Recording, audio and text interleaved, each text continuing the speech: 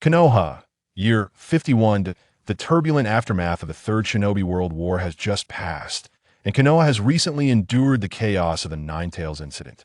In the Land of Fire, within the capital of Hai no Kuni, the estate of the heir apparent stands impressively, reflecting the deep affection that the daimyo holds for his only son. This estate is constructed to mirror the grandeur of the daimyo's own residence, surrounded by a myriad of ninjas and samurai, forming a protective barrier as sturdy as a fortress. Within the heart of this grand estate, the young Ki Jinu sits in solitude, deep in contemplation. This time, I must succeed, he whispers to himself. 4 years ago, he was reborn into the world of Naruto, a fate seemingly chosen by the heavens. Not only was he born into a privileged lineage as the daimyo's sole heir, but he also possessed a system essential for a traveler. The Emperor's system allows him to draw rewards whenever someone pledges their loyalty to him. Loyalty system host, Ki Jinu age, for years physical qualities. Average for a 7-year-old boy chakra, 0. 07 cards bloodline, unknown divine. Ancestry 3. The time travel system is currently fractured. IT requires the world source for restoration before it can be examined. Kekei Genkai, divine I not activated abilities. Triple body technique, crank water release. Water ripple, crank earth release. Earth rock. Brank earth release. Rock fist rank earth release. Earthquake wave absolute loyalty. Yajonin loyalty levels, slight, moderate, high, absolute.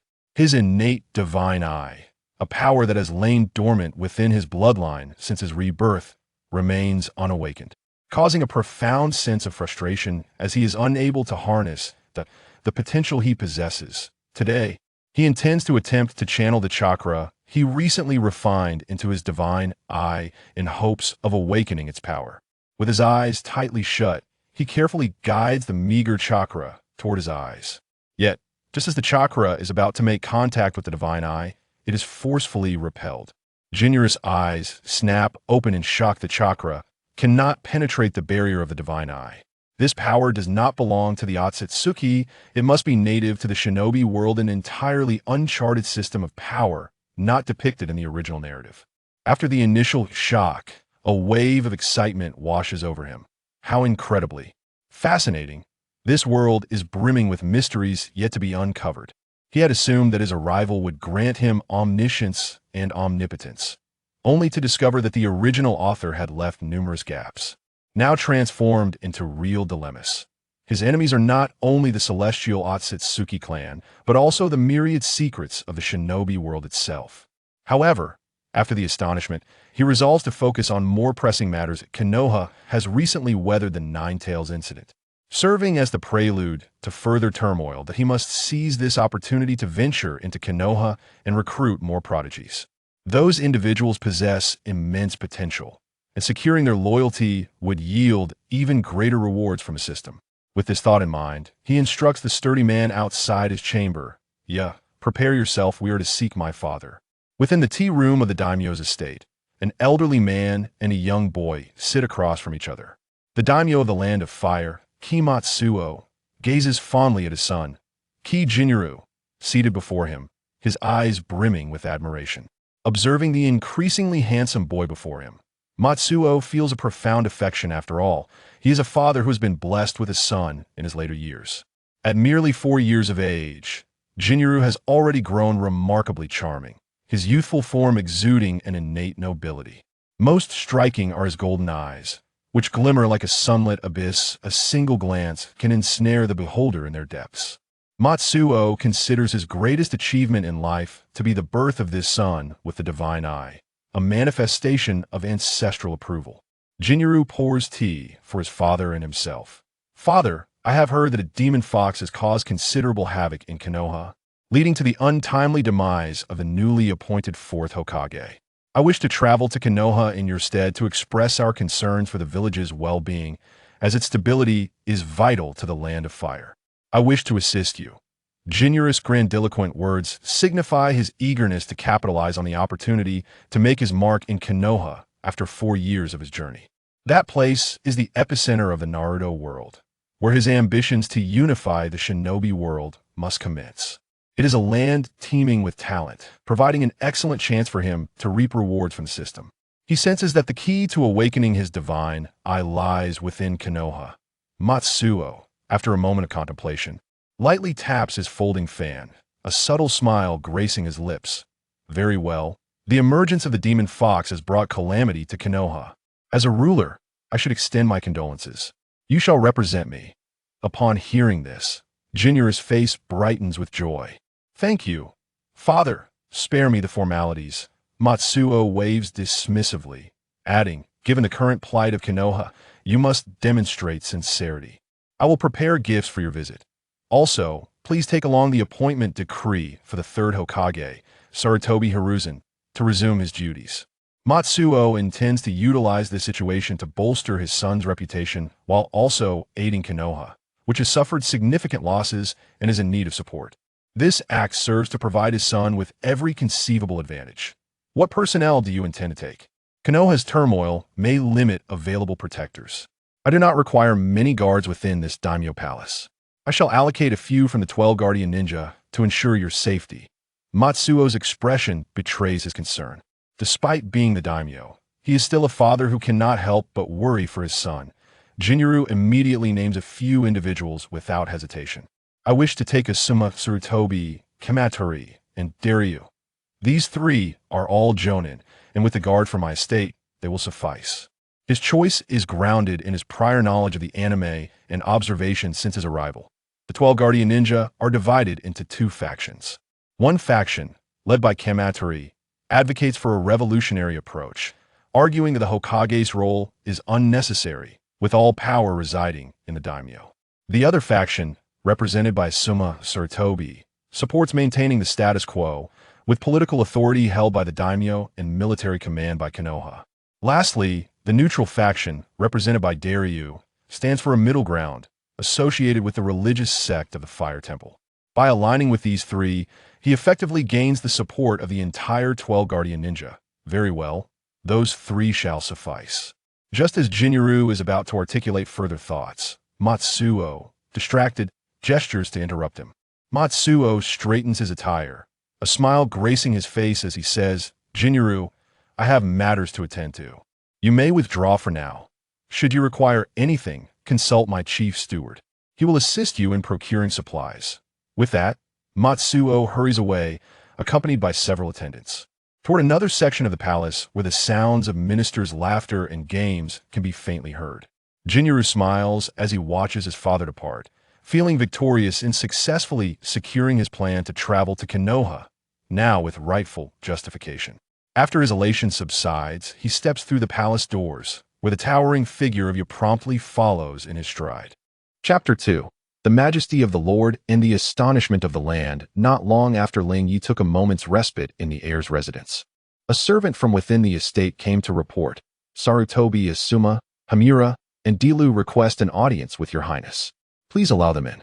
No, I shall go to welcome them personally, declared Huayu Lingye.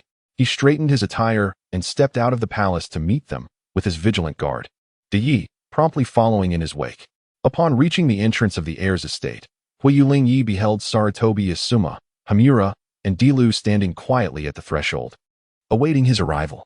As they noticed his approach, all eyes turned towards Huayu Lingye and Yi. At that moment, sunlight bathed Huayu Lingye, who, despite being merely 4 years of age, walked with a steady gait, exuding an innate nobility in every gesture. Under the scrutiny of his golden eyes, even the 3 seasoned Jonin felt a tremor in their hearts, utterly astonished. This was a result of the divine bloodline that coursed through him, coupled with Huayu Lingye's daily regimen of moderate exercise since his arrival in this world. Thus, at the tender age of 4, he possessed a physique akin to that of a 7 or 8-year-old, far surpassing his peers. Moreover, his aura was a striking anomaly, emanating an air of unspoken grandeur rather than appearing absurd. The trio observed this scene with bewilderment and a hint of awe. In their usual encounters with this noble heir, they had perceived him merely as a pampered child, never anticipating that a mere 4-year-old could exhibit such composure and presence. This was indeed the son of the current lord, who had taken the initiative to greet them personally, an uncommon courtesy, as most noble families regarded them merely as instruments of war. The second most esteemed figure in the Land of Fire, the Hokage, was but a vassal of his household. It was a rare honor for such a distinguished character to extend a personal welcome to them. They found themselves inexplicably drawn to him. Hamura's gaze flitted over Huo Lingye, seemingly re-evaluating the potential of this young noble. The current lords had become disheartened, and perhaps this young master could fulfill his aspirations. Upon seeing Huo Lingye, Dilu and Apos, S eyes widened in astonishment before he sighed deeply, silently praying, Amit Ba. His Highness bears the visage of a true dragon, destined for greatness. The shinobi world may indeed be thrown into turmoil because of him. Asuma's attention shifted to Yi, who stood like a towering mountain, his piercing gaze surveying the three visitors. The formidable presence he exuded instilled a sense of pressure upon Asuma, whose instincts told him that Yi was not to be underestimated. While the trio appraised Huo Lingye, he too scrutinized them. They were clad in formal attire, their waists adorned with the belts symbolizing their roles as guardians. Compared to their depictions in the animated series, they appeared significantly younger. Asuma resembled a roguish uncle. Hamura had a rather rebellious countenance, and Dilu's expression resembled that of a stoic Buddhist figure. Huo Lingye greeted them with a smile, his voice ringing clear yet authoritative. Thank you for your patience, gentlemen. Asuma promptly bowed. Your Highness, you are too kind. It is our honor to serve you. Hamura also inclined his head slightly. Your personal greeting leaves us quite flattered. Dilu, the monk, merely clasped his hands together in respect and bowed slightly. Huo Lingye nodded gently and gestured for them to enter. Please, let us converse inside. During this visit to Konoha, I will rely heavily on your assistance. With that, he turned and led the way into the palace. The trio exchanged glances, each reflecting a mixture of surprise, before hastening to follow, while the Yi continued to protectively trail behind Huo Lingye. Once inside the reception hall, the four took their seats. Asuma, Hamura, and Dilu entered in succession. Respectfully bowing to Huo Lingye, we pay our respects, Your Highness. Please, be seated, Huo Lingye replied with a warm smile, gesturing for them to rise while his gaze swept over them. Once everyone was seated, he began, You are all esteemed jonin of the Land of Fire. I have come on behalf of my father to convey our condolences to Konoha, and I appreciate your company and protection. Hamura spoke first. We shall do our utmost to ensure your safety, Your Highness. Asuma added, Konoha has suffered greatly, with significant casualties. The current situation remains precarious. Your Highness must exercise caution. He then bowed deeply, requesting, We also ask for your assistance in providing Konoha with additional supplies.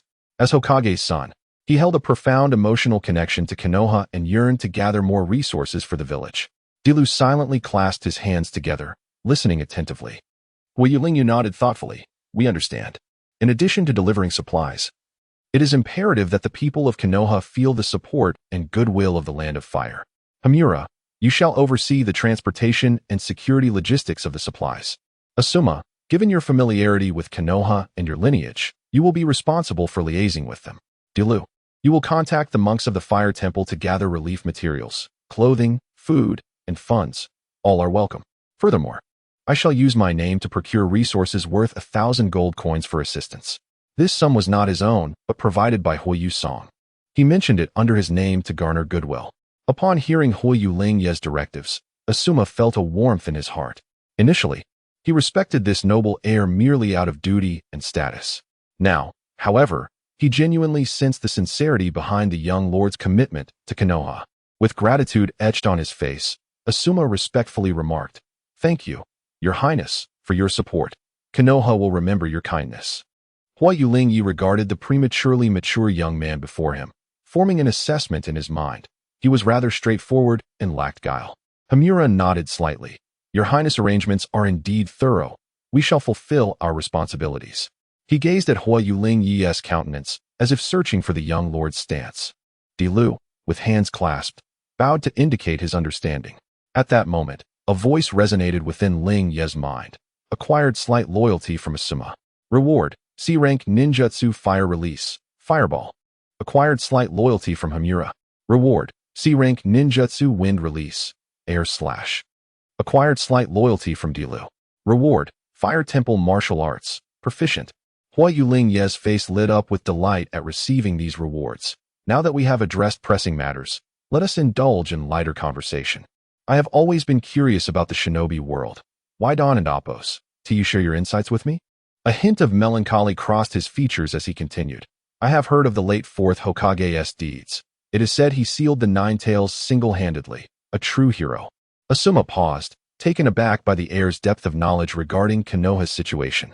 The fourth Hokage was indeed a hero of the village. After an engaging discussion, Lord Lingye gained a deeper understanding of Konoha's current state. In stark contrast to the original narrative's inconsistencies, this world operated on coherent logic, prompting him to reconsider many previously held beliefs. In the original tale, Sarutobi Hiruzen was portrayed as a somewhat indecisive and kind-hearted elder, but was that truly the case? Perhaps not. Lifting his teacup, he took a delicate sip before letting his gaze roam over the three men once more, stating, Today's discourse has been delightful. You may return now to make your preparations. We shall depart for Konoha in 3 days. Asuma was the first to rise. Rest assured, Your Highness. I will return to coordinate with Konoha and ensure you are not disappointed. Hamura then stood, bowing slightly, his eyes gleaming with anticipation. We shall begin our preparations at once. With that, they slowly exited the reception hall. He felt that even a brief exchange of merely half an hour had revealed the extraordinary nature of this prince. Di Lu silently rose, bringing his hands together in a gesture of reverence, and bowed deeply to Lord Lingye. Although he could not speak, he held a profound appreciation for Lord Lingye's benevolent actions. Subsequently, he followed closely behind the two as they departed together. Lord Lingye observed the retreating figures of the trio, a smile gracing his lips, realizing that his endeavors had been remarkably successful. All 3 objectives had been achieved, instilling within Sarutobi Asuma a sense of trust in my collaboration with Konoha, enlightening him of my exceptional capabilities, and imparting to Di Lu an understanding of my virtuous deeds. Moreover, I had subtly reaped the rewards of their nascent allegiance. Chapter 3. Aspiring to be Zhu Di and Appo's uncle. 3 days later, a lengthy caravan steadily departed from the capital of the Fire Nation, the city of Hoyu. The procession advanced along the main road towards the village hidden in the leaves. Among the most opulent of carriages sat Lord Lingye, surrounded by a formidable entourage of samurai and shinobi, creating an impenetrable shield around the vehicle. The caravan was extensive, laden with a wealth of supplies. How long until we reach Konoha? Lord Lingye inquired, lifting the carriage curtain to address his guard, Asuma Sarutobi. Your Highness, Asuma replied respectfully, at our current pace. We shall arrive in approximately 2 days. Lord Lingye nodded gently, lowering the curtain as he reclined against the plush cushions within the carriage, his thoughts drifting towards the impending arrival at the village hidden in the leaves. Konoha had recently endured the turmoil of the Nine Tails incident. The fourth Hokage had just fallen in battle, and the third Hokage, Sarutobi Hiruzen, was once again at the helm, steering the village through a period of reconstruction. The world's protagonist, Naruto Uzumaki, was but a mere infant, and the other young shinobi of Konoha were similarly inexperienced. Key figures such as Uchiha Sasuke, Uchiha Itachi, and my guy were also on Lord Lingye's radar, particularly Uchiha Itachi, who shared his age and was still mired in uncertainty. In this world, it was the shinobi who constituted the primary military strength, with the most powerful among them capable of single-handedly toppling nations. Without the assistance of Senju Hashirama, the Hoyu clan would scarcely hold any significance in the Fire Nation. Despite Lord Lingye's current lofty status, commanding the son of the Hokage, he mused that Hashirama would have likely handled the situation differently. Thus, he concluded that cultivating a strong military force paled in comparison to nurturing a leader of Hokage caliber. And becoming such a leader was paramount. At that moment, the carriage abruptly halted, and the sound of explosions echoed outside. Then came the voice of Dyi, Doton, Doriheki. The ground trembled violently as a robust earthen wall erupted from the soil, deflecting the incoming projectiles. Lord Lingye lifted the carriage curtain and observed a band of brigands emerging from the trees flanking the road, launching an assault on the caravan. Without hesitation, his escort charged forth, engaging in fierce combat. Dyi quickly positioned himself before Lord Lingye, vigilantly scanning the surroundings. Your Highness, be cautious. These assailants are undoubtedly well prepared. His sole mission was to safeguard Lingye, and he would not stray from the prince's side, no matter the peril. He and others swiftly organized the guards into a defensive formation to shield Lord Lingye from harm. Though these marauders bore the appearance of common thieves, their true objective was directed solely at Lord Lingye. They were well trained, led by 3 jonin and numerous chunin. Witnessing the unfolding scene, Huayu Lingye remained remarkably composed, allowing the curtain to fall as he awaited the resolution of the battle. His life was not in jeopardy, though there were those who wished for his demise. As Di Yi observed the relentless onslaught of foes, a flicker of urgency crossed his features. He retreated to the side of Huayu Lingye, imploring, "Your Highness, it is perilous here. I beseech you to withdraw to a safe location." However, Huayu Lingye appeared oblivious to Dai Ye's entreaties, remaining steadfast within the carriage. After a brief pause, he slightly lifted a corner of the curtain, directing his query to Hima, "Do you believe I should flee?" His voice was soft, yet resonated clearly amidst the chaos, reaching Hima's ears above the din of battle. Upon hearing this, Hima felt a wave of shame wash over him. As the leader of the escort, he bore responsibility for the caravan's safety during this ambush. "I cannot betray your Highness's trust." Hima's eyes blazed with determination. "No, your Highness may remain at ease. I shall eliminate anyone who dares approach you." With that declaration, Hima unleashed a surge of wind chakra from his metallic claws, manifesting lethal talons that swiftly dispatched 3 adversaries. "I await your favorable report," Huayu Lingye remarked with a light chuckle, lowering the curtain once more to indulge in a brief respite. The tumult of the journey had indeed been exhausting, and he deemed it wise to rest while the caravan stood still. These brigands posed no threat to his life. Even the Akatsuki's Kakazu, who pursued profit, would find it challenging to take him down, especially with 4 elite jonin at their helm. As the clamor of battle outside began to wane, Huayu Lingye gradually succumbed to a light slumber within the carriage. After an indeterminate time, Hima's respectful voice broke through, "Your Highness, the brigands have been repelled entirely, and we have captured 5 prisoners." Huayu Lingye then opened his eyes, interrogate them, ascertain their affiliations. Though he had his suspicions, it was prudent to confirm. Many could orchestrate such an assassination attempt within the Fire Nation, yet few possessed a clear motive. Likely, it was his foolish uncle behind this scheme, believing that by eliminating him, the position of Daimyo would fall into his hands. Huayu Lingye also had another uncle, Huayu Bai, who had been defeated by his father, Huayu Song, and subsequently exiled to govern a distant town, bound never to leave its confines. A glint of resolve flashed in his eyes before he regained his composure. "Let us continue onward. Upon our arrival in Konoha, we shall address more pressing matters." The caravan, having regrouped, resumed its journey towards Konoha. Within the confines of the carriage, Huayu Lingye continued to contemplate his plans for the village. This visit to Konoha was not merely a diplomatic mission to garner prestige, but also an opportunity to navigate the intricate web of factions within the village. He sought to cultivate supporters and allies, particularly among influential clans like the Uchiha. The Uchiha clan's current precarious standing presented a golden opportunity for Huayu Lingye. Once in Konoha, he could further solidify Hima's loyalty. According to the lore, Hima had played a pivotal role following the Nine Tails incident, gathering residual chakra and spending 5 years devising a method to seal it within his son, transforming him into a human Jinchuriki. This presented Huayu Lingye with a unique opportunity, a burgeoning source of Nine Tails chakra, a veritable treasure. Chapter 4. Entering Konoha, Danzo strikes 2 days later. The convoy finally arrived at Konoha village. At the entrance, a group of Konoha ninjas had long awaited their arrival, led by the 3rd Hokage, Hiruzen Sarutobi, accompanied by many familiar faces. Among them were the 3 advisors to the Hokage, Shimura Danzo, T-Sen Kamachi, and Mito Gaiden. Behind them stood representatives from various clans of Konoha, including Uchiha Fugaku, Hyuga Hizashi, and Nara Shikaku. This display not only honored Haino Kuni's lord, Haino Matsuke's, but also showcased Konoha's strength, conveying a message that although they had lost a Hokage, they remained capable of protecting the land of fire. Haino Kuni's representative, Haino Rinya, discerned the Hokage's intentions and disembarked from the carriage under the protection of Anoki and others. The position of Sarutobi Hiruzen was akin to that of a provincial governor in a past life, and it was only fitting for him to greet the visitor in person rather than from the carriage, as that would be contrary to decorum.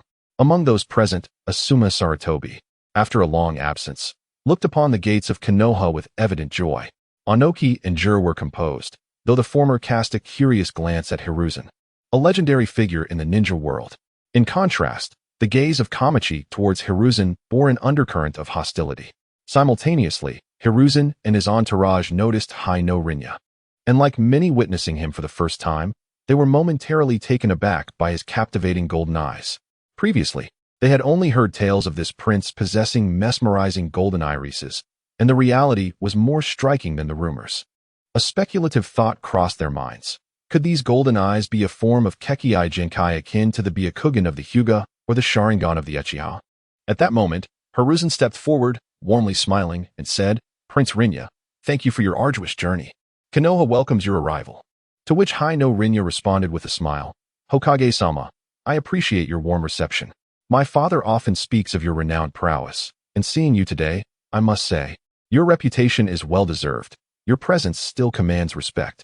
As he spoke, Hi-no Rinya discreetly assessed those around him, recognizing many familiar faces, particularly Danzo, the architect of Konoha and Appo's tragedies, now conspicuously bandaged. One could only wonder if beneath those wrappings lay a Sharingan. Hiruzen chuckled modestly, replying, "Your praise is excessive, Your Highness. I merely fulfill my duties. It is indeed a great honor for Konoha to receive your visit." Hiruzen proceeded to introduce his advisors to Rinya, saying, "These are my esteemed advisors, Shimura Danzo, T-Sun Kamachi, and here are the heads of some of Konoha's clans, Narashikaku, Uchiha Fugaku." Hi-no Rinya reciprocated with compliments, exclaiming, "Ah, the legendary prowess of the Ino, Shika, Cho trio resonates throughout the ninja world. I and Appo's VE often heard of the might of the Sharingan at the palace. Had I had to be a Kugan ninja for protection, I would not have been ambushed." The clan heads bowed in respect, acknowledging their less esteemed status compared to Hiruzen. "No need for formalities. You are the backbone of our nation, once settled. I shall personally pay my respects to each of you." Hi-no Rinya's flattery further elevated the spirits of those present, creating a sense of euphoria among them. However, the advantage of his status became evident. Had an ordinary person made such remarks, they would have elicited little response. But with the sole son of the Land of Fire's lord, it was a different matter altogether. "See, even the son of the Land of Fire has heard of our family's renown." Yet, despite this, Hi-no Rinya showed no inclination towards fealty. This was understandable, as Konoha was merely a fief of the Land of Fire. Although they were citizens of the Land of Fire, their allegiance lay solely with the Hokage. Hi-no Rinya remained unperturbed. If he could achieve his objectives so easily, there would be little purpose in his visit.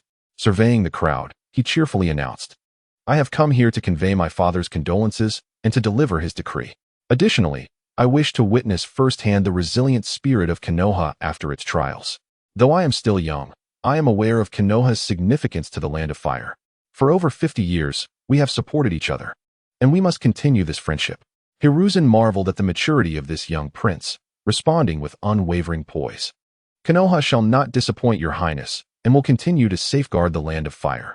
However, did your journey go smoothly?" Hi-no Rinya maintained his smile, stating, "We encountered minor obstacles along the way, but it was manageable, thanks to the protection of several ninja." "Manageable, you say? That does not sound entirely safe," Hiruzen remarked, his demeanor shifting as he added, "Is it true? Such incidents occurring within the borders of the Land of Fire.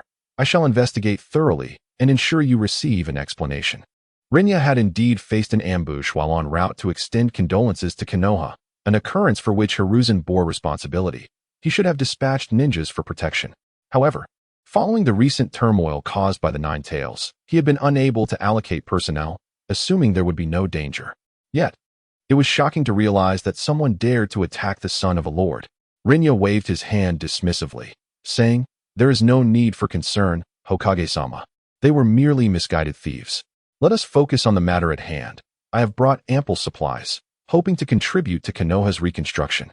As he spoke, he gestured towards the convoy, and boxes of supplies were unloaded. Hiruzen, upon witnessing this, expressed his gratitude once more, saying, "Konoha shall forever remember Your Highness's generous assistance.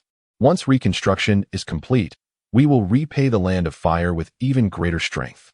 After the exchange of pleasantries, Hiruzen gestured invitingly, "Your Highness, after such a long journey, please allow us to take you to the village for some rest." Thus, Hi-no Rinya entered Konoha village amidst a gathering of ninja. Walking side by side with Hiruzen at the forefront, Hi-no Rinya was flanked by many Konoha ninjas. While other travelers fought valiantly for Konoha, he leveraged his status to receive reverence from a legendary figure like Hiruzen. Although Hi-no Rinya wielded no real power and could not command Hiruzen, his presence alone commanded respect. Upon entering Konoha, Haino Rinya observed the surroundings, finding the state of the village far worse than he had anticipated. Many structures bore the scars of the Nine Tails rampage, and numerous citizens toiled amidst the ruins, their eyes reflecting weariness and sorrow. The once thriving Konoha now exuded an air of desolation and decay, with shattered debris strewn across the streets. Seeing this, Rinya turned to Jur and instructed in a hushed tone, "Jur, please take some individuals to distribute the food and clothing we brought to the villagers. It is my duty as the Lord's son." Jur bowed in acknowledgement and swiftly gathered some monks from the fire temple to efficiently distribute the supplies, a task they were well versed in. However, Shimura Danzo, who had remained silent until now, slowly interjected, "Your Highness, it would suffice to hand over these supplies to Konoha. We shall ensure a unified distribution, guaranteeing that every resource reaches those in most need." His voice was low, seemingly stating a fact, yet subtly emphasizing Konoha and Appos' capacity for management and independence, expressing dissatisfaction with Rinya's interference in village affairs. Before Rinya could respond, Kamachi stepped forward, her gaze sharp as she remarked, "The citizens of Konoha are also subjects of the Land of Fire. Should the prince wish to care for his people, must he seek anyone's permission? Moreover, these supplies are a manifestation of the prince's goodwill. How can they be so casually distributed without his involvement?" Chapter 5. In my youth, I encountered a formidable counterattack from Lingye, while Danzo, having endured numerous setbacks, harbored a deep-seated disdain for Konoha village, perceiving them as parasites of the nation. They consumed the abundant resources provided by the Land of Fire, yet achieved nothing in external affairs. Now, witnessing yet another individual daring to slander Lord Lingye's decisions, he could not restrain himself from admonishing Shimura Danzo. "You are merely a guard. What right do you have to speak here and discuss matters of state?" Upon seeing Hamura's intervention, Danzo realized he need not speak for himself, as there were those around him ready to retort with contempt. It was evident they sought to intimidate, believing Lingye to be young and Hamura insignificant, allowing them to manipulate the situation at will. Yet Lingye maintained his affable demeanor. "Hamura is my vassal. He certainly has the right to voice these concerns.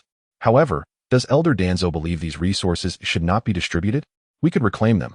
Yet, I must mention that these monks are individuals I brought from the Temple of Fire. They embody the principles of compassion and righteousness, and I doubt they would engage in such unprincipled actions. It would be troublesome for you, Elder Danzo, to intervene on my behalf."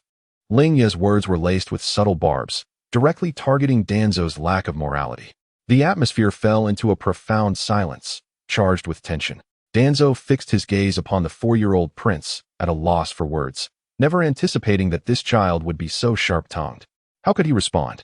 Should he truly order the retrieval of the distributed resources? Such an act would undoubtedly offend everyone, not only jeopardizing his own standing in Konoha, but also that of the Shimura clan. Should this news spread, he would merely become a backdrop to highlight Lingye and Appos' righteousness, destined to be inscribed upon the pillar of shame. Lingye, too, contemplated the ramifications. If Danzo dared to proceed with such an action, he would ensure that this incident echoed throughout Konoha by the following day, transforming Danzo into a mere footnote in his rise to prominence. Meanwhile, the villagers of Konoha, overhearing the exchange, felt an intense desire to confront Danzo. "Is it so easy for us to survive, and now you wish to take away what little we have?" Saru Hizashi, sensing the escalating situation, quickly intervened, attempting to smooth things over. "There is no need to reclaim anything. His Highness is benevolent. Regardless of how resources are distributed, it is an expression of goodwill towards Konoha, which we cherish deeply. Danzo may act rashly, but let us consider his scars and forgive him." Danzo merely scoffed, choosing silence. Elder Danzo has indeed acted rashly. Such behavior cannot foster an exceptional ninja. If this continues, I shall have to urge my father to reconsider Konoha's funding. Lingye, before departing, did not miss the opportunity to cast aspersions on the elder. "Do you underestimate my youth? Perhaps another might have fallen prey to your manipulations, but I shall not." With that, Lingye took the lead into Konoha, leaving the onlookers in a state of astonishment. This 4-year-old had outmaneuvered the cunning Danzo, revealing how underestimated he truly was. One must never view Lingye as merely a child. Doing so would lead to dire consequences, much like the predicament Danzo now faced. As the crowd followed Saru Hizashi's lead, only Danzo and his 2 guards remained, the onlookers casting glances back at the reckless assistant to the Hokage. Because of his recent remarks, Konoha was on the brink of budget cuts. Just as Lingye asserted, he was indeed the fortune bringer of Konoha, with many awaiting the Daimyo's financial support. The thousands of ninjas in Konoha were in dire need. It was inconceivable to suggest a reduction in funds. Danzo, watching Lingye's retreating figure, felt a shadow cross his expression. Was this truly a 4-year-old child? Surely, he could not be possessed by a demon. Perhaps the offspring of deities mature far earlier than mortals. Contemplating these thoughts, Danzo decided against pursuing Lingye, intending to leave the scene. However, Lingye had other plans. Turning back, he announced, "Next, I must declare an appointment from the Daimyo, requiring Elder Danzo's presence. Are you certain you wish to depart?" Danzo halted abruptly. His initial intent to leave thwarted. The mention of the Daimyo's appointment flooded his mind with thoughts. The fourth Hokage had just passed away, leaving Konoha in disarray. The vacuum of power enveloped the village in palpable tension. What could be more significant than the appointment of the new Hokage, one that necessitated my presence? With the fourth Hokage deceased and Saru Hizashi under suspicion, who else was more suited for the role than himself? The Sage of Six Paths had finally opened his eyes to acknowledge Danzo. The sacrifices he made for Konoha were beyond the comprehension of the short-sighted. In an instant, a flush of excitement spread across Danzo's previously shadowed face, and his breath quickened. In his mind, he had contributed immeasurably to Konoha, handling the unsavory tasks that others shunned. Now, the position of Hokage was rightfully his. With a decisive motion, Danzo adjusted his attire and strode purposefully toward Lingye. Once he became Hokage, he would ensure that this 4-year-old prince understood who truly wielded power in Konoha. He would reclaim every slight he had endured. Upon reaching the assembly, he endeavored to compose his expression, fixing his gaze intently on Lingye, awaiting the prince's proclamation of the coveted appointment. As they entered the Hokage and Appo's office, Danzo's mind was awash with dreams of ascending to Hokage, his steps light, as if he had already reached the zenith of power. Lingye came to a halt, surveying the gathered individuals before retrieving a scroll. At that moment, Danzo's hands trembled slightly, his focus unwavering on Lingye, breath quickening. Had the long-awaited position of Hokage, which had become his inner tormentor, finally come to fruition? The Daimyo's appointment bore immense implications for Konoha's future. Lingye continued to tease the announcement, while Danzo's heart raced, his eyes wide with anticipation, almost ready to leap forth to seize the scroll. Yet, Lingye's subsequent words doused his fervor like a bucket of cold water. Cradling the appointment scroll, he extended it towards Saru Hizashi. "Lord Saru Hizashi, my father, the Daimyo of the Land of Fire recognizes that Konoha is currently facing grave challenges and is fully aware of your ability and renown. He has tasked me with delivering this appointment, imploring you to return and guide Konoha through its tribulations. Thus, the position of Hokage shall remain with the third Hokage, Saru Hizashi." Though Saru Hizashi was not taken aback by this appointment, as he was the only one fit for the role, Danzo's delusions clouded his judgment, leading him to believe he was the sole contender for Hokage. With solemnity, Saru Hizashi accepted the scroll, stating, "I am honored by the Daimyo and Appo's trust. I shall exert my utmost effort to fulfill this responsibility." As Lingye and Appo's words settled, Danzo felt as though the ground had shifted beneath him, his legs weakened, nearly collapsing beneath him. How is this possible? He blurted out, his voice laced with fury, eyes ablaze. He cast a glance at Sarutobi Hiruzen, the flames of jealousy raging fiercely in his eyes. After all, it was he who had once plunged Konoha into turmoil. How could he possibly continue to serve as Hokage? Sarutobi Hiruzen remained calm, letting out a slight sigh, fully aware of the inner turmoil afflicting his partner. "Tuanzong, I comprehend your sentiments. Yet what Konoha requires at this moment is a stable transition. Though I have erred, I am still willing to contribute to the village. When a suitable candidate emerges, I shall gracefully step aside." Ki Ring gazed at Tuanzong with an expression of indifference, eloquently stating, "Senior Tuanzong, the decision of the Daimyo is also aimed at ensuring Konoha's stability. Your contributions to the village have not gone unnoticed, and I hope you will continue to assist the third Hokage in safeguarding Konoha." Tuanzong gritted his teeth, his fists clenched so tightly that veins bulged, with resentment growing within him like wild weeds. Yet, he endeavored to suppress his fury, bowing slightly. "Since it is the Daimyo's decree, I shall comply." His outward compliance belied an inner vow to reclaim what he believed was rightfully his. The 4-year-old prince and Sarutobi Hiruzen would not be spared from his schemes. It was precisely this animosity harbored by Tuanzong towards both himself and Sarutobi Hiruzen that Ki Ring sought to exploit, aiming to create discord between the two. A unified Konoha leadership was not conducive to his ambitions. Should the pair join forces against him, his plans within the village would be rendered futile. He needed to cultivate one while suppressing the other to secure his own opportunities. Meanwhile, onlookers bore witness to this unfolding drama, each harboring their own thoughts.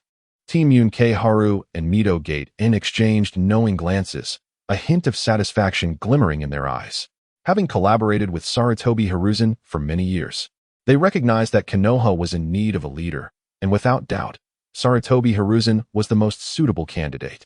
He had always treated his old friends well. Conversely, should Tuanzong ascend, he would likely seek to purge those in power, desiring to centralize authority. Had Ki Ring proposed Tuanzong for the position of Hokage today, they would have fought tooth and nail to prevent such an appointment from being made. Chapter 6. The debt of gratitude towards the horses. The benevolence of the Fire Clan is an unrepayable obligation. After delivering the appointment letter, Lingye waved his hand, and the attendant behind him promptly presented a substantial list of supplies to Sarutobi Hiruzen.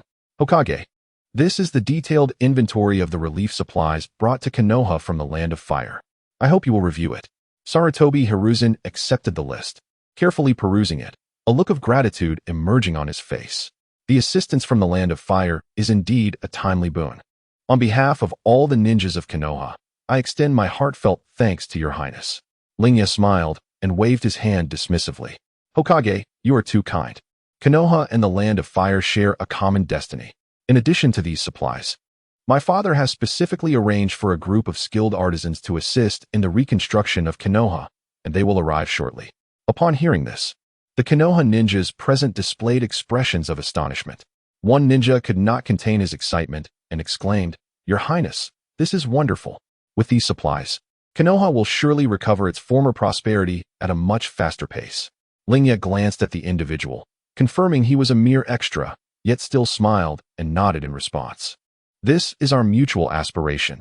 The prosperity of Konoha is crucial to the Land of Fire. Sarutobi Hiruzen also smiled warmly, resembling a friendly neighbor, and said, "Your Highness's thoughtfulness will surely be remembered by all of Konoha. Might I inquire if there are any other arrangements during your visit?" Lingye replied, "As I am new to Konoha, I find everything here intriguing and wish to take this opportunity to engage with everyone. Today, I plan to rest for a while, after which I will visit each clan leader to enhance our mutual understanding. In the future, we must all strive for the prosperity of the Land of Fire." Everyone expressed their warm welcome, and Uchiha Sasuke stepped forward, stating, "It is our honor to have you in Konoha, and the Uchiha clan will certainly extend a sincere welcome." Hyuga Hayashi, not to be outdone, added, "The Hyuga clan feels the same." Soon, many clans, large and small, came forth to express their greetings.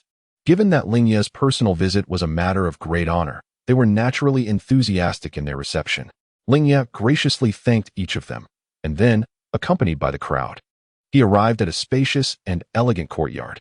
At the entrance of the courtyard, Lingye turned to face the Konoha ninjas who had come to see him off, clasping his hands together. "You are all my seniors. I shall visit you in a couple of days, and I hope you will not hesitate to impart your wisdom." Sarutobi Hiruzen replied, "Your Highness, you are being too polite. After your journey, you must rest well. Should you have any needs, do not hesitate to command us." Once he bid farewell to the numerous Konoha ninjas, only Lingye and his entourage remained: Ohaya, Asuma Sarutobi, and Heima, along with several accompanying servants. The other warriors and ninjas who had accompanied him were arranged to reside elsewhere in Konoha. This was not a deliberate attempt to distance Lingye from his entourage, but rather a recognition of his unique status, which made it impractical for him to be housed with just anyone. Lingye turned to the 3 protective ninjas, wearing a warm smile. "You have all worked hard. Consider this a holiday for you. Feel free to explore Konoha for a few days, and do not feel obliged to accompany me." Asuma, somewhat tempted, replied, "But what about your safety? Who in Konoha could possibly harm me?" Lingye reassured him, "Fear not, I have Ohaya to guard me." He gestured towards Ohaya. "Very well then. Should you require anything, do call for me, and I shall return immediately." With permission granted, Asuma eagerly took off with Delu to seek out old friends for merriment.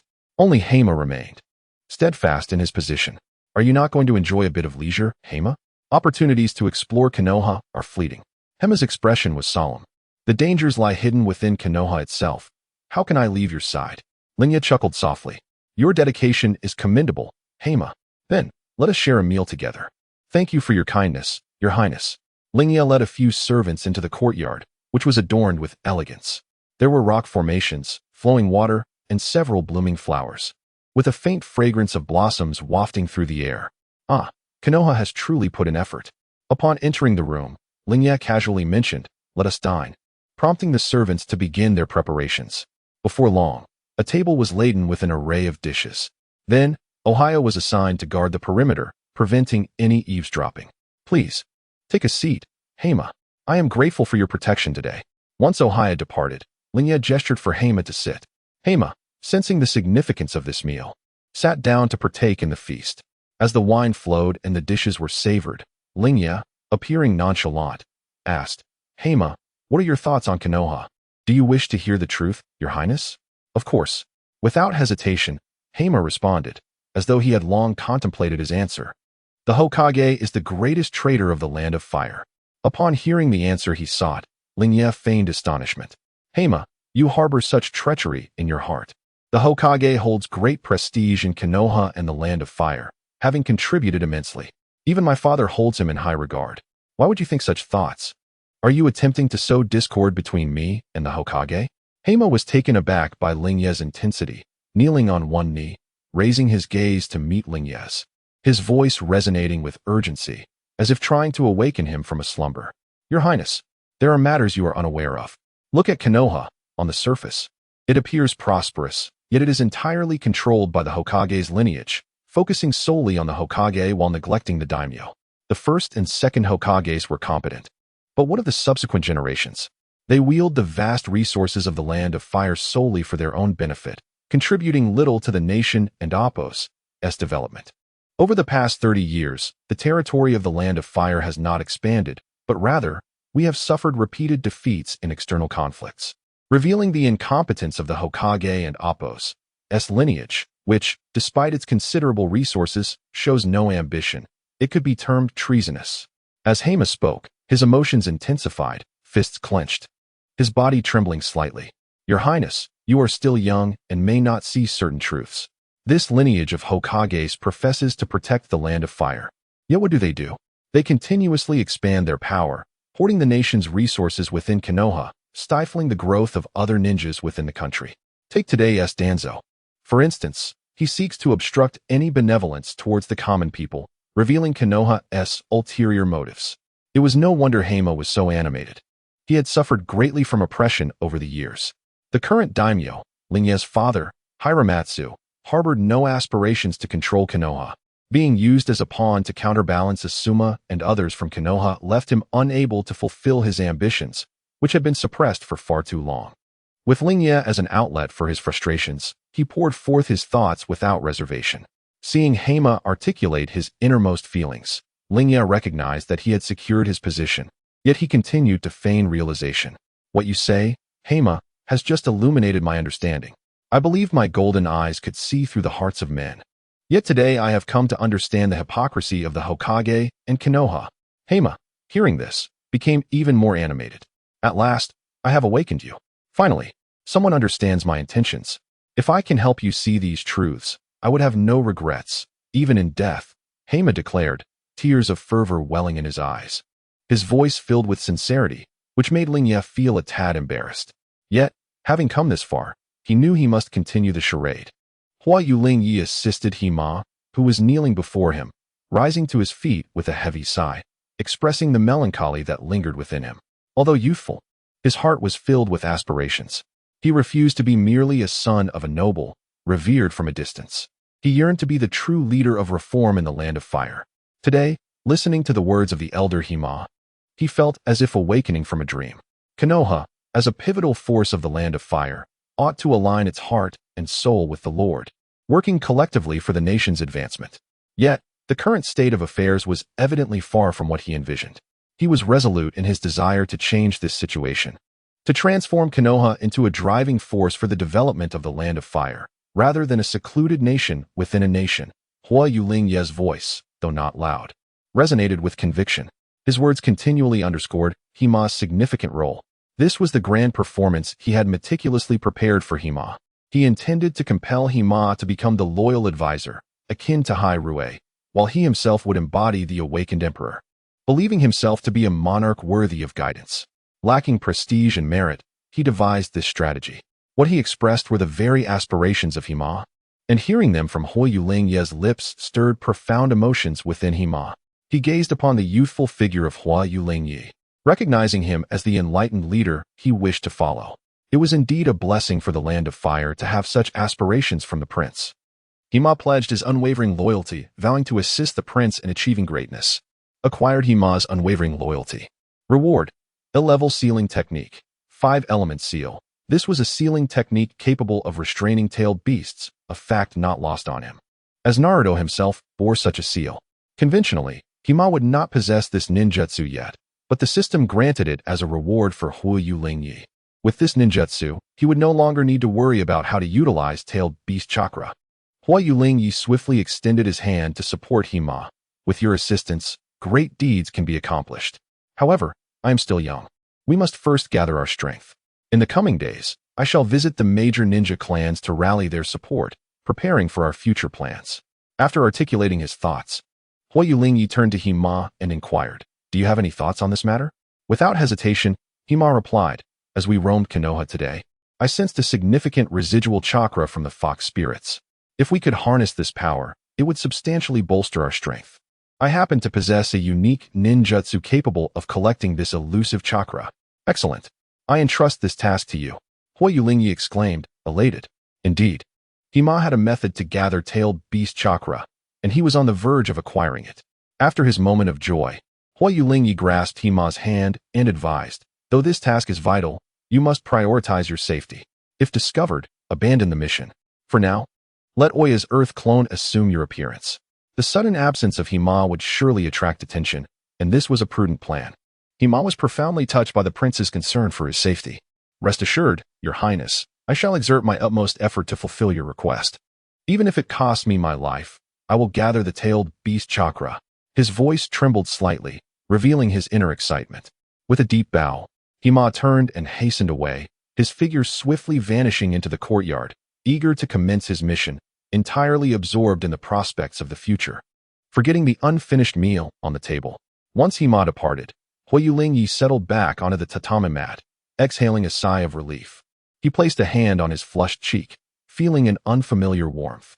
Although he had rehearsed this scenario countless times in his mind, the reality still left him feeling somewhat embarrassed. However, mimicking the dramas of his previous life, he felt he had executed it remarkably well and sensed Hima's loyalty was on the brink of absolute devotion. In a few days, he would prepare further strategies. Feeling his ability to garner support had significantly improved. Though this allegiance was rooted in the legacy of the Land of Fire and his father, he felt no remorse. It was a debt of gratitude owed by the Lord. After all, the kindness of the Huayu family was a debt that could never be fully repaid, destined to eventually fall upon his shoulders.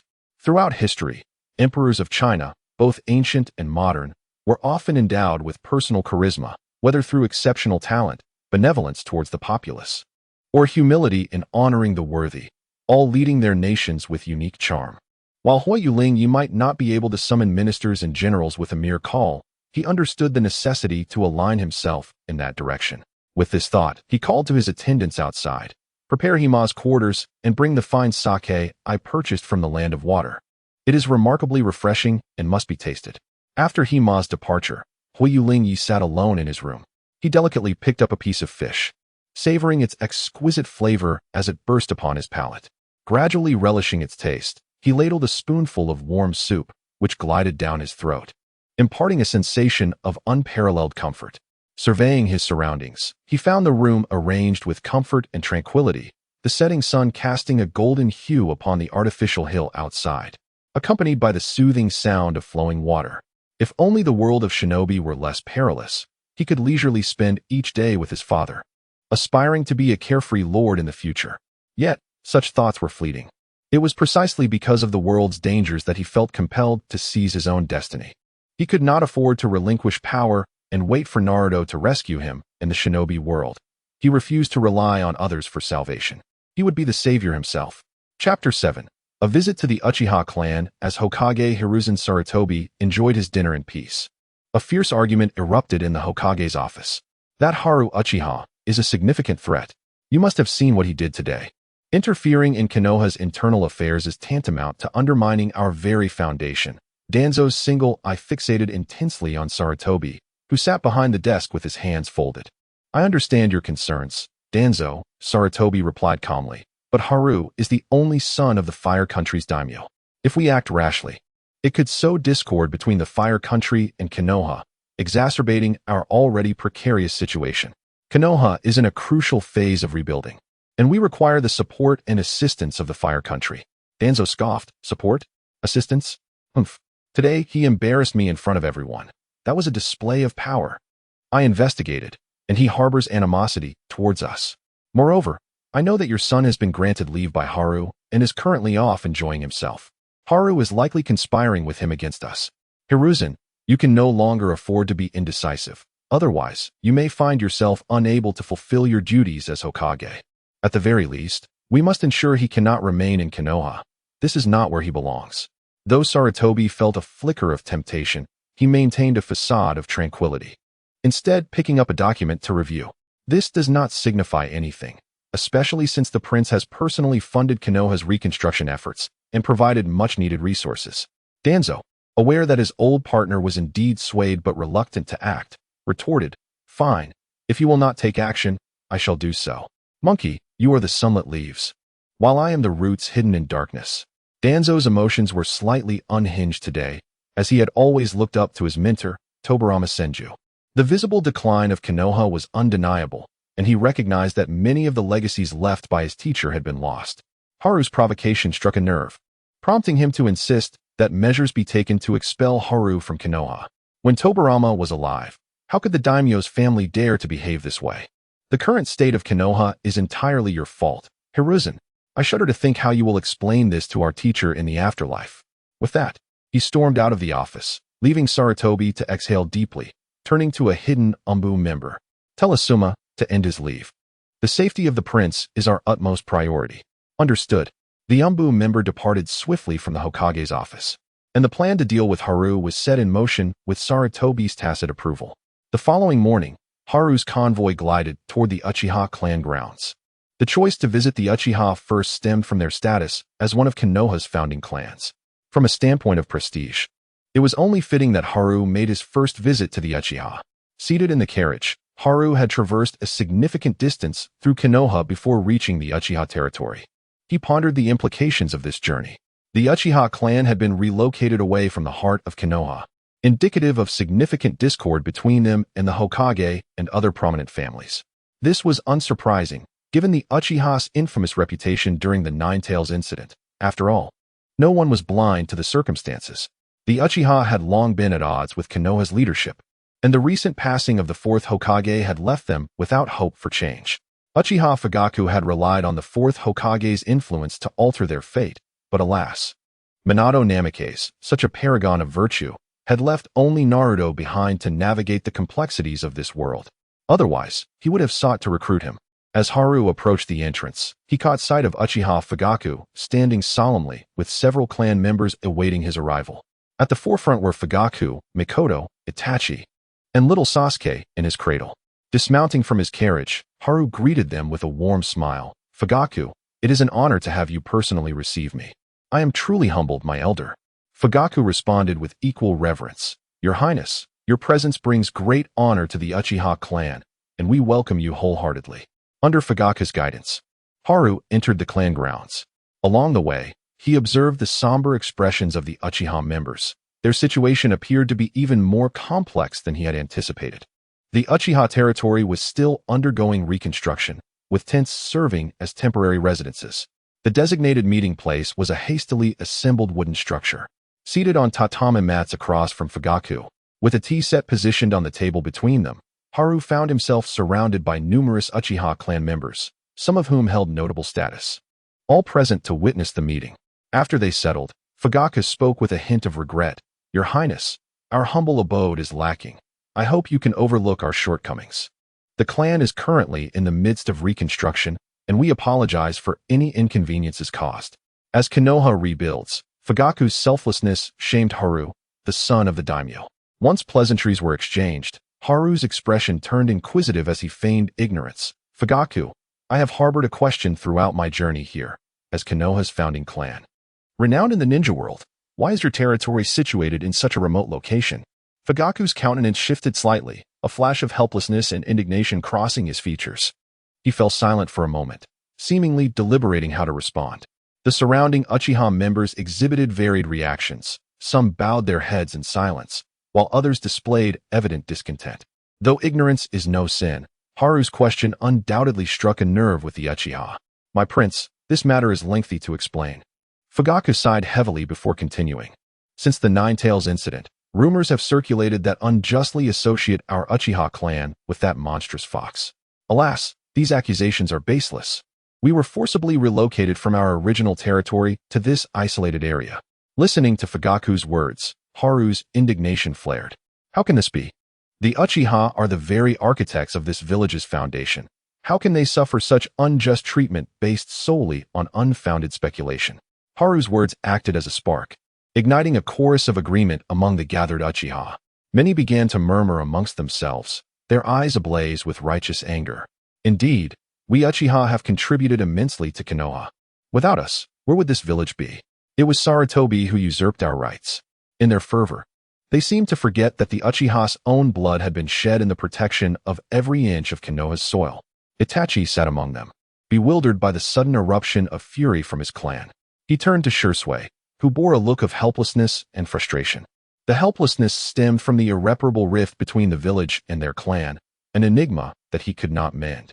The frustration arose from Haru, who had reignited the emotions Fugaku had painstakingly quelled. Even if Haru's provocation was unintentional, it stirred feelings of anger within Shursui. Yet, directing that anger towards the son of the Fire Country's daimyo, one of the most esteemed individuals in the entire ninja world, left him with no outlet for his rage. In that moment, the Uchiha clan members surrounding him were filled with fervent indignation. It seemed that with but a single utterance from Otsutsuki Rinryu, they would eagerly follow him to demand an explanation from the Hokage. He cast a glance around at the multitude of Uchiha, already contemplating his course of action. The current discord had merely surfaced, ignited by the turmoil of the Nine Tails incident. Both sides still retained a semblance of rationality.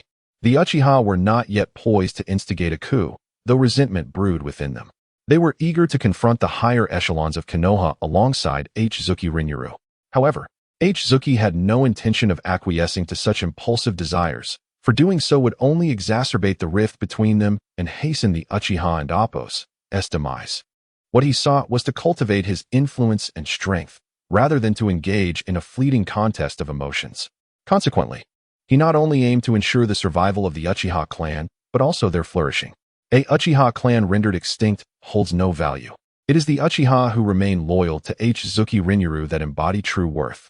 Nevertheless, Otsutsuki could not help but inwardly scoff at their emotional volatility, a collective of individuals whose minds had succumbed to the corruption of chakra. It was no wonder they could not rival Senju Tobarama, nor could they withstand the pressure from Shimura Danzo and Sarutobi Hiruzen. Yet, this very tumult provided Otsutsuki Rinryu with an opportunity, a potential opening. He intended to transform their fervent emotions into gratitude, to wield it for his own advantage. Chapter 8. Lingye's Words. Eternal Oath. Uchiha Fugaku observed the increasingly agitated emotions of his clansmen and quickly rose to his feet, loudly admonishing, "Silence. His Highness is present. We must not be disrespectful." His voice brooked no dissent, and although his kin harbored grievances, they gradually quieted down. This patriarch commanded a certain authority in his demeanor. Otsutsuki Lingye also stood and spoke soothingly. "Gentlemen, do not be overly agitated. I am fully aware of the situation and shall seek justice for the Uchiha clan. The village of Konoha was at a critical juncture of reconstruction. We must not allow chaos to ensue at this moment, lest those who harbor ill intentions toward Konoha seize the opportunity to undermine us." Although the multitude of Uchiha had temporarily quieted, their simmering resentment remained palpable. Their eyes fixed intently upon Otsutsuki Lingye. He had first stirred their long-suppressed fury and now urged them to restrain themselves, invoking a sense of greater purpose to compel their patience. This was indeed more excruciating than mere stifling. Many felt an overwhelming urge for vengeance. Yet, it was now Uchiha Lingye's moment to speak. He aimed to evoke a sense of unbearable tension, only to subsequently channel these emotions into a constructive release. A common strategy of first suppressing to elevate, guiding their sentiment. After a moment of contemplation, Uchiha Lingye solemnly lifted the teacup from the table, holding it before him with both hands, his gaze sweeping across each Uchiha present, his expression earnest and grave. Esteemed guests, today I toast to you with tea in place of wine. I am aware of your grievances. They demand acknowledgement both in sentiment and reason. The Uchiha clan has rendered invaluable service to Konoha, and our honor shall not be so tarnished. Not only do I refuse to permit it, but my father and the Land of Fire shall not condone such treatment of our esteemed heroes.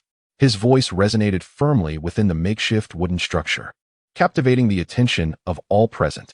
Yet, at this moment, Konoha resembled a colossal ship struggling against tempestuous winds and waves.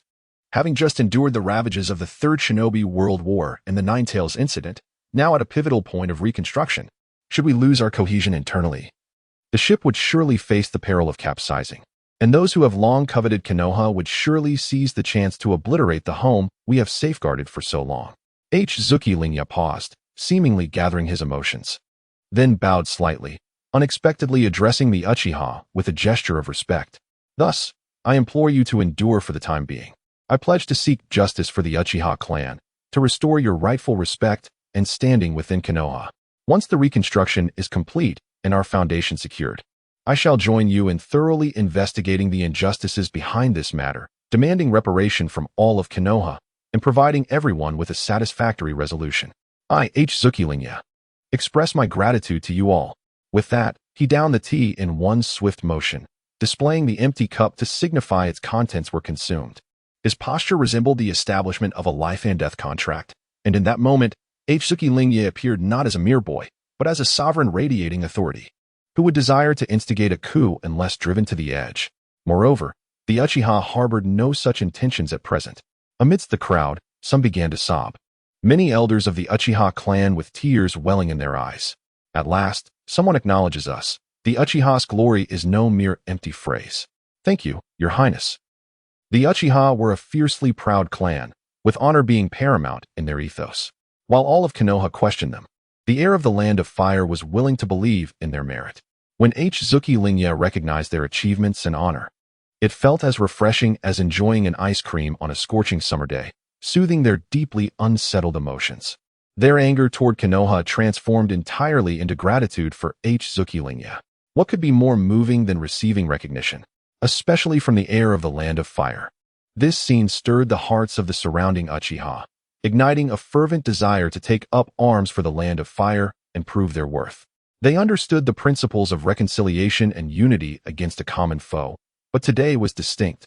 These words came directly from the mouth of Uchiha Lingye, the heir of the Land of Fire, making it all the more significant. Not only did this signify recognition of their plight, but it also provided them with a rationale for a temporary truce with Konoha. Uchiha Fugaku observed the gradual calming of his clansmen's emotions in response to Uchiha Lingye's words, his eyes reflecting a myriad of complex sentiments. This young prince grew increasingly formidable in his eyes. Perhaps this could be their opportunity. If they could not align with the Hokage, they might yet ally with the Daimyo and Appos as faction. However, such matters warranted careful consideration and contemplation.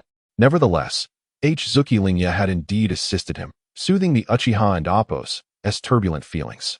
Uchiha Fugaku lifted his teacup and declared, "Your Highness's heartfelt words shall be etched in the memories of the entire Uchiha clan. Since you hold our clan in such esteem, we, the Uchiha, are willing to place our trust in you, setting aside past grievances to face adversity together." With that, he drained his cup, similarly displaying its bottom as a gesture of sincerity.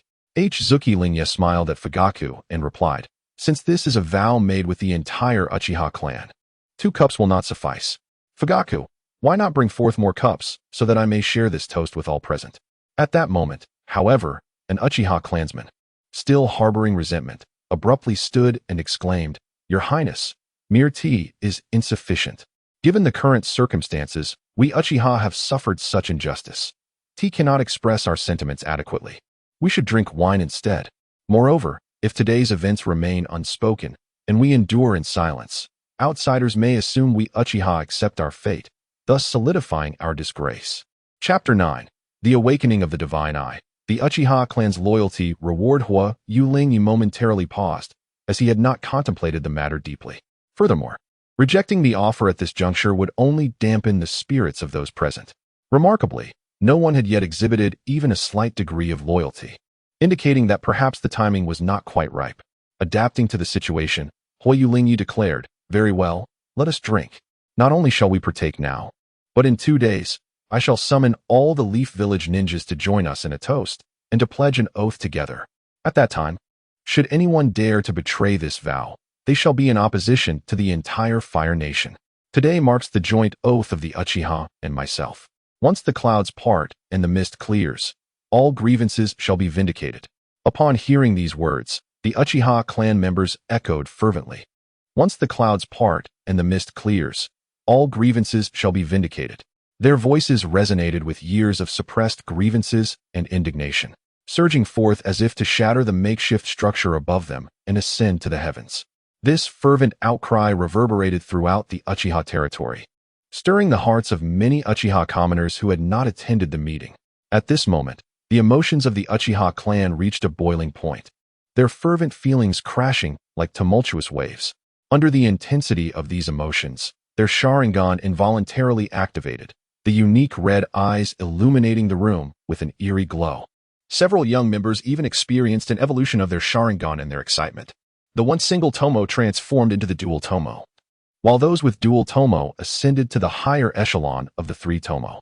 In an instant, countless pairs of Crimson Sharingan were fixated on Hua Yulingye, emanating a chilling aura. Were it anyone else, they would likely be consumed by fear under the gaze of so many elite Uchiha ninjas. However, the one standing there was not an enemy, but their prince. In the eyes of the Uchiha, there existed no malice or threat, only boundless excitement and gratitude. Just then, the lights in the room abruptly extinguished. Such occurrences were not uncommon in a temporary camp, and the crowd remained unperturbed. In the dimness, the countless pairs of blood-red eyes flickered like flames, intently focused on the singular pair of golden eyes before them. Those golden eyes shone like the most radiant stars in the night sky, casting a brilliant glow. The blood-red Sharingan encircled the golden pair, creating a breathtaking spectacle akin to stars surrounding the moon. Hua Yulingye, too, felt himself swept up in the fervent atmosphere. With such a following, power seemed to rest firmly in his grasp. He raised his teacup high and proclaimed, "Let this oath resonate across every inch of the land of fire." In that moment, a series of notifications echoed in his mind. Acquired slight loyalty from Uchiha Sasuke. Reward: B-rank ninjutsu, leaf body flicker technique. Acquired moderate loyalty from Uchiha Rigon. Reward: C-rank fire release, great fireball technique, slight increase in chakra. Acquired from Uchiha. Reward: B-rank fire release, fire style technique. Acquired slight loyalty from Uchiha Chi. Reward: C-rank fire release, Phoenix Fire Technique. Acquired moderate loyalty from Uchiha Hokage. Reward: slight increase in chakra, B-rank Fire Release, Great Dragon Fire Technique. The system's notifications continued, announcing nearly 20 instances of slight loyalty and a few moderate ones, which brought Hua Yulingye a bountiful haul of rewards. Overall, he received a substantial assortment of C and B-rank Fire Release techniques and Jinjutsu, along with enhancements to his physique and chakra capacity. The improvement in both his physical condition and chakra levels was remarkably evident, directly reflected on his system panel.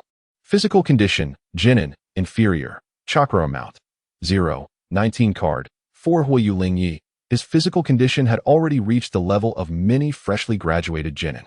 Even at the tender age of 4, achieving this status was nothing short of astonishing.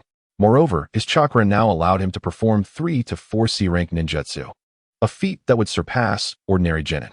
The enhancement of his physical condition had directly contributed to the increase in chakra.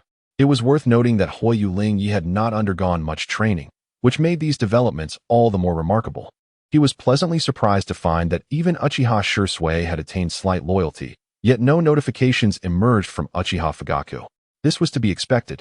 As he was known for his cunning, it was unlikely that he would pledge loyalty to Huoyu Lingye based solely on a few words of oath. However, just as Huoyu Lingye believed the system's rewards had concluded, another notification chimed in. Acquired slight loyalty from the Uchiha clan. Reward. Indra S. Bloodline, 25. 3 Tomo Sharingan. A warm sensation coursed through Huoyu Lingye's body, accompanied by a slight heat in his eyes. Yet, a sudden turn of events transpired at that moment. As he sought to assimilate the newly acquired rewards, the system issued another alert. Reward assimilation failed. Divine Bloodline is consuming Indra S. Bloodline. Divine Eye is consuming 3 Tomo Sharingan. The dormant Divine Bloodline within Huoyu Lingye surged to life, boiling with intensity. It seemed to detect an adversary and launched an assault on the new occupant. The Sharingan, a special chakra born from the brain's nerves, was now being absorbed by Huoyu Lingye's Divine Eye. Similarly, Indra S. Bloodline, which should have been immensely powerful, appeared feeble in the presence of the Divine Bloodline. As the Indra Bloodline was consumed, Huoyu Lingye felt the powers it once bestowed gradually assimilated by the Divine Bloodline. However, the anomaly subsided swiftly. To onlookers, it merely appeared as though Lingye and Appo's golden eyes had grown even brighter. They thought little of it. After all, many Sharingan had evolved in the vicinity. It would only be surprising if Lingye suddenly unveiled Susanoo. Such was the confidence the Sharingan instilled in them. Yet, as Huoyu Lingye checked the system panel, the data had changed once more. Physical condition, Jinin, superior. Chakra amount, 0. 39 card. Bloodline, unknown Divine Bloodline, 5. Bloodline limit, Divine Eye development 3. Divine Eye awakened abilities, Dread, emotional vision, Divine Eye absorbed abilities, dynamic vision, chakra vision. Enhanced Jin Jutsu. Huoyu Lingye felt a surge of joy. The long-awaited Divine Eye had indeed awakened, and the unknown Divine Bloodline had been enhanced. It had absorbed the 3 Tomo Sharingan and Indra S. Bloodline, purifying the Divine Bloodline within him, while the Divine Eye successfully opened. The Divine Eye had absorbed all abilities of the 3 Tomo, granting him 5 capabilities, 3 from the 3 Tomo Sharingan and 2 from the Divine Eye. Yet, Huoyu Lingye found himself beset with numerous questions. Could other bloodlines also be absorbed? Or was it solely the lower bloodlines of the Otsutsuki clan that were susceptible to absorption? It was well known that most of the innate bloodline limits in the ninja world had diverged from the Otsutsuki bloodline. The Sharingan, Byakugan, and even the Sage Body, which did not belong to a bloodline limit, were all branches of that lineage. Would he, too, be able to absorb the Byakugan's abilities to gain a 360-degree field of vision? This marked the first occasion for Huoyu Lingye to receive such a reward due to the loyalty of a ninja clan. Perhaps other families might also possess similar rewards, but the opportunity eluded them during this visit to Konoha. The other clans in Konoha do not boast a situation as unique as that of the Uchiha, and today's circumstances for the Uchiha were a harmonious blend of timing, location, and human factors, all of which were essential. It is uncertain whether other clans would have been afforded such an opportunity. How should we define the Senju clan's current status? Is it truly extinguished? Or does Tsunade alone represent its legacy? If that is the case, could not Kimaru also be considered? He remains in the Hidden Mist village. And after the annihilation of the Kaguya clan, if he were to recruit someone, would he not gain the loyalty of the Kaguya clan as well? Moreover, a pivotal question remains. What is the true nature of that deity, and how did it meet its demise? His aversion to chakra and the bloodline of the Otsutsuki clan hints at deeper, perhaps more concealed truths. Chapter 10. The Eye of Divine Emotion Evolution and the New Guardian. Uchiha Sasuke, as Hokage Lingye reveled in the delight of awakening the Divine Eye, he suddenly sensed an anomaly. The newly opened eye began to quiver gently. Instinctively, he focused his mind and activated the Divine Eye, revealing countless minuscule, nearly imperceptible threads emanating from the surrounding Uchiha clan members. As these threads extended, the Divine Eye began to voraciously absorb them. He perceived Uchiha Sasuke's profound gratitude, an emotion that the Divine Eye captured and assimilated with precision. This was the emotional vision the system had mentioned. The Divine Eye was absorbing these emotional energies. From the myriad Sharingan gazing at him, he distinctly felt an overwhelming sense of gratitude and admiration. In that fleeting moment, Hokage Lingye understood that what the Divine Eye was absorbing were precisely the emotional energies of these Uchiha people. Gratitude, admiration, excitement. These potent emotions swirled together like a surging tide, continuously drawn in by the divine eye. With each fragment absorbed, the eye grew stronger, albeit the change was nearly imperceptible. Yet, Lingye could tangibly sense its burgeoning power. Outwardly calm, Hokage Lingye's heart surged with tumultuous waves. The secret of the divine eye was far more astonishing than he had imagined. Possessing the ability to absorb emotional energy for evolution. Was this not akin to the incense spirit path from the fantastical novels of his past life? When he truly fulfilled his destiny of bestowing fortune upon the entire shinobi world, could he not ascend to divinity? What kind of emotions could be absorbed by the divine eye? Was it only the intense gratitude and excitement experienced now? Could profound hatred and love also be drawn in? In Konoha, it was all too easy to encounter hatred.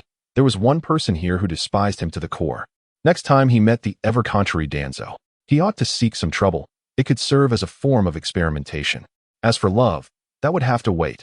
Love required a gradual cultivation, unlike hatred, which could manifest instantaneously. Moreover, at merely 4 years of age, whom could he seek to nurture such affection? Amidst the joyous cheers and praises surrounding him, another pair of eyes observed Hokage Lingye. Shursui stood among the crowd, watching as Lingye was enveloped by admiration, his heart a tumult of conflicting emotions. He had once attempted to alleviate the clan's grievances in his own way, but those efforts had ended in failure. Now, this son of a noble had managed to dissolve much of their resentment in a mere span of minutes. This revelation imparted a profound understanding. When internal conflicts could not be resolved, sometimes the intervention of an outsider might serve as a remedy. His loyalty manifested differently from that of other Uchiha. He was not excited by Lingye's acknowledgement and recognition. Instead, his loyalty stemmed from his hopes for Lingye, believing he might be the catalyst to alter their fate, perhaps even the savior of both the Uchiha and Konoha. Itachi, cradling Sasuke, began to grasp the deeper significance of the moment. Although he was somewhat naive regarding the intricate relationship between clan and village, he discerned something profound from Lingye and Appo's words. As he gazed at the child of his own age, a multitude of questions brewed within him. At that moment, Uchiha Sasuke was startled awake by the clamor, bursting into loud wails. The sharp cries instantly pierced through the raucous crowd, drawing everyone's attention to the tiny infant. Uchiha Mikoto hurriedly rose from her seat, swiftly approaching Itachi and cradling Sasuke in her arms, soothing him softly. "Sasuke, dear, don't cry." She endeavored to calm Sasuke with a mother's embrace. However, Sasuke continued to cry, his small face flushed, fists flailing in the air, seemingly overwhelmed by the unfamiliar and noisy surroundings. Noticing this, Hokage Lingye stepped over to Mikoto, wearing a gentle smile, and softly said, "Madam, allow me to try." After a moment's hesitation, and with a subtle nod from her husband Fugaku, she entrusted Sasuke into Lingye's hands. Hokage Lingye cradled Sasuke delicately. It seemed the Indra bloodline he had just absorbed was indeed manifesting its effects. The reincarnation of Indra's chakra quieted instantly. The little one's cries ceased abruptly, his curious, round eyes now fixated on Hokage Lingye. The surrounding Uchiha clan members were taken aback by this scene, their expressions filled with astonishment. Lingye gazed down at Sasuke, his heart stirred, and a warmer smile graced his lips as he gently spoke. "Sasuke, don't cry. You are the future of the Uchiha." His voice was soft and soothing, imbued with a peculiar magic that gradually calmed Sasuke, who even reached out to grasp a strand of Lingye's hair. Fugaku, witnessing this, let out a slight sigh of relief, feeling his fondness for Lingye deepen. The Uchiha clan erupted in cheers once more. Even the newborn child acknowledged his highness. It seemed their oath had garnered the approval of the Sage of Six Paths. Indeed, the Sage of Six Paths watches over us. The clan leader's child, held in Hokage Lingye's embrace, had ceased crying. What could this mean? It indicated that even an infant recognized Lingye and their oath. At that moment, the system's notification chimed once again. Gain slight loyalty from Uchiha Itachi. Reward, 1 Tomo Sharingan. Divine eye is devouring. Hokage Lingye pondered. I exude an aura of dominance, showcasing royal demeanor, yet you remain unresponsive, while soothing your brother Sasuke triggers a reward. How reasonable, one could only say. Is this not the essence of a protective brother? Shifting perspectives to Uchiha Itachi, his thoughts were rather straightforward. Anyone recognized by Uchiha Sasuke must be a good person. and one who could calm the wailing child was undoubtedly an admirable individual. After these interactions, Hiragi Lingye consoled the Uchiha clan and engaged in conversation with them for a while before rising to take his leave. He solemnly returned Sasuke to Mikoto and once more bowed in farewell to Fugaku and the assembled clan members. Hiragi Lingye advised, "Fugaku, today's discussions have instilled in me a profound sense of responsibility. I assure you I will uphold my promise. Once Konoha is rebuilt and stabilized, I will seek justice for the Uchiha clan. In a few days, I will convene with the clans of Konoha to establish an oath. Anyone who dares to disrupt our unity shall be deemed an enemy of Konoha and the Land of Fire." Having gained the Uchiha's slight loyalty, he could not allow them to meet the same tragic fate as in the original narrative. Otherwise, all his efforts would be in vain. The demise of the Uchiha held no significance. Fugaku nodded slightly, saying, "Your Highness, rest assured, the Uchiha clan will consider the greater picture, and we look forward to your fulfilling today's promises." Then, amidst the crowd's embrace, Hiragi Lingye gradually departed from the Uchiha territory. Upon reaching the entrance of the Uchiha clan grounds, Fugaku noticed that only 4 guards accompanied Hiragi Lingye, and he could not help but furrow his brow. Speaking up, "Your Highness, your life is invaluable. Why do you have such few guards? I have heard you faced an attack on your way to Konoha. This cannot be tolerated." Hiragi Lingye offered a faint smile, replying, "Fugaku, there is no need for concern. I have faith in Konoha's safety, and moreover, these 4 guards are elite jonin, capable of handling various situations." However, Fugaku shook his head, his expression grave as he insisted, "Your Highness must not let your guard down. This attack is surely not coincidental. There are likely forces behind it. Our Uchiha clan oversees the Konoha Police Department, responsible for the security of Konoha. Especially at this critical juncture, we must ensure your safety above all else. Moreover, should anything unfortunate befall His Highness, it would compel us to seek someone to fulfill the promise." After expressing this concern, he turned to Uchiha Sasuke beside him, stating, "Sasuke, from this moment forth, you shall serve as His Highness's guardian, ensuring his safety." Uchiha Sasuke stepped forward, respectfully bowing to Hiragi Lingye, and pledged, "I shall do my utmost to safeguard His Highness." He understood that Hiragi Lingye's presence today had quelled the Uchiha's anger, alleviating the tension between the village and the Uchiha clan. The significance of Hiragi Lingye was paramount. Should he encounter any misfortune, the Uchiha would undoubtedly associate his death with Konoha, potentially inciting a coup. However, as long as Hiragi Lingye remained unharmed, the Uchiha would refrain from escalating matters to an irreparable state. Thus, Sasuke was perhaps one of the few in Konoha who fervently wished for Lingye and Appo's continued existence. Hiragi Lingye contemplated Uchiha Fugaku's intentions. The Uchiha clan's actions stemmed not only from their concern for him, but also aimed at fostering a closer relationship with him, attempting to secure a more advantageous position within Konoha's dynamics. Nevertheless, this provided him with a splendid opportunity to gain a deeper understanding of the Uchiha clan and to further cultivate their allegiance. Moreover, Uchiha Sasuke was an undeniable powerhouse of shadow-level strength, and he was also one of Rinne's targets of persuasion. As the possessor of the hidden Manjiki Sharingan and the formidable technique, Kodo Utsutsuki, having him as a guardian would instill confidence in Rinne's safety, even in the event of an assassination attempt by the Akatsuki. Furthermore, since Uchiha Sasuke was a guiding influence on Uchiha Itachi's values, altering Sasuke's perspective would indirectly shift Itachi's beliefs as well. However, Sasuke's inclination towards Konoha necessitated that Rinne exercise caution to avoid revealing too much before fully gaining his trust. He needed to guard against Sasuke potentially employing Kodo Utsutsuki on him, although Sasuke had no apparent motive to do so. Thus, Rinne nodded slightly and said, "I appreciate the great care that clan leader Fugaku has taken, and I shall comply." A subtle smile of satisfaction appeared on Uchiha Fugaku's face upon Rinne's acquiescence. With Sasuke assigned to Rinne, the Uchiha could be regarded as His Highness and Appo's confidants, compelling anyone who wished to undermine the Uchiha to reconsider their actions. If the Uchiha were to report any grievances to Hiragi Lingye, the repercussions could be dire. Fugaku then reiterated his instructions to Sasuke to be diligent. Before escorting Hiragi Lingye towards the clan's exit, surrounded by Uchiha clan members, Hiragi Lingye gradually approached the carriage waiting outside the clan grounds. Along the way, Fugaku continuously informed him about the Uchiha clan's circumstances, endeavoring to deepen Rinne's understanding of their current status and value. It was evident that the Uchiha, as Konoha's premier clan, boasted numerous elite shinobi, including 2 shadow-level powers in Uchiha Fugaku and Uchiha Sasuke, showcasing their profound heritage. It was no wonder that they dared to instigate a coup in the original narrative, yet they had underestimated Konoha and Appo's strength, alongside the emergence of dissenters within their ranks. With a smile upon his face, Hiragi Rinne nodded in acknowledgement while internally strategizing his subsequent plans. He recognized that winning the support of the Uchiha clan was merely the first step in his broader ambitions within Konoha. Upon reaching the carriage, he halted and turned to Uchiha Fugaku and the gathered clan members, stating, "Clan leader Fugaku, I extend my gratitude for the Uchiha clan's warm hospitality and sincere treatment today. I shall remember the words spoken herein." Uchiha Fugaku promptly returned the gesture, declaring, "Your Highness is overly gracious. The Uchiha clan stands ready to serve you and looks forward to the day when we can contribute to the Land of Fire."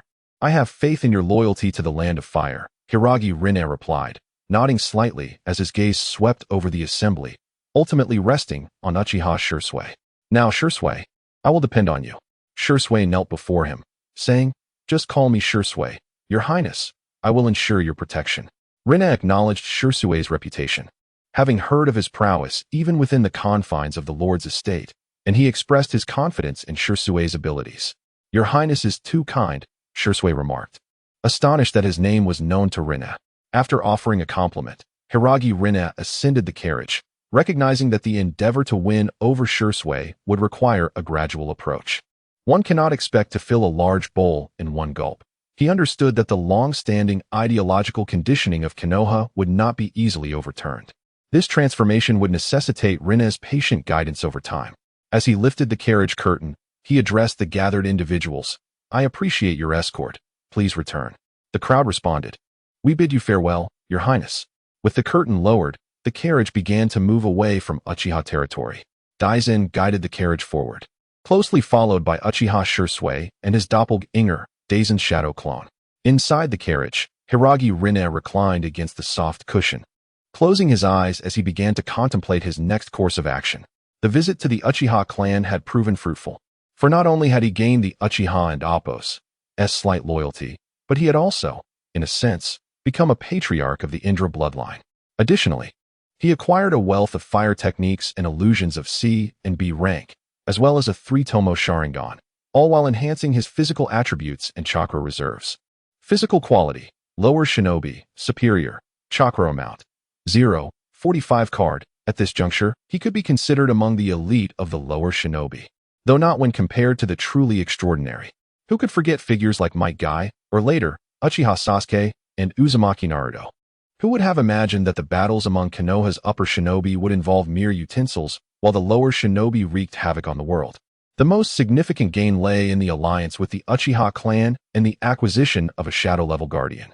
Furthermore, he had set himself a goal: to convene a solemn assembly, wherein all Konoha shinobi would pledge to put aside past grievances and unite for the nation's sake.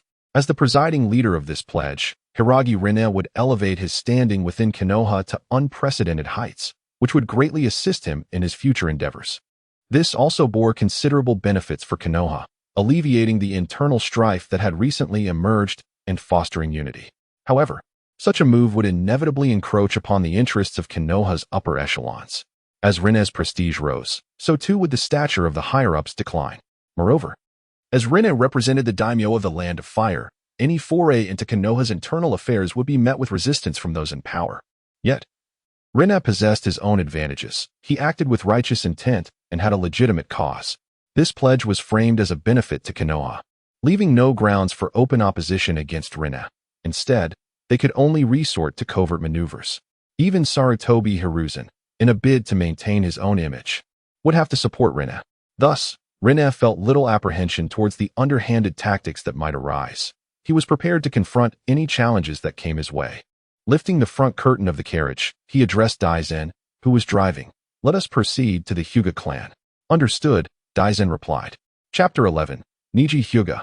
The caged bird set free. How far can he soar?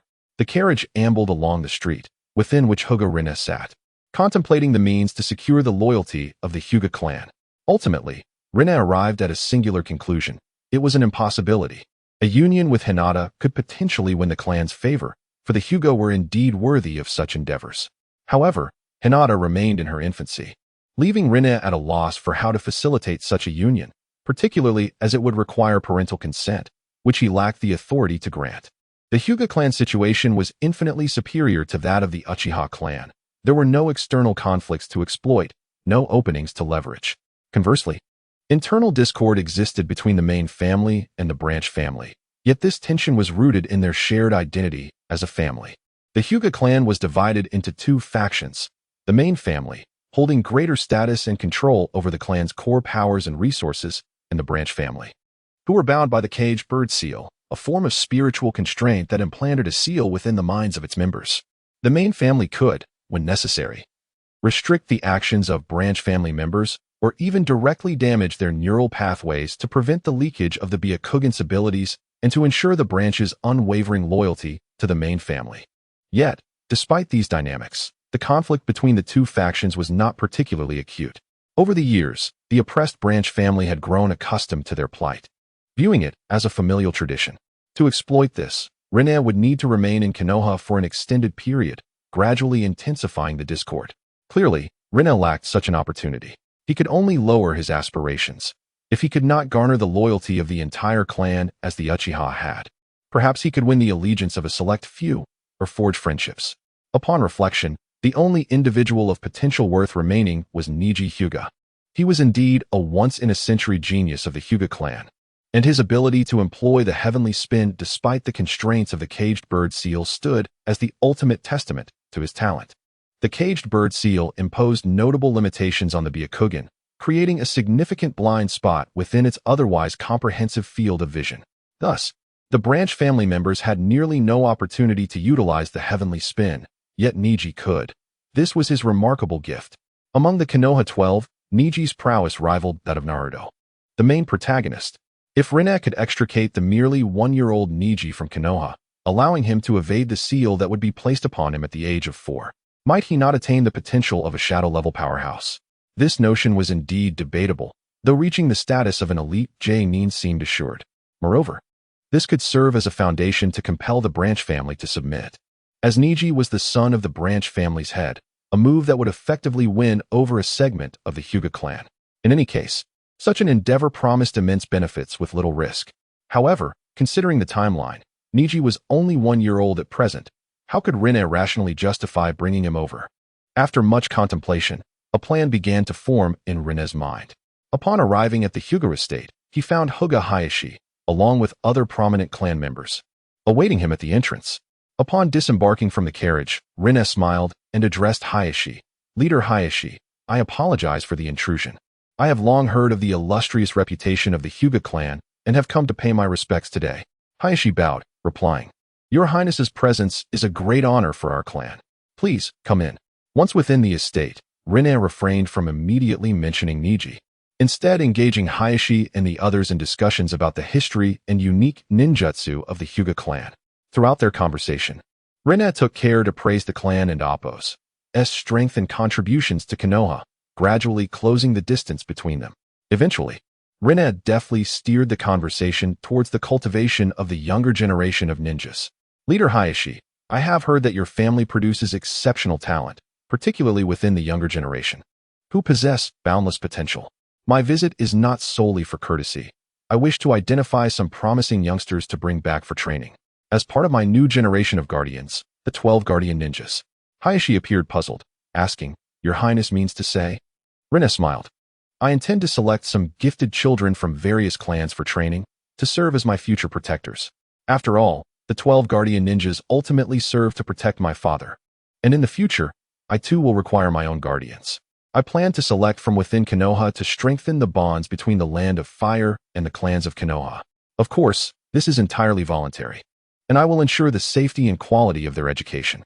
Hayashi's brow furrowed slightly. He suddenly perceived that Rinne's intentions might be ulterior. If he were to send his daughter, would she not become a hostage? At that moment, Rinne seemed to sense his apprehension and added, "I am aware of the family structure within the Hyuga clan. I will only select children from the branch family. However, I hope that the children I choose will not bear the caged bird seal. 4. I do not wish for the lives of my guardians to be subject to the whims of others. This crucial addition not only assuaged Hayashi's concerns, but also subtly targeted Niji Hyuga.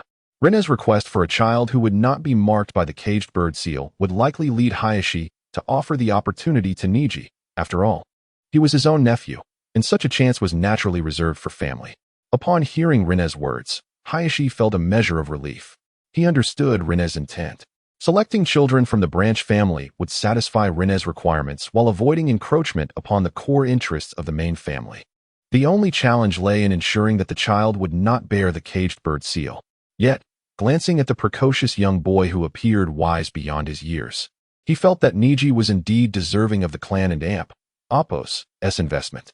Furthermore, this did not impinge upon the fundamental interests of the main family. Worst case, they could ensure that the child would remain unmarried and childless throughout his life. Such a provision was certainly feasible. Reflecting upon this, Hayashi believed that his nephew would not present an issue, though the ultimate decision lay with Hayashi and Appo's brother, Hyuga Hisashi. Brother, have there been any promising prospects emerging from the branch family as of late? Hisashi lowered his head slightly, immersed in contemplation as he weighed the implications of offering this opportunity to Niji. The benefits were numerous and self-evident. Yet the drawbacks included Niji's potential departure from his side, leading a life devoid of marriage. However, recalling the caged bird seal upon his own forehead, he resolved that nothing was more vital than freedom. Niji would understand his choice. Suppressing his inner turmoil, Hisashi finally spoke. In response to your inquiry, brother, I have a son named Niji, who possesses considerable talent. I am willing to allow him to accompany His Highness. Upon uttering these words, he felt as though all his strength had drained away. To send Niji to reside in the distant lord's estate, perhaps seeing him only a handful of times each year, such a thought weighed heavily on him. Forgive me, Niji. I am also deeply sorry to your mother. Hayashi nodded slightly, a glimmer of satisfaction evident in his countenance. If that is the case, let him depart with His Highness. And may he serve him well in the future, living up to His Highness's expectations. The decision to allow Niji, the son of the branch family's head, to depart was the best outcome, demonstrating their sincerity. Lingye promptly made a promise. Rest assured, the head of the Hinata clan, I shall regard Niji as my own kin, providing him with the utmost nurturing and care. Hinata Hayashi, standing nearby, hesitated to speak, his eyes betraying a flicker of reluctance and concern, yet ultimately chose silence. He understood that this might be Niji's opportunity to break free from the shackles of his family, even if it meant enduring the pain of separation. Hinata Hisashi also clasped his hands. If that is the case, then it is settled. When your highness departs from Konoha, we shall escort Niji to your residence. Then I thank you, clan head Hisashi, Lingye replied with a smile. He was eager to witness how far a liberated caged bird could soar. In a different realm, free from the constraints of its cage, where might Niji journey? Could he ascend to the level of a shadow, or even, with his assistance, awaken the legendary Rinnegan? Just as Hisashi and Lingye finalized their arrangement, the atmosphere among the group lightened slightly when Hisashi's wife entered, gracefully balancing a tea tray. Her figure had slightly rounded, making it evident that she was with child. A gentle smile adorned her face as she first bowed slightly to Lingye, before proceeding to serve tea to everyone present. Upon witnessing this, Hinata Hisashi rose to assist her, but she gently shook her head in refusal, indicating that she was perfectly fine. Observing this scene, Lingye realized that Hinata was soon to give birth. Clan head Hisashi, it seems the Hinata clan is about to welcome a new life. Truly a joyous occasion. Hinata Hisashi chuckled. Please forgive me, your highness. The continuation of the family is indeed a blessing. Chapter 12. The Oath Preparation and Unexpected Gains. Oil woman Kyurjin Lingye and Hinata Niji's meeting had reached a preliminary agreement, and seizing the momentum, he continued to discuss the matter of the oath. Hinata clan leader, I have another matter to discuss during my visit. Konoha has endured many hardships and is now at a crucial juncture of reconstruction and revival. Therefore, I intend to unite the various clans of Konoha and hold an oath ceremony, allowing all ninjas of Konoha to pledge their commitment. This oath aims to consolidate the hearts of the people of Konoha, enabling us to face challenges together and lay a solid foundation for Konoha's future. I hope the ninjas of the Hinata clan can attend and witness this moment together. Upon hearing Lingye's words, Hinata Hisashi felt a tightening in his heart. The son of the feudal lord was certainly not to be underestimated. This was indeed a beneficial initiative for Konoha, but such a large-scale event led by Lingye, the son of the feudal lord, would inevitably affect the reputation of the Hokage. If it were to offend Sarutobi Hiruzen, the Hinata clan's position within Konoha might become precarious. Noticing Hinata Hisashi's concerns, Lingye spoke reassuringly. Hisashi clan leader, to speak frankly, although I proposed this oath ceremony in haste, I will personally invite the Hokage to officiate the oath. I will merely attend as a witness, signifying the support of the Land of Fire for Konoha's unity. Therefore, the Hinata clan need not harbor unnecessary worries. This gathering is solely for the future development of Konoha. Let us join forces to contribute to the prosperity and stability of our village. Despite Lingye's assurances, it remained uncertain who would truly gain prestige during the event. While it was correct that Sarutobi Hiruzen would be the officiant, it did not prohibit Lingye from making a speech, stirring the patriotic sentiments of Konoha's ninjas. The entire populace and ninjas of Konoha would be present, providing a significant opportunity to enhance his own reputation. After a moment's contemplation, Hinata Hisashi decisively nodded. This was indeed a positive development for Konoha, and as the second clan to participate actively, the Hinata would not appear overly conspicuous. If they chose not to attend while the Uchiha did, it would suggest that the Hinata clan was selfish. Lingye's invitation also affirmed the Hinata clan's status, enhancing their prestige within Konoha. It was reasonable to assume that the Hokage would not oppose this initiative, as it was undoubtedly beneficial for Konoha and would elevate the Hokage's standing to its zenith. Reflecting on this, Hinata Hisashi cast a surprised glance at Lingye, pondering whether this noble truly acted for the good of Konoha. Had he misjudged the situation? Lingye, noticing the look in Hisashi's eyes, stifled a chuckle while maintaining a sincere smile. Hisashi clan leader, Konoha and the Land of Fire are intrinsically linked. I naturally wish to see Konoha flourish, which is advantageous for the entire Land of Fire. For this oath ceremony, I hope to leverage the Hinata clan's prestige to encourage more families to participate actively. Hisashi expressed his understanding. Rest assured, Your Highness, the Hinata clan will fully support this initiative. I will arrange for our ninjas to prepare and attend the oath ceremony punctually. Lingye complimented the Hinata clan. With the support of the Hinata clan, this ceremony will undoubtedly proceed smoothly. Furthermore, regarding Niji's training, he expressed his intention to have him as his companion, ensuring he would receive the best training. Having Niji as his companion could be seen as one of Lingye's gestures of gratitude, a position typically reserved for other noble heirs of the Land of Fire. However, in this instance, a branch member of the Hinata clan was selected, which could be considered a deviation from tradition, even if the clan was Hinata. In this world, despite the elevated status of ninjas, they ultimately remained instruments of the ruling class. It was only those of Hokage lineage who could escape this reality. Attaining the level of Hokage was synonymous with penetrating the core of power in the Land of Fire. Otherwise, one was merely a weapon to be summoned and dismissed at will. The Senju clan, at the height of its power, would see the feudal lord of the Land of Fire continuously intermarry with them. They were the most esteemed aristocrats of the realm. Even now, with only Tsunade left, she remains a princess of the Land of Fire, illustrating the depth of her family and Appo's legacy. Indeed, upon hearing these words, Hinata Hisashi could not help but display a look of delight. Having Niji become Lingye's companion marked a transformation for the entire clan. They would no longer be seen as a mere ninja clan, but would trend towards becoming a noble family. The prospect of one day relocating from Konoha to govern a city was a prestigious dream for every ninja clan. The Hinata had lingered too long at this level and found themselves unable to advance due to Konoha's restrictions, unlike the Senju or Sarutobi clans, who had achieved true nobility. Hinata Hayashi, unable to contain himself, remarked, Your Highness, Niji is still young. I hope you will take great care of him. If he displays any immaturity, I kindly ask for your understanding. Lingye assured him, Elder Hayashi, please rest assured, I will treat Niji as my own brother.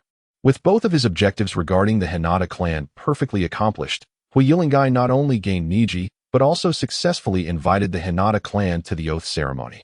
His next task was to replicate this approach and bring other clans into the fold, fulfilling his promise to the Uchiha. As for why the position of officiant must be given to Sarutobi Hiruzen, it was a matter of necessity.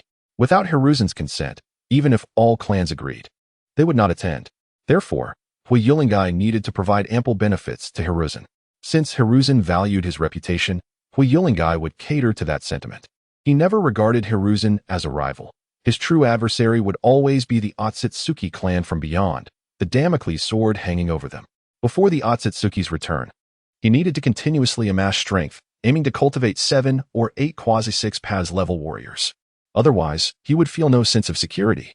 When the time came to confront the Otsutsuki, it would be a threshold beyond the shadows. Following this, Hui Yulingye engaged in further discussions with the Hinata clan, fostering a delightful rapport and establishing a solid friendship. He was subsequently escorted out of the Hinata clan's territory. Hui Yulingye then visited the Inuzuka, Nara, and Akimichi clans, as well as the Oil Woman clan and the Inuzuka clan, encountering many of Konoha's young talents still in their infancy. He followed a similar approach as with the Hinata clan: mutual flattery, invitations, hesitations, and the endorsement of Sarutobi Hiruzen as the officiant, all of which were met with enthusiastic acceptance. He also shared his plans for training ninjas. These clans did not possess any particularly rare bloodline limits and were not concerned about bloodline dilution. They were willing to send a few war orphans to Hui Yulingye, eager to arrange for several clan heirs to join him, thereby strengthening their ties. However, Hui Yulingye found himself somewhat unimpressed. He had honestly assessed their talents, discovering that they were merely average, making it difficult for them to become elite ninjas in the future. Yet, he experienced an unexpected gain. Oil Woman Kyurigin, a talented ninja capable of controlling nanopoison insects, had not yet been recruited by Shimura Danzo's route. To his surprise, Hui Yulingye intercepted her, considering it an unexpected acquisition. The only cost would be finding a way to completely control the nanopoison insects, allowing her to live like a normal person. The clan leader of the Oil Woman clan, Oil Woman Jiwei, seemed to be aware that Danzo had already set his sights on this genius. He did not wish to mold him into a heartless weapon for Shimura Danzo. Thus he had no choice but to seize this opportunity to send him away from Konoha. After all, being an orphan, his life in the Land of Fire would undoubtedly be preferable to that en route. On the other hand, Hiragi Ryu was quite taken aback. Had it not been for the mention of Yamanaka Shimi, he might have entirely forgotten about Yamanaka Toraijin. Although Yamanaka Toraijin appeared infrequently in the anime, his accomplishments were commendable, and his prowess was far from negligible. The nanopoison insects he wielded would corrode anything they touched. Even the body of Uchiha Obito's white Zetsu from the original work would have to sacrifice itself to avoid contamination. Hiragi Ryuya could only lament the power of the world's laws. Had he truly been influenced by the Yamanaka clan's lack of presence? Smirking emoji, currently. Hiragi Ryuya had already adopted 2 renowned figures from the original narrative, Hyuganiji and Yamanaka Toraijin.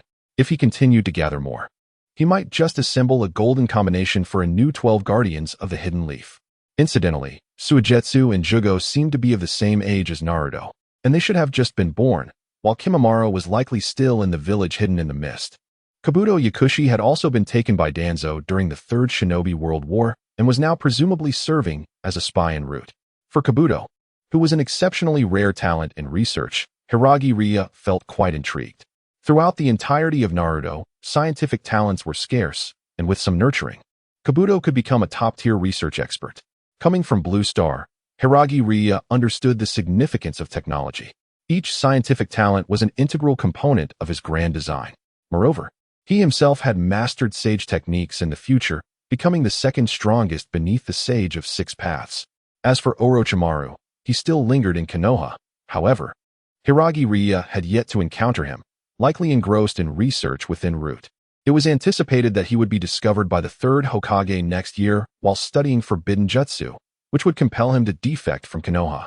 At that point, there might be an opportunity to recruit him, for he was a versatile talent capable of both combat and research. Yet, Hiragi Ryu believed that seizing individuals from Danzo's grasp was quite unrealistic, even though he had already managed to procure Yamanaka Toraijin. Little did he know, while he strategized on how to attract talent, there were already individuals eager to offer their skills to him. Chapter 13, A Visit to Sarutobi Hiruzen. Confronting the old fox as dusk approached, Lord Lingye concluded his visits to the prominent clans and finally made his way to the Sarutobi clan. This was a deliberate move on his part, as he first informed the other families before notifying Sarutobi Hiruzen, opting for a strategy of announcing decisions after the fact. At that moment, The Sarutobi clan's grounds were draped in white, as they mourned the deceased wife of Sarutobi Hiruzen, who had perished during the Nine-Tails incident. In his previous life, the notion that Sarutobi Hiruzen had covertly orchestrated events involving Minato Namikaze during the Nine-Tails incident was utterly absurd. He had sent his wife to assist in childbirth, and during the Nine-Tails appearance, he had held it at bay while ensuring Kushina's protection. Had it not been for Kakashi inadvertently revealing secrets before Obito's grave, very few in the ninja world would have been privy to these details. After all, the death of the fourth Hokage brought only detriment to Sarutobi Hiruzen. Lingye's audacity in his actions was noteworthy. If Konoha had been strong and stable, he would not have dared to act so recklessly. While one could argue that Sarutobi Hiruzen was shrewd and adept in political maneuvering, clinging to power, it was clear he was an old politician who could not emulate Hashirama and Tobirama and thus resorted to other means. To suggest that he wished for Minato and Appo's demise was a notion Lingye could not accept. Upon entering the Sarutobi clan and Appo's residence, Hayu Lingye and Sarutobi Hiruzen took their seats in the parlor, exchanging pleasantries about trivial matters, merely inquiring about each other's health and well-being.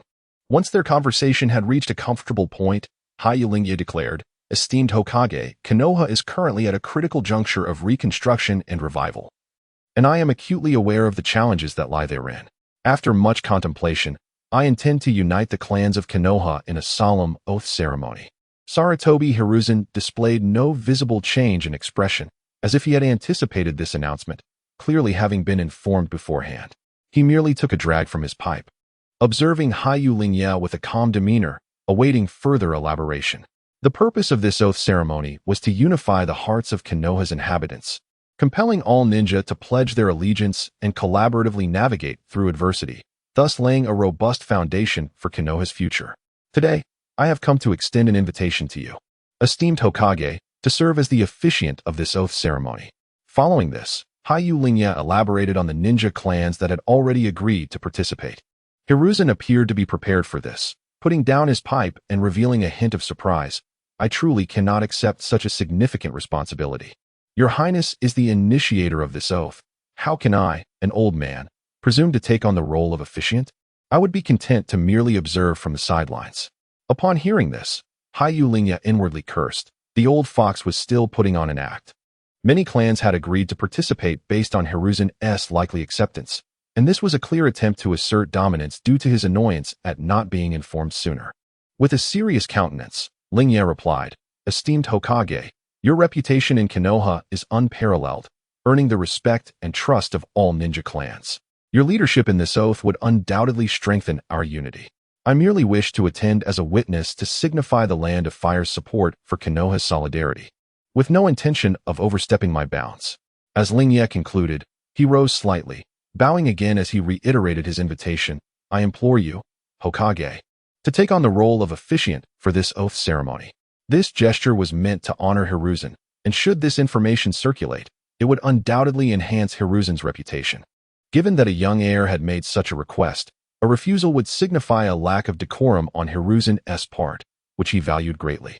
True to expectations, with the respect Lingye afforded him, Hiruzen was willing to play along with this charade of mutual respect. He quickly rose and assisted the slightly bowing Lingye, saying, "Since your Highness holds me in such esteem, I shall humbly accept this responsibility and ensure I fulfill the expectations you and Konoha's ninja have of me." Though Lingye internally lamented the old fox's guile, his expression radiated gratitude. "Then I am indebted to you, esteemed Hokage, with your presence as the officiant. This oath ceremony is bound to succeed." Hiruzen nodded, then continued, "However, your Highness, this oath ceremony is of great significance and requires careful deliberation. We must thoroughly discuss the specifics, including the proceedings and the oath itself." Lingye promptly replied, "What you say is indeed correct, esteemed Hokage. Being young and inexperienced, I implore you to guide me in this matter." Hiruzen smiled, pleased with Lingye's compliance. "Since you trust my judgment, I shall gladly accept. When do you intend to hold this oath ceremony?" After pondering for a moment, Lingye responded, "I propose it be scheduled for a week from now. This time frame should suffice for the clans to prepare adequately and to organize the event's logistics.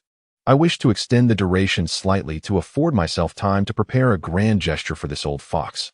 to demonstrate the allure of eloquence and the art of oration. Hiruzen nodded slightly, taking a drag from his pipe, and slowly remarked, "A week should be sufficiently ample. However, I must confer with the elders of the various clans in the coming days to ensure the oath resonates with everyone and genuinely serves to unite Konoha's spirit. I will defer to your arrangements, esteemed Hokage." Before Hiruzen, Lingye exhibited complete deference, concealing any hint of arrogance. This was ideal. Hiruzen paused, gazing at Lingye with satisfaction. "Your Highness has shown great concern for Konoha, and I have taken note of your efforts. With an heir like you, the Land of Fire has nothing to fear regarding its prosperity." Lingye felt a stir within, aware that Hiruzen was testing his resolve, yet he was prepared. His expression grew solemn and dignified, as if bearing a significant burden. "Though I may be young, as the scion of the Daimyo, I must contribute to the prosperity of both the Land of Fire and Konoha. Now that Konoha's situation has stabilized, and the hearts of the people yearn for peace, I merely seek to act in accordance with the times and lend my hand where I am able." He continued earnestly, "I only hope that through the combined efforts of you, esteemed Hokage, and the various clans, Konoha can reclaim its former glory and become the steadfast bastion of the Land of Fire." Hiruzen regarded him deeply, nodding slightly. "Your Highness possesses profound wisdom, and I am genuinely gratified." At this moment, a subtle expression of poignant regret and sentiment welled upon Lingye's face. Since he was performing, he would commit to the entire act, portraying himself as a selfless heir. "I have come to Konoha as a representative of the Land of Fire to extend condolences. Regrettably, I was delayed on my journey and could not attend the memorial for the fourth Hokage. Every time I reflect on this, my heart is filled with sorrow." Lingye paused, his gaze reflecting sincerity and concern. "The fourth Hokage is a hero of the Land of Fire, safeguarding this land and its people. Though I never had the chance to meet him, my respect for him remains undiminished. I wonder if the fourth Hokage left behind any final wishes? If there is any way I can assist, please inform me, esteemed Hokage, and we shall do our utmost to honor his spirit." Chapter 14. The legacy of the fourth Hokage and Naruto's protection. Lingye's voice was sincere and heartfelt, as though he genuinely wished to assist Konoha without any ulterior motives. One significant reason for his statement was to compel Sarutobi Hiruzen to acknowledge Naruto's existence. It is noteworthy that the entirety of Konoha was shrouded in secrecy. Apart from a select few knew that the sacrificed fourth Hokage had left behind a child. If Lingye wished to see Naruto, he needed Sarutobi Hiruzen's consent. Upon hearing this, Sarutobi Hiruzen felt a surge of vigilance, yet he maintained a calm and composed demeanor. He slowly set down his pipe, inhaling deeply, a pained expression crossing his face. The fourth Hokage's departure was abrupt. In his final moments, he was preoccupied with Konoha and the Land of Fire, yet the circumstances were too dire for him to leave behind any specific wishes. He dedicated everything to Konoha, sacrificing his life to protect the village and its people. This spirit remains the most precious legacy he bequeathed to us. Lingye, aware of Sarutobi Hiruzen's deceitful words, could only continue to play along. Alas, it seemed this time he might not encounter the protagonist of this world. He pondered whether Naruto, living such a life, would feel the slightest remorse for the deceased Minato Namikaze. Indeed, the spirit of the fourth Hokage will undoubtedly inspire every ninja in Konoha, Lingye remarked, momentarily pausing as his gaze seemingly wandered over Sarutobi Hiruzen's eyes. "I am confident that under your leadership, Lord Hokage, Konoha will carry forth the fourth Hokage's legacy and stride towards new glories." Their eyes met in the air, a fleeting exchange filled with unspoken thoughts. Yet both maintained a facade of harmony. Later that evening, Sarutobi Hiruzen invited Lingye to stay for dinner, but he politely declined. Subsequently, Lingye was escorted out of the Sarutobi clan's territory by members of their family in a carriage. Leaning back in his seat, Lingye let out a long sigh, his tense body finally relaxing. Interacting with this old man was truly exhausting. Every word required careful consideration to prevent any missteps. After all of Lingye's plans ultimately required this old man's approval. This dragon crossing the river must heed the face of the local snake. Perhaps if his father had been present today, matters would have unfolded differently. The feudal lord of the Land of Fire personally invited everyone to the alliance oath. To abstain would be tantamount to treason. Yet, Lingye remained young, constrained by his 4-year-old frame. Many of his thoughts were difficult to execute. Nonetheless, the outcome was favorable. As long as the oath was successfully completed, he would have resolved a significant issue for the Uchiha, elevating their loyalty to a moderate level. Additionally, his reputation would experience an intangible enhancement, marking his gains. Should the alliance ceremony incite the emotions of all attendees, the nourishment from their sentiments could lead to unimaginable evolution for the Sharingan. Other than that, there were gains in talent acquisition, with Uchiha Sasuke, Hokage, and Aburame Kirin, all of whom would become formidable allies in the future. However, gaining Sasuke's allegiance might require more persuasion, as he did not naturally harbor a fondness for Lingye, the heir of the Land of Fire. His loyalty lay with Konoha and the Uchiha, with no feelings towards Lingye. Lingye realized that the only way to earn Sasuke's loyalty was to demonstrate his own value, persuading him that he could be the turning point in the relationship between the village and the Uchiha, gradually shifting his mindset. Currently, Sasuke's slight loyalty towards Lingye stemmed from the latter's efforts to transform the Uchiha clan and alleviate tensions with the village. Thus, as long as he continued this process, Sasuke would inevitably draw closer to him. Meanwhile, Danzo barged into Sarutobi Hiruzen's chamber, slamming the door behind him, his face contorted with anger as he confronted Sarutobi. "Monkey, why did you allow that brat Lingye to organize the alliance ceremony? This event is clearly tailored for the Uchiha. Do you have any idea how much effort I have expended to deal with them? Are we to see it all unravel today?"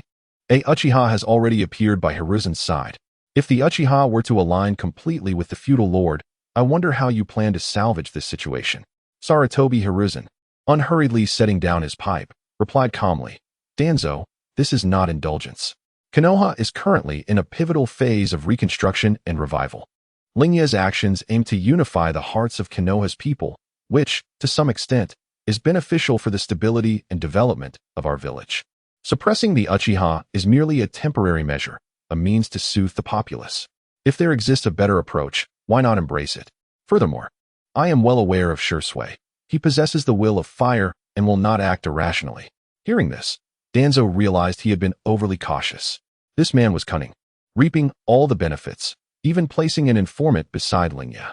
Contemplating this, Danzo began to think whether he should also place one of his subordinates near the feudal lord. Are you so easily led by him? A mere child, what good intentions could he possibly have? He merely seeks to consolidate his influence in Konoha and pave the way for future control. Sarutobi Hiruzen gently shook his head, whether for Konoha or for himself. Lingye genuinely cared, but the person leading the ceremony was I. He was merely a witness. Currently, after the deaths of Minato and Kushina, the villages of Kumobikure and Iwagakure have begun to stir restlessly. This alliance ceremony can serve to consolidate our strength. After enduring 2 calamities, the ninjas are on the verge of losing their fighting spirit. We require this opportunity to rekindle their resolve. Danzo halted, his gaze dark and piercing as he scrutinized Sarutobi Hiruzen. Yet you cannot allow him to run rampant in Konoha. The Uchiha clan already harbors grievances against the village. If he conducts such a grand event, what if the Uchiha seizes this opportunity to press for more outrageous demands? Additionally, his selection of talents from various clans is clearly undermining our control over the feudal lord. Sarutobi Hiruzen stood, approaching the window to gaze at Konoha village, slowly stating, "I will closely monitor the Uchiha clan's movements, and as for talent development, if various clans are willing to send their children, we cannot forcibly obstruct them. Moreover, do you not have your own matters to attend to? How is that preparation coming along?" Danzo and Appo's expression softened slightly at Sarutobi Hiruzen and Appo's words. "Humph, now you remember me. For this aid from the Land of Fire, the route requires an additional 20%. I have done so much for Konoha, this is what I deserve." Danzo was not one to simply serve as a pawn for Sarutobi Hiruzen. He too sought to secure his own interests. "Very well, but there is another matter." Lingye suddenly inquired about the 4th Hokage, possibly having received some intelligence. "Ensure that information remains sealed. We cannot allow them to learn about Naruto." Sarutobi Hiruzen understood his old partner's temperament and readily agreed to his request, while also presenting his own demands. Danzo rapped the ground with his cane, suggesting, "Why not hand him over to the root? They will train him into a true, perfect Jinchuriki." Upon hearing this, a rare look of anger flashed in Sarutobi Hiruzen's eyes. "Do not even think about it. That is Minato's child. As long as I draw breath, he shall never be handed over to the root. Otherwise, how can I face Minato and Kushina in the afterlife? Monkey, you will regret this." Danzo retorted, storming out, leaving Sarutobi Hiruzen alone by the window. Naruto represents his bottom line. He has always felt a sense of guilt towards the Namikaze family. Now, if he fails to protect Naruto, how will he face Minato after his demise? As for that esteemed individual, with this thought, Sarutobi Hiruzen inhaled deeply from the pipe in his hand, the smoke swirling delicately around him, his brow furrowed in contemplation. This Fire Lord, Konohagakure's own Hikaru, though still youthful, exhibits a remarkable shrewdness in his actions. It appears that he has assumed the role of the ceremonial leader of the alliance, garnering prestige and the respect of various clans, securing substantial benefits. Yet, for reasons unbeknownst to him, an unsettling feeling lingers in his heart, as if invisible hands are manipulating the unfolding events from the shadows. Unbeknownst to him, he has been unwittingly ensnared, becoming but a pawn in this grand game. From the moment Hikaru set foot in Konoha, each of his actions seemed to follow a logical course, yet was imbued with an inexplicable sense of calculation. Initially, he engaged discreetly with the prominent clans under the guise of nurturing the new 12 Guardian Ninja, subtly recruiting those with potential under his banner. He successfully persuaded the clans to participate in the alliance, positioning himself as the ceremonial leader, a role from which he could not decline. Is it truly the actions of a mere child striving for the prosperity of Konoha, or does it conceal a more profound scheme? Sarutobi Hiruzen exhaled a plume of smoke, gazing into the ethereal haze, seeking clues from the remnants of the past. Could it be that the feudal lord, Hiragi, has taken action? No. The intelligence department reported that this lord was engrossed in indulgence daily. Could this all be a facade? Now perceiving Konoha's vulnerability and seizing the opportunity to assist his son in seizing control, at times, he wished it were he who had perished. For then he would not have been stained by the turmoil. If Minato had not died, he surely would have been able to intimidate Kumogakure. Alas, I have grown old. Sarutobi Hiruzen sighed, yet none could discern how much of his lament was truth and how much was mere pretense. Chapter 15. The Son of the Feudal Lord. Get out of Konoha. Danza's public counterattack returning to the temporary residence, Lingye dismissed his attendants and sat alone in the dimly lit room, lost in thought. He restructured his plans and decided to remain in seclusion for a time, patiently awaiting the arrival of his allies. His previous actions had already stirred considerable unrest within Konoha. It was now prudent to temporarily shelve all schemes and lie low. Extinguishing all lights in the room, he quietly settled by the window, the moonlight casting a gentle glow upon his youthful visage, his golden eyes reflecting its luminescence. Beneath the seemingly tranquil facade of Konoha, there were undoubtedly those plotting against him. Particularly, Sarutobi Hiruzen and Shimura Danze, the two pivotal figures of Konoha, would not easily overlook any potential threat to their control over the village. Asuma Sarutobi and the Land of Earth had been summoned back from their holiday by the Hokage to report to Lingye, which was a clear indication that they were to keep a close watch on him. This revelation made Lingye acutely aware of an unsettling truth. The loyalty of those around him was not as unwavering as he had once believed. Aside from Onogi and Hamama, who were truly devoted to him, Asuma was loyal to Konoha, albeit somewhat politically naive, and thus prone to revealing his whereabouts. It appeared that his movements were already under the scrutiny of the village's Umbu. The Land of Earth remained neutral, loyal to the Land of Fire, yet would not undertake any actions detrimental to him. Uchiha Sasuke was loyal to both Konoha and the Uchiha clan, which meant that any actions he took that could be perceived as harmful to Konoha would be reported back to both parties.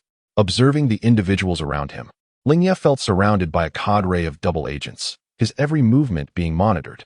This realization weighed heavily upon Lingye's heart, prompting an urgent need to reinforce the loyalty of his subordinates. He resolved to send Asuma back promptly. His father was unperturbed by their surveillance, but Lingye harbored concerns that many of his actions could not be disclosed to outsiders. Furthermore, Sasuke's strategic maneuvers would require time to bear fruit, as it was essential to diminish his standing with Konoha's upper echelons. The following morning, the warm sunlight had yet to dispel the tranquility of the courtyard. Lingye, still enveloped in dreams, was suddenly jolted awake by a cacophony of noise. The sounds were sharp and urgent, interspersed with furious shouts. Blinking away sleep, he instinctively called out to Onogi, who had been stationed outside. "Onogi, what is happening out there? What is all this commotion?" Onogi's voice immediately reached him from beyond the door. "Your Highness, a crowd of Konoha residents has surrounded the courtyard. They claim that the aid supplies you distributed are poisoned and have harmed the children at the orphanage." They demand an explanation. Should I disperse them? In Onogi's eyes, nothing was more paramount than the safety and comfort of Lingye. Upon hearing the news, Lingye felt his drowsiness dissipate. He quickly dressed and made his way to the door. Don't take action. I will go and see for myself. The supplies had undergone meticulous inspection prior to distribution, rendering the possibility of contamination improbable. It was evident that someone was attempting to incite discord and undermine the fragile reputation and relationships he had just begun to establish in Konoha. Clearly, the higher-ups were finally making their move, and he had not anticipated such a ruthless tactic. Was this not how Konoha White Fang had met his demise? Succumbing to public outcry? If this matter was not handled adeptly, it could unravel all of his recent efforts. Lingye rushed out with Onogi, only to be greeted by a throng of agitated residents gathered outside. They had formed layers of human barricades, effectively sealing off the courtyard. So what if you were the son of the feudal lord? How could you poison innocent children? You must give us an explanation today. The son of the feudal lord must leave Konoha. Out with him. The crowd's uproar echoed, and Lingye activated his Sharingan, observing the palpable fury that surged through the air like turbulent waves. Emotion absorption in progress. Sharingan development. 3:11. It appeared that anger could indeed serve as sustenance. Uchiha Sasuke, Hamama, Asuma, and several Uchiha ninjas from the Konoha security force were doing their utmost to maintain order amidst the chaos. Sasuke's voice rang out, urging everyone to calm down, yet it was drowned out by the clamor of the crowd. Hamama, standing by Lingye's side, exhibited a watchful and discontented demeanor towards the instigators, embodying the loyal guardian ready to pounce on any threat to Lingye.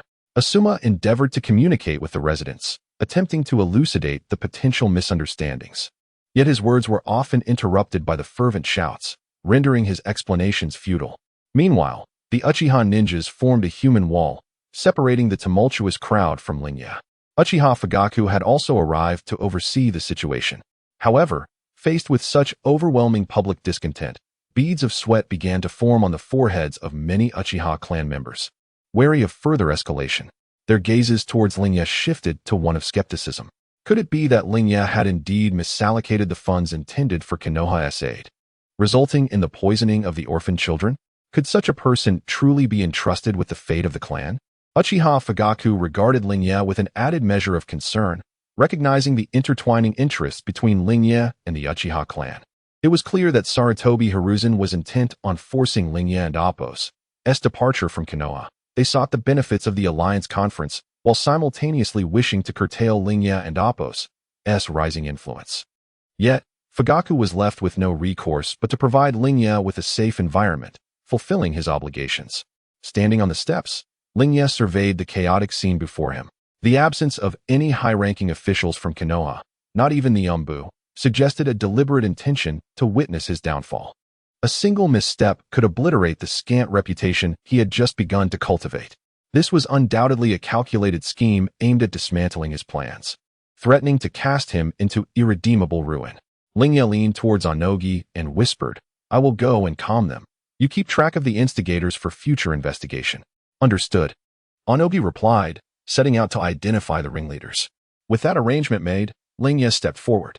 Taking a deep breath, he descended the steps and approached the agitated crowd. Raising his voice, "Everyone, please calm down. I assure you that I will provide a satisfactory resolution." A voice from the crowd shouted, "How will you resolve this? Those children are at the brink of death because of your supplies. You must take responsibility." Indeed, another voice echoed, "I understand your feelings, but please trust me when I say that these supplies were rigorously inspected before distribution.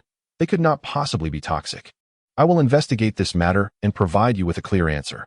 Yet the crowd remained incensed, unwilling to heed Lingye's assurances, their emotions having been fully ignited, rendering them impervious to his explanations. Chapter 16. A Death to Atonement. Cutting hair in place of a head at this moment, Uchiha Sasuke approached Lingye and whispered, "Your Highness, these individuals seem to have been incited quite fervently, and I have just noticed a few suspicious behaviors among the crowd." Lingye nodded slightly, fully aware that someone was orchestrating this chaos, and he even knew the puppeteer behind it. He turned to Hama and instructed, "Go fetch my accompanying physicians. They must immediately attend to the poisoned children with utmost urgency." He then commanded Asuma, Contact the Hokage and inform him that there are individuals attempting to disrupt the unity between Konoha and the Land of Fire. These people cannot be allowed to remain. I shall report the events of today to my father without fail." After making the necessary arrangements, Lingye faced the crowd once more and proclaimed, "Rest assured, I have arranged for my accompanying doctors to assist in treating the children. I understand your anger and concern at this moment, but please, trust me. I harbor no ill will towards Konoha and am deeply concerned for these children, who are the descendants of Konoha and Appo's heroes. I will now summon the monk responsible for distributing the orphanage supplies to clarify the situation before you all." Upon hearing Lingye's words, the crowd quieted somewhat. Shortly thereafter, a monk from the Land of Fire hurriedly arrived, his face filled with trepidation. Lingye asked loudly, "Describe the process of distributing the supplies in detail. Was there any irregularity?" The monk trembled as he replied, "Your Highness, every step, from receiving to storing to distributing the supplies, was conducted meticulously according to protocol, without a single error. I swear this on the Buddha." The public was dissatisfied with this response. They demanded someone be held accountable. After listening to the monk, Lingye addressed the crowd. "I trust this master and Appo's character. Since he claims there is no issue with the supplies, it must mean there is a hidden truth. However, the safety of the children is paramount. As the son of the Daimyo, it is my duty to protect my people. Today, these children find themselves in such dire circumstances due to my negligence, and I cannot escape responsibility." At this moment, Lingye's gaze was resolute as he slowly drew the short blade from his waist, its edge glinting coldly in the morning light. "I, Huiyu Lingye, will atone for my sins with my life." With that, he placed the blade against his neck, his voice betraying no hesitation. The crowd fell silent, stunned by his sudden act. Hama, taken aback, reacted swiftly. Standing beside Lingye, he grasped Lingye's hand tightly, exclaiming, "Your Highness, no. If you were to perish, what would become of the Land of Fire? Who would inherit the future of our nation?" He implored, "Do not fulfill the wishes of those malicious individuals. They only seek to undermine your standing." Hama was genuinely frightened. He feared losing the one who was willing to support reform in Konoha. If Lingye were to die under such public pressure, where would he find someone to realize his dreams? Uchiha Sasuke was also startled, swiftly coming to Lingye and Appo's side. "Your Highness, there are still mysteries in this matter. You cannot give up so easily. The children need you to uncover the truth and restore justice. If you die, would that not allow the true orchestrators to escape unscathed?"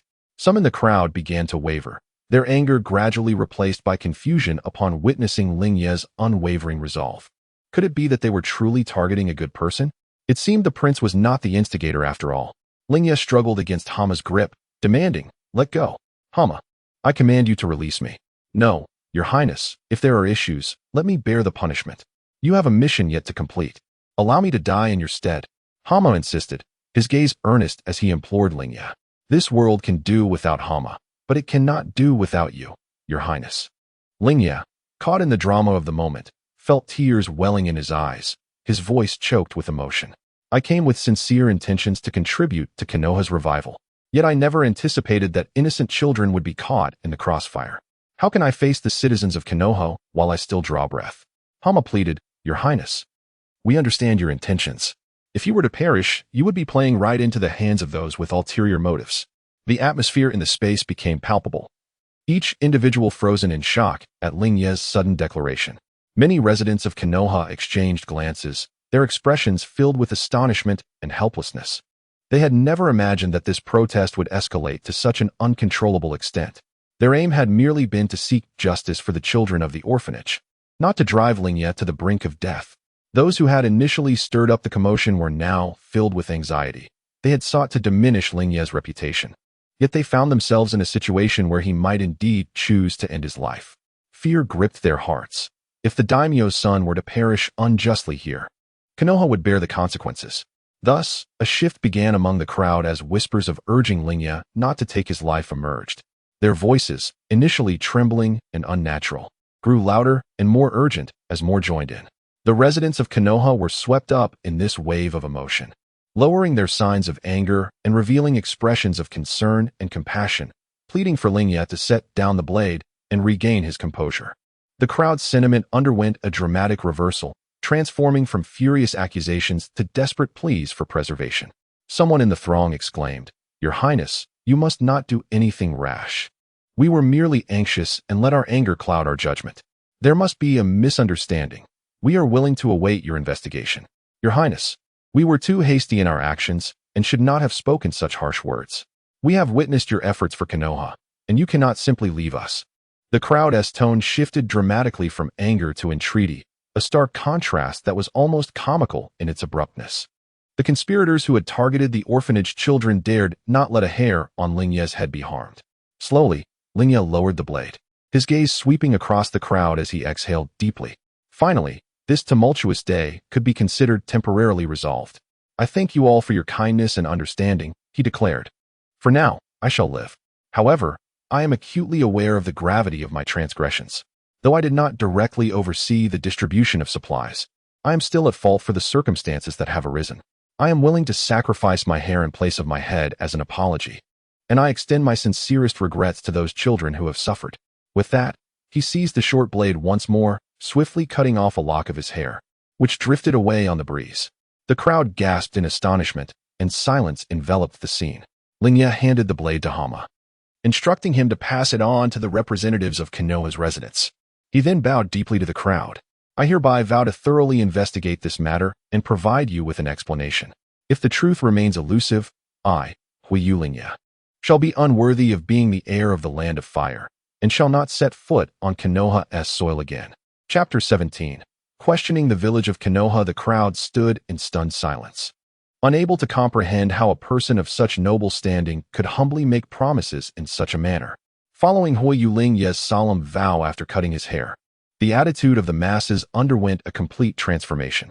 Those who had previously shouted angrily for him to leave Konoha were now quiet, and many faces betrayed expressions of shame and admiration. Your Highness, we were truly blinded by our anger and heedlessly believed those rumors, causing this disturbance. There must be someone scheming behind the scenes, intent on ruining the relationship between Konoha and the Land of Fire, undermining the good you have done for us. Whispers of doubt began to ripple through the crowd as they recalled Huiyu Lingye and Appo's previous actions in Konoha and his genuine concern for its reconstruction, which seemed entirely incompatible with the idea of harming the children in the orphanage. Seeing the shift in the crowd's demeanor, Huiyu Lingye felt a sense of relief wash over him. I am grateful for your trust and support. I shall swiftly uncover the truth and expose the hidden culprits, restoring peace to Konoha. Until then, I urge you all to remain vigilant and not fall prey to those with ulterior motives. Understood. The crowd gradually dispersed, as if nothing had transpired. With Huiyu Lingye's astonishing act of self-sacrifice and his subsequent vow, tranquility seemed to return. The members of the Uchiha Security Bureau present bore witness to the entire event, their eyes reflecting awe. They had witnessed firsthand the depth of public outrage, and in mere minutes, he had quelled it entirely. Such skill and audacity were difficult to fathom from a mere 4-year-old child. Some of the younger Uchiha, who had previously harbored doubts about Huiyu Lingye, now looked upon him with newfound respect. They had not anticipated that the son of the feudal lord would exhibit such resolute courage and a sense of responsibility, declaring his innocence and determination in such a dramatic fashion. Was this truly a child raised in the lap of luxury? A war orphan who had lived on the streets could not possibly possess such wisdom. Was this a manifestation of divine lineage? Uchiha Fugaku, the clan leader, observed Huiyu Lingye's actions and felt a sense of admiration. He had long understood the cruelty and complexity of political struggles. Yet what he witnessed today caused him to re-evaluate Huiyu Lingye. The depth of this child's intellect and the steadiness of his actions surpassed that of ordinary youths. His ability to make swift judgments under immense pressure and to turn the tide in such an extreme manner was not something an ordinary person could achieve. Perhaps such an individual could indeed save the Uchiha clan. But to ally with the feudal lord? Would that not be tantamount to severing ties with the Hokage?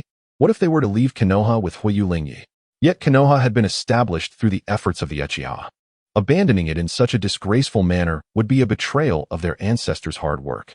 Uchiha Fugaku found himself reassessing Huiyu Lingye's capabilities, and the thought of aligning with him became increasingly clear in his mind. He stepped forward, bowing slightly in deference.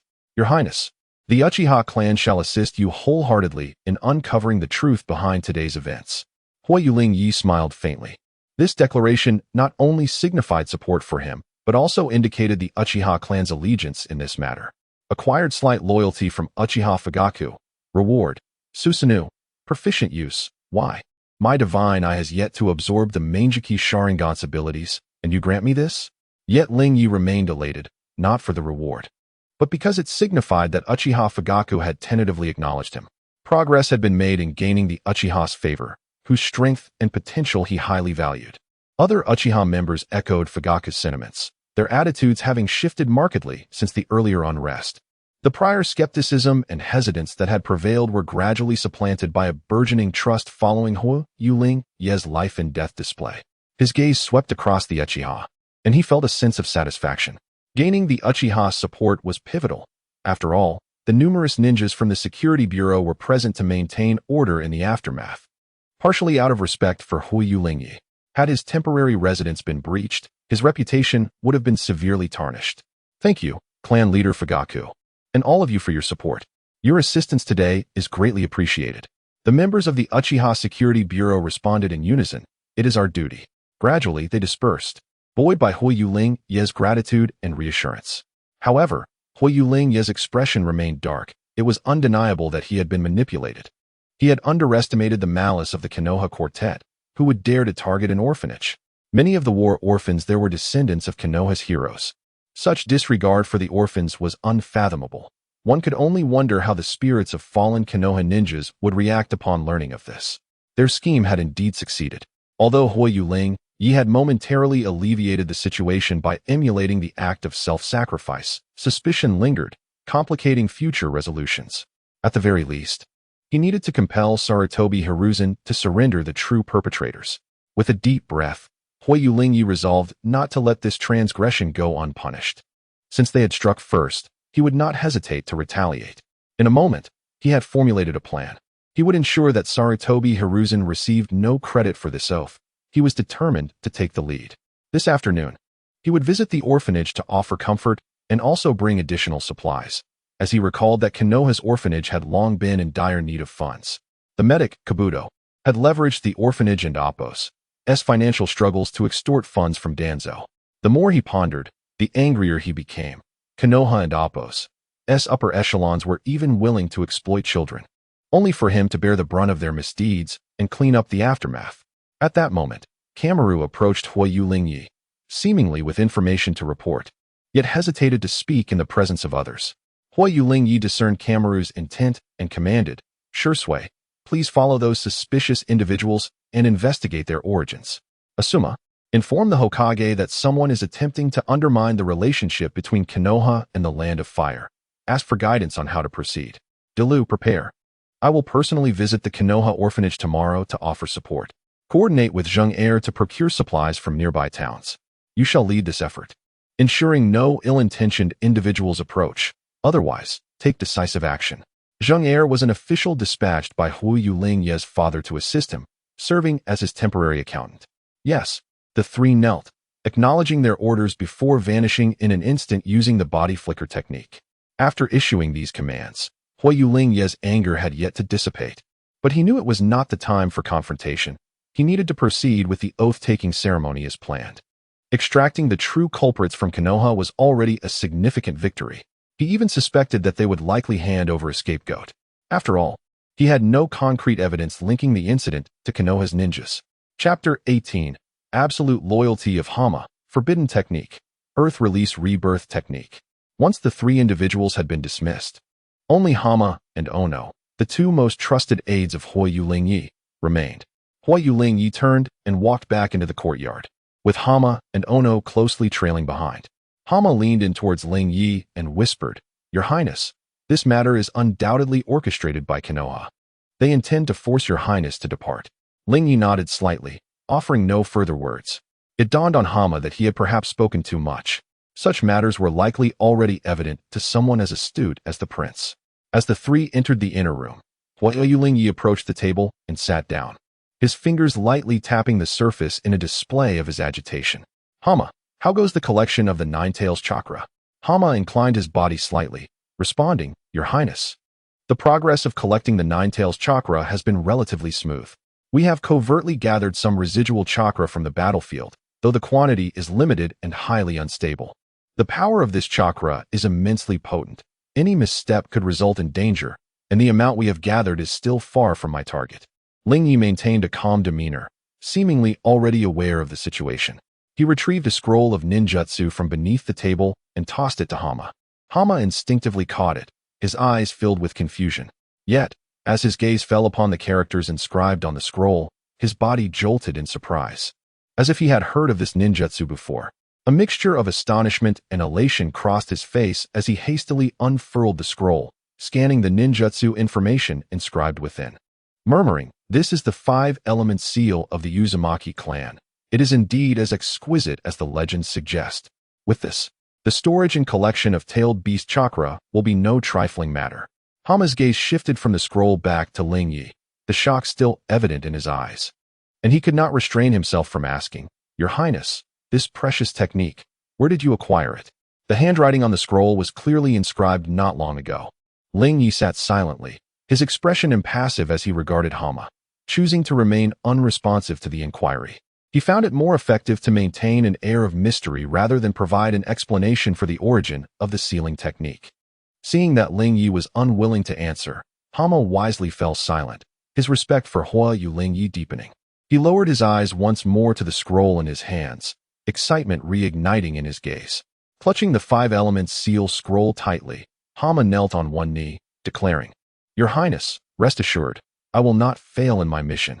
I will collect more chakra before the tailed beast chakra dissipates, creating the most perfect weapon for you." At that moment, Lingye halted Hama's fervor, saying, "There's no need for haste. I noticed your clothing has become somewhat worn. I happened to pass by a clothing store yesterday and picked up a few items for you to try on." Hama stood frozen in place, glancing down at his slightly tattered attire, astonished that the prince had taken such care to personally procure garments for him. Hama opened his mouth, seemingly wishing to express his gratitude, yet words failed him.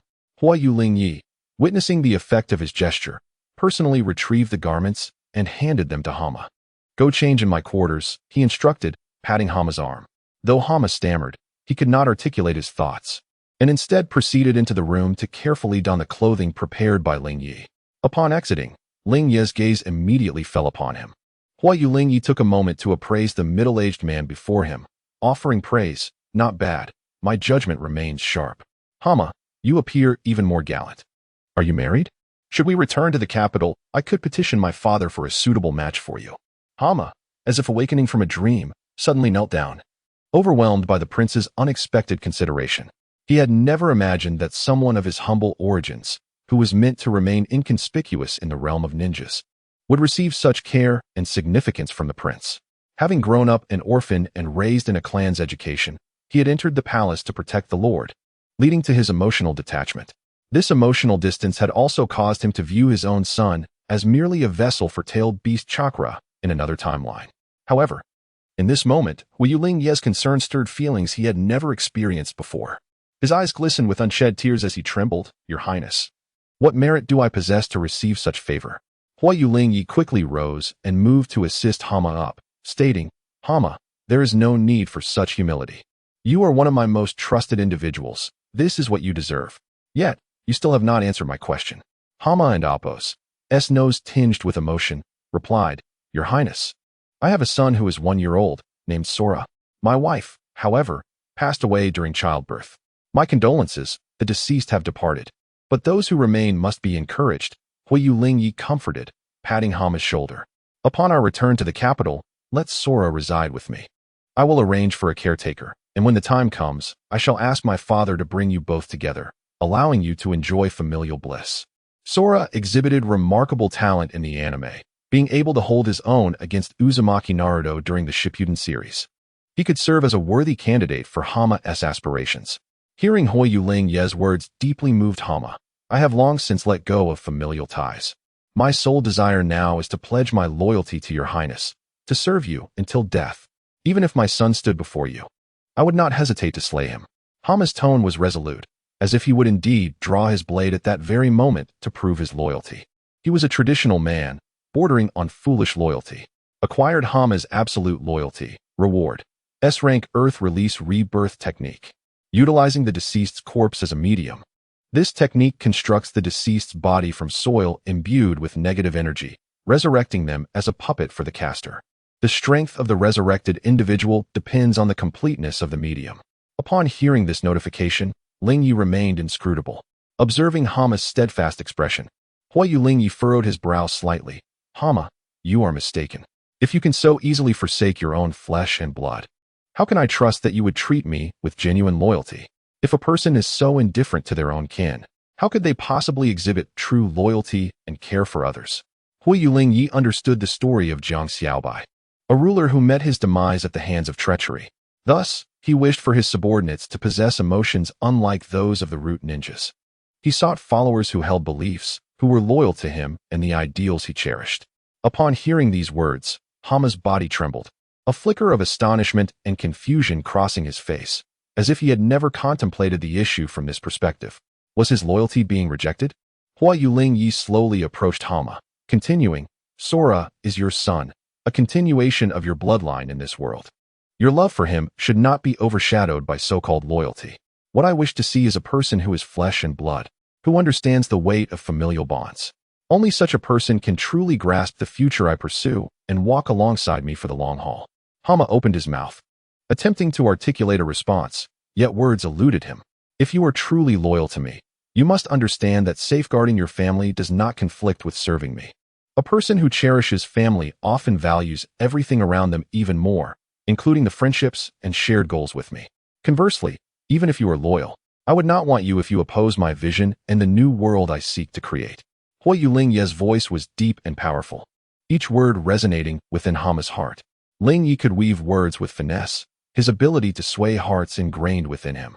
Yet, these statements emerged from the depths of his being. He aspired to unite the hearts of the people through benevolence, while wielding power through tyranny. And for his initial cadre, he naturally sought those who understood his vision. Upon hearing Lingye's words, Yi could not help but be moved. He admitted that when he learned of Hama's intent to kill his own son, a chill swept over him. As a man with a family, must he truly forsake his wife and children to prove his loyalty to his highness? Although Lingye's remarks were not directed at him, they stirred a profound emotion within Yi. The initial chill he felt transformed into admiration for Lingye, and he silently rejoiced in following such a wise leader. Hima knelt there, while Lingye's words struck him like a heavy hammer, shattering the steadfast notion of loyalty he had held for so long. Chapter 19.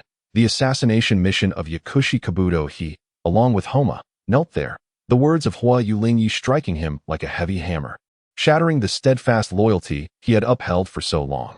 Memories of his past flooded his mind, from an orphan to a guardian by the side of the Daimyo, shaped by the harsh realities of the ninja world into that almost obsessive loyalty. For the sake of his lord, he would sacrifice everything, even his own flesh and blood. This was akin to the belief held by Konoha that one must go to any lengths for the sake of a mission. Yet now, the prince had revealed to him that this was misguided, urging him to grasp the essence of true loyalty. Your Highness, I understand now. Homa raised his head, gazing at Lingye.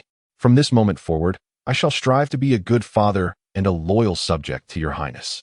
I will dedicate my life to safeguarding your ideals while also protecting my family, for that is the true path of loyalty. Lingye displayed a rare, genuine smile, realizing why those righteous figures often encouraged others to pursue goodness. There was indeed a sense of fulfillment in it. Though he reveled in power and desire, and was known for his vindictiveness, he still considered himself a good person, at least within the twisted worldview of this shinobi realm. The standards for goodness had been lowered to a terrifying degree. While he may not possess the saintly nature of Naruto, his dreams were grand. He aspired to be a divine sovereign capable of changing the world, a ruler of eternity. Lingye grasped Homa's arms, helping him to his feet. Remember your words today. Go forth and complete your mission. Understood. Homa rose, donned his tattered garments, wrapping them around his new attire, and carefully cradled the few new pieces of clothing before striding away. He placed the garments back in his room, disguised himself, and quietly exited the courtyard. For some reason, today he felt as though he were floating while wearing the clothing bestowed by the prince. Even the air on his path seemed sweet. Meanwhile, Lingye ordered Oya to patrol the vicinity, waiting until the area was devoid of people. He then cast aside any concern for appearances. What a divine technique. It's akin to the reanimation jutsu. He thumped the table, expressing his exhilaration. With this ninjutsu, he could amass his own army of the deceased. It was almost revolutionary. With but a nearly intact corpse, he could resurrect a puppet imbued with all the abilities of that ninja. In a sense, it was even more effective than the reanimation jutsu. The latter required only a portion of the deceased's remains in the sacrifice of a living being, often resulting in the resurrection of overly powerful entities that had to be significantly restrained. Conversely, the earth release reanimation technique necessitated merely a complete corpse to summon an undying henchman. When considering potential candidates, Lord Lingye immediately thought of the recently deceased Minato Namikaze and Kushina Uzumaki. Their bodies now lay in the Konoha cemetery. Perhaps it's best to wait. Stealing a corpse immediately after burial seems improper. I can retrieve them when the time comes. After all, with Shizen gone, there should be no one left to reveal my presence in the ninja world. This was merely Lord Lingye's excuse. The reality was that the recent bereavement had drawn many mourners to the grave, and any misstep could lead to discovery. He then reflected on the events of the day. The true issue lay in how public sentiment was so easily manipulated by these individuals, inspiring a new resolve within him. He realized the necessity of seizing control of the Fire Country's press. He must dominate public opinion, lest such narratives continue to unfold. Controlling public discourse was a forte of Danzo. After all, Kakashi Hitaki had perished under the weight of public scrutiny. Though Lord Lingye was not overly sensitive, he found the frequent public disdain quite unbearable. He resolved that upon returning to the Fire Country, he would establish a newspaper, one that would span the entire shinobi realm, not only to gather intelligence for himself, but also to shape public sentiment. He would name it the Shinobi Realm People's Daily, a publication for all citizens of the ninja world. In the Hokage office, Sarutobi Hiruzen sat behind his desk, while Danzo stood nearby, listening intently as an Umbu member reported on the situation outside. Once the Umbu member departed, Danzo could no longer contain his displeasure. This Lord Lingye, so young yet so cunning. After today's uproar, his standing among the Konoha populace will likely rise rather than fall. Furthermore, the Uchiha clan seems quite invested in this matter. They must be in collusion with him. If this is the case now, what will happen when he matures? What if he becomes Hokage? A glint of malice danced in Danzo's eyes as he leaned closer to Sarutobi, lowering his voice. I have arranged for some individuals and contacted the Daimyo's brother, Huyubai. Under his name, we can eliminate Lord Lingye. As for the Daimyo, we can easily find an excuse to deflect responsibility. This is our best opportunity to rid ourselves of him. If we miss this chance, it will be ever more challenging. He had already devised a plan. When the time came, Sarutobi would nod, and he would place the entire responsibility on him. At that moment, he would push Sarutobi out of power, and he would become the fifth Hokage. For them, trading an aging third Hokage for an ambitious heir of the Fire Country was a sure gain. Sarutobi could no longer contain himself, anger flashing in his eyes. Danzo, I warn you, do not act recklessly. This matter must be put on hold. Do not engage in any more underhanded tactics. Especially do not target the children at the orphanage. Such actions would tarnish our reputation in Konoha and could incite conflict between the Fire Country and Konoha. Consequences we cannot afford. As for the explanations Lord Lingye demands, I no longer require you to deliver several root members. We will simply state it was the work of foreign agents. Scapegoats we have been observing. Seeing Sarutobi's rare show of anger, Danzo ceased his insistence.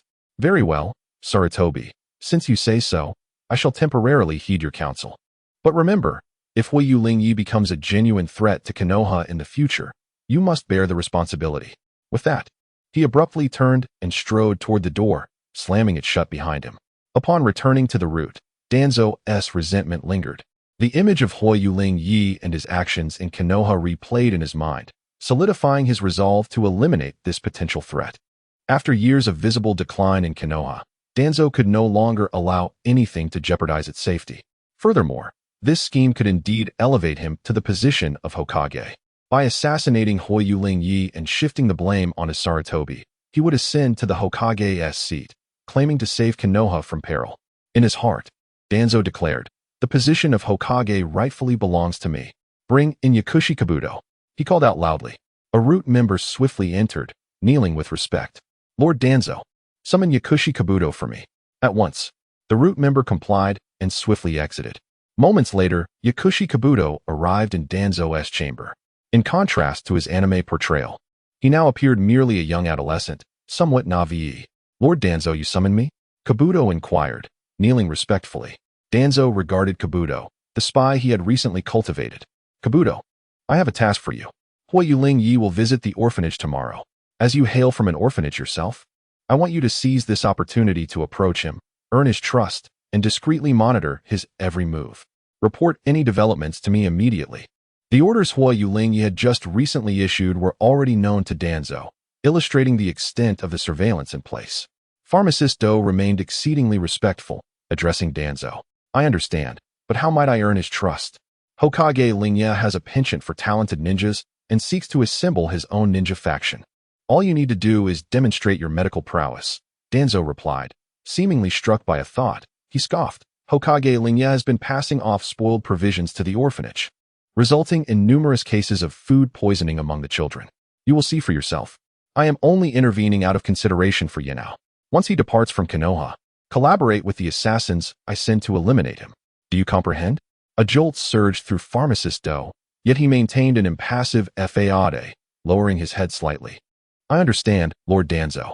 A surge of fury coursed through him, urging him to strike down the man before him, yet he dared not betray any emotion. Danzo, satisfied that his objective was achieved, remarked, as long as you understand, you know what to do.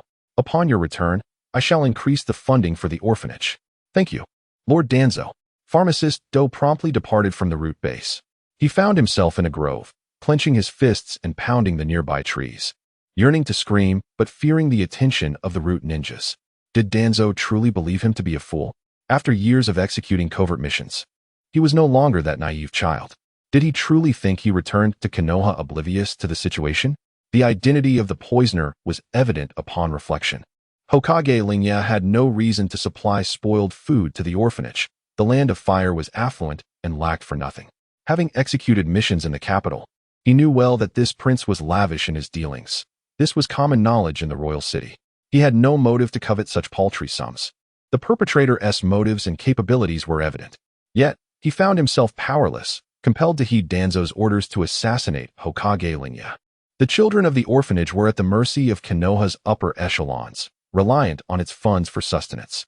Without that support, the children would once again go hungry. Thus, Danzo remained indifferent to whether Pharmacist Do would be loyal to him. As long as the children of the orphanage existed, Pharmacist Do would remain his pawn. Chapter 20. A visit to the Konoha orphanage and Yakushi Kabuto's thoughts. Early the next morning, Lingye's carriage slowly approached the Konoha orphanage, the wheels rolling over the cobblestone path, producing a dull sound. Following closely behind were numerous other carriages laden with supplies. A retinue of samurai and ninjas from the Land of Fire trailed the procession, serving as escorts for this visit. On either side of the street, countless Konoha residents paused to observe, their gazes fixed on the carriage, while murmurs of speculation arose among the crowd. A throng of curious onlookers followed the carriage, eager to witness the event. The news of Lingye and Appo's elevation to prominence had spread like wildfire throughout Konoha, and everyone was keen to see how this noble scion would conduct himself during his visit to the orphanage. As the carriage halted before the orphanage entrance, the director and caretakers, who had long awaited their arrival, hurried forward to greet him. The director, an elderly woman with graying hair and a warm smile, now bore a hint of anxiety and unease amidst her cordial demeanor. Following the departure of Yakushi Nanoyu, she had taken charge of the orphanage's affairs. Lingye quickly disembarked, striding towards the director, grasping her hand gently as he spoke softly. My apologies, dear lady, for my negligence that has caused the children to suffer. The director, hesitant to place blame on Lingye, quickly replied, It is not your fault. It is the machinations of other nations seeking to sow discord between the Land of Fire and Konoha. We must not fall into their trap. Just yesterday, Konoha had issued a statement announcing the capture and execution of spies from foreign lands attempting to disrupt the internal stability of the Land of Fire. It was unequivocally not an issue originating from within Konoha, and they dared not offend the esteemed Lingye, a benefactor. Feigning ignorance, Lingye continued to engage in polite conversation. That is also my fault. Where are the ill children? May I go see them? Lingye displayed a sense of urgency, shouldering the blame sincerely. Before departing, he instructed several escorts behind him, unload the supplies outside. Do not frighten the children. Lingye need not worry about any threats to his safety, for, as the Yi had informed him, the Umbu had shadowed him since he left his home. Turning back to the director, he added, Here are some provisions as a token of my remorse. Thank you, Your Highness. With these supplies, the children will be able to enjoy better meals. The director responded gratefully, bowing deeply as she escorted Lord Lingye towards the children's infirmary. As they walked, Lingye observed the orphanage's surroundings, noting its rudimentary facilities, yet they were meticulously kept clean. Upon entering the infirmary, an acrid scent of medicine assailed his senses. Many children lay feebly on their beds, occasionally emitting sounds of distress. Several doctors moved about, assessing the children's conditions. A surge of inexplicable anger welled within Lingye. The actions of Danzo were utterly inhumane. How could they exploit a group of homeless children? While he felt no guilt for himself, his fury was genuine. Political struggles affecting innocent children, especially those belonging to Konoha. Indeed, the first order of business upon the resurrection of Senju Hashirama and Senju Tobarama should be to eliminate Danzo. Approaching the bedside of a young boy, Lingye gently stroked the child's head. The boy opened his eyes, and a flicker of curiosity crossed his face upon seeing Lord Lingye. How do you feel? Lingye inquired softly. The child, glancing at an older boy at his bedside, weakly replied, Brother, I feel a bit unwell, but Director Granny says I will get better. The officials accompanying Lingye internally scoffed at the boy's boldness. Addressing the prince as brother was a privilege that many in the Land of Fire could only dream of. With such a statement, the boy would likely never be bullied in the orphanage again. This was the essence of power. One casual remark could alter the course of a life. When Lingye first traversed this world, he too was unaware of such truths. It was only after he had fallen ill and lamented to his father about a distant mountain obstructing his view of the sunrise that he never saw that mountain again. Later, he discovered that his father had issued multiple S-rank missions in Konoha to level that mountain. It was in that moment that Lingye truly acknowledged his adoptive father. What the director said is true. Everyone will recover. Lingye reassured the boy, then turned to the director, declaring, All the children here must receive the best medicine, and I shall bear all expenses. Furthermore, I will ensure that my father allocates funds to support this place. No one should suffer, especially not them. Additionally, should any of the orphanage's children desire to attend the Ninja Academy in the future, I shall cover their tuition as well. This serves as a small gesture of my contrition. The director, overwhelmed with joy, repeatedly expressed her gratitude. Your Highness, you possess a kind heart. It is a blessing for these children to encounter you. Finally, they would have the means to eat and live better, and perhaps gain opportunities to transform their lives. The orphanage had endured years of hardship, leading to many children suffering from malnutrition. The primary reason for this plight was the broader environment of Konoha.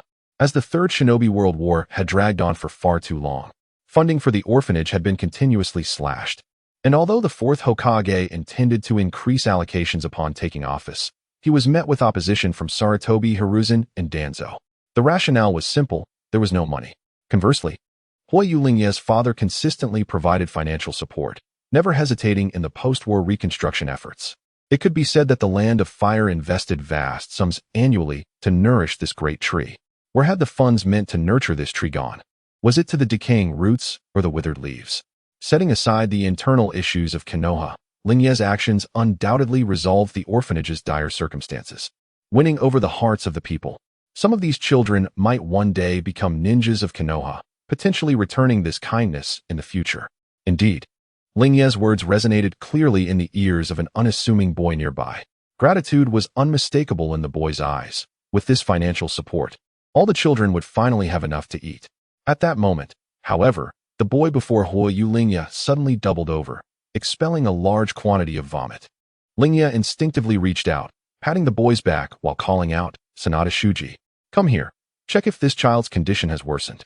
Sanada Shuji was the doctor accompanying Lingye on this trip, dispatched the previous day to assist with the treatments.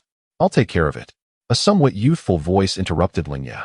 As a bespectacled boy rushed to the ill child's side, pushing Lingye aside. Lingye paused, his gaze falling upon the unexpectedly familiar face, his eyes narrowing slightly. This was Yakushi Kabuto. He was not supposed to be here at the orphanage, was he? Had he misremembered, or was Danzo playing a deliberate game? In an instant, Lingye's mind raced with conjectures.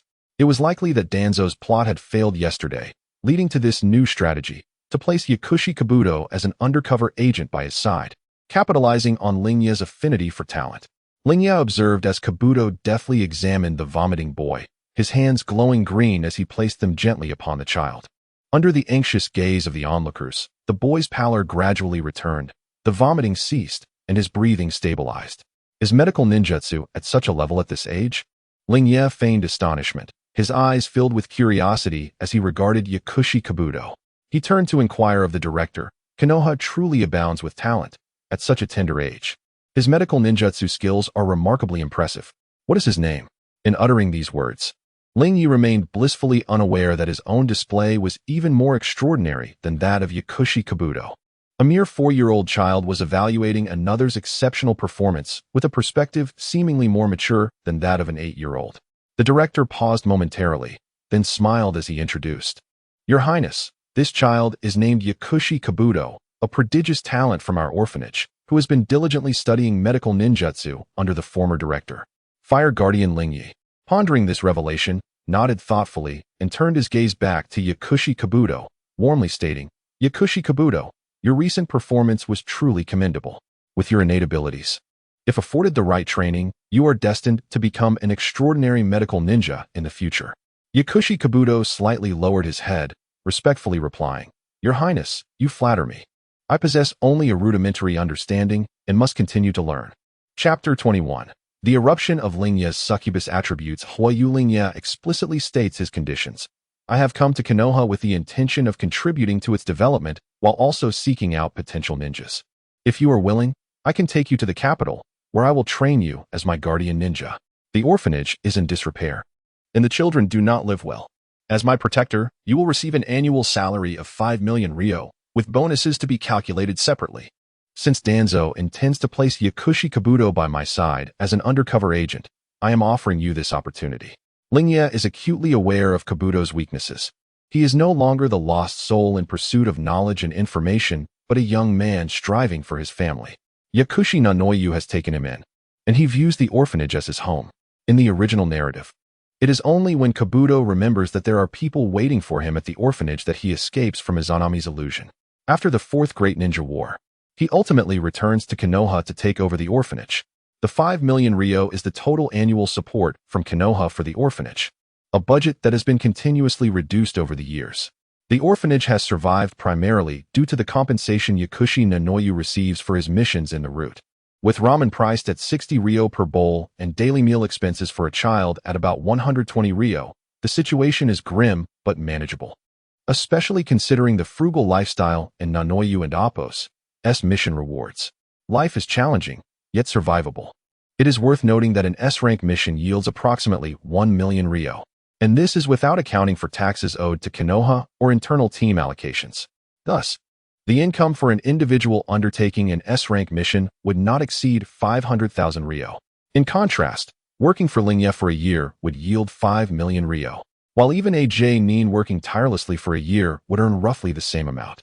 The headmistress's eyes widened in disbelief, her mouth agape, filled with incredulity. She could never have imagined that the son of a daimyo would extend such an enticing offer to a child from the orphanage. The accompanying officials are equally astonished, exchanging glances of disbelief. Although they are aware of the prince's lavishness, the direct recruitment of a child from the orphanage with such a substantial salary is beyond their expectations. One official can't help but mutter, "That's 5 million ryo. Such a generous offer from His Highness is simply..." Before he can finish, another nudges him with an elbow, signaling him to keep quiet. The doctors who had been tending to the other children also pause, their eyes wide with astonishment. They have labored for years, earning meager salaries, while this young boy, merely for displaying a modicum of medical talent, is on the verge of receiving such a generous reward.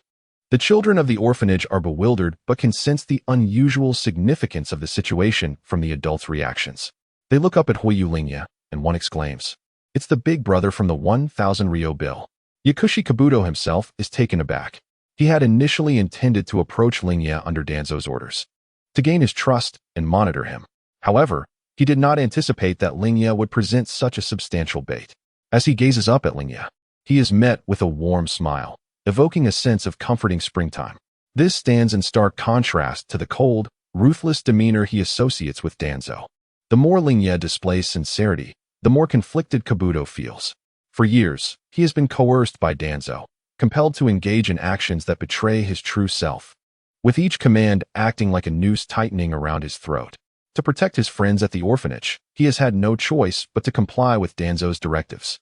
Yet, Danzo continues to trample upon his boundaries, as exemplified by the recent incident of the poisoned children, where he disregarded the lives of the innocent for his political maneuvers.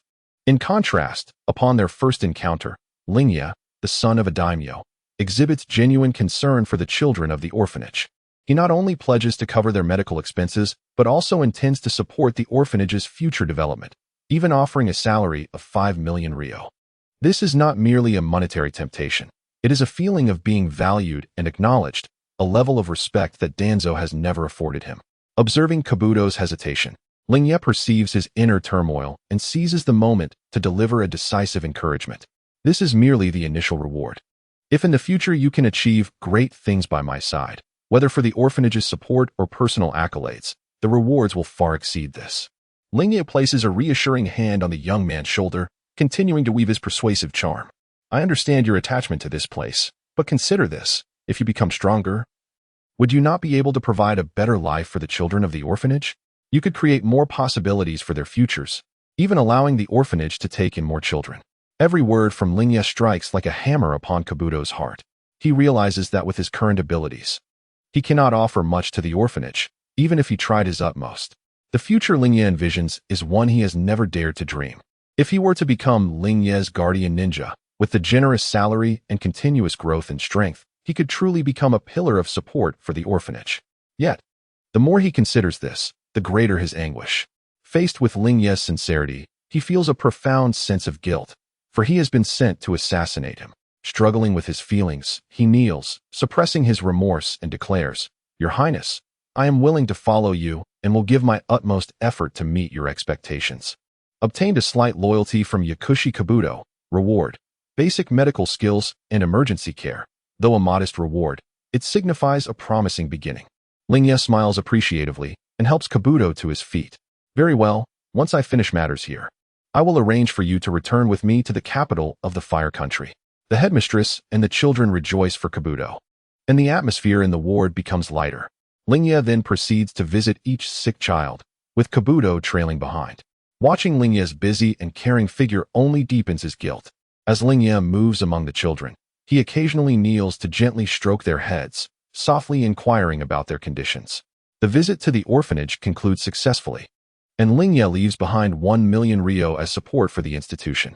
As night approaches, Yakushi Kabuto quietly departs from the orphanage.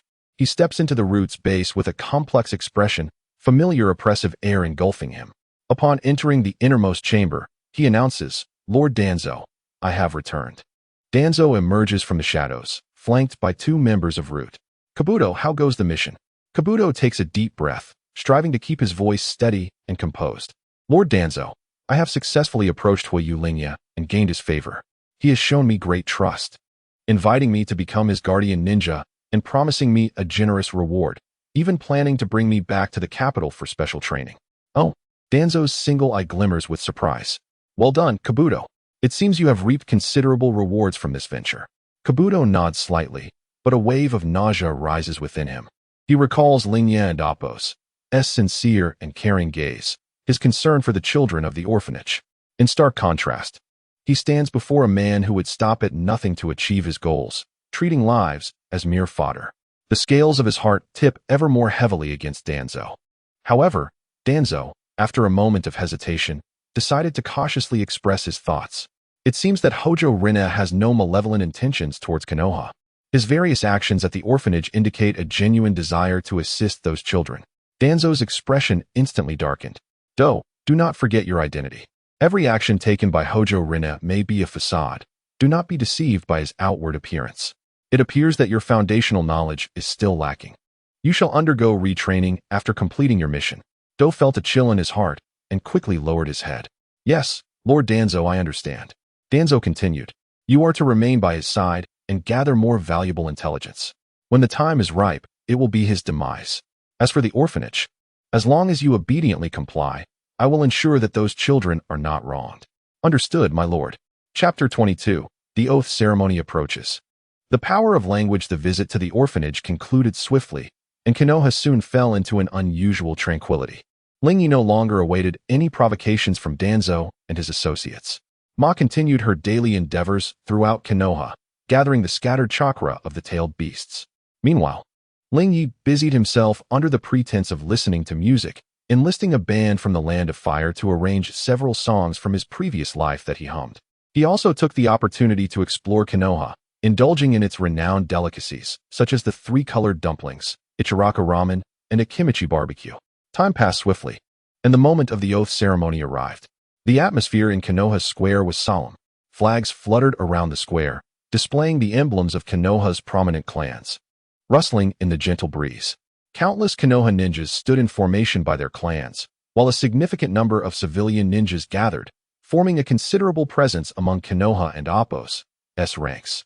However, most of them lacked strength and unity, with no leader to represent them, existing as a moderate faction within Konoha. Fire Lord Lingye and Sarutobi Hiruzen donned splendid garments, sitting atop the high platform and observing the bustling crowd below. The Uchiha clan, dressed uniformly, stood in neat rows on one side of the square. Uchiha Fugaku led the Uchiha clan at the forefront, while Uchiha Shursui stood among his kin, his eyes revealing anticipation, hoping that this oath could alleviate the Uchiha's awkward position. After spending several days together, he increasingly trusted the young lord. The Hyuga clan, the Inuzuka, the Yamanaka, and the Nara clans also took their positions as per their designated places. At the outermost edge stood numerous spectators, including many children from the orphanage. Lingye quietly assessed Konoha's military strength from his vantage point. One could only surmise that even a frail camel surpasses a horse in size. Despite Konoha's decline, it still housed over 10,000 ninjas. Among this vast army, the lower and middle-ranking ninjas accounted for a staggering 99%. Yet most were seasoned veterans hardened by the trials of the Third Shinobi World War. However, they had largely lost their will to fight, now fearing warfare. Having endured the Third Shinobi War and the Nine Tails turmoil, their fighting spirit had waned. Lingye aimed not only to execute his own plans, but also to unify them and restore their confidence. Much like Gaara in the original story before the Fourth Shinobi World War, who inspired countless individuals to cast aside past grievances and cooperate wholeheartedly in preparation for the ensuing conflicts with the Wagakure and Kumogakure. In his recollections, following the Nine Tails incident, both the Wagakure and Kumogakure had launched wars against Konoha. This led to the later events where Kumogakure attempted to abduct the Hyuga clan's heiress during the peace treaty signing, only to be thwarted by Hyuga Hisashi, who was killed while defending his daughter. Subsequently, Konoha had to endure humiliation, seeking out Hyuga Hayashi as a scapegoat.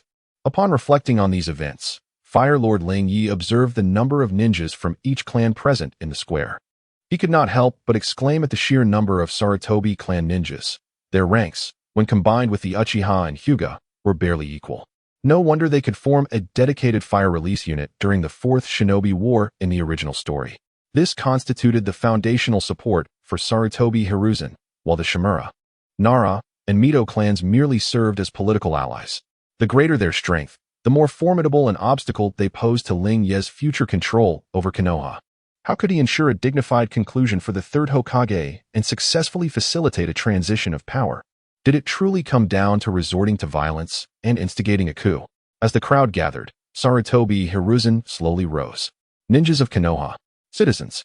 His voice resonated through the sound system, reaching every ear. We are gathered here for this momentous oath ceremony. In light of Konoha's enduring challenges, we must rekindle the strength of all our people and reaffirm our resolve to protect our village in the Land of Fire. The crowd below wore solemn expressions, attentively listening to the esteemed Hokage's address. Hiruzen slightly turned, casting a glance at Lingye beside him, a warm smile gracing his face. Today, we are honored to welcome the son of the Daimyo of the Land of Fire, Lord Lingye. His noble heart and concern for Konoha have driven him to contribute tirelessly since his arrival. This oath ceremony is initiated at his behest, though he is young. His broad vision and profound insights are truly admirable. Today, he will serve as a witness to this solemn occasion, and we invite him to share a few words with us. At this, applause erupted from the audience. The reason for the varied intensity of applause was evident. Aside from the Uchiha, other clans hesitated, fearing to be the first to clap and incur the Hokage's ire. The Uchiha clan initiated the applause, followed by a brief pause before the Sarutobi clan joined in, leading to a collective round of applause from the crowd. The citizens of Konoha clapped sporadically, as many still harbored doubts following Lingye's previous controversies. Only the children from the orphanage applauded with particular fervor. Observing this scene, Danzo concealed a smirk of satisfaction. No matter how adept Lingye was at winning hearts, he remained no match for him. All present were still beholden to their authority. Only the desperate Uchiha clan would foolishly seek to curry favor with him, oblivious to whose Konoha it truly was. Sarutobi Hiruzen noted this spectacle with an approving nod. These clans ultimately acted in accordance with their interests. By deliberately having the Sarutobi clan delay their applause, he aimed to gauge how many clans leaned towards the young lord. It seemed that Konoha had yet to undergo a transformation, allowing the young lord to discern the current landscape.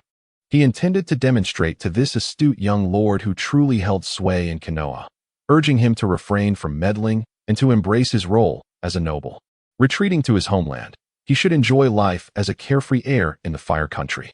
Hiruzen turned his gaze back to Lingye, who appeared unperturbed, seemingly unaware of the undercurrents at play.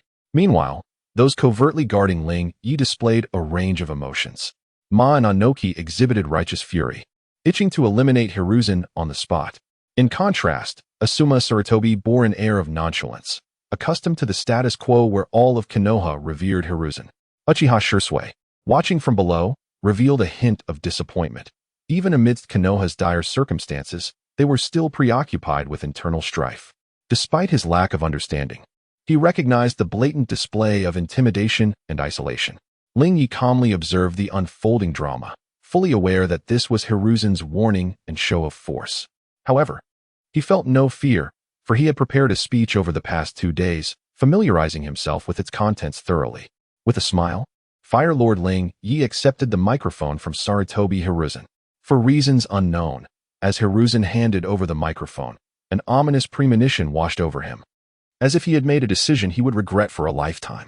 Lingye grasped the microphone, casting a slow gaze over the densely packed crowd, inhaling deeply before beginning to speak.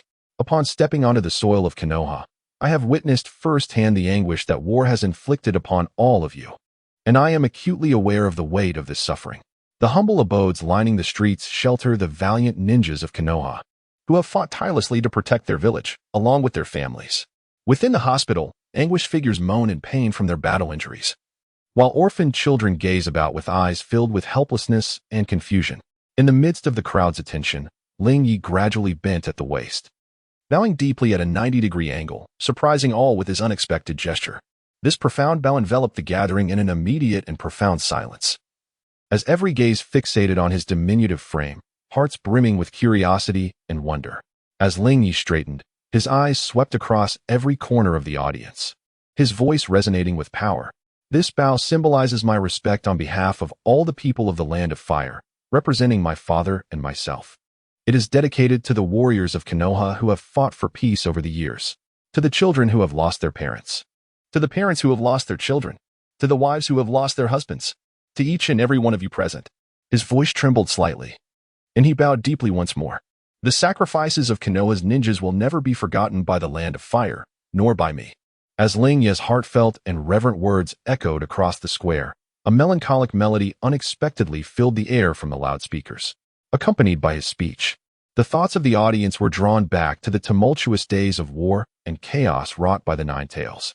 Each individual present bore the scars of conflict, and Lingye had poignantly unveiled the wounds of their souls. Many had lost loved ones to the recent turmoil, the chaos of the Nine Tails attack, claiming lives mere days ago. This is the power of music. Mere words might fail to stir their memories, but music can. This was one of the fruits of Lingye's preparation in the days leading up to this moment. Among the crowd, an elderly ninja with graying hair suddenly found his eyes welling with tears. His son, a young and brave ninja, had perished in the Nine Tails incident, sacrificing himself to protect the villagers, ultimately falling amidst the bloodshed. At this moment, the elderly ninja's tears flowed uncontrollably. Not far away, a young mother clutched her small child tightly, her body trembling slightly. Her husband had never returned from the Third Great Ninja War. In recent days, she had been raising her child alone, the hardships of life ever present. Lingye's words acted as a key, unlocking the long-sealed door to their grief. Additionally, a group of young ninjas, just returned from the battlefield, bore physical wounds and psychological scars that would not easily fade. Some had witnessed their comrades brutally slain by enemies, while others had sacrificed themselves to fulfill their missions. In an instant, a wave of sorrow spread through the crowd, for humans are social creatures, and emotions are contagious. Even those with hearts of iron were not immune. Among them, Kakashi felt a haze cloud his vision, lost in the sorrowful atmosphere. Before him, the figures of his mentor Minato and Kushina, as well as Obito and Rin, suddenly materialized, and a veil of white mist obscured his sight. Chapter 23. The Incarnation of the Little Mustache.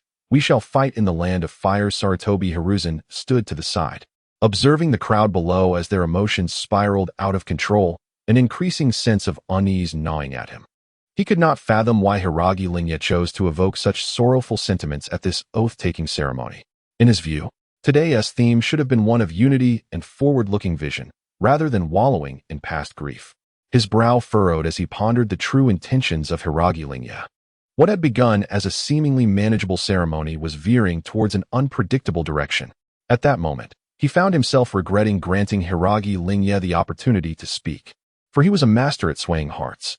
The suppressed pain within the audience surged forth like a flood breaking through a dam. Meanwhile, Lord Lingye stood quietly on the stage, his gaze imbued with compassion, as if he sought to share in the collective suffering of those below. This was his strategy. Lacking significant prestige, he had only an identity to exploit, and thus he aimed to maximize the advantages of that identity. Similar to his prior schemes with the Uchiha clan, his goal was to transform emotions. The Hidden Leaf Village had just endured the turmoil of the Nine Tails incident and the Third Ninja World War, leaving it battered and demoralized. He sought to ignite the sorrow stemming from the loss of loved ones, and then channel that grief into a fervent loyalty and fighting spirit for the Land of Fire. However, this task was fraught with difficulty. Should he fail to convert their sorrow, the morale of the Hidden Leaf would be utterly extinguished. Nevertheless, Lingye had meticulously prepared a speech titled "We Shall Fight in the Land of Fire," Hokage version. This address drew inspiration from the wartime speeches of British Prime Minister Winston Churchill. With a fiery gaze, Lingye surveyed the dense crowd. Noting that emotions had reached a boiling point, he shifted the tone, continuing, "The glory of the Hidden Leaf is inscribed upon every page of history. Our forebear, Hagoromo, reshaped the world with his wood release, while Madara wielded his Sharingan to dominate the ninja realm. Together, they founded the Hidden Leaf, ushering in the dawn of peace and putting an end to the relentless conflicts of the warring states. From that moment, ninjas no longer existed solely for bloodshed. They fought to safeguard the peace and prosperity of the Hidden Leaf, to protect their families and friends. The Hidden Leaf became the beacon of hope in the ninja world, a sanctuary long yearned for by countless souls." As Lingye recounted the splendor of the Hidden Leaf, the accompanying music transitioned, swelling into a stirring, sacred anthem. Any time traveler present would recognize its resemblance to the Mass. Though imperfect, it was a commendable rendition, and Lingye felt a sense of satisfaction. After all, they had to rely on Lingye's vocalizations to create lyrics. The rhythmic crescendo surged forth like a stampede of horses, exuding an overwhelming force. Coupled with the solemn choir, a grave atmosphere enveloped the gathering. The impassioned music surged like waves, while Lingye's words acted as a torch. Together, these dual forces precipitated a dramatic shift in the emotions of the Hidden Leaf's populace. Initially lost in sorrowful reminiscence, their faces etched with pain and despair, they began to awaken as the music intensified, the drumbeats resonating within their hearts, rousing dormant strength. As Lingye narrated the history of the Hidden Leaf, many began to show flickers of hope in their eyes. At the climax of his speech, he abruptly shifted his tone, his expression turning as cold as frost. Yet just yesterday, this honor and peace were desecrated. The Wagakure, in blatant disregard of the peace treaty following the Third Ninja World War, invaded our territory. Under the cover of night, they dispatched ninjas to infiltrate, seeking to wreak havoc upon our land. The border villages were plunged into panic, with citizens displaced and children awoken from their dreams, their cries echoing through the night. The ninjas of Wagakure pillaged and destroyed, leaving our homeland in ruins. This act by Wagakure is a declaration of war against the Land of Fire. It is a trampling of the peace our ancestors fought for with their very lives. They believed that after enduring the Nine Tails incident, we would be left vulnerable and weakened. But they were mistaken, gravely mistaken. Lingye clenched his fists, an inexplicable, formidable aura emanating from him. None could fathom how such a child could possess such presence. Fellow countrymen, the history of the Land of Fire teaches us that mere concession will not yield true peace. Only through iron and blood can genuine tranquility be forged. Our ancestors shed blood to construct the glory of the hidden leaf. How can we tolerate this honor being sullied by others? At this moment, Hokage Lingye paused briefly, as if gathering his emotions, raising his left fist high, as if calling for victory. As his speech reached its peak fervor, Hokage Lingye appeared as if possessed by the spirit of the little mustache. We possess the mightiest ninja forces in the entire ninja world, ready to shred our enemies. We have the most united populace, prepared to provide an unending supply. We are blessed with the most bountiful land, empowering us for a protracted struggle. From the mountains at the borders to the city streets, from tranquil villages to bustling markets, we shall stand vigilant. Our jutsu will become the blades that destroy our foes. Our will shall coalesce into an impenetrable fortress. We shall continue to fight, to battle fiercely, until our enemies fall, until life itself ends, until peace is restored. For the glory of our ancestors, the Land of Fire endures, the hidden leaf endures, peace endures. As Hokage Lingye uttered the final word, the venue fell momentarily into a profound silence, as if all present were ensnared in the fervent imagery of his impassioned address. Then, like a volcanic eruption, the square erupted into deafening cheers. The ninjas of the hidden leaf, ignited like barrels of gunpowder, unleashed their inner fervor. They leapt high, their kunai and short swords glinting in the sunlight, reflecting their fiery gazes. Fight! Fight! Fight! They shouted, initially scattered cries coalescing into a tidal wave of sound.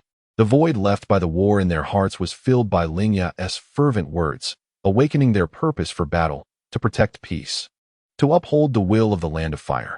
Throughout the history of warfare in the Land of Fire, most conflicts arose from a justifiable defense. After all, the Land of Fire was prosperous and had no need to wage war for barren territories. At that moment, Hokage Lingye's words rang true. Chapter 24. The re-evolution of the Divine Eye and the awakening of bloodline talents. The reaction among the common folk was equally fervent. The parents who had lost children, once shrouded in despair, now rekindled the light in their eyes. An elderly man trembled as he raised his cane, exclaiming, "His Highness speaks the truth. We cannot allow those invaders to prevail. As long as there is one person left in Konoha, we must not let the enemy succeed." Among the crowd, the children from the orphanage were particularly animated. They huddled together, cheeks flushed with excitement, clapping vigorously. The little boy who had been injured during the recent turmoil looked up with admiration in his eyes, gripping the hand of his companion as he declared, "When I grow up, I too shall become a ninja and protect the Land of Fire." As the deafening cheers erupted, the power of Lingye's divine eye quietly activated. Subtle threads of emotion quickly converged towards his eyes. These emotions included fury directed at the invaders from Awagakure, fervor ignited by Lingye's words, and yearning for peace and prosperity shared by the populace and the ninjas alike. All these intense feelings were absorbed by the Divine Eye, enhancing its development. The system displayed numbers rising steadily, from 491 to 513, until it culminated at 739. Lingye's Divine Eye did not undergo a dramatic transformation. Rather, he felt its potency augmenting, making his abilities more formidable. In contrast to the excitement of the ordinary citizens, the reactions from the prominent clans of Konoha were more intricate. The elders of the Uchiha clan exchanged glances, relief evident in their eyes. They had wagered correctly. Prince Lingye was indeed a person worthy of their trust. Lingye had truly altered the Uchiha's standing in Konoha, liberating them from long-standing suspicion within the village.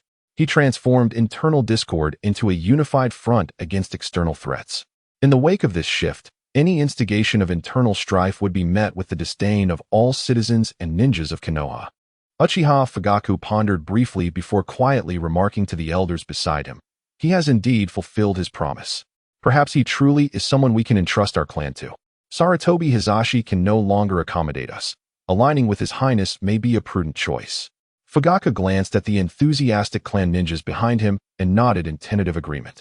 Gained moderate loyalty from the Uchiha clan. Reward: Indra's Bloodline 40, Mangeki Sharingan. Gained moderate loyalty from Uchiha Fugaku. Reward: Rewriting Seal. Hyuga Hayashi, the leader of the Hyuga clan, found himself lost in contemplation amidst the cheers. Initially skeptical of Lingye's arrival, He now had to concede that the young man possessed extraordinary charisma and capability. He felt fortunate to have cultivated a friendship with him, knowing that with Niji's presence, they had effectively positioned themselves on Lingye's side. The leaders of the Inuzuka, Nara, and Akamichi clans stood together, their concerns regarding Lingye's intentions somewhat alleviated by the infectious atmosphere. Nara Shikaku furrowed his brow, stating, "This speech's impact is beyond our expectations. We must reassess our relationship with him, for it seems this prince harbors ambitions that extend beyond our comprehension." The alliance between Sarutobi Hisashi and Lingye, though appearing harmonious, was fraught with mutual suspicion. Even the recent poisoning incident at the orphanage might have stemmed from their rivalry. Sarutobi Hisashi, aging and uncertain of how many years he had left, prompted the Hokage faction to prepare for the future. This prince was no ordinary figure. He was unlikely to settle for a leisurely existence akin to the current Daimyo. Meanwhile, Yamanaka Shiki silently rejoiced at his decision to entrust Yamanaka Kurenai to Lingye. In the crowd, Uchiha Sasuke's eyes sparkled with an unprecedented light as he gazed at Lingye on the platform, feeling his allegiance begin to waver. Once solely loyal to Konoha and the Uchiha clan, he was now influenced by Lingye's vision and sense of responsibility. Perhaps he truly was the one capable of altering the course of events.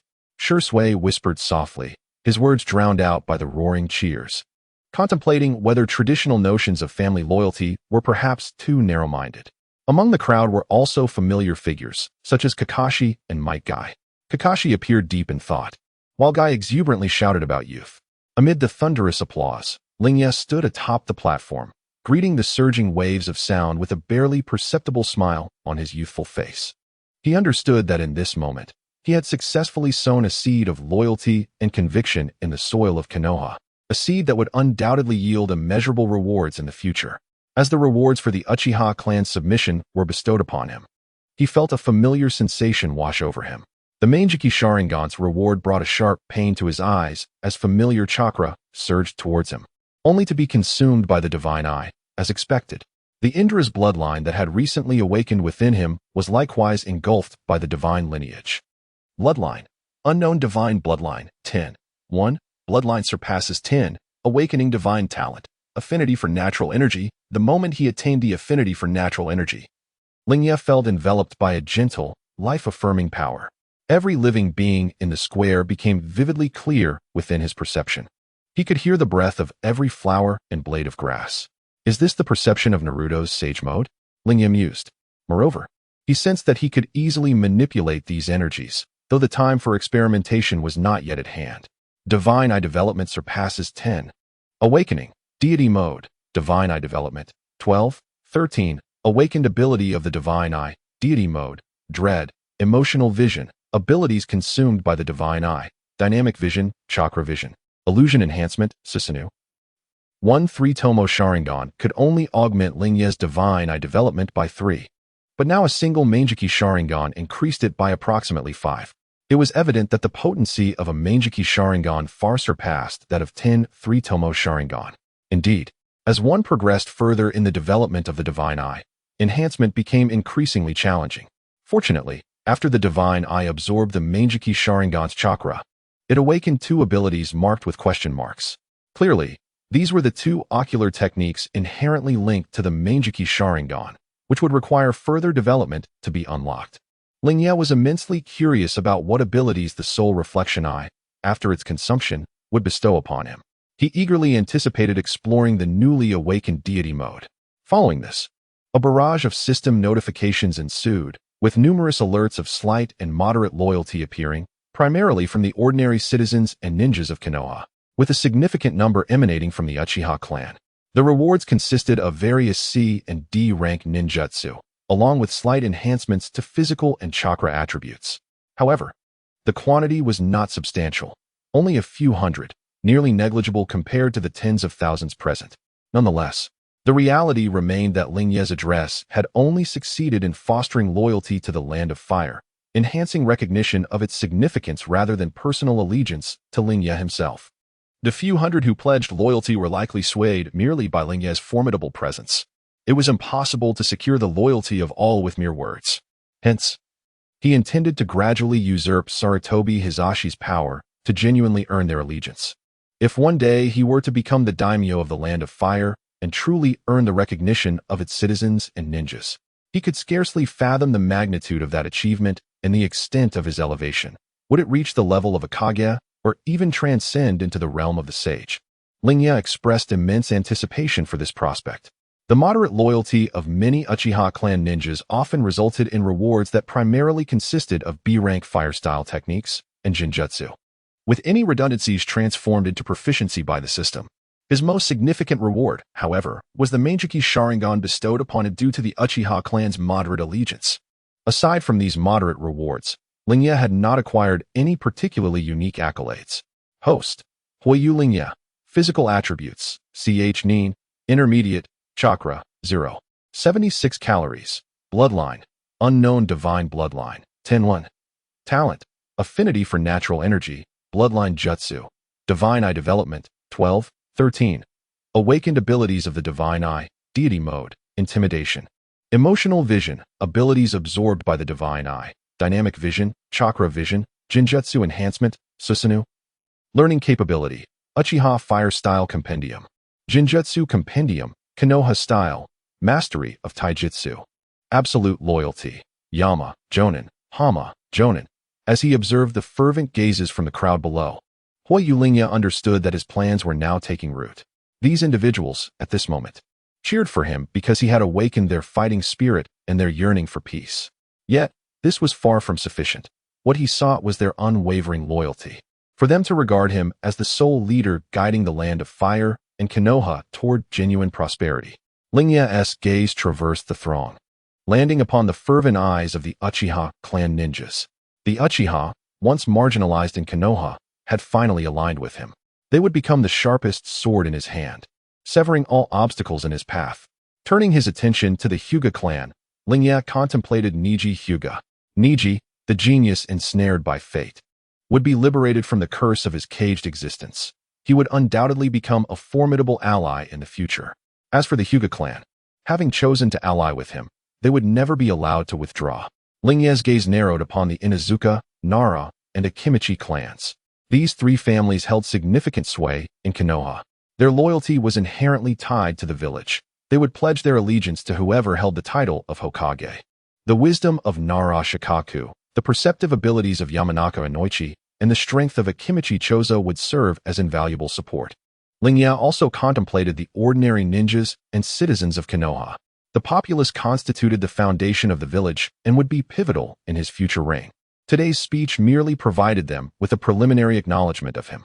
In the days to come, it was essential to demonstrate tangible benefits to ensure their willingness to follow him into adversity. With this thought in mind, Lingye turned his gaze towards Sarutobi Hiruzen. At this moment, the third Hokage wore a strained smile upon his face. Your era is drawing to a close, while mine is just beginning. Chapter 25. The Coup of Danzo. Escalating conflicts at this moment. As Sarutobi Hiruzen reflected upon his plans, both he and Shimura Danzo bore expressions of utmost displeasure. Hiruzen gripped his pipe tightly, his knuckles whitening from the strain.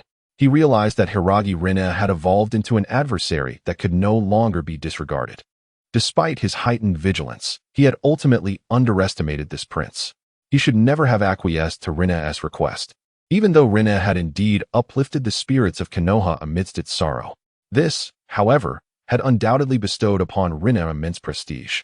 Hiruzen had initially believed that as the officiant of the oath ceremony, he could firmly control the situation, confining Rinne's influence within Konoha to a manageable scope. Yet, to his astonishment, Rinne's address had propelled the atmosphere to an unprecedented crescendo, relegating him to the role of a mere supporting character in this grand event. What troubled him even more was Rinne's deliberate emphasis on the status of the Land of Fire during his speech, subtly implying a close entanglement between Konoha and the Land of Fire, even suggesting Konoha's complete subservience to it. For Hiruzen, who had always strived to maintain Konoha's relative independence, this posed an immense threat. Danzo's eyes were filled with murderous intent. Rinne must perish, for only then could Konoha continue to thrive. He yearned to descend immediately and eliminate Rinne with a kunai, yet he refrained, knowing that such an act would only push Konoha to the brink of destruction. At that moment, Rinne turned to face Hiruzen, a humble smile gracing his features. Hokage-sama, the next steps rest in your hands. I believe that under your leadership, Inheriting the will of our predecessors, the ninjas of Konoha will unite even more resolutely to forge ahead for the future of the land of fire and Konoha. Hiruzen suppressed his discontent, forcing a smile as he took the microphone and approached the forefront of the platform. He intended to articulate something that would diminish Rinne's prestige. But as he opened his mouth, words eluded him. Observing the excited crowd of citizens and ninjas below, he found himself at a loss for words. His once prided eloquence failed him, leaving only two phrases echoing in his mind: the will of the people and the heart of the nation. Faced with such overwhelming momentum, what could he possibly do? Taking a deep breath to steady himself, he began, "Ninjas of Konoha, as His Highness has said, we carry the glory and mission of our ancestors. Today, let us pledge that regardless of the difficulties ahead, we shall strive wholeheartedly for the prosperity of Konoha and the peace of the land of fire."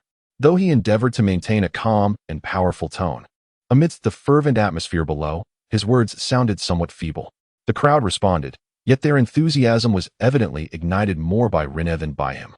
As the oath concluded, the crowd gradually dispersed, and the clamor in Konoha Plaza faded into tranquility. Rinne was about to depart from the platform, surrounded by his guards, when suddenly several figures obstructed his path. It was Danzo, his face seemingly veiled in frost, his eyes betraying uncontainable rage. Danzo's voice dripped with cold disdain. "Why did you deviate from the original speech, Your Highness? Are you aware of the consequences your actions have wrought?" Rinne raised his gaze slightly, meeting Danzo's murderous glare with calm composure. "I merely spoke from the heart. The atmosphere here, the pain and hopes of those ninjas and citizens, compelled me to utter those words." Danzo advanced a step, his chakra radiating an oppressive aura. "Your Highness is openly sabotaging our plans, disrupting the order of Konoha. What are your true intentions? Do you not recall the agreement established at the inception of the Land of Fire, forbidding the Daimyo from interfering in Konoha's internal affairs? What do you and your faction intend to achieve? Or have you been swayed by unscrupulous individuals, unaware of the need for me to cleanse your father's domain?" Danzo cast a glance at the ninja from the Hama clan, intending to coerce Rinne into submission and compel him to relinquish the Hama ninja. This was also a test of Rinne's stance, to ascertain whether these were truly Rinne's own convictions or if he was being manipulated by others. Hama and Oya stepped forward to bolster Rinne's presence. Rinne scoffed, his voice resonating clearly. "I act solely for the sake of Konoha and the Land of Fire. How could such noble intentions be misconstrued as malevolent? Yet you, Danzo, as the Hokage's advisor, what right do you have to question me?" At this juncture, Rinne resolved to no longer feign civility towards Danzo. Since Danzo had chosen to disregard decorum, Rinne would not extend any courtesies in return. Danzo, well aware of Rinne's sharp tongue, had prepared himself, adopting the guise of a loyal and patriotic elder. "I am merely concerned, fearing that your Highness has been misled by deceitful individuals. You are young and surrounded by treacherous advisors, unaware of the internal affairs of the Land of Fire. My loyalty stems from my genuine concern for your well-being. I trust you comprehend the adage that honest counsel is often unwelcome. If you refuse to heed my counsel, I shall be compelled to resort to more forceful measures, even if it tarnishes my reputation. I have already sacrificed a hand and lost an eye for the Land of Fire. I am indifferent to losing a head. Therefore, I implore you to surrender Hama." Stunned by Danzo's blatant demands, one might mistakenly regard him as a loyal subject. "As the son of the Daimyo of the Land of Fire, I need not justify my actions to you in my pursuit of Konoha's resurgence and the rekindling of the ninja spirits. Hama is my vassal, and thus cannot be surrendered." Rinne emanated an innate air of nobility and authority, his golden eyes radiating an inexplicable force that left those before him hesitant to act. Is it not a fortuitous event that today's oath ceremony has unified Konoha's strength? Yet you, in your aggression, dare to undermine my authority. What punishment shall befall Hama, a Konoha ninja who has transgressed against me? Hama promptly retorted, revocation of ninja status and 10 years of imprisonment in Konoha's jail. Very well, escort him before the Hokage. Oya, Hama, and the Earth Trio moved forward without hesitation, intending to apprehend Danzo, with the disgrace of a loyal subject. Danzo's blatant disrespect towards Rinne had long ignited their desire to act. In this situation, should Rinne take Danzo's life, it would solely be Danzo's fault. Conversely, Danzo could claim that Rinne had been led astray by treacherous influences.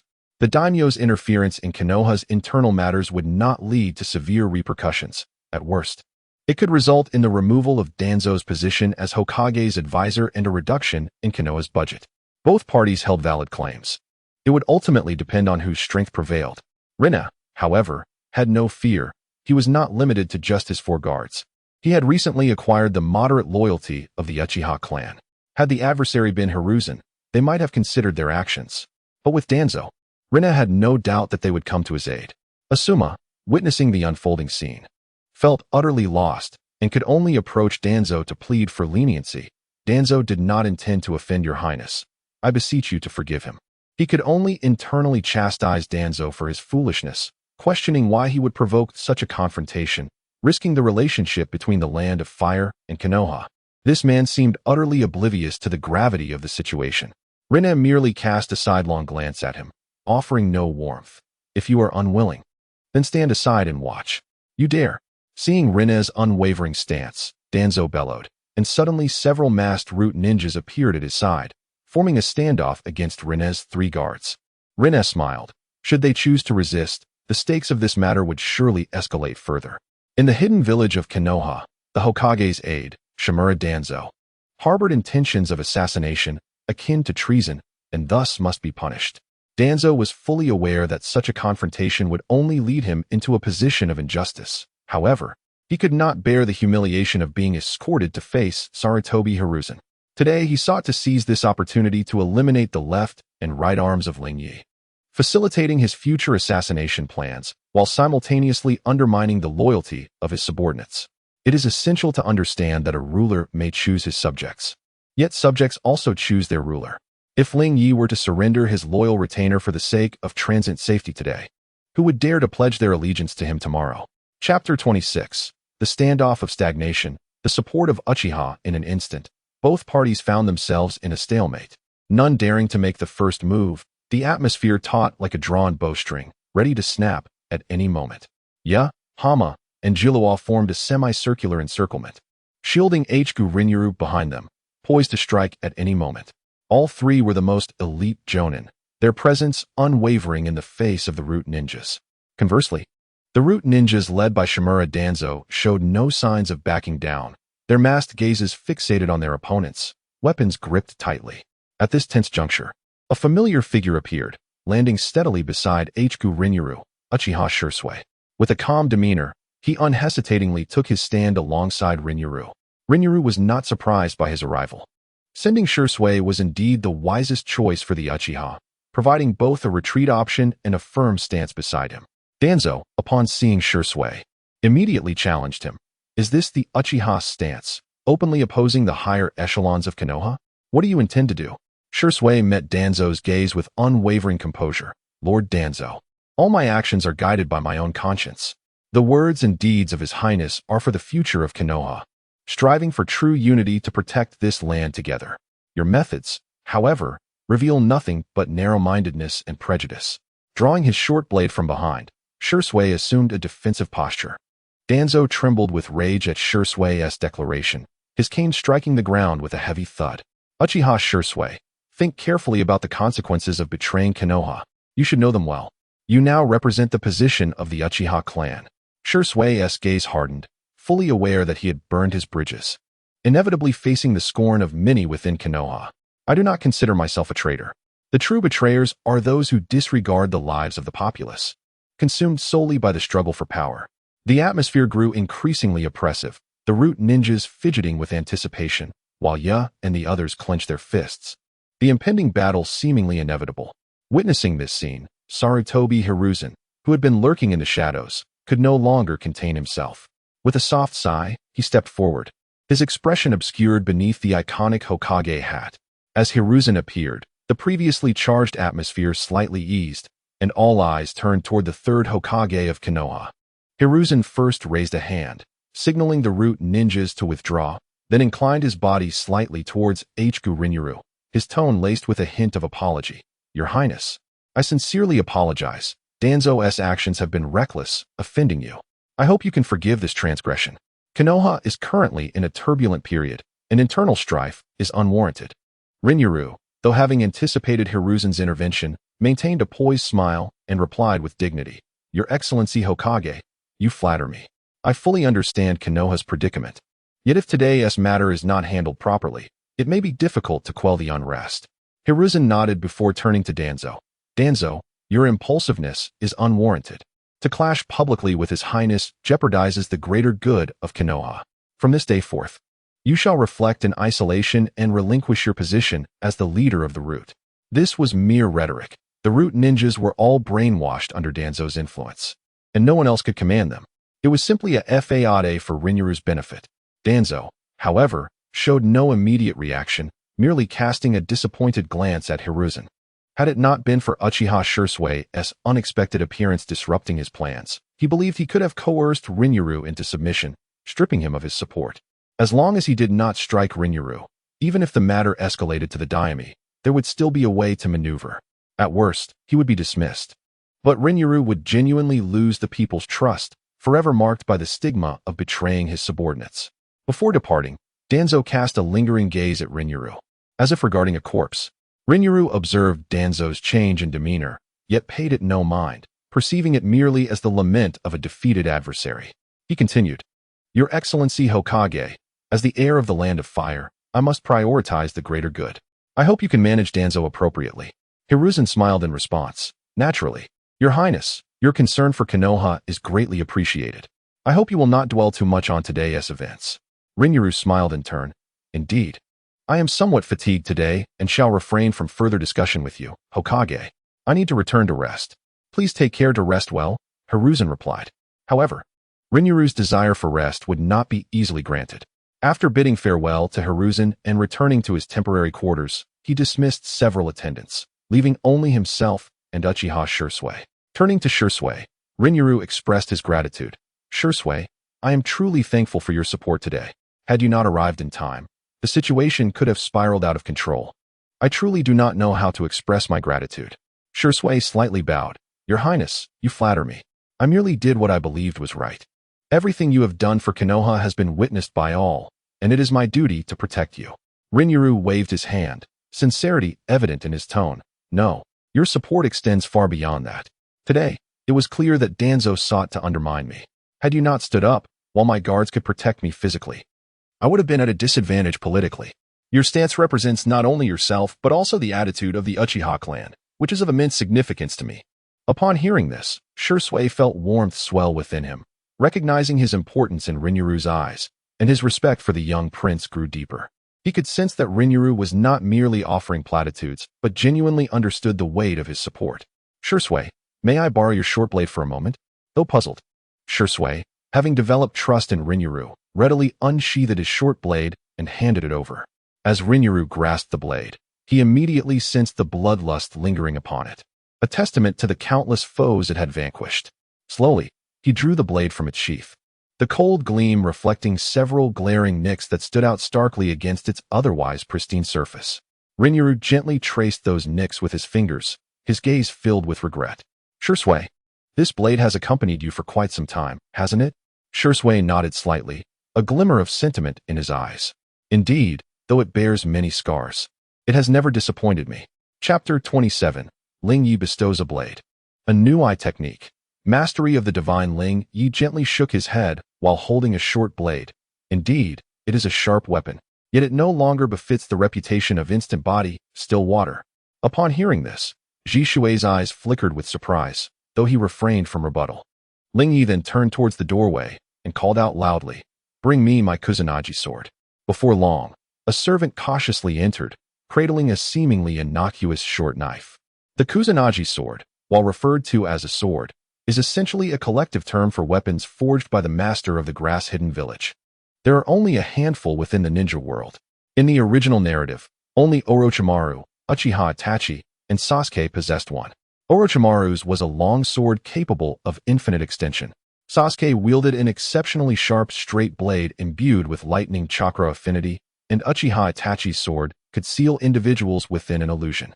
Fortuitously, one was housed within the treasury of the Land of Fire, which Lingye had requested from the Fire Lord, a gift once bestowed upon his father.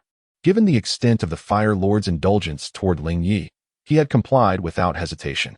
This blade lacked any extraordinary abilities, but it excelled in sharpness and resilience. Lingye took the short knife from the servant's hands and gently drew its blade.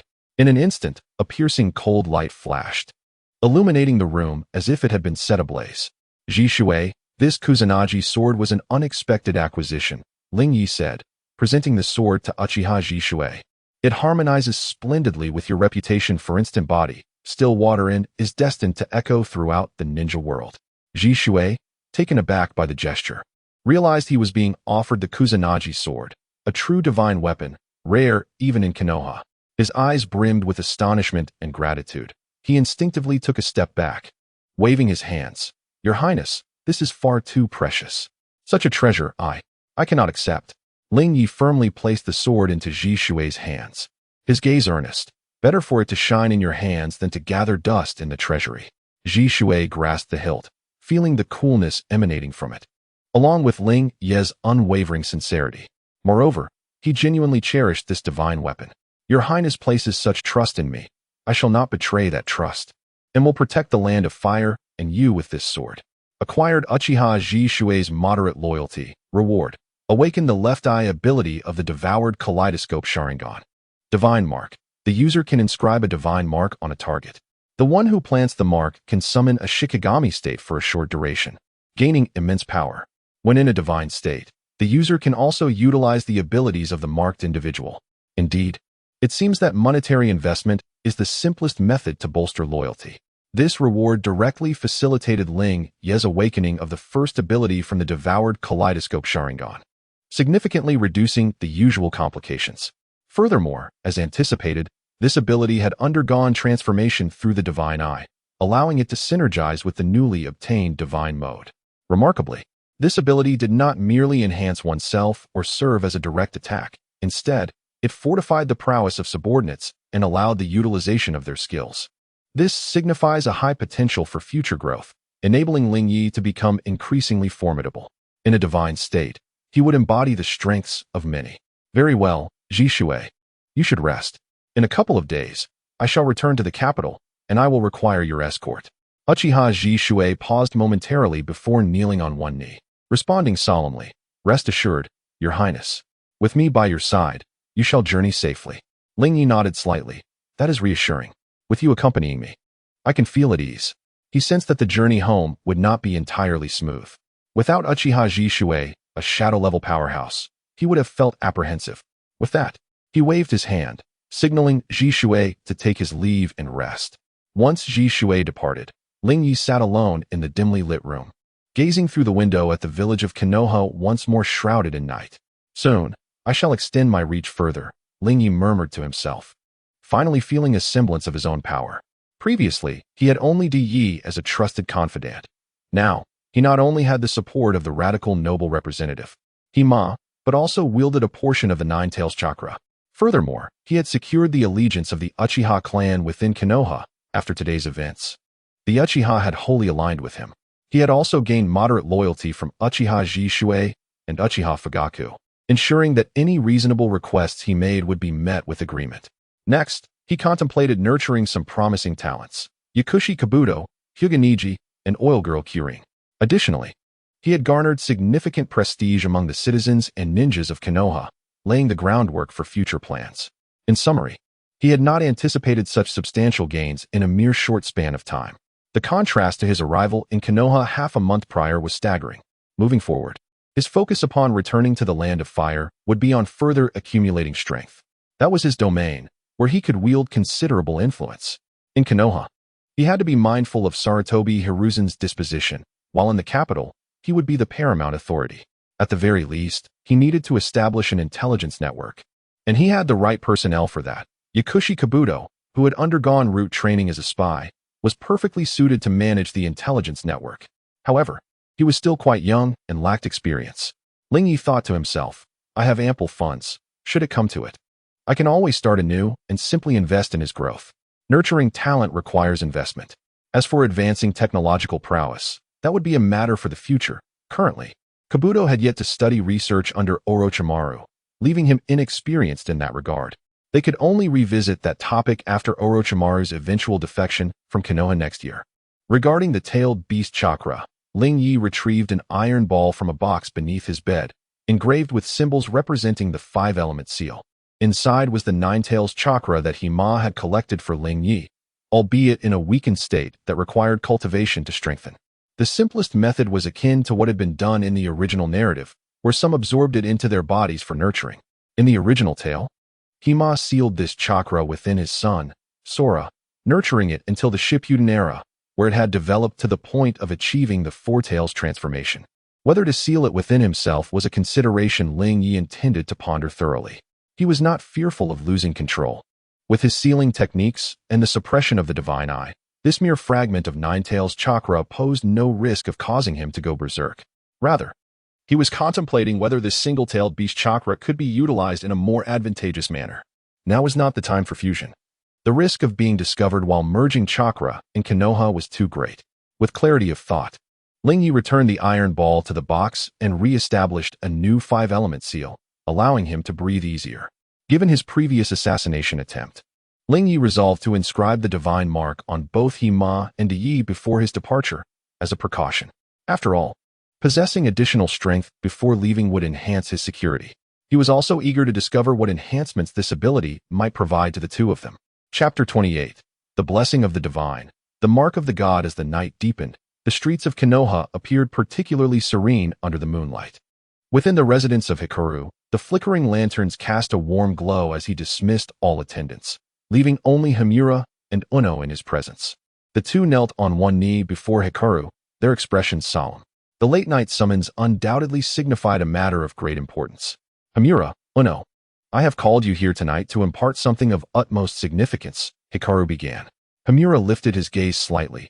Your Highness, are you perhaps planning to eliminate Danzo? Uno nodded gravely in agreement. Your Highness, at your command, I would brave fire and water without hesitation. There's no need for such alarm. It is not a grave matter.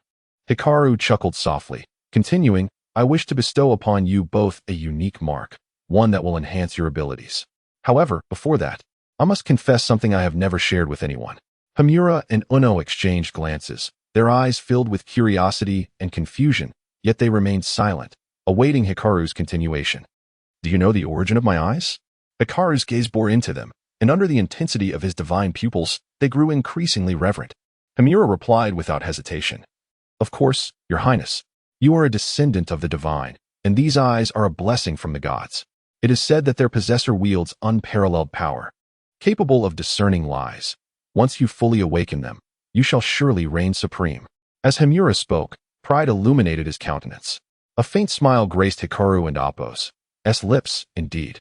These eyes possess extraordinary power, and I intend to use that power to bless you both. Instantly, Himura and Uno's eyes widened in shock and disbelief. Your Highness, are you serious? Himura's voice quivered slightly, struggling to grasp the reality of receiving divine favor.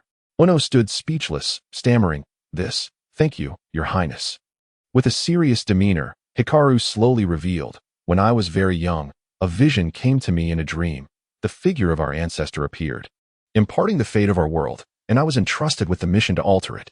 This revelation was Hikaru's strategy, by utilizing his divine eyes. The truth would inevitably surface. It was better to weave a narrative early on, facilitating explanations and enhancing his own reputation. After all, the notion of him receiving divine blessings had long been circulating.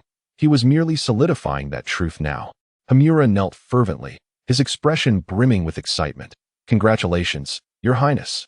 No wonder you have been exceptionally wise since childhood, harboring the world in your heart. It seems all is indeed predestined. Uno quickly followed suit, kneeling with utmost reverence. Your Highness, you are surely the chosen one, destined to guide the shinobi world toward a luminous future. The more mysterious and formidable Hikaru became, the more they felt validated in their allegiance. He was indeed the savior capable of transforming the world. Their loyalty to Hikaru filled them with immense pride, for they followed an extraordinary individual endowed with divine purpose, assuring them that their futures were intertwined with this ruler who would change the world. Hikaru raised a hand. I share this with you because I trust you and wish for you to understand that our endeavors are not solely for the land of fire or Konoha, but for the peace of the entire shinobi world. This mark will serve as the testament of our shared battle for our dreams.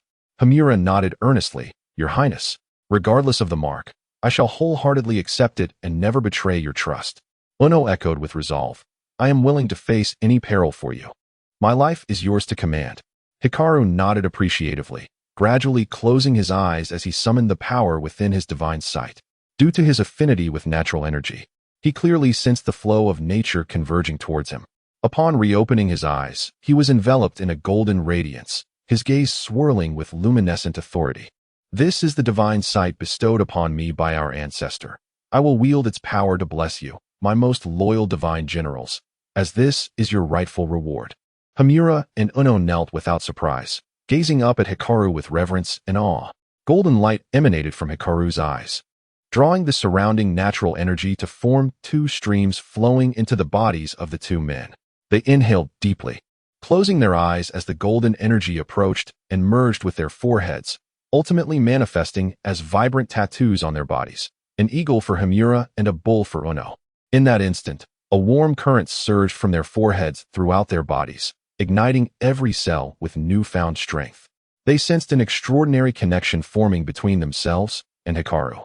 As they opened their eyes to gaze upon him once more, an overwhelming sense of admiration and respect welled up within them. Chapter 29, A Change of Fate. The conspiracy of the coup on the other side, Tuanzong, having returned to the roots, suppressed his inner fury, his face dark as if it could drip water. He kicked over the desk beside him and exclaimed, "Lord Lingye, you shall revel in your fleeting triumph these past few days." Despite Tuanzang's cunning nature and his efforts to emulate the composed demeanor of the second Hokage, Senju Tobarama, he found it increasingly difficult to conceal his anger after repeated humiliations in his confrontations with Lord Lingye. After regaining his composure, he promptly summoned his subordinates, issuing a hushed command, "Immediately contact Huayubai.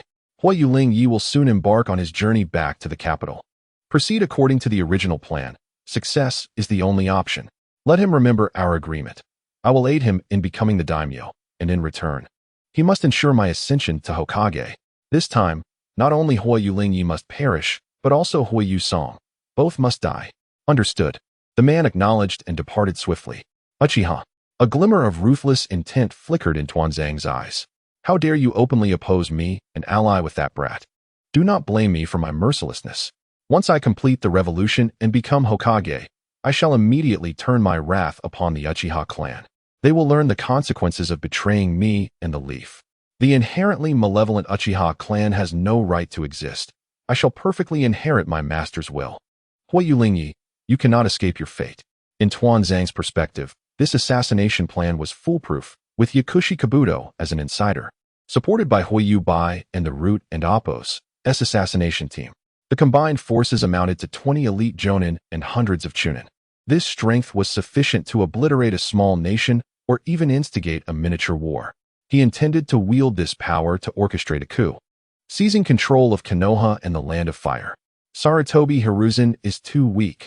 Under his management, the Leaf has even dared to meddle in the affairs of the Daimyo. Tobarama-sensei, you truly misjudged. Only I am the rightful candidate for Hokage. Reflecting on the decline of Konoha, he placed the blame squarely on his old partner, Sarutobi Hiruzen. He could not contain his voice, exclaiming, "Only I can lead the Land of Fire to greatness. Only I can usher true peace to the ninja world. I am the true Hokage. I am." Tuanzang's voice echoed through the desolate headquarters of Root, filled with his suppressed resentment and ambition. "Mark my words, sensei. I will prove myself as the true Hokage, stronger than Sarutobi Hiruzen. I will guide Konoha to a new pinnacle." "Tuanzang Darren, what brings you such joy?" Caught in a delirium, Tuanzang jolted at the voice, instantly regaining control over his unruly emotions. The madness on his face faded, replaced by the familiar gloom. He slowly turned to see Orochimaru stepping forth from the shadows, arms crossed, a faint, enigmatic smile gracing his lips. Tuanzang scoffed, though the murderous intent in his eyes had yet to dissipate. "Orochimaru, what brings you here? How goes your research?" Orochimaru tilted his head slightly, surveying Tuanzang's somewhat disheveled appearance. "I have made some breakthroughs in my research and ventured out for inspiration. I did not expect to overhear so much that was meant to remain hidden." "It seems you are planning something significant, Tuanzang Darren." Tuanzang furrowed his brow, reluctant to divulge much, but considering Orochimaru's capabilities, he suppressed his irritation. "The Daimyo's son is causing trouble in Konoha and conspiring with the Uchiha. He cannot be allowed to live. I have allied with Daimyo's brother, Huayubai, and we plan to eliminate him and his bothersome father on his return journey. This is a golden opportunity to seize control of the land of fire and reshape Konoha. Orochimaru licked his lips, an intrigued glint in his eye. Oh, that sounds quite fascinating. However, Tuanzong Darren, what makes you think I would aid you? Tuanzong smiled coldly. Do not feign ignorance, Orochimaru. Your research has reached a bottleneck. Has it not? Should I become Hokage, I will provide you with the resources and protection you desire for your research. Furthermore, with the success of this operation, both Konoha and the Land of Fire will be under our control.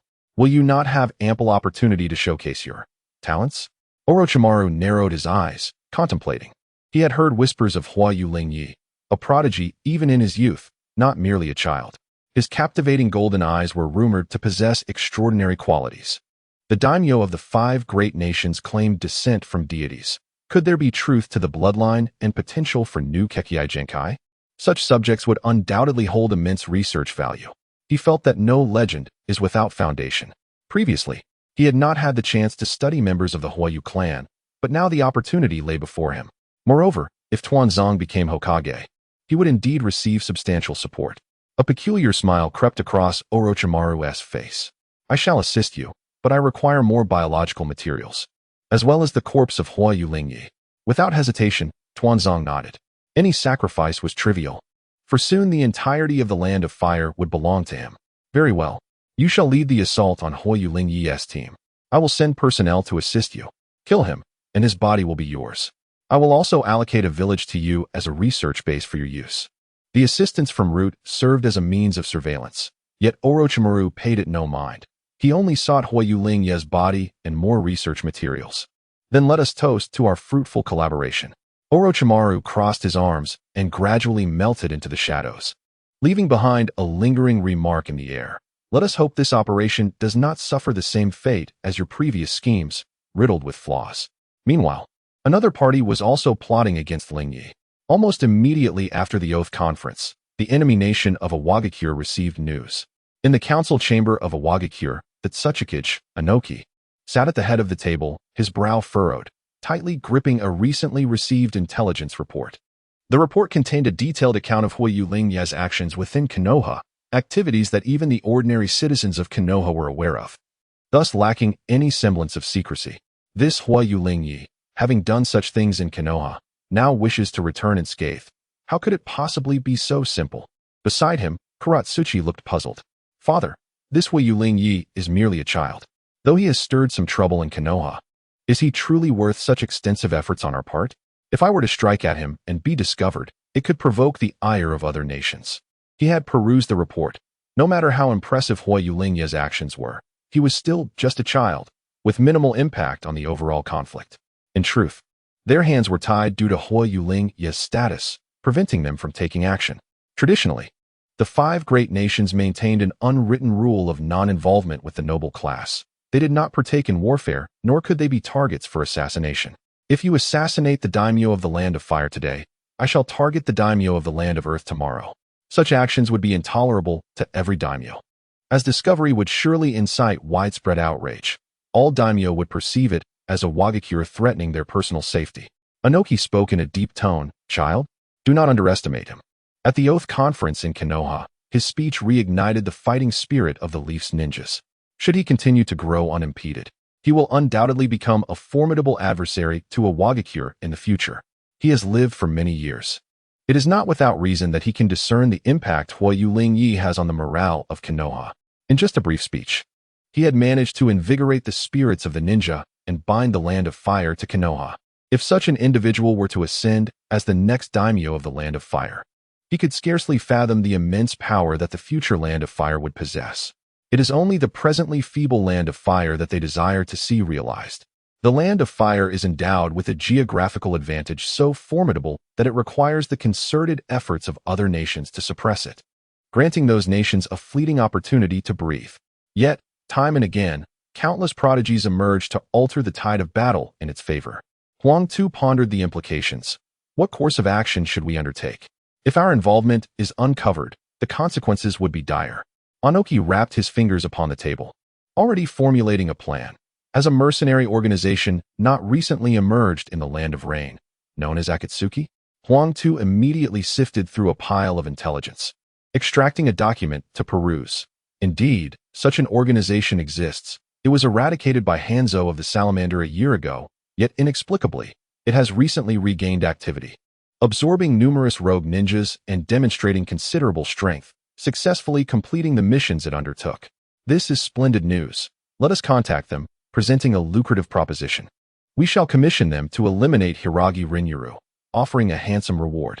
Even if our involvement is exposed, the blame will solely fall upon Akatsuki, leaving our Iwagakure village unscathed. Huang Tu's expression darkened. But father, Akatsuki is merely a nascent organization. Will they truly accept such a task? Anoki's gaze was resolute. As a mercenary entity, they would not turn away from financial gain.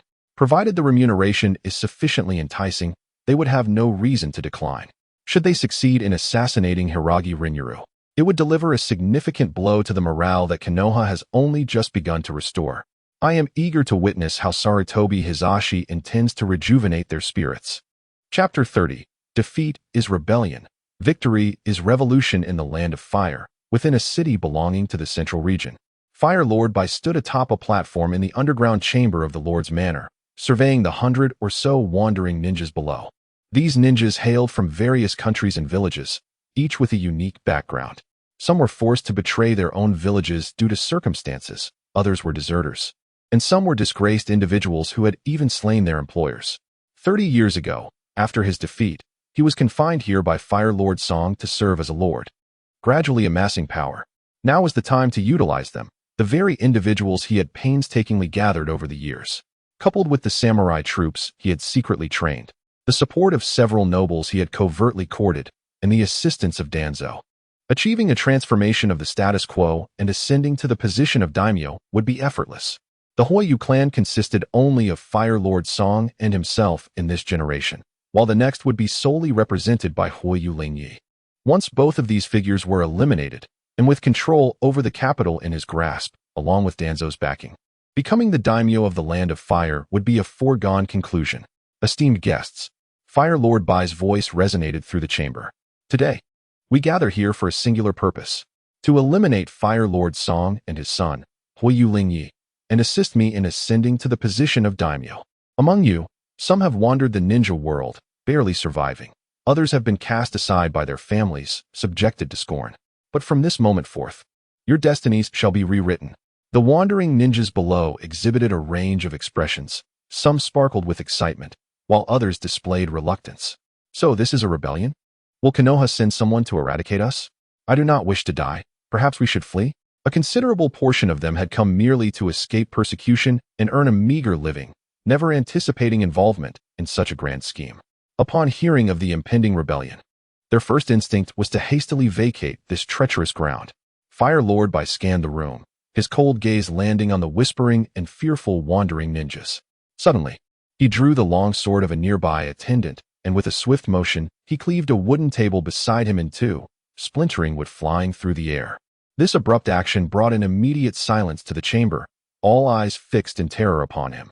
Listen, Fire Lord Bai's voice thundered through the chamber. Do you believe that continuing to wander aimlessly will grant you a life of stability? Wrong. If you flee today, you will be hunted down and killed without a grave.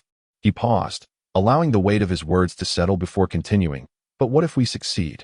If I ascend to the position of daimyo, each of you shall become a hero of the Land of Fire. Territories, wealth, glory, all shall be yours. In failure, we are rebels. In victory, we are revolutionaries. This glory shall not be mine alone. Sensing the wavering resolve among the crowd, Fire Lord Bai's lips curled into a cold smirk as he gestured grandly. Instantly, a door to one side of the chamber creaked open, and several robust servants entered, pushing in massive wooden chests in a single file. As the lids were lifted one by one, blinding gold glimmered, flooding the chamber with its radiant glow. Fire Lord Bai proclaimed, his voice laced with seduction. This is merely the tip of the iceberg. Should we take this step today, a future of wealth and prosperity awaits us. The breaths of the wandering ninjas quickened, their earlier hesitations dissipating under the allure of gold and silver. Their gazes fixed hungrily upon the treasures. Visions of opulence and indulgence danced in their minds. At that moment, a cacophony of footsteps echoed from the other end of the chamber. The crowd turned to see a group of terrified, disheveled women being roughly thrust into the room. These women had been abducted from the city, trembling in fear, their eyes filled with despair. And these? Fire Lord Bai's voice grew increasingly frenzied. This is merely a taste for you. Once we succeed, the beauties of the entire land of fire shall be at your disposal. The wandering ninjas erupted in fervor. Their long-suppressed desires ignited in an instant. Like a pack of ravenous wolves, they lunged toward the women, who screamed in terror, scrambling to escape, desperately resisting, their hands flailing in the air. Yet, their struggles seemed utterly futile before the predatory ninjas. One burly wandering ninja swiftly caught up to a fleeing woman, seizing her with a strong arm as if hoisting a chick, his laughter echoing with lewd delight. The woman's feet left the ground as she kicked helplessly in the air. With his other hand, he tore at her clothing, the fabric ripping apart with a sound, exposing her delicate skin to the air. She cried out in despair, her pleas reverberating through the chamber, yet failing to awaken any semblance of conscience within the crowd. Chapter 31. The Road Home? The hidden danger on the following morning. The gentle sunlight bathed the streets of Konoha. The entrance of Konoha was already bustling with people. The convoy was poised to depart, and in stark contrast to the abundance of supplies upon arrival, it now appeared almost empty. The villagers of Konoha had gathered spontaneously to bid farewell, their eyes brimming with gratitude. Under the substantial monetary influence of Lord Lingye, they had indeed reaped tangible benefits during this period, cultivating a deep affection for him. Those ninjas who had been moved by Lingye's speech at the oath ceremony stood in neat rows along the road, their postures erect, paying their respects to Lingye. Dressed in splendid attire, Lingye wore a warm smile as he engaged in friendly conversations with each fareweller. Approaching Sarutobi Hiruzen, he slightly bowed and expressed, "Honorable Hokage, I am grateful for your guidance during my stay in Konoha." With a smile, Hiruzen replied, "May you take care during your journey. And should you ever require assistance, Konoha shall offer its unwavering support. May your travels be smooth, and may the friendship between the land of fire and Konoha endure."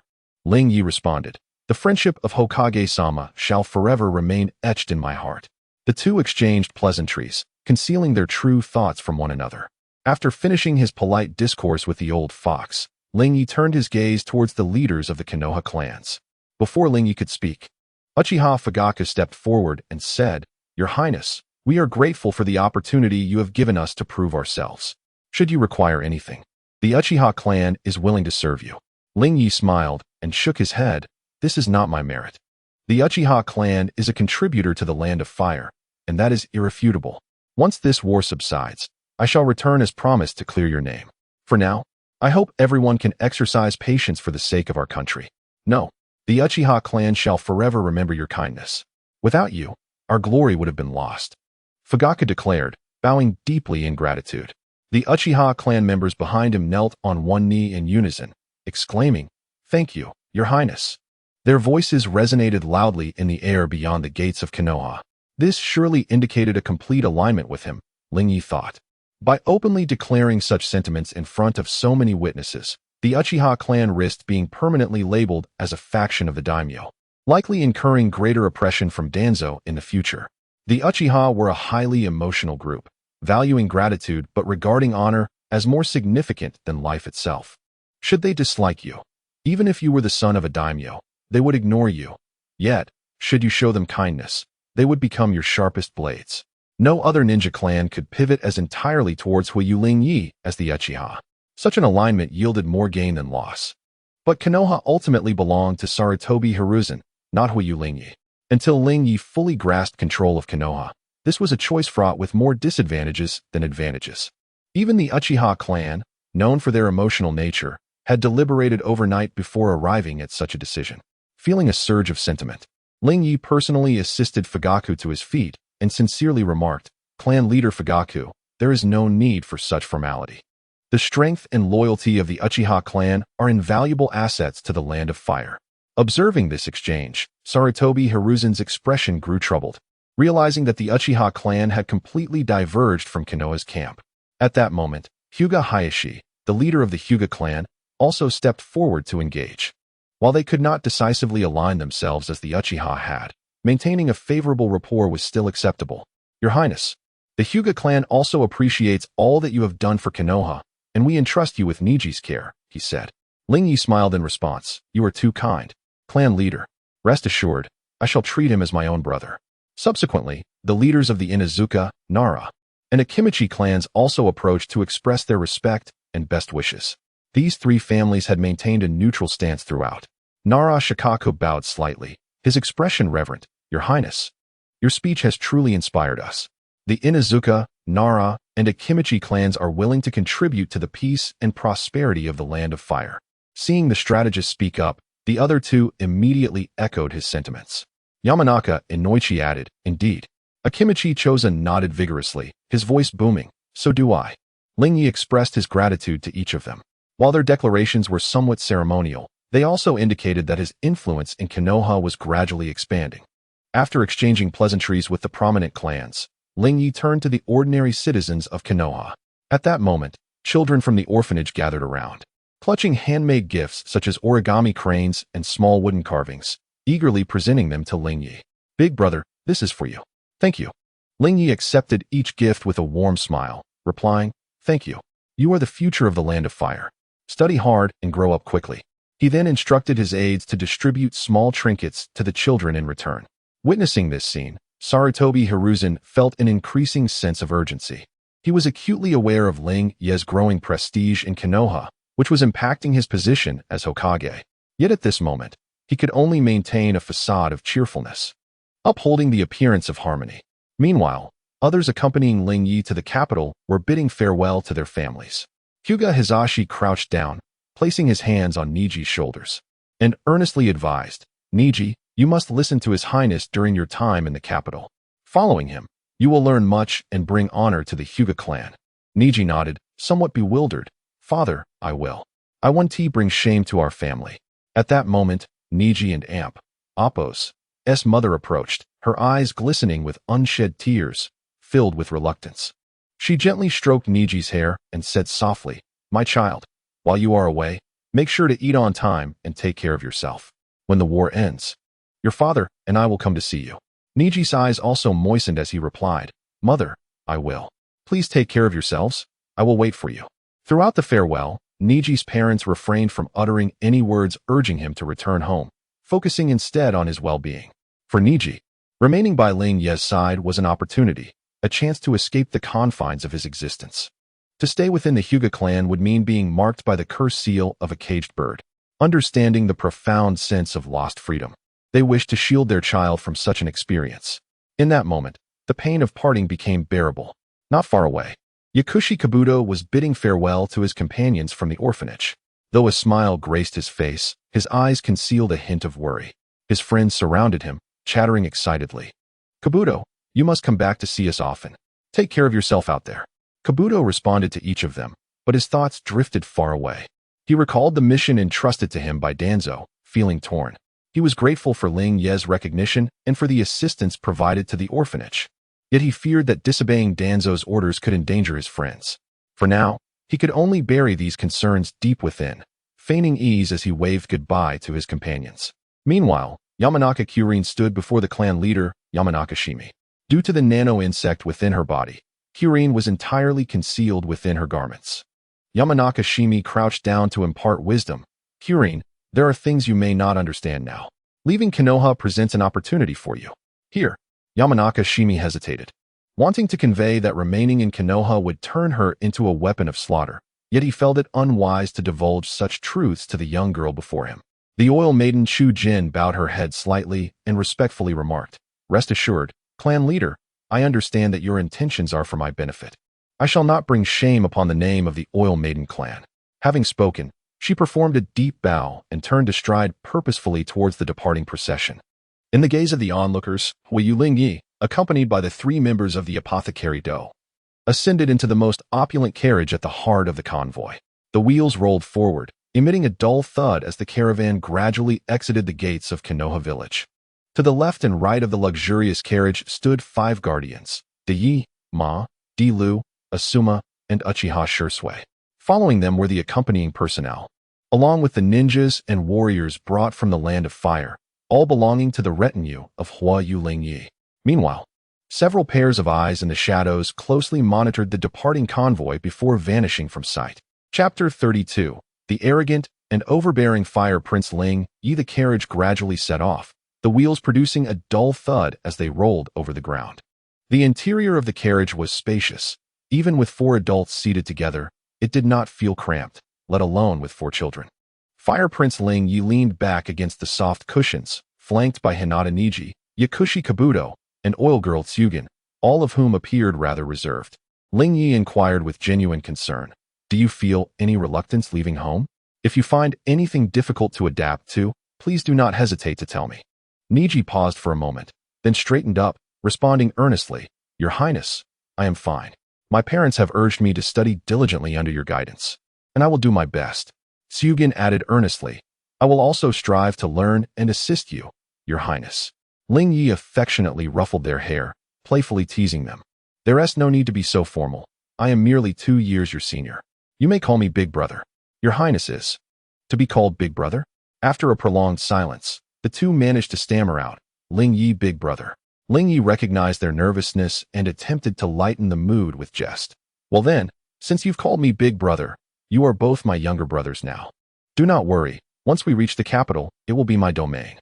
You may eat whatever you desire, and if you fancy any young lady, just let me know, and I shall help you win her over. I will ensure she becomes your wife and cooks for you daily." Upon hearing Lingye's playful banter, Niji and Tsugen's faces flushed with a mixture of embarrassment and bewilderment. Niji stammered, "Be Big Brother, isn't it against propriety to seize another lady as a wife? I recall that a wedding is typically required." Tsugen chimed in, his voice slightly muffled beneath his bundled clothing. "Yes, Lingye Big Brother, this could potentially lead to trouble." Lingye could not contain his laughter at their serious and anxious expressions. "I was merely teasing you too. Look at how frightened you are. However, when you grow older and truly meet someone you admire, I will surely assist you in devising a plan to splendidly bring her home." Both boys exhaled in relief, their bodies loosening as they began to see the once daunting prince as quite approachable. Niji bit his lip, summoning courage to say, "Big Brother, I currently only wish to train diligently. My father told me that once I possess sufficient strength, I will be able to protect the land of fire and contribute to my family." Niji was evidently influenced by Lingye's previous speech. Having been at an impressionable age where ideals of safeguarding the land of fire could easily take root in his heart, Tsugen nodded earnestly, "I too shall train hard." Lingye looked at them with pride, recognizing them as future confidants. They were exceptional talents, nurtured from a young age, and their potential was boundless. Remaining loyal solely to Lingye. "Well done, aspiring young men. Upon our return to the capital, I will procure the finest training resources and the most formidable teachers for you. However, mere training is insufficient. One must balance work and leisure. I shall take you to the liveliest market in the capital, where you will find an array of delightful trinkets and countless delicacies." At the mention of food, Tsugen's stomach audibly grumbled, causing him to lower his head in embarrassment. His face flushed. Lingye chuckled and patted his shoulder. "It seems you can hardly wait. Once we find a place to rest at noon, I shall instruct Yi to procure some game for us. We shall enjoy a hearty feast." As the three continued their light-hearted banter, Yakushi Kabuto remained silent, his head bowed in contemplation. Lingye noticed his unusual demeanor and recognized the conflict within him, caught between allegiance to himself and to Danzo. However, Lingye understood that it was a choice Kabuto must make on his own. Only then would it signify true loyalty. At that moment, Lingye placed a reassuring hand on Kabuto's shoulder, prompting him to awaken from his reverie. "Kabuto, what troubles you? Are you still worried about your friends at the orphanage?" Kabuto snapped back to reality, forcing a somewhat stiff smile. "And nothing, Your Highness. I may just be a bit fatigued." Lingye continued to express concern. "Could it be motion sickness? If you wish, we can stop the carriage for a while." Kabuto quickly shook his head. No, Your Highness. I can endure." "Very well, but should you need anything, feel free to speak with me. You need not address me as Your Highness in private. Just call me by my name. Here, we are comrades, peers without such formalities." "Yes." Lingye then regaled them with tales of the intriguing and whimsical items found in the capital, alleviating the homesickness of the two young ones. Their eyes sparkled with excitement as they listened, their faces alight with anticipation. "Once we arrive in the capital, I will take you to the most renowned confectionery. Their pastries are so sweet, they will warm your hearts, and I assure you, after tasting them, you will crave more," Lingye declared with a smile. At that moment, The previously silent Yakushi Kabuto seemed unable to bear the weight of his internal turmoil any longer. With a sudden thud, he knelt before Lingye, his head bowed. Body trembling slightly, hands gripping the hem of his clothing tightly. Lingye feigned astonishment. "Kabuto, what are you doing?" "Your Highness, I have sinned. I am, in fact, a spy placed beside you by Danzo." Kabuto's voice quavered with emotion. "He intends to ambush you upon your return journey. He has commanded me to seize the opportunity to harm you." Chapter 33. The apothecary's surrender and the preordained ambush. The apothecary bowed his head. Unable to meet Lingye's gaze, his body trembling increasingly, his voice tinged with a sob, revealing profound anguish. For days, he had endured relentless torment, grappling with his conscience, yet too afraid to voice it. I was left with no choice. Danzo threatened me. If I did not comply, he would harm my friends at the orphanage. I could not bear to see them in danger. I truly had no alternative, nor did I wish to harm His Highness. As tears streamed uncontrollably down his cheeks, Lingye felt a pang of compassion, contemplating whether he had been too harsh in pressuring a child. The apothecary was but a precocious little boy, merely 7 years of age. Fire Lord Lingye sighed softly, gradually lowering himself to meet the apothecary and Appo's gaze at eye level. "Get up, my dear," he spoke gently, devoid of any trace of anger, extending a hand to assist him. However, the apothecary refused to rise, shaking his head fervently, tears continuously falling onto the carriage floor. "Your Highness, I have betrayed you. My sins are unforgivable. Please, punish me." Lingye chose not to insist further. Remaining in a crouched position before the boy, his eyes filled with warmth. "I understand your predicament. Danzo has threatened you through your friends at the orphanage. If I were in your position, I might have made similar choices to protect those dear to me. Certainly, had the apothecary truly intended to heed Danzo's command to take his own life, Lingye would not have remained passive. Yet, with the apothecary's confession, it was evident that his plan had begun to bear fruit. Upon hearing Lingye's words, the apothecary abruptly lifted his head, shock evident in his eyes. He had anticipated wrath, perhaps even punishment, but instead received this unexpected response. Nevertheless, such words did little to alleviate his guilt.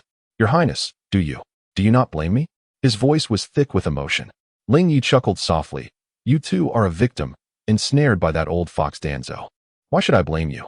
Moreover, your willingness to confess now signifies your inherent goodness. You never truly wished to harm me. But I almost, yet you did not." Lingye interjected. "In the final moment, you chose righteousness, standing with me, and that is what matters most. Do not dwell solely on your missteps. Recognize your growth and transformation. From this point forward, the past grievances are behind us. As long as you follow me with sincerity, I shall treat you as my own brother." With that, Lingye extended his hand once more, and this time, the apothecary did not refuse. With Lingye's assistance, he gradually stood upright. Acquired moderate loyalty from the apothecary. Reward: B rank, ninjutsu, chakra scalpel. Acquired high loyalty from the apothecary. Reward: sage art, white rage technique. Your Highness, I. The apothecary's throat felt constricted, words failing to escape. "From now on, call me elder brother," Lingye encouraged, patting the apothecary's shoulder. "We are now comrades in the same boat. Whatever challenges arise, we shall face them together." A subtle smile graced Lingye's lips, invigorated by the rewards bestowed by the system. "Upon our return to the capital, I will arrange for the children of the orphanage to be relocated to safety, ensuring they live free from worry." At that moment, Hinata Niji and oil woman Karina approached. Niji spoke earnestly. Do not be disheartened. Since you have chosen to stand with us, we shall be the best of allies." Karina nodded vigorously. "Indeed. We will protect elder brother together and vanquish those evildoers." Regaining composure, the apothecary addressed Lingye. "Elder brother, I have devised a plan. I can transmit false information to Danzo, claiming we have chosen to take a detour. He will undoubtedly lay an ambush along that presumed route, while we can set our own trap at the anticipated ambush site, catching them off guard." Lingye nodded, recognizing the merit in this strategy. He swiftly relayed the plan to those outside the carriage: Onoki, Kiba, Asuma, and Uchiha Sasuke. Their reactions were one of astonishment. Yet the truth was undeniable. Konoha intended to strike against the prince without fear of igniting a conflict with the Land of Fire. Had Sarutobi Hiruzen lost his sanity to entertain such actions? Kiba and Onoki moved swiftly, stealthily positioning themselves beside Asuma, preparing to subdue the Hokage's second son, as he appeared to be the most suspect. Upon hearing this, Asuma's legs weakened. He began to question whether his father had indeed succumbed to senility. However, upon reflection, such actions did not align with his father's character. A fine sheen of sweat broke on Asuma's forehead as he hastily explained, "Your Highness, this is not the Hokage's intention. Danzo, for his own selfish reasons, has coerced me into participating as the vanguard in this operation. The Hokage has always prioritized the peace and stability between Konoha and the Land of Fire. He would never condone such reckless conduct." Lingye remained calm, raising a hand to signal Kiba and Onoki to remain composed. He turned his gentle gaze upon Asuma and nodded slightly. "I believe you, Asuma. From my interactions with the Hokage, I can discern his unwavering dedication to Konoha and the Land of Fire. This must be Danzo's machinations. It is absurd. If your father possessed the strength and capability to govern the Land of Fire, he would have done so long ago. Only a madman like Danzo would enact such treachery." Asuma sighed in relief, gratitude washing over him, for he had narrowly escaped becoming a sacrificial pawn. "Thank you for your trust, Your Highness. I shall do everything in my power to protect you. Indeed, we must act swiftly. I suspect my father may also be in peril." Lingye's brows furrowed with concern. If Danzo intended to turn against him, it was likely he would also target Fire Lord Matsusuk. The most alarming possibility was that he had allied with his uncle, Fire Lord Ba, indicating that the situation had become exceedingly dire. Currently, 9 of the 12 Guardians of the Fire were stationed by his father's side, all elite shinobi capable of ensuring Fire Lord Matsusuk's safety. Moreover, the capital's guards included formidable fighters, among them the samurai and ninjas that Lingye had brought. Though their individual strength may not be overwhelming, they formed the backbone of his forces. However, if they dared to strike, it was likely they had prepared for such an eventuality, having calculated their moves accordingly. Lingye felt a weight in his heart. He needed to act quickly, lest his father truly find himself in danger. Surveying those around him, he spoke resolutely, "We shall proceed according to D's plan. I will serve as bait to draw out Danzo's men." The declaration stunned everyone present. Kiba was the first to object. "Your Highness, this plan is far too perilous. You are of immense value. How can you risk your safety? Allow me to be the bait instead." Onoki urged fervently, "Your Highness, we cannot permit you to take such risks. It is far too dangerous. We must devise another plan." Lingye waved his hand dismissively. "Only I can assure Danzo's complete belief in this ruse. Rest assured, I have contingencies in place. When the time comes, I shall prove stronger than any of you, and I have faith in your abilities." Despite their attempts to dissuade him, Lingye's unwavering gaze silenced further protest. Chapter 34. The Power of the Divine. Confronting Orochimaru, Lingye turned to Yakushi Kabuto and instructed, "Kabuto, immediately relay a message to Danzo, stating that we have altered our route and are heading to Linghua Town to enjoy the blossoms, proceeding towards the Western Valley. It is imperative that they believe us." Yakushi Kabuto nodded gravely. "Rest assured, brother. I will ensure it is done." Subsequently, Lingye addressed Hima, Dilu, and Asuma. "You 3 shall lead a contingent of warriors and ninjas to ambush in the woods flanking the valley. Await my signal to strike." The trio complied without hesitation. Turning to Shursui and Onoki, he continued, "Shursui, Onoki, you will accompany me and provide protection in plain sight. Your task is to delay the enemy for as long as possible while we await reinforcements." Onoki immediately knelt, his demeanor serious. "Your Highness, do not worry. My life exists solely for your protection." Lingye nodded. "I have faith in you." He could not entrust such a vital protective role to Asuma. Even if Asuma were to betray them, the formidable Shursui would ensure Lingye's safety. Although Asuma had no reason to do so, Lingye remained on high alert. He had not anticipated Danzo's audacity in openly plotting an assassination against his organization. Turning to the 2 young ones, he cautioned, "Niji, Tsugen, should danger arise, stay close to me and do not wander. Do you understand?" The 2 nodded vigorously. "Rest assured, brother." "Understood." With orders issued and arrangements finalized, Lingye ascended the carriage once more, directing it slowly towards the Western Valley. Meanwhile, Dilu and Hima, accompanied by a group, stealthily departed to their designated ambush locations.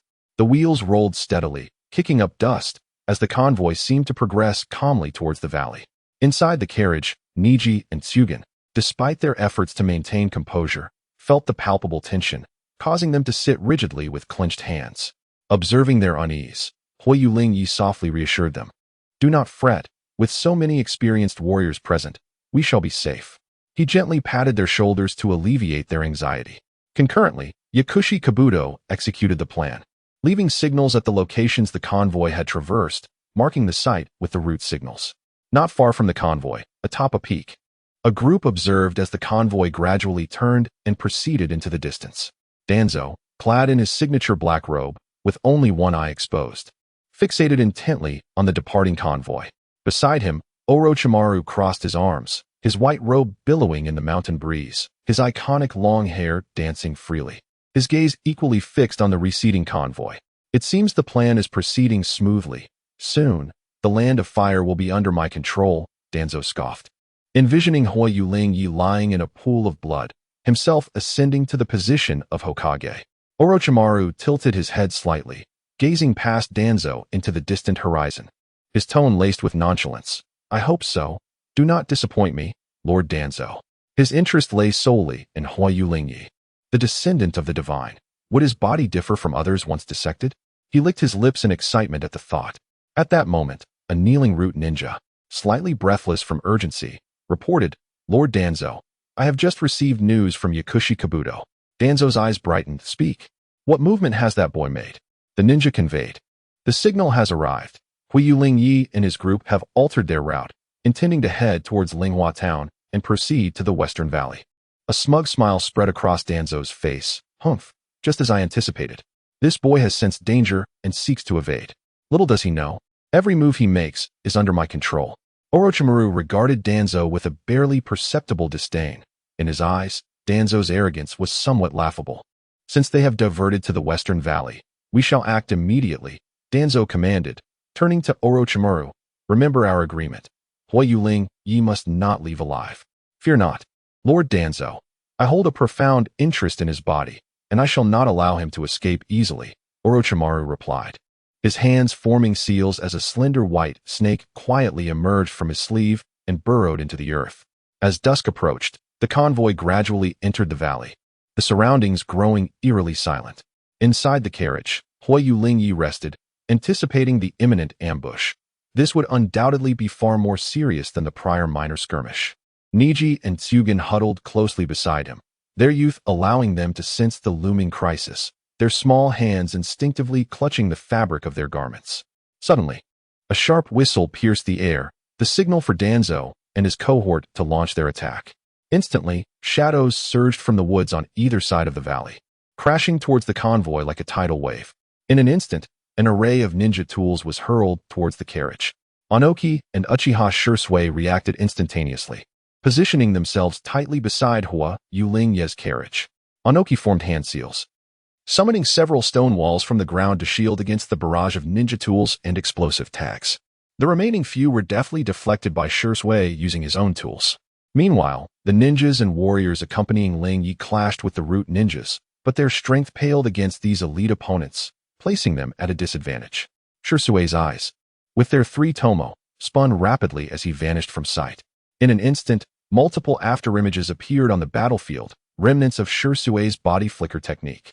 Before the root ninjas could comprehend his movements, they found slender bloodlines appearing at their throats, collapsing to the ground as blood pooled beneath them. Simultaneously, Onoki was far from idle.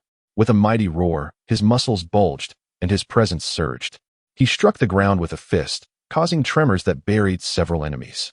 The force of his blow stirred a cloud of dust, and the buried root ninjas emitted pained cries, quickly silenced. While both warriors were preoccupied, a thick white snake erupted from the earth before the carriage. Its scales shimmered coldly in the fading sunlight as it opened its gaping maw, hissing as it lunged towards Huoyu Lingye. Uchiha Sasuke reacted swiftly, perceiving the movement. His eyes spun rapidly, vanishing in an instant. Almost simultaneously, the Kusanagi sword was unsheathed, glinting coldly as it precisely severed the white snake in half.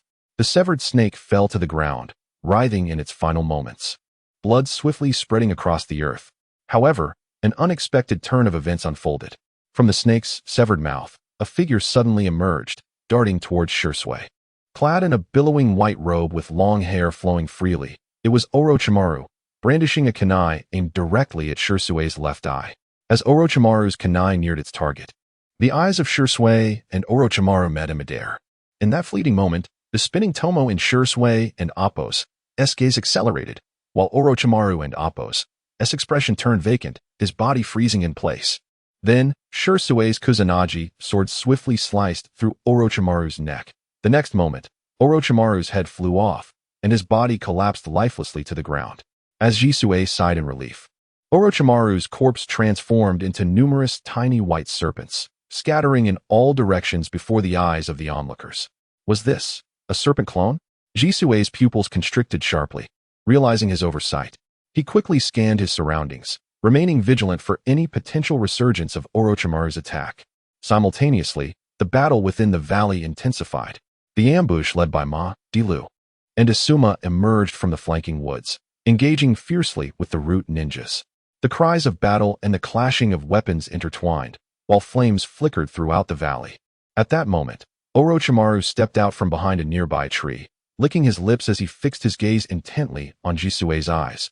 Is this the power of the Sharingan? No matter how many times he witnessed it, it still felt extraordinary.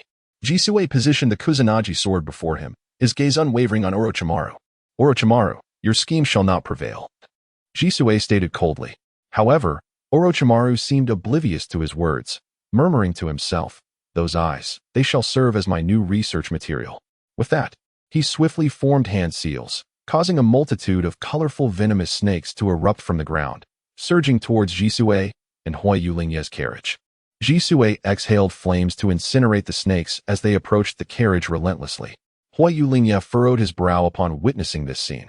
How had Orochimaru arrived? He had not defected from Konoha and was currently allied with Danzo. There was no longer a need for concealment.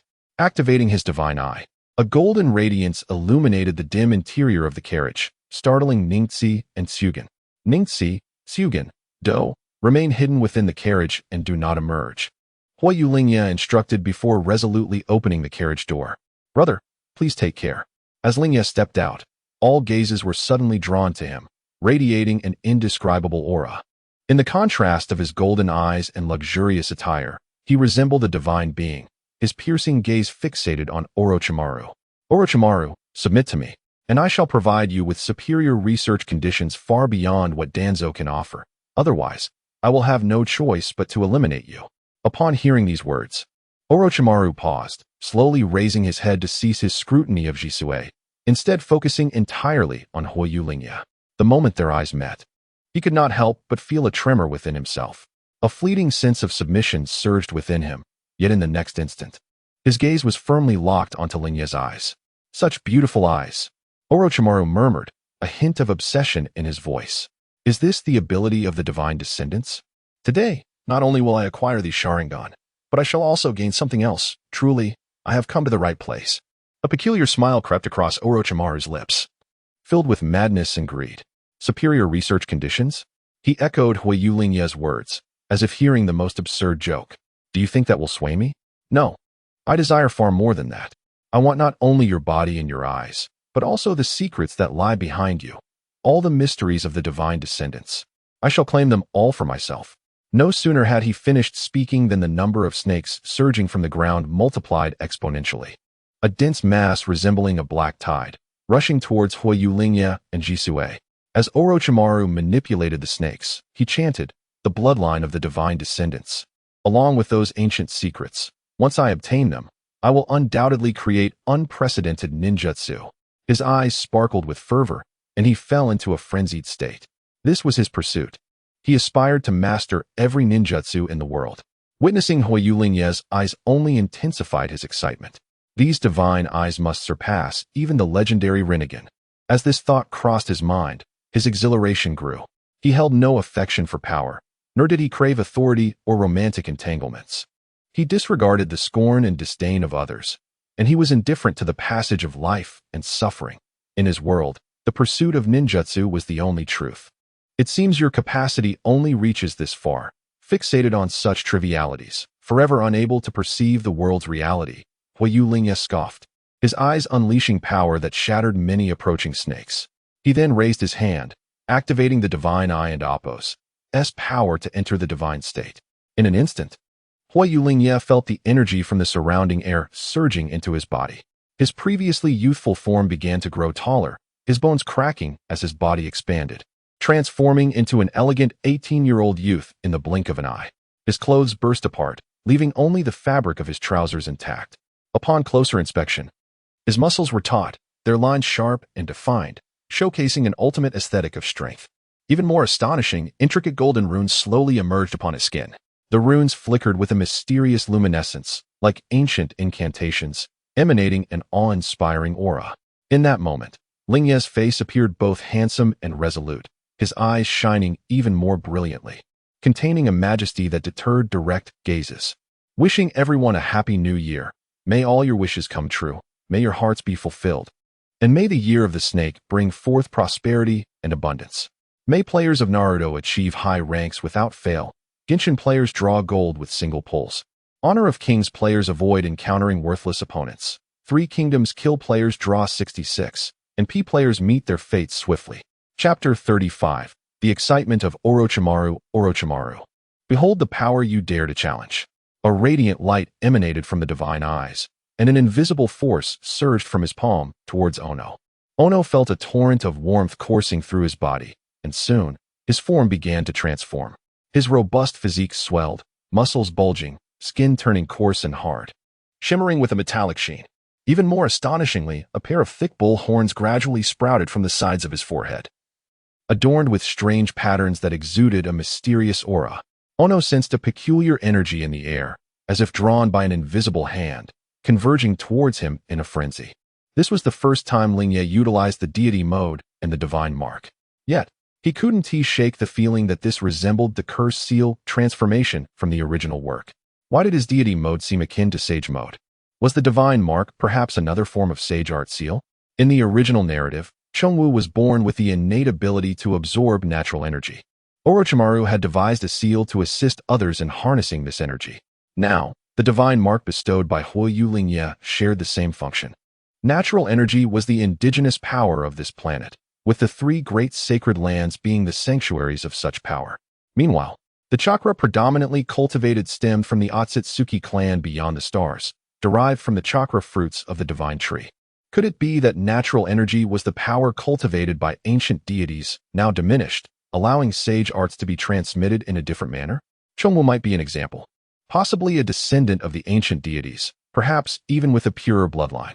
The existence of Haiden, who possessed immortality, served as compelling evidence of the deity's presence.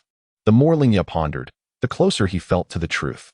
However, this remained a mere hypothesis awaiting validation, at least needing to encounter the three sacred lands and individuals like Chungwu and Haiden. Yet, now was not the time for such thoughts. On the battlefield, Ono roared, pressing his hands against the ground to unleash a more potent earth release technique. Earth release, earth rock burial. The ground, which could only stir minor tremors before, now surged like raging waves, colossal earth tides sweeping in all directions, shattering the approaching white serpents. The earth tide continued its relentless advance, rolling towards Orochimaru, completely engulfing him. Even as the earth tide fully submerged him, Orochimaru displayed no sign of panic, instead fixating intently on Huoyu Lingye, absorbing the power of this jutsu. In the next moment, Orochimaru reappeared on a tree, his signature eerie smile still adorning his face. How intriguing, utterly fascinating. Orochimaru licked his lips, his eyes gleaming with fervor as he gazed at Ono, who had just executed the earth release. The power he had granted could elevate the potency of earth release to such terrifying heights, shattering his previous notions of the limits of conventional ninjutsu. Absorbing energy from the air, if he was not mistaken, this was indeed sage art. How marvelous, it could directly enable one to master sage techniques. Yet, why did he not allow the strongest Uchiha, Sasuke, to enter the enhancement? Was there some restriction? It seemed the bloodline of the deities was indeed shrouded in mystery. Orochimaru, a true genius with a sharp intellect, had already deduced much from their recent clash, arriving at the same conjecture as Lingye. However, before he could voice his thoughts, a sharp wind sliced through the air from behind him. Orochimaru's pupils constricted as he swiftly turned, finding Hema in divine state, a pair of eagle-like wings sprouting from his back. In Hema's hand, iron claws enveloped in sharp wind chakra resembled the deadly talons of a hawk in pursuit of prey. Lunging towards Orochimaru, without time to think, Orochimaru transformed his arm into several venomous snakes, directly confronting Heima's assault. The snakes, with gaping mouths and flicking tongues, coiled around Heima's arm, attempting to thwart his fierce onslaught. However, Heima's iron claws showed no sign of slowing, tearing through the snakes and advancing towards Orochimaru. Seizing the momentary pause, Orochimaru deftly leaped back using the recoil of a branch, narrowly avoiding Heima's lethal strike. His gaze remained locked on Heima, his fervor intensifying. The ability to alter his physical state and unleash such tremendous explosive power, this strength. I must possess it. As Orochimaru lingered in the air, still regaining his balance, two figures, one green and one yellow, appeared almost instantaneously on either side of him, encircling him in their midst. Upon closer inspection, it was Sasuke and Lingye. In the next instant, their auras surged, chakra erupting forth. Accompanied by a deep rumbling, skeletal forms of Susanoo slowly manifested beside them. Sasuke's Susanoo skeleton radiated a profound green, while Lingye's was remarkably unique, shimmering with brilliant gold, reminiscent of the sun's brilliance, inscribed with numerous runes. Almost simultaneously, robust arms rapidly coalesced from both Susanoo forms. The dual arms of Susanoo, one from the left and one from the right, simultaneously crashed down upon Orochimaru, sealing his fate. Double lightning scythe, Susanoo version. In an instant, the ground quaked under the force of the impact, fracturing like spider webs in all directions. Trees around them toppled, branches flying, leaves swirling amidst the rising dust, creating a shroud that obscured the sun. As the two retracted the arms of Susanoo, the smoke began to dissipate, revealing an empty space, devoid of Orochimaru's presence, save for a crumpled skin lying quietly on the ground. In the next moment, from the nearby grass, a robust white serpent slithered forth. And suddenly, its abdomen heaved violently, followed by Orochimaru being expelled once more from its mouth. Upon landing, Orochimaru swayed slightly, but quickly steadied himself, brushing off the dirt and debris that clung to him. His face was alight with excitement as he gazed intently into Lingye's eyes. If one word could encapsulate his current state, it would be fervor. This fervor stemmed from the source of power displayed by Hoyu Lingye, an insatiable thirst for knowledge that threatened to consume him. He yearned to uncover the origin of this power. In Lingye's Susanoo, he felt no trace of chakra. The energy emanating from those eyes was the purest form of natural energy. Moreover, Lingye must have utilized the legendary Susanoo, but how could this be? Wasn't he that the ability of the Sharingan? Unlike others, while Uchiha Sasuke and his companions were astonished by Lingye's displayed power, they found it within the realm of acceptance, attributing it all to those eyes. But for Orochimaru, who possessed deeper knowledge, his questions multiplied, amplifying his excitement. He was desperate to unveil the source of Hoyu Lingye's power. "You are truly difficult to kill," Lingye remarked coldly. Orochimaru, the greatest survivor of the ninja world, could not be extinguished. As long as his chakra remained in this world, resurrection was always a possibility. However, that was for a future Orochimaru. This current incarnation was far from that. Lingye could eliminate him before he exhausted all his chakra. His only fear was the divine eyes reaching their limit. His current development of the divine eyes was still too rudimentary, and he could scarcely endure for long. Chapter 36. Orochimaru's submission to Akatsuki's king. Orochimaru took a deep breath, striving to quell the near-manic excitement within him. "You have triumphed, Hiragi Lingye," he slowly articulated, his voice quivering slightly. "I am willing to pledge my allegiance to you. However, I have but one condition. I require a sample of your blood. I must delve into it, to unearth the origins of this extraordinary power." Faced with such a request, Hiragi Lingye found no reason to decline. After all, his purpose in seeking Orochimaru was to conduct research. After a moment's contemplation, he replied, "I can provide you with the blood of the Hiragi clan, but not my own, rather that of my uncle, Hokage Bai. Furthermore, I must receive a share of the research findings, and you are to report any results to me. I also wish for you to explore the topics I propose, which I trust will pique your interest. To master the serpentine arts requires a deft hand, employing both authority and incentive." Lingye recognized the necessity of such a talented researcher, and he found no fault in his demands. He needed someone to investigate the true powers embedded within their bloodlines. Yet, it was imperative that the blood donor not be Lingye himself. He could not afford to let his genetic information fall into the wrong hands. Of course, Orochimaru nodded without hesitation. In the face of the harsh realities of the shinobi world, this cost was negligible. Upon Orochimaru's declaration, the battlefield fell into an astonished silence, all eyes turning incredulously towards him. Uchiha Sasuke's Kusanagi blade drooped slightly in his grip, his expression a portrait of shock. Both Ma and Oya ceased their attacks, exchanging bewildered glances. Even Lord Lingye himself was momentarily taken aback, unable to anticipate Orochimaru's swift decision. Yet, it was the root team leader, still embroiled in combat with Asuma, who first regained his wits. "Orochimaru," he bellowed, his voice cutting through the battlefield's clamor. "How dare you betray Danzo and Konoha? Do you understand the gravity of your actions?" "Betrayal?" Orochimaru scoffed. "In my eyes, there is no Danzo, nor Konoha. I seek only the infinite mysteries of ninjutsu. Lord Lingye can provide me with the assistance I desire. Thus I will align myself with him." Surprisingly, Lingye felt no shock at Orochimaru's candid admission. Rather, it deepened his trust in the man. This was Orochimaru, uninterested in power or riches, driven solely by a thirst for knowledge. Had he spoken of loyalty to the land of fire or Konoha, Lingye would have truly questioned his sincerity. As for the future and what he could offer Orochimaru in terms of research, that was hardly an issue. Who else in the shinobi realm could provide such conditions? The root team leader, still seething with rage, shouted, "Orochimaru, do you comprehend what you are doing?" Orochimaru's gaze was laced with disdain, dismissing the man as a mere jester. Just as the root leader continued to rant, a white serpent shot forth from Orochimaru's sleeve like a bolt of lightning, lunging towards him. The serpent opened its maw wide, revealing razor-sharp fangs, and bit down on the root leader's neck. With a sickening crunch, the man's neck was severed, blood gushing forth like a fountain, splattering the surrounding earth. The root leader's body crumpled to the ground, his eyes wide open in disbelief and resentment. Unable to fathom that he had met his demise at the hands of his former comrade, Orochimaru regarded the fallen body with indifference, as though he had merely crushed an inconsequential insect. The former enemy had now become an ally? Shock rippled through the onlookers. Orochimaru's threshold for loyalty seemed astonishingly low. Amidst this upheaval, a rustling sound emanated from the shadows of the forest. A tall figure clad in the Akatsuki's signature black cloak adorned with red clouds emerged, his face obscured by a black mask, revealing only his piercing eyes. Beside him stood an unremarkable rogue ninja, likely of J-nin caliber. Lingye recognized the newcomer immediately as Kakuzu of the Akatsuki. What was he doing here?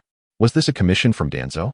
It seemed improbable that Nagato had spared Danzo's life only to accept his bounty. Given their deadly enmity, Danzo bore significant responsibility for Yahiko's death. Was it possible that his uncle had intervened? Kakuzu held a ledger of bounties, surveying the battlefield with a gravelly voice. What a lively scene. I did not expect to encounter so many fat sheep here. He raised the ledger, announcing, Lord Lingye, son of the Daimyo of the Land of Fire. Bounty, 100 million ryo. Alive, bounty doubled for capture. His gaze lingered on Lingye for a moment, a glint of greed flickering beneath his mask. Uchiha Sasuke, Konoha, adept in body flicker and jinjutsu. Bounty, 20 million ryo. Kakuzu's voice was devoid of emotion as he recited these figures, as if discussing the most mundane of matters. Upon hearing his own bounty, Sasuke's brow furrowed slightly, his grip on the Kusanagi tightening as he warily regarded Kakuzu, ready to engage the two rogue ninjas before him.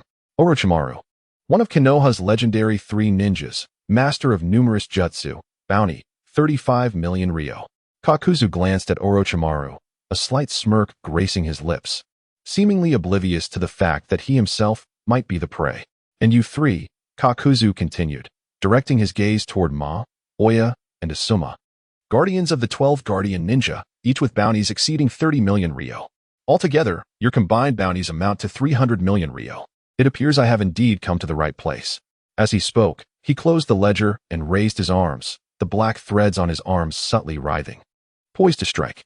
Lingye listened in silence, unable to suppress a laugh. You seem unaware of who the true prey is, and who the true hunter may be. Kakuzu, a rogue ninja from Takigakure, Lingye began, gradually withdrawing from his divine state and donning a coat from the cart. The ensuing battle required no further words from him, as the remaining members of Root were swiftly being decimated by Ma and his comrades. Once, you were a J-nin from Takigakure, sentenced to death for your failed assassination of the first Hokage. You escaped from Takigakure and seized a forbidden technique known as Jigen and embarked on the path of a rogue ninja. taking on contracts for profit, viewing wealth as the very essence of life. Chapter 37. Kakuzu's resolve and the fear of dying with unspent wealth upon hearing Lingye's words. Kakuzu's body stiffened slightly, and a flicker of barely perceptible anger flashed in his eyes hidden behind his mask. The sensation of being seen through was indeed uncomfortable. Humph. You know quite a bit, brat. But what of it? Today, you shall all perish here, becoming mere pawns for my bounty. Lingye, however, remained unfazed by Kakuzu's threats and continued. Your so-called secret technique allows you to seize the hearts of others for your own use, thereby acquiring various attributes of chakra, and it can even lead to eternal life. Each heart you possess can counter death, am I correct? Hearing about Kakuzu's ability for immortality, Orochimaru's breath quickened. Today was indeed fortuitous. Not only could he acquire the blood of a divine lineage for research, but he also had a new immortal ninja delivered to him. He resolved to mark this day as his lucky day, instinctively licking his dry lips. Having lived since the first Hokage, the prospect of immortality and the ability to extract chakra from others' hearts was an enticing research topic. Orochimaru turned to face Fire Lord Lingye, impatiently urging, "How dare he offend his highness? Such insolence cannot be tolerated. Let my subordinates seize him." Yet, Fire Lord Lingye paid no heed to Orochimaru's outburst and continued, "Kakuya, I present you with two choices. The first, submit to me. Once I become the Daimyo of the Land of Fire, I shall appoint you as the financial overseer of the empire, managing vast resources, for after all, the wealth you covet is printed from my family and Appo's mint." Lingye paused slightly, his keen eyes discerning Kakuzu's wavering resolve. "The second choice," he declared, his tone suddenly icy, "is that upon our capture, you will become Orochimaru's research specimen, condemned to spend your life in a dark laboratory, suffering endlessly. Do not doubt our capabilities. You ought to inquire of the individuals beside me." Understanding Lingye's intent, those nearby simultaneously unleashed their formidable presence. The combined might of 6 individuals formed an overwhelming pressure that surged toward Kakuzu, granting him a clear assessment of their strength. Internally, he lamented the unreliability of the information he had received. Were they not merely a few Genin? Where had these 2 Kage-level warriors come from? With 2 Kage-level fighters and 4 Genin, such a lineup could easily obliterate a small nation. He glanced at his fellow rogue ninja, realizing that in the face of such a formidable assembly, he was merely a liability, incapable of offering assistance. Sweat began to bead on Kakuzu's forehead. If he did not make a decision soon, his fate would likely be dire. Just then, Fire Lord Lingye delivered his final blow. "The most sorrowful fate in this world is to die with unspent wealth. How much do you have left? To die would render you a mere garment for another." Kakuzu's gaze darted among the group, his inner conflict raging. The strength of these individuals was not to be underestimated. Should a conflict arise, his chances of survival appeared bleak. The temptation posed by Lingye was immense, an opportunity to oversee the finances of the Land of Fire. How much wealth would that entail? Indeed, the mint would be at his disposal, allowing him to print as much as he desired. But no, one could not print excessively. Otherwise, the currency would lose its value, a lesson learned from the fates of smaller nations. Yet the thought of submitting to a mere child gnawed at his pride, especially after years of life as a rogue ninja. Moreover, if he were to align himself with Lingye, the secrets he harbored would surely not go unnoticed by the Akatsuki. He had witnessed firsthand the prowess of Pain, who possessed the legendary Rinnegan. As he hesitated, a fellow rogue ninja suddenly lost control, shrieking and charging at Lingye. "Fool!" Kakuzu inwardly cursed. This reckless action was a path to self-destruction, and it would drag him down with it. In that fleeting moment, Kakuzu steeled himself and made a startling decision. Black threads erupted from his arm, swiftly ensnaring the rogue ninja's neck. Before the rogue could react, Kakuzu yanked him violently backward. Simultaneously, a mask emerged from Kakuzu's back, coalescing a sphere of lightning chakra that slammed into the rogue ninja's back. With a thunderous roar, the rogue's body was obliterated, flesh and innards splattering in every direction. Warm blood splashed onto Kakuzu's mask, yet he remained oblivious, coldly observing the slowly descending corpse. Orochimaru, witnessing this scene, felt a pang of disappointment. It signified the loss of a research specimen. He had hoped Kakuzu would misread the situation and act impulsively.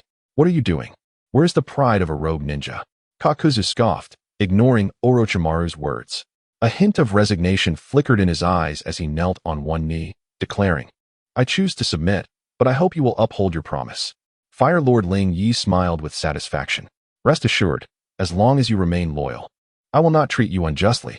Kakuzu, fearing Lingye might be unaware of the Akatsuki's severity, quickly added, "Your Highness, you may not be aware of the Akatsuki's modus operandi. I have defected from them, and they will undoubtedly pursue me. Those individuals are no trifles, and their leader, Pain, possesses the legendary Rinnegan." Lingye's expression remained calm. "Then let them come to me for a discussion. I am quite interested in your Akatsuki." The Akatsuki was still in its nascent stages, recently guided by Obito toward the Ten Tails plan. Engaging with Nagato could very well present an opportunity, especially since their goals of achieving peace aligned. As for the concern of whether he could contend with them later, he felt it was not a significant issue.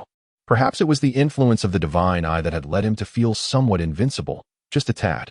He then took the Akatsuki's communication ring from Kakuzu. The others present, upon hearing about the legendary Rinnegan, were momentarily astonished, for it was said to be the eye of the Sage of Six Paths, the very force that established the ninja world. However, their thoughts quickly turned to Lingye's divine eye, which bore its own mysteries and awe. Thus, the emergence of the Rinnegan no longer seemed as remarkable in comparison. If only samples of the Rinnegan could be acquired for research, combined with His Highness's divine eye, perhaps one could create unprecedented ninjutsu, surpassing even the Sage of Six Paths. Orochimaru remained fixated on research, visibly excited. In a single day, he had gleaned numerous secrets of the ninja world, all material he yearned to explore. Ultimately, he concluded that Konoha was a cage that confined him, while the secrets of the ninja world remained abundant. Without hesitation, Orochimaru proposed, "Your Highness, what is the strength of the Akatsuki? Shall we not join forces to eradicate them? Rest assured, once I acquire the Rinnegan, I will surely unlock its secrets." Indeed, one must commend Orochimaru's rapid adaptation to his role in mere minutes. He had embraced his new identity. Through this ordeal, he had gained insight into the ninja world. There were always greater powers beyond. A Kaga-level warrior was truly not a formidable presence. There were 3.5 present. Why 3.5? 3 being Uchiha Sasuke, Orochimaru, and Kakuzu, while half represented Lingye, who could momentarily sustain Kaga-level strength. The situation is far from over. There are still 2 individuals present capable of utilizing mystical arts, approaching the level of shadows, namely Ma and Day, along with 2 elite jonin, Asuma and Dilu.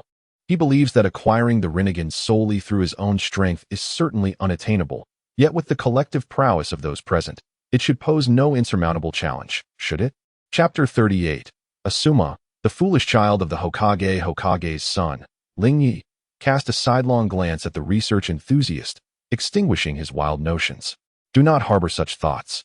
Collectively, those present might barely manage to contend with them.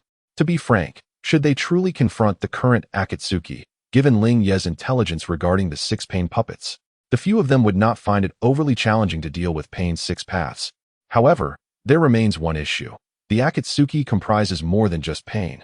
There are also Konin and Uchiha Obito.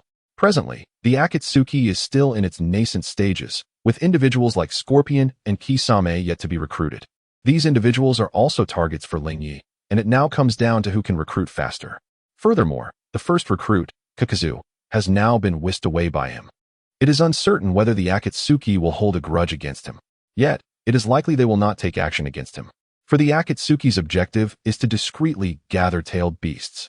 Should they truly wish to eliminate Lingye, it would necessitate Nagato leading the 6 paths of Pain personally, causing a considerable uproar in the process. Such an endeavor would undoubtedly be a loss for them. In summary, the situation is not unfavorable, despite the assault. He has not only retained his strength, but has also acquired 2 shadow-level powerhouses. In the future, once he ascends, Orochimaru can serve as the Minister of Technology, overseeing all scientific affairs, while Kakuzu can take on the role of Minister of Finance, managing monetary matters. Upon hearing Lingye and Appo's words, Orochimaru remained undeterred. Just because things are unfeasible now does not imply they will remain so. The gains of the day have already been monumental. The intelligence from these 2 alone has made him feel as though he has profited immensely. Meanwhile, Sarutobi Asuma gazed at Orochimaru, who had already submitted to Lingye. With a complex expression, although he might be politically naive, he could discern that something was amiss. Orochimaru, a significant figure in Konoha and a disciple of his father, had defected only to switch allegiances again. Such behavior left him utterly perplexed. Furthermore, Lingye's acceptance of Orochimaru appeared to be an overt act of undermining Konoha. Your Highness, Orochimaru is one of ours from Konoha. May I take him back to Konoha's prison for proper handling? Lingye, keenly aware of Asuma's unease, allowed a slight smile to grace his lips as he explained, Orochimaru's attempt to harm the heir of the Land of Fire is a capital offense. Now that he has found his way back, I have chosen to keep him close, allowing him to atone through his actions. This is reasonable, is it not? Your Highness. Asuma struggled to articulate his desire for Lingye to surrender Orochimaru to Konoha, but found himself at a loss for words. Lingye paid no mind to the Hokage's foolish son, feeling he had already extended ample explanation. He took no pride in bullying a simpleton. Turning his gaze towards the battlefield, he noted that after a fierce battle, the root ninjas had suffered near total casualties. However, his side had also sustained significant losses. While high-level combatants remained unharmed, the accompanying samurai and the heir's guard had nearly perished, leaving behind a field strewn with corpses. Lingye summoned the captain of the guard and issued his orders. You need not accompany us further. The casualties are too severe. Remain here to regroup. Handle the bodies of our fallen comrades and execute all prisoners. We will gain nothing from the root operatives. The root's assassination squads had undergone inhumane training and had employed techniques to eliminate any potential for divulging information. It would be best to eliminate them entirely to avoid the burden of managing them. The families of the deceased would receive $3 million in compensation, with the next generation granted access to educational institutions, poised to serve as grassroots officials in the future. Those who survived would receive $1 million as a bonus, promotion to captain, and await reinforcements. Additionally, those injured and retired would receive an extra $1 million, with the heir's estate providing lifetime support. These funds would be managed by Kaguya, who was appointed as the steward of the heir's estate on the spot, effectively entrusting him with financial authority. Lingye lacked for money. What he truly needed was loyalty and talent, and at this juncture, he could not afford to be stingy. Upon hearing this, the captain's eyes brimmed with tears as he knelt, his voice resolute, yet choked with emotion.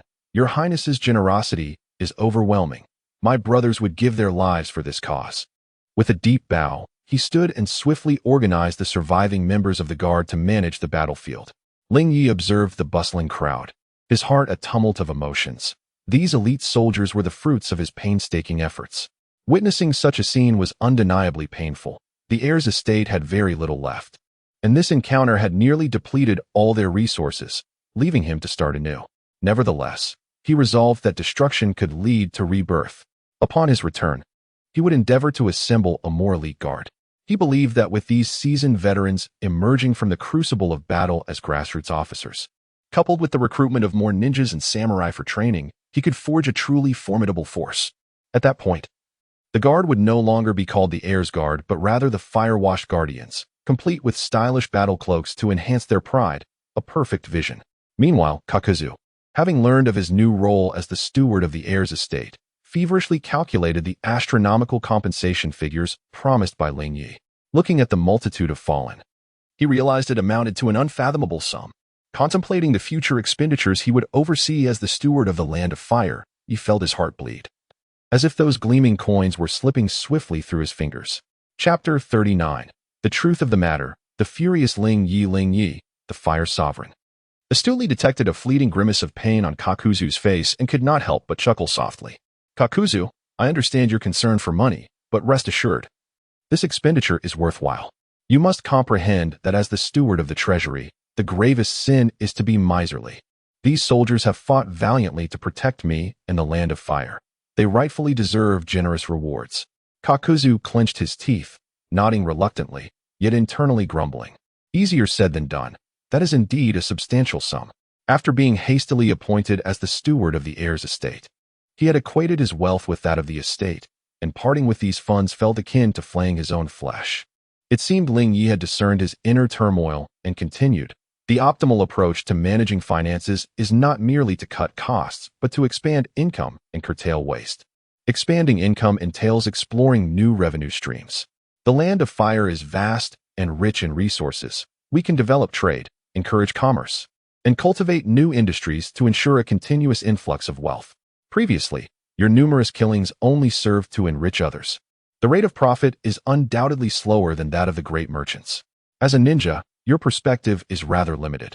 Have you never considered engaging in business? Kakuzu shook his head, realizing that he had never contemplated such notions, his understanding profoundly lacking. He had only ever pursued wealth through the means of a ninja, never considering how those who employed him amassed their fortunes. As for curtailing expenses, it does not entail withholding necessary funds, but rather eliminating waste and allocating resources judiciously. Every coin must be utilized effectively, focusing on critical areas such as military development and improving the livelihood of the populace.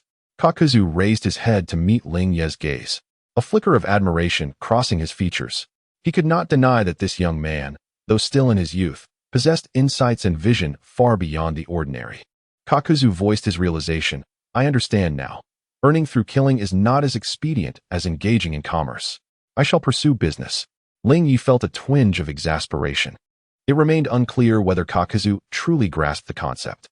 This was a common ailment among the war-torn ninjas, exceptional in their lethal prowess, yet woefully uninformed in other matters, merely capable of interpreting ninjutsu scrolls. In that era, everyone focused on developing their skills for killing. Unlike today's ninjas, they had not the luxury of being well-rounded scholars. No wonder collaboration with the Daimyo was necessary. Entrusting the management of a nation to such individuals would undoubtedly lead to bankruptcy in no time. Lingye sighed in resignation, resolving to find an official to properly enlighten Kakuzu on the intricacies of commerce and financial management in due course. You are not yet qualified to be my finance minister. I shall arrange for someone to teach you. Thank you, Kakuzu replied, intrigued by Lingye's concept of expanding income and curtailing waste, eagerly accepting his proposal. He was keen to learn any skill that could yield profit. Lingye gazed at the battlefield, where the smoke of conflict began to dissipate. Yet an inexplicable sense of unease surged within him. Everything felt too smooth, almost unnaturally so. How could Danzo, that cunning strategist, so brazenly attempt to assassinate him? By what means did Danzo dare to provoke the authority of the Fire Nation's heir?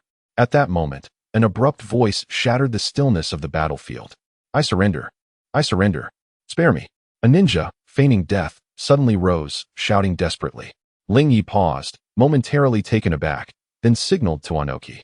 Understanding the cue, Onoki strode forward and lifted the captive as one might a chick, escorting him to Lingye. Your Highness, this fellow claims to surrender and possesses a great secret, Onoki announced as he unceremoniously tossed the captive to the ground, dusting off his hands theatrically. Lingye regarded the disheveled captive, whose tattered clothes were stained with blood and grime, his face a mask of fear and desperation. Lingye narrowed his eyes and spoke coldly. Speak. What do you wish to convey? Seizing the opportunity, the captive crawled forward, a sycophantic grin plastered across his face. Your Highness, I do not wish to die. If you spare me, I can reveal a monumental secret. A sardonic smile curled at the corners of Lingye's lips as he replied, Oh, a secret? Do you truly believe your life is worth a secret that could intrigue me? His voice was low and frigid, imbued with an innate authority that sent a shiver down the captive's spine. It is worth it. Absolutely. The captive hastily assured him. Then speak. Promise me your life, and I shall listen. The man seemed inclined to negotiate further, but upon noticing the imposing figures surrounding Lingye, he swallowed his words. Yes. I was instructed by your uncle to monitor Danzo's plans and to divide forces to attack the Fire Guardian city. In an instant, fury ignited within Lingye's eyes. He had never anticipated such audacity from these two individuals. Their intentions had far exceeded his comprehension. He had assumed they sought to eliminate him discreetly. Instead, they dared to instigate a coup and dispose of the current daimyo as well. Before the captive could utter another word, Lingye raised his hand, and a sharp blade of chakra sliced through the air, piercing the man's throat with unerring precision. The captive's eyes widened in disbelief. Yet he could not utter a sound before collapsing, blood pooling swiftly around him. Damn it, Lingye muttered under his breath. With 3 of the 12 Guardian ninjas by his side, the protective force of Fire Guardian City was undeniably weakened. Rally the troops. We must hasten to the capital, Fire Guardian City. Without hesitation, he seized a broken sword from the ground. With a swift motion, he severed the reins of the 5 horses tethered to the carriage.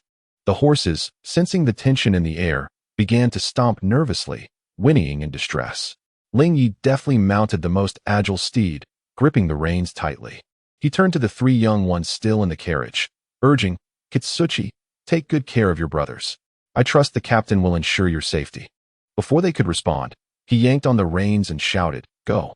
The horse neighed loudly, rearing up, then bolted towards Fire Guardian City like an arrow loosed from a bow. He crouched low, nearly melding with the horse's back, as the wind whipped past his ears. Behind him, Orochimaru, Kaguya, Shizune, and others exchanged glances, and without hesitation, they too pursued Lingye with fervor. Even Orochimaru and Kakuzu could not deny the allure of Lingye's words. He was indeed the only one within the ninja realm possessing such potential. With a powerful leap, they landed gracefully upon the branches, utilizing their momentum to spring forward rapidly. Their movements were fluid, weaving effortlessly through the dense forest. Their speed was astonishing, nearly keeping pace with Lingye's galloping steed as they raced towards Fire Guardian City. Thus, a group of 7 hastened towards their destination, united in purpose. Chapter 40. My son Lingye shall become the Lord of the Fire Nation. In the capital of the Fire Nation, Hiyuching, a once vibrant and bustling city now lay in ruins, transformed into a battlefield of carnage. Flames greedily licked at the buildings lining the streets, while thick, suffocating smoke blotted out the sun.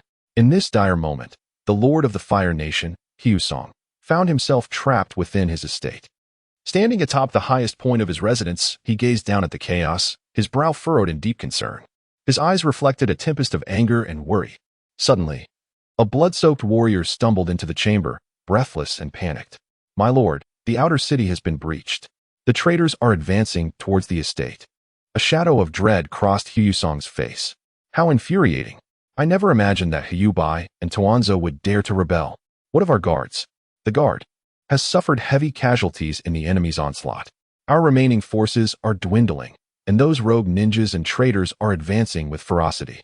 We can barely hold on. The warrior's voice trembled, betraying his terror at the brutal conflict unfolding outside. Taking a deep breath, Hyusong steeled himself.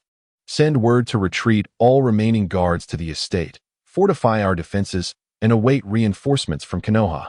He knew the tide had turned against them, yet the dignity and responsibility of being the Lord of the Fire Nation compelled him to stand tall. He was the Lord, a descendant of the divine, even in death. He could not abandon his honor. "Tell all soldiers that today, we shall either perish with the capital or fight to the last breath." The warrior, taken aback, knelt before him, a glimmer of resolve in his eyes. "Yes, my lord."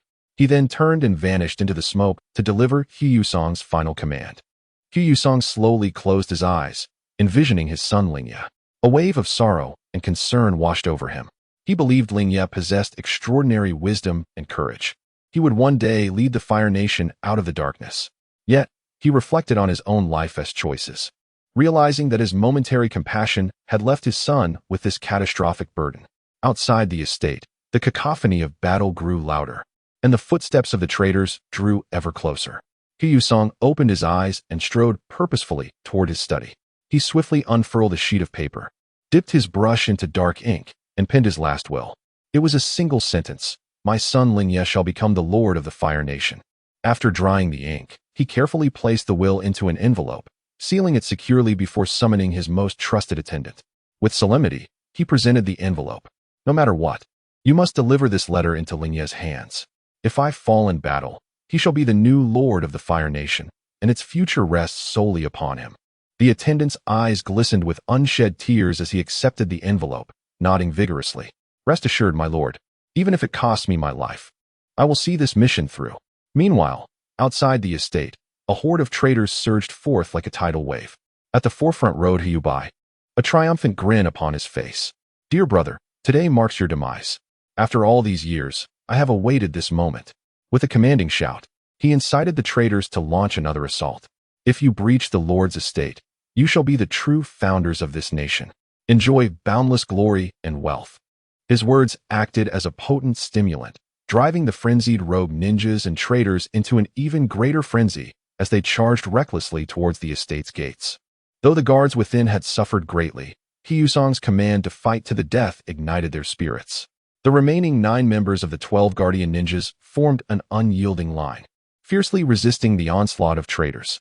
Alas, their efforts were in vain. The enemy was too numerous, and they were swiftly overwhelmed. The fall of the Lord's estate loomed imminent. "Hyusong, Witnessing this grim reality, sunk his fingers into the wooden frame of the window. "Fetch my sword." He dashed to a concealed compartment in his study, revealing a golden blade, devoid of a scabbard and glimmering with dark golden hues, inscribed with flowing runes. This sword, passed down from the ancestors of the Fire Nation, was to be wielded only in dire moments that threatened the very lineage of their bloodline. Yet, he believed that now was that moment. "Son, watch as your father eliminates this final adversary," he murmured. "Though you often chastise me for my gentleness, now I shall do something truly manly." He resolved to slay Bai before his demise, paving the way for Lingye to ascend as the new lord. This was the final act he could offer his son. Gripping the divine sword, the moment the hilt met his palm, the centuries-old seal shattered with a deafening roar. Flames of gold ignited in Hyusong's eyes, his veins pulsating with fierce energy, as the very essence of his being seemed to be consumed by the blade. "So this is the price," he thought, grimacing at his emaciated hand. The warning inscribed in his journal echoed in his mind. Only those of pure divine blood may wield the sword, otherwise, flesh and bone shall become offerings. This seemingly gentle lord of the Fire Nation was now prepared to undertake the most manly of deeds. He would fight to the last breath for Hyuching. At that moment, a group of 30 rogue ninjas, forming a spearhead, breached the final line of defense.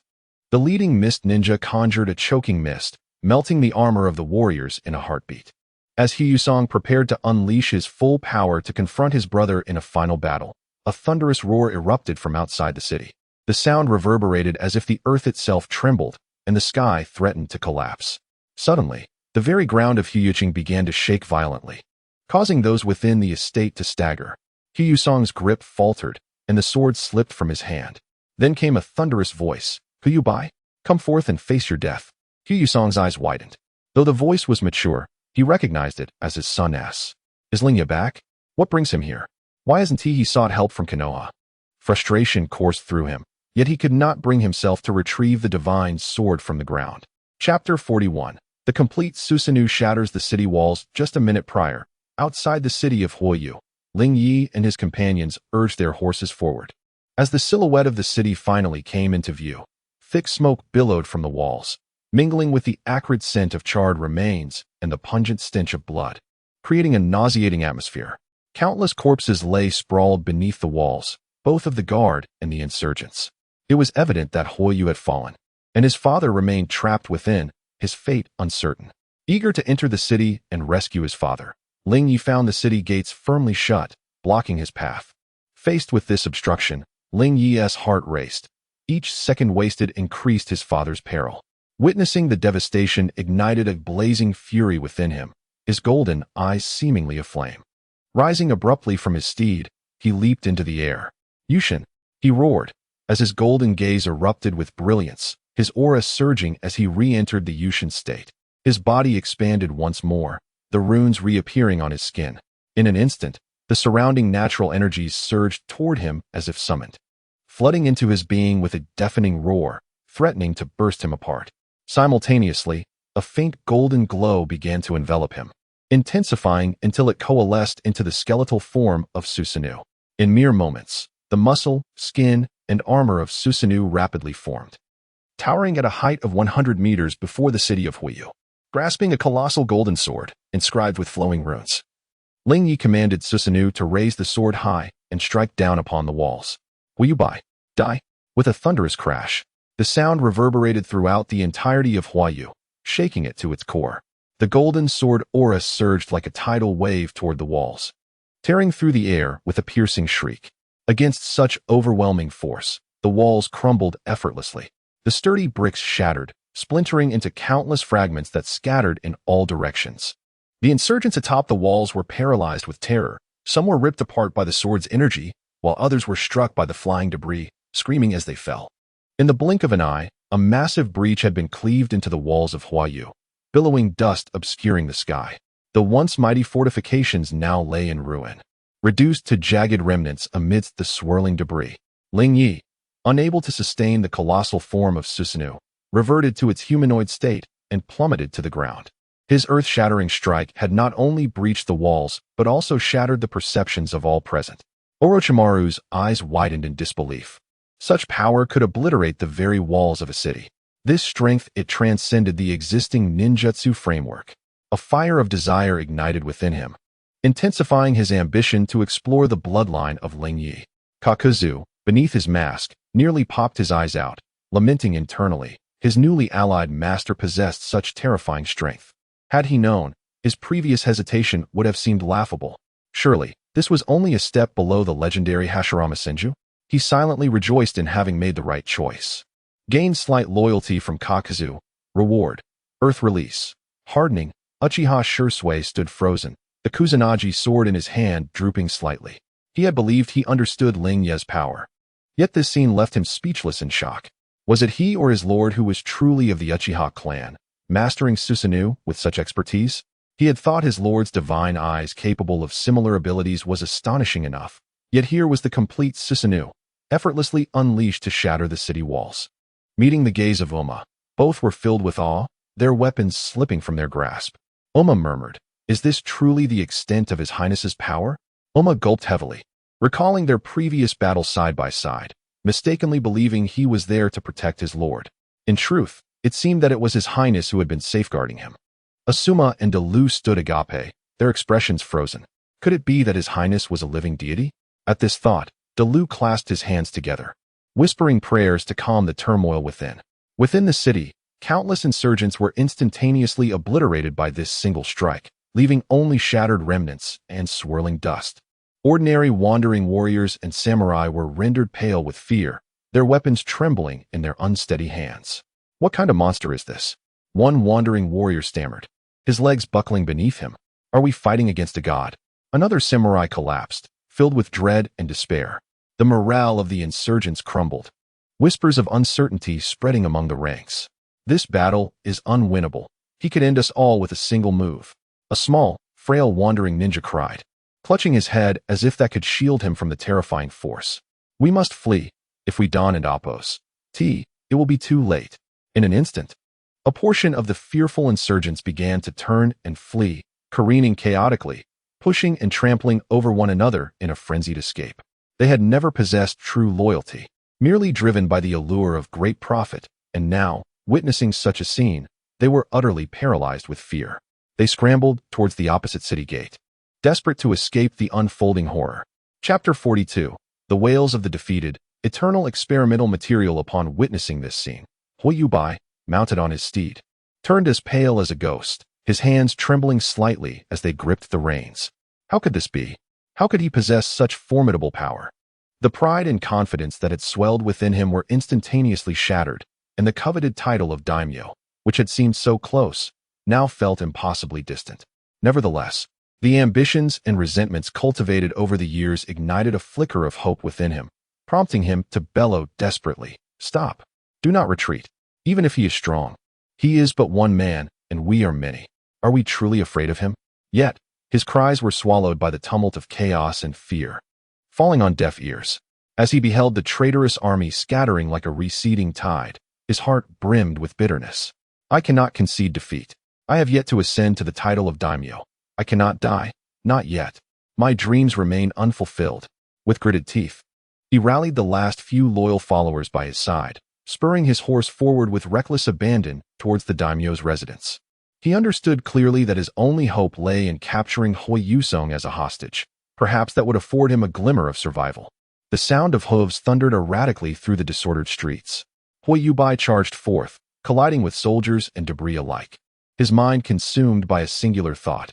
If he could seize Hoi Yusong, he could turn the tide of battle. Inside the daimyo's residence, Hoi Yusong anxiously awaited news from outside. He had heard the earth-shattering roar and suspected that Lingye had returned. Yet his heart was heavy with worry for his son and Appo's safety. Suddenly, the clamor of chaotic footsteps and the sounds of a struggle erupted from beyond the gates. Hoi Yubai, like a maddened beast, burst into the daimyo's residence. His eyes were bloodshot as he lunged toward Hoi Yusong, roaring, "Hoi Yusong, surrender your title to me." Hoi Yusong, witnessing Hoi Yubai's frenzied demeanor, felt a surge of revulsion. "Hoi Yubai, you have committed the gravest act of treason. Today is your end." At that moment, both were devoid of any guards, having fought to the bitter end. As Hoi Yubai prepared to recklessly charge at Hoi Yusong, a shadow struck like lightning from behind him. He found himself face to face with Hima, whose cold gaze was rife with murderous intent. Before Huayubai could react, Hima's arm clamped around his throat like an iron vice. Huayubai struggled desperately, but in the face of Hima's overwhelming strength, he found himself utterly immobilized. "Let me go, you scoundrels!" Huayubai screeched in madness, yet his voice was soon drowned in the cacophony surrounding him. Meanwhile, Lingye and the others arrived at the entrance of the daimyo's residence. Upon seeing that Huayusong was alive, he breathed a sigh of relief, grateful to have arrived in time. Then, Lingye turned his gaze to the subdued Huayubai, his eyes devoid of pity, filled instead with boundless fury and coldness. Huayubai looked at Lingye, the madness in his eyes slowly transforming into fear, yet he defiantly retorted, "Do not rejoice, even in death. I will not allow you to have it easy."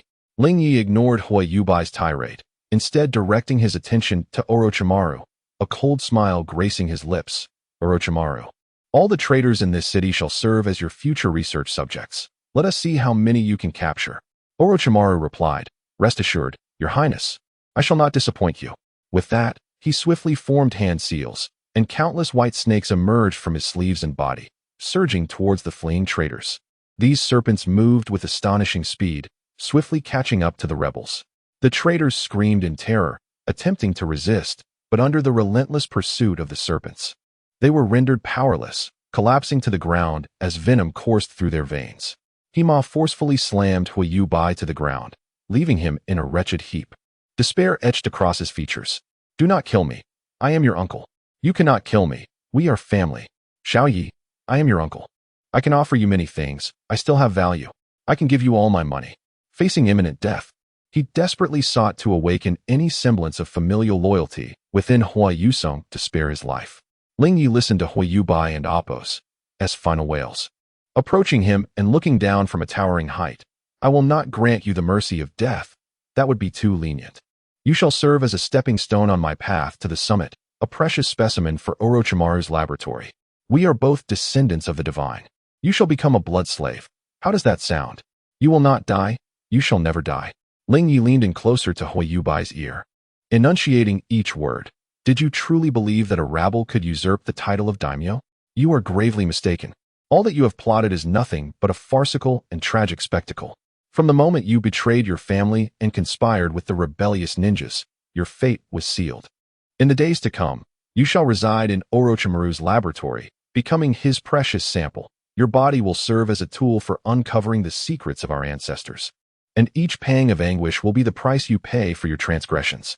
Rather than inflicting physical torment, I wish to first torment your mind, as you nearly brought death to my father. In that dark and sunless place, you will witness your blood being drawn time and again, feeling your life ebb away gradually. But fear not. Orochimaru will find ways to keep you alive, ensuring that you remain conscious of your suffering, constantly reminded of today's madness and folly. You will become a cautionary tale for the land of fire, warning all that betrayal and greed will ultimately incur the most severe punishment." Upon hearing Lingye's intention to hand Huayubai over to him, Orochimaru's smile widened, his tongue involuntarily licking his cracked lips. He crouched down, gripping Huayubai and Appo's shoulders with both hands, his fingers digging deeply into his flesh, completely disregarding Huayubai and Appo's pain struggles and curses. "Haha, how amusing, so very amusing." Orochimaru laughed maniacally. "Huayubai, do you understand that from this moment forth, your existence will become exceedingly and Appo's, precious and Appo's?" His eyes sparkled with a fervent light, fueled by an insatiable thirst for the unknown realms of research. He comprehended that his new master sought to torment Huayubai, and he willingly participated in psychologically tormenting this subject before him.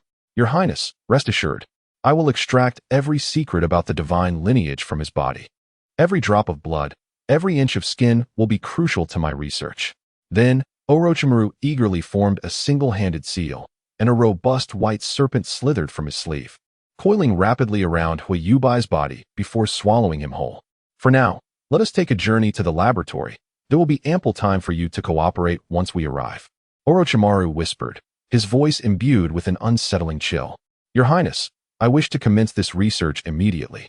Orochimaru's voice trembled slightly, laced with an urgency that brooked no refusal. Lingye nodded. Take him to the secret chamber beneath the heir's residence for research. It may be sparse, but it offers ample space. At your command, Day responded, leading Orochimaru away from the daimyo's residence, with Orochimaru closely following behind. Chapter 43. The Divine Sword acknowledges its master as they bid farewell to the two departing figures. Huayu Lingye hastened to his father, Huayu Song's side. Although his father's appearance was weary, he was, at least, safe. A burden that had weighed heavily on Lingye's heart finally lifted. His gaze fell upon Huayu Song's right arm, which seemed drained of vitality. Father, what has happened to your arm? Huayu Song looked at his son, a glimmer of gratitude crossing his eyes. He raised his hand to caress Lingye's head, but faltered due to the weakness in his right arm. With a soft sigh, he began to speak, the cost of safeguarding the land of fire.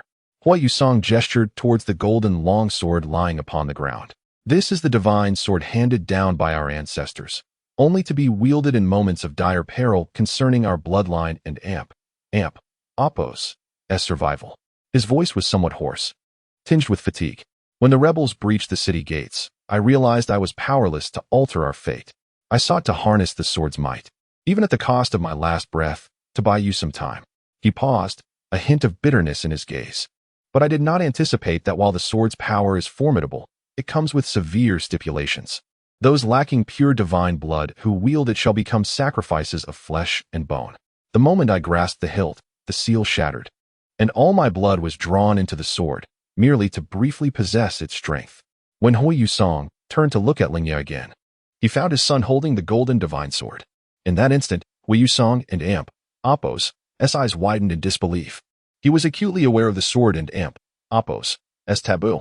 The painful price he had paid when he wielded it was still fresh in his memory, and his right arm, drained of vitality, continued to ache. Yet now, Lingye grasped the divine sword without any adverse effect.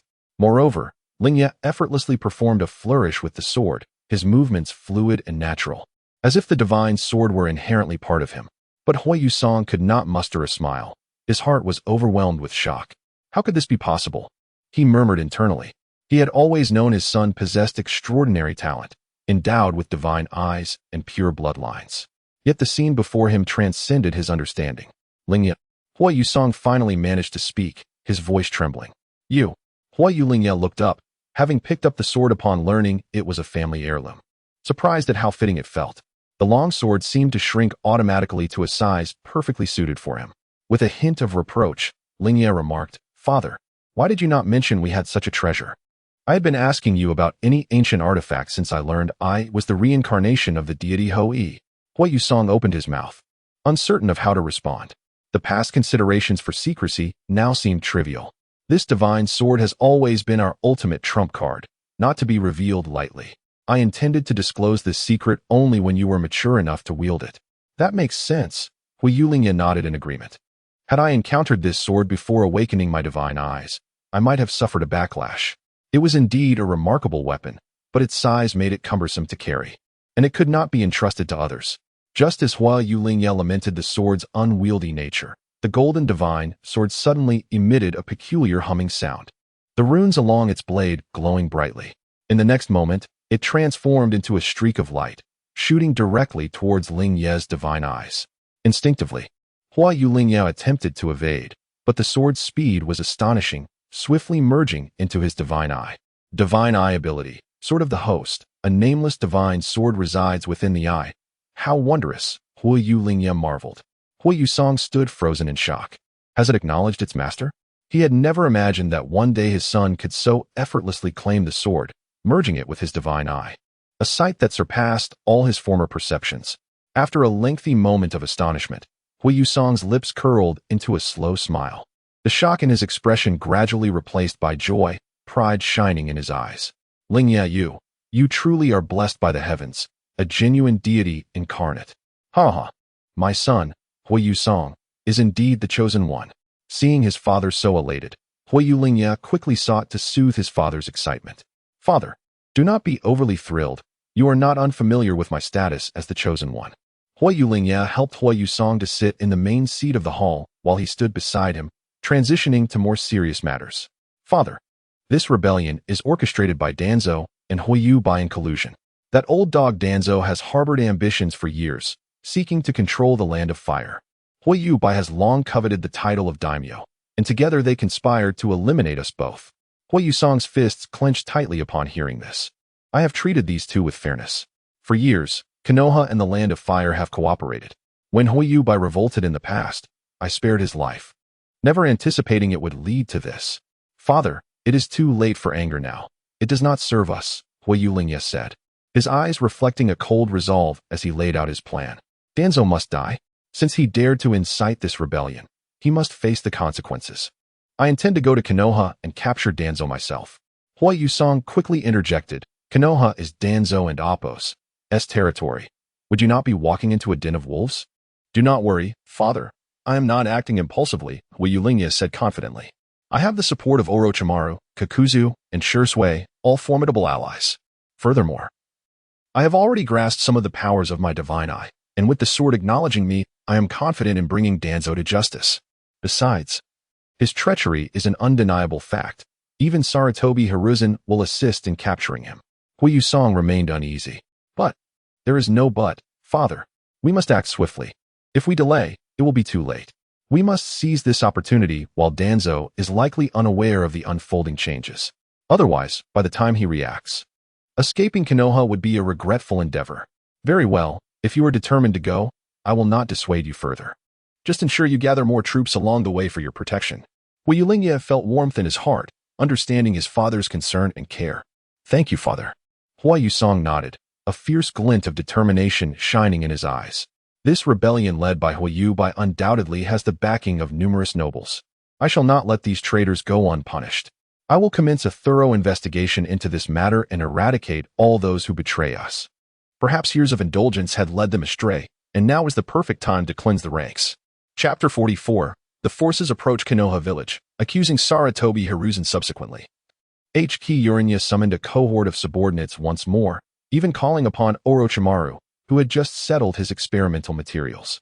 Once everyone was prepared, they departed Ki Castle in a grand procession, under the watchful gaze of Ki Matsuri.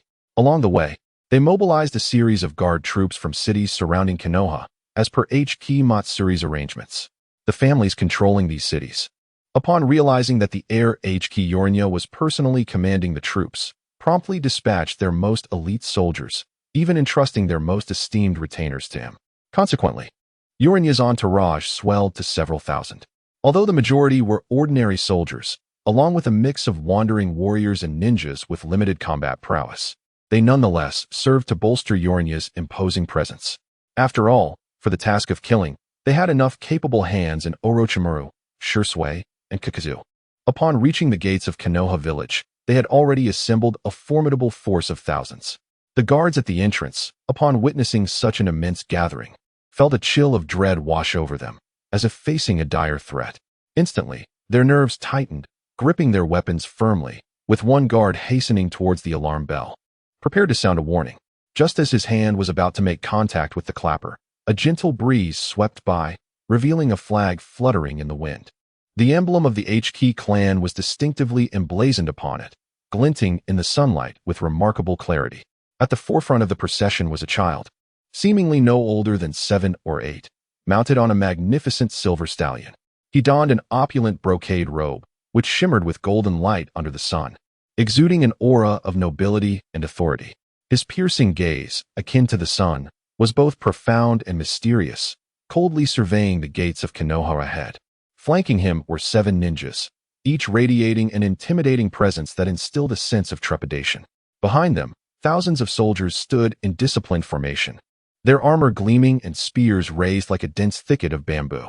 In the gentle breeze, the banners rustled fiercely, the Ki emblem dancing in the wind. The guard's movements abruptly froze, his eyes widening in disbelief.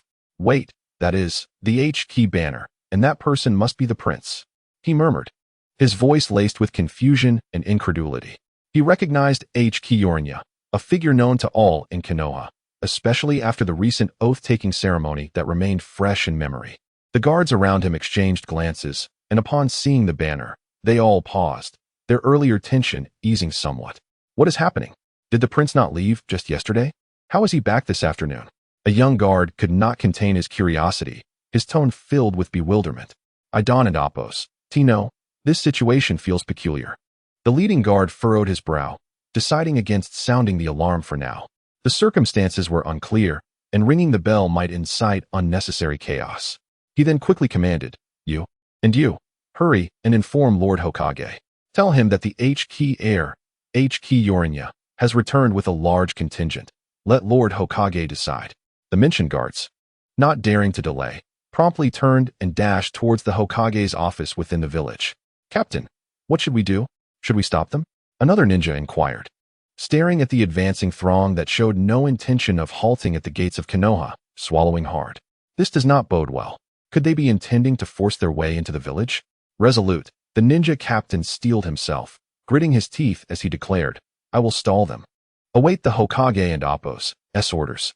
Taking a deep breath to steady himself, he approached the front of the procession, despite the turmoil within him, and positioned himself to halt their advance. Upon reaching them, he knelt on one knee, adopting a posture of utmost respect, striving to keep his voice steady. "Your Highness, may I inquire about the sudden return? Has something significant transpired? We ought to inform Lord Hokage." Seeing someone dare to block their path, H-Key Yorinya's eyes flashed with displeasure. He took a step forward, his aura intensifying, and rebuked, "Insolence! How dare you question the Prince and Appo's actions or demand a report?" The Konoha ninja felt the weight of Yorin and Appo's aura pressing down on him, causing him to tremble slightly. Yet, bound by duty, he stood his ground, unwilling to yield. Yorinya remained aloof, his demeanor indifferent, coldly fixated on the gates of Konoha. As if they concealed the prey he was determined to capture. Sunlight cascaded over his brocade robe, causing the golden threads to gleam with a chilling brilliance. The ninja, realizing that Yorinya showed no intention of acknowledging him, felt a rising sense of urgency, summoning the courage to speak once more. "Your Highness, Konoha has its own regulations. With such a large force arriving, I must know the reason for your presence. I implore you to disclose it, lest I find it impossible to grant passage." Finally, "Yorin and Appo's, you spoke?" His voice resonating in the air. "I have come to apprehend someone." These four simple words struck the atmosphere like a thunderclap, rendering the air around them almost palpable. The ninja's eyes widened in disbelief, his expression one of shock. "Your Highness, whom do you wish to apprehend? All within Konoha are subjects of the Land of Fire. I am unaware of any crimes committed that would necessitate your personal involvement." His voice trembled, a clear indication that Yorinya's declaration had awakened him to the grave severity of the situation. Yorinya, seemingly losing patience, tightened his legs against the horse's flank, urging the steed forward, its hooves poised to trample the ninja's face. The guard's eyes widened in horror and disbelief, unable to fathom that H-Key Yorinya would so brazenly disregard him, even intending to ride over him. In a panic, he instinctively sidestepped to the roadside, barely managing to maintain his balance.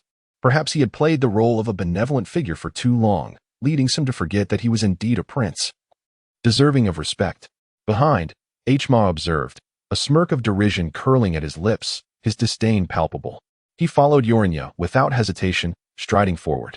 The Konoha ninja remained rooted in place, watching their retreating figures, beset by a growing sense of dread and unease. Memories of the recent oath-taking ceremony flooded his mind. Recalling H-Key Yorinya's demeanor then, always adorned with a warm smile, gracious and courteous, exuding the elegance and charm of a nobleman. Yet the prince before him now emanated a bone-chilling coldness, his indifferent gaze seemingly viewing all as mere ants beneath him. The unwavering tone in which he declared his intent to capture someone, coupled with his dismissal of the guard's obstruction and his intent to ride over him, revealed a stark transformation from the Yorinya he once knew. With this realization, the guard felt cold sweat trickle down his back, his legs trembling slightly. What he faced today was not the amicable prince he once knew, but rather a sovereign wielding the power of life and death, an unassailable authority. Chapter 45. The pressure of Konoha and the predicament of Sarutobi Hiruzen at this moment. Within the Hokage and Appo's office, Sarutobi Hiruzen sat at his desk, sifting through a mountain of documents. Suddenly, the tranquility was shattered by the sound of hurried footsteps approaching. "Hokage-sama." A ninja burst through the door, dropping to one knee. Panting heavily, "His Highness, Prince Hiragi, has returned to Konoha with a large entourage and is currently at the village gates." Hiruzen paused, his pen hovering in midair, a flicker of surprise crossing his face. "Hiragi? Hadn't he just departed yesterday?" What could have prompted such an abrupt return with numerous followers? A sense of foreboding washed over him. As the heir of the Land of Fire, Hiragi's grand entrance must signify a grave matter, suggesting ill intent. Rising from his seat, Hiruzen adjusted his Hokage cloak, his expression grave. Let us go and see. The group hastened towards the gates of Konoha. Upon arrival, Hiruzen beheld Hiragi riding a horse, disregarding all attempts to halt him, striding directly into the village. A reprimanded ninja stood nearby, his face a mask of grievance. Your Highness, Hiruzen called out urgently. Hiragi halted his steed, turning to face Hiruzen, yet his gaze remained icy, golden light glimmering in his eyes, obscuring his current thoughts. Third Hokage. It has been a long time. However, Konoha seems to be growing increasingly imposing. Given recent events, it appears Konoha no longer requires the Land of Fire, does it? Hiragi spoke indifferently, yet the underlying anger in his words was unmistakable. Hiruzen's unease deepened as he stepped closer and slightly bowed. Your Highness, what do you mean by that? Konoha is an inseparable part of the Land of Fire. Your unexpected return. Has something occurred? Is there a misunderstanding? Hiragi regarded Hiruzen without dismounting, his lofty position offering no courtesy. The upper echelons of Konoha, specifically Danzo, have colluded with Hiragi Baku to incite rebellion, plotting against my father and me, seeking to usurp the title of Daimyo of the Land of Fire. I have come to apprehend him today. His words sent shockwaves through the crowd. Hiruzen's complexion paled, his mouth agape, utterly unprepared for the revelation that Danzo had engaged in such treachery. He had believed that by thwarting Danzo's plans, the matter would end there, never imagining that Danzo would escalate his actions to involve the daimyo. Has Danzo lost his mind? Does he truly wish for Konoha's downfall? Hiruzen thought, furrowing his brow in distress. He was acutely aware of Danzo's eccentricities and ambitions, but had never anticipated such a rebellious act. The fact that Hiragi had assembled a force only confirmed his relentless pursuit of his objective. Your Highness, this is a grave matter. Allow me to investigate. As a high-ranking member of Konoha, Danzo's actions cannot be overlooked. Hiruzen endeavored to maintain a calm demeanor, seeking to placate Hiragi. Investigate? Hiragi scoffed. At this point, the evidence is irrefutable. What need is there for an investigation? I have obtained correspondence between Danzo and Hiragi Baku, complete with his seal. Third Hokage. Do you intend to shield him? With a wave of his hand, Hiragi urged his horse forward, casting a pile of root masks onto the ground. Hiruzen picked one up, confirming its origins from Konoha, solid proof of the betrayal. Moreover, your disciple, Orochimaru, has also joined this assassination plot and is currently in my custody, albeit under my supervision for the time being. Are you implying that you are complicit in this scheme? It appears I have walked into a den of wolves. Will you now seek to eliminate me as well, Hokage? Hiruzen's face drained of color, beads of sweat forming on his brow. If this situation were mishandled, it could ignite a cataclysmic conflict between the Land of Fire and Konoha, with dire repercussions that could obliterate Konoha's century-old legacy.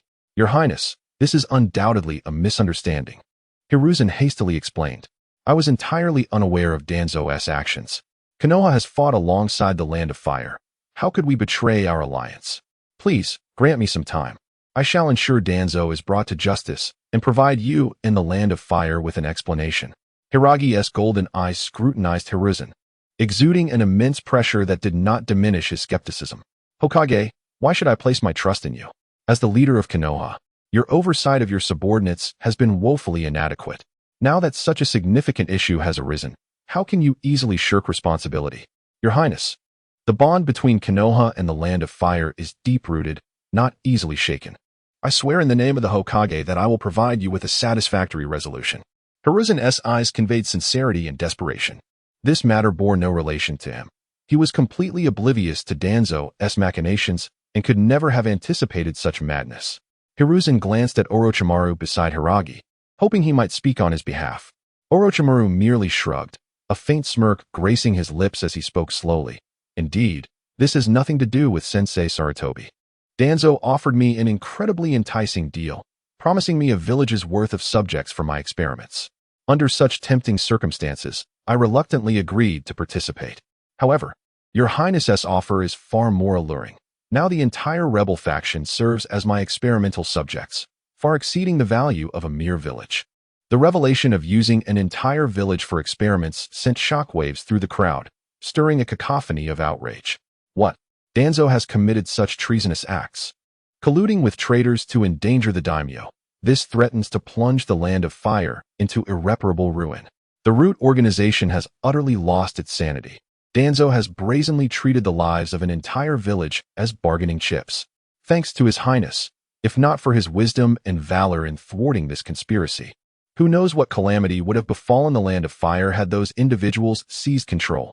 The crowd looked upon Hiragi with admiration and gratitude. Conversely, while some extolled Hiragi and Appo's virtues, others vehemently denounced Hiruzen. Why does the Hokage defend such a person? Danzo has committed heinous crimes. He is unworthy to remain in Konoha, let alone stand alongside you. Indeed, Hokage-sama, you must provide us with an explanation, a justification for the Land of Fire. Danzo must not escape punishment so easily. The crowd's fervor intensified, their anger directed squarely at Hiruzen, all anticipating a fair resolution from him. It was only Hiruzen's esteemed reputation that kept the situation from spiraling out of control. This was precisely the outcome Hiragi desired. Once these sentiments were voiced, Hiruzen would undoubtedly face a barrage of public criticism. His moral high ground would need to be bolstered, as even if Hiruzen sought to protect Danzo, he must consider the will of the people. Observing the crowd's reaction, Hiragi inwardly smirked, recognizing the power of public opinion to sway events. And today he would exploit this to his advantage. He raised his gaze, his golden eyes sweeping across the assembly, discerning the threads of emotion woven through the crowd, anger, confusion, and more entwined. Hiruzen stood amidst the rising tide of ire directed at him. The voices of the masses demanding to know why he had not acted to punish Danzo immediately. Lord Lingye arrived with an overwhelming array of irrefutable evidence and a formidable entourage, intent on bringing Tuanzong to his demise. Should I attempt to shield him, I would not only fail to quell Lord Lingye's wrath, but also plunge Konoha into a perilous crisis with the Land of Fire. Observing that public sentiment had reached a boiling point, Lord Lingye continued, "Third Hokage, have you heard? The evidence is indisputable. You promised me an explanation. What do you intend to do? And where is Tuanzong now? Are you keeping me here merely to buy him time to escape?" Sarutobi, Hiruzen, and Appo's expression grew increasingly grim. Tuanzong had likely received word of the situation and might already be taking measures to flee, potentially having already evaded capture in Konoha. If he indeed managed to escape, the situation would become far more complicated. Gritting his teeth, he replied, "Rest assured, Your Highness, I will exert every effort to apprehend Tuanzong. I shall dispatch personnel to the base in the route immediately to capture him." Chapter 46. Danzo's final madness at this moment. In a concealed underground stronghold within the Hidden Leaf Village, Danzo sat brooding in a chair, listening intently as his subordinates reported the chaotic circumstances outside. His eyes were bloodshot, and his appearance had become exceedingly haggard. Recently, news had arrived that the team sent to assassinate Hokage Lingye had been completely annihilated. Yet, he felt he had not yet lost. As long as the plan with Hokage Bai proceeded smoothly, there remained a glimmer of hope. Once Hokage Song met his demise, he could support Hokage Bai in ascending to the position of Daimyo, and then he would still have a chance. However, instead of receiving news of Hokage Song's death, he was met with the grim tidings that Sarutobi Hizashi had issued a capture order. "Lord Danzo, Hokage Lingye has arrived in the Leaf Village, claiming that you conspired with Hokage Bai to rebel. The evidence is irrefutable, and it seems the Hokage has already compromised and intends to capture you." Danzo sprang to his feet, his one eye bloodshot with fury, and slammed his fist onto the table. "Incompetent fools! How could we fail? That imbecile Hokage Bai can't even manage this simple task. And Sarutobi Hizashi is also useless. To simply yield like this, eventually, the leaf will perish at his hands." His subordinates stood silently by, too afraid to utter a word. They had never witnessed such rage from Danzo. After a moment, another subordinate mustered the courage to speak. "My lord, the current situation is exceedingly unfavorable for us. Perhaps we should leave the Leaf Village for a time, find a place to hide, and seek an opportunity to rise again. With your capabilities, seizing control of other smaller nations would be no challenge." Upon hearing this, a flicker of struggle passed through Danzo and Appo's gaze, but soon, his eyes hardened with unwavering resolve as he shouted, "I cannot abandon the leaf. This is the leaf entrusted to me by my master. Why should I leave my village? I have toiled here for years. I cannot simply depart. I have yet to become Hokage, and I must protect this place. even if it costs me my last breath. Indeed, I cannot allow that petty Hokage Lingye to infringe upon the leaf. As long as he lives, there is no hope for the village. He must die? For the sake of the leaf, he must perish. His voice echoed through the underground stronghold, imbued with a sense of resolve and madness. He paced back and forth, his mind racing with strategies. Suddenly, he halted, his expression turning cold as he commanded, "Convey my orders. Let all remaining members of the root hide away. Without my command, they are not to act recklessly." His subordinates complied and departed, leaving Danzo alone in the darkness, his single eye flickering with hatred and resentment. Meanwhile, the atmosphere in the Leaf Village had reached a fever pitch, with Umbu ninjas darting across the rooftops. Hokage Lingye and Sarutobi Hizashi stood not far from the village entrance. Though the crowd gradually calmed under the reassurances of the Leaf and Amp, Appo's ninjas, their gazes continuously flitted between the two men, the tension palpable and suffocating. At that moment, an Umbu ninja approached them, kneeling on one knee, urgency evident in his voice. "Hokage, we have discovered Danzo's whereabouts at the root base. He sits there alone, seemingly awaiting judgment." Sarutobi Hizashi felt a wave of relief. His old comrade had retained some semblance of reason. There was still a slender chance of survival if he surrendered now. He turned to Hokage Lingye. "Your Highness, since we have news of Danzo, I implore you to accompany me and witness his capture, to dispel any doubts you may harbor." Hokage Lingye's lips curled into a faint, icy smile. "That is precisely my intention." With that, he gently squeezed his horse's flanks, leading the charge toward the root base, followed closely by Orochimaru, Kaku, Shisui, and others. Under the guidance of the Umbu, they entered the underground base, where a damp, decayed odor assailed their senses. The flickering, dim light distorted their shadows into elongated, grotesque forms. Upon entering, they found Danzo seated alone in the center of the base, facing the entrance, his form hunched, his single eye fixated on the approaching group. Hokage Lingye, addressing the figure before him, broke the silence. "Danzo, it has been a long time. You have delivered a grand gift to me. I nearly fell victim to your schemes." Danzo rose slowly, his eye filled with resentment and malice, glaring intensely at Hokage Lingye. "You have triumphed. I can only lament that a single misstep allowed you to prevail. It was Kabuto who betrayed me, was it not? He provided me with false information. Had I known, I should have eliminated 1 or 2 orphans as a warning.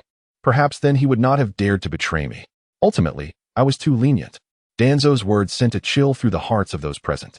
It was evident why he was known as the shadow of the ninja world. He spoke of the orphaned children without a trace of guilt. To claim he was too soft-hearted, was this truly human? Upon hearing these words, Uchiha Sasuke could no longer contain his fury, growling through clenched teeth.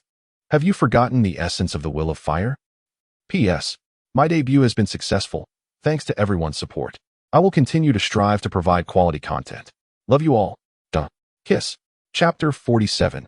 What is the true will of fire? Upon hearing Shizuka's inquiry, Danzo merely responded with a harsh, derisive laugh, dripping with contempt for Shizuka and Appo's question. Foolishness. The will of fire? Merely a ruse to deceive children. In this ruthless world of shinobi, what can the so-called will of fire offer Konoha? Can it ensure Konoha's eternal invincibility amidst the looming threats of powerful nations? Where there is light, there is shadow. Benevolence alone cannot strengthen Konoha. Only through ruthless means can we nurture a mighty tree. To allow the tree to flourish, sacrificing some withered branches is a necessary cost. Hiruzen Sarutobi felt an ominous chill rise within him as he listened to Danzo's words. This man was severing the roots of Konoha. Denying the will of fire is tantamount to rejecting the very foundation of his governance. Hiruzen and Appo's complexion darkened, and he hastily admonished, "Danzo, you are spouting utter nonsense. This is a gross misinterpretation of the will of fire." Before Hiruzen could further argue, Hayashi Hyuga interjected. Danzo's remarks struck a chord within him, leaving no grounds to allow Hiruzen to counter. Hayashi was more direct, his gaze fixed upon Danzo, his golden eyes shimmering with an intensity that seemed to pierce his very soul. "Your so-called ruthless means are merely an excuse to satisfy your own desires. For the sake of your dream of becoming Hokage, you would collude with traitors, seeking to overthrow the Land of Fire. Have you ever considered what this would bring to Konoha and the Land of Fire?" Having read the original text, Hayashi understood Danzo's nature. He incessantly spoke of serving Konoha and the shinobi world, but these were mere pretexts. He was but a petty man willing to do anything to attain the position of Hokage. Upon hearing the words dream of Hokage, Danzo's body trembled violently. A flicker of pain flashing in his single eye, quickly replaced by a frenzied fervor. The dream of Hokage? Indeed, I have devoted my life to this aspiration. From the moment I lost to Hiruzen in the competition for Hokage, I understood that to truly protect Konoha, I must not be bound by hypocritical morality. Only by standing at the pinnacle, wielding absolute power, can Konoha remain eternally strong. Hiruzen sighed deeply, his eyes filled with disappointment and sorrow. Danzo, you are gravely mistaken. True strength does not arise from power and scheming, but from the unity of every shinobi in Konoha, derived from the legacy of the will of fire. Danzo, however, remained unfazed, sneering. Unity? Legacy? Do you truly believe in such notions? Without my clandestine support, could you sit comfortably in the Hokage seat? Everything I have done is for Konoha's future, even if it means bearing the brunt of scorn. I tell you, I, Shimura Danzo, owe you nothing. Danzo straightened his posture, the madness in his expression intensifying as he bellowed. You simply do not understand. In this brutal shinobi world, only through sacrifice can true strength be forged. The shinobi and Appo's mission is to complete the task at hand, and to achieve one and Appo's goals, one must be ruthless. He abruptly turned, fixing Hiruzen with a penetrating gaze. Hiruzen, your repeated forbearance has cost Konoha countless opportunities for growth. In the face of provocations from other shinobi villages, you always seek peace, but what do you gain? Merely their insatiable demands. His gaze shifted to Hayashi, filled with resentment. And you daimyos, nobility, who live in luxury, remain utterly oblivious to the cruelty of the shinobi world. The decaying rule of the aristocracy will eventually drag Konoha down.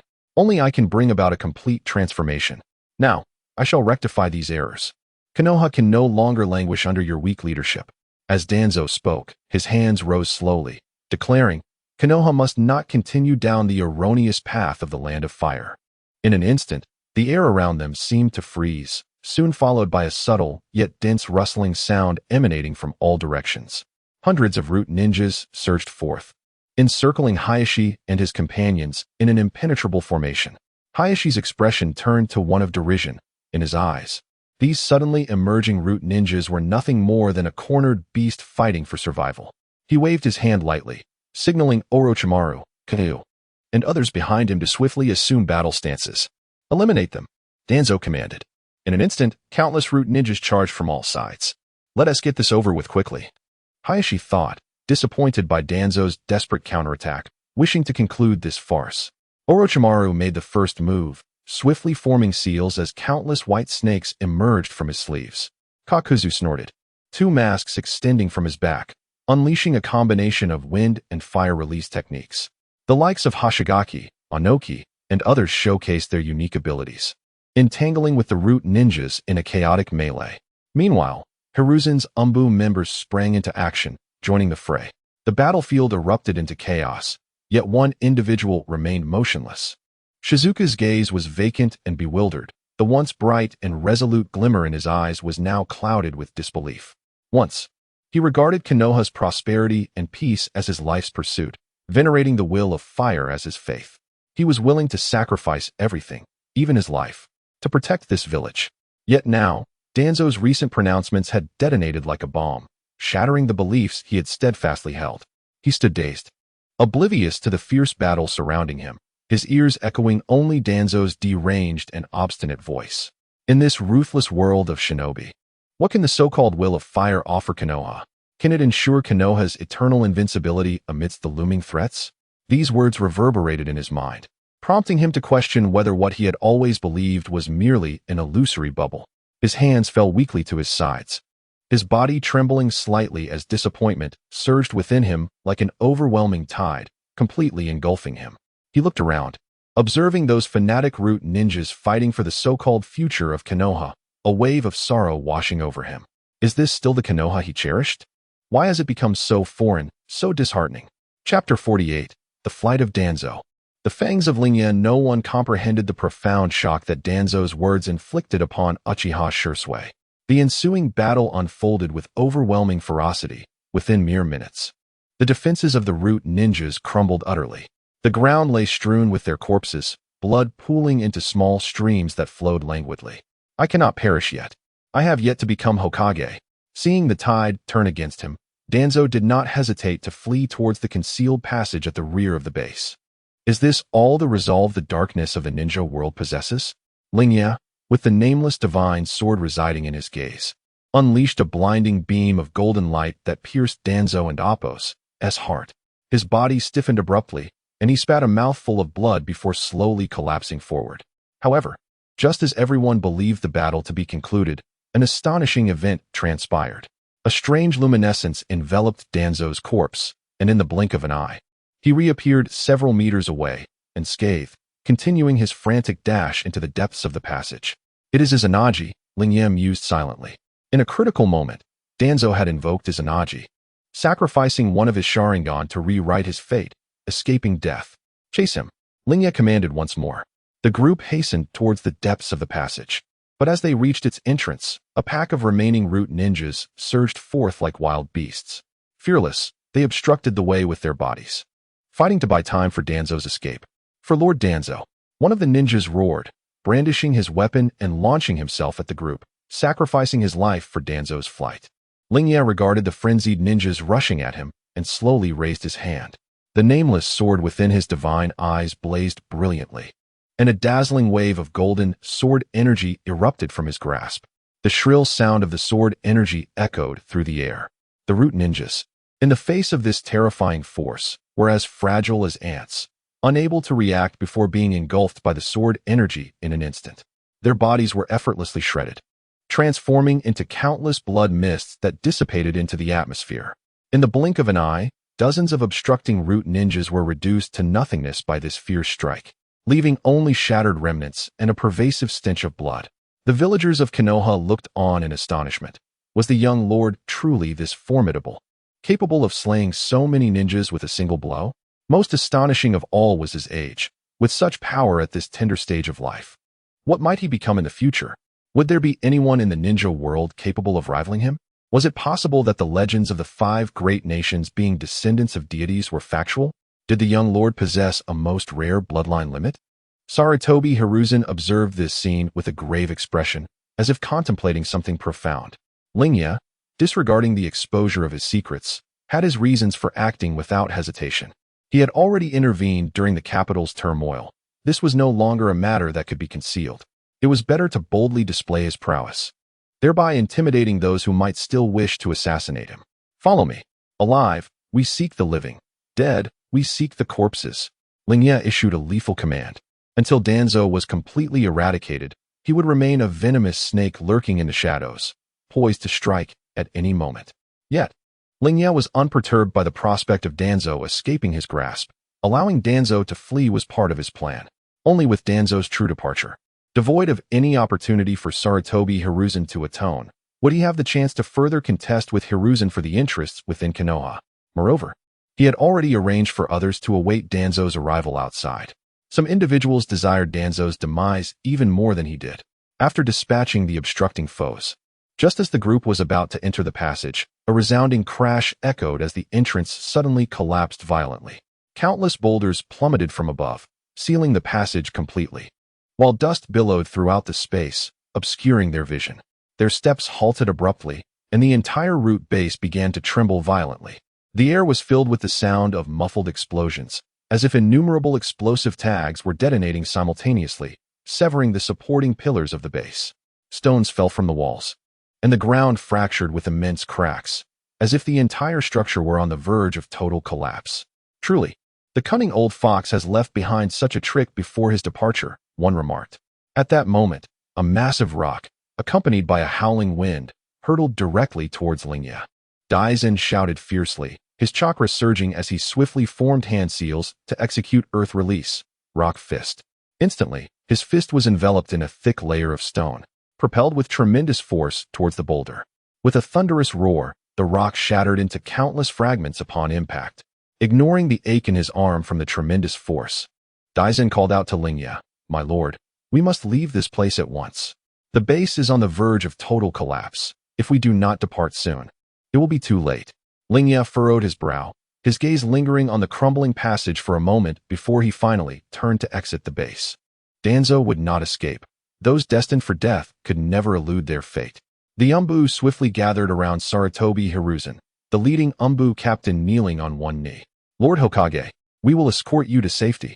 The group quickly evacuated the crumbling root base, and as they finally stepped outside, a deafening roar erupted behind them.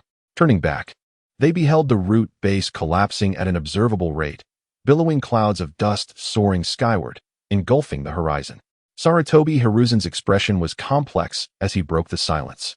My lord, in this incident, Konoha cannot escape its culpability. As Hokage, I bear the responsibility for the oversight and am willing to accept all consequences. He had truly suffered greatly at Danzo's hands, not only tarnishing his political career with the stain of enabling Danzo's malevolence, but also bearing the brunt of blame. Lingye waved his hand before his face, dispersing the dust that lingered. Lord Third Hokage, you profess your willingness to bear responsibility, yet now that Danzo has escaped, what use is this so-called accountability? The Land of Fire was nearly plunged into irreparable ruin due to the self-serving desires of Konoha's high-ranking officials. How do you propose to reckon with this debt? Hiruzen hastily assured him, rest assured, my lord. I will mobilize all of Konoha's resources to capture Danzo. The long-standing ties between Konoha and the Land of Fire shall not be sullied by the treachery of a rogue like Danzo. Lingye narrowed his eyes, golden light flickering within them. Ties? Had I not fortuitously escaped this peril and returned in time to quell the rebellion? Such ties would have long since been severed at the root. How many individuals within Konoha harbor ulterior motives like Danzo? Do you truly believe you can ascertain their identities? Hiruzen's brow furrowed deeply. My lord, Konoha will conduct a thorough investigation and overhaul its internal structure, ensuring that such incidents never recur. Lingye scoffed coldly. I hope you are true to your word. However, this incident has also illuminated the management flaws within Konoha to my father. In the future, the oversight of Konoha will no longer be as lax as before. My father will dispatch personnel to reside within Konoha to supervise the village. What do you think of this, Hokage? This was a reluctant measure. Some individuals, if left unchecked, could easily become the next Danzo. After articulating these points, Lingye finally revealed his fangs. He intended to extend his influence into Konoha. Previously, the Land of Fire had wielded no significant authority within Konoha. To gradually assume control, he needed this initial step to possess a degree of influence within Konoha, thereby grasping a portion of power. This incident merely serves as a lever for him to manipulate the power dynamics of the entire Land of Fire and Konoha. Although Danzo's rebellion appears sudden, it presents Lingye with an exceptional opportunity. He understands that merely punishing Danzo is insufficient. The true objective is to fundamentally reshape the relationship between the Land of Fire and Konoha. He proposes the dispatch of personnel to Konoha to oversee its every action, which is merely the first step. In the future, these personnel will gradually infiltrate all levels of decision-making within Konoha, from the allocation of ninja assignments to resource management, all under the supervision of the Land of Fire. The time will come to elevate those truly loyal to Hinakami Lingye to the position of Hokage, ultimately bringing Konoha entirely under his control. As for this individual, Hinakami Lingye already has someone in mind. Chapter 49, The Game.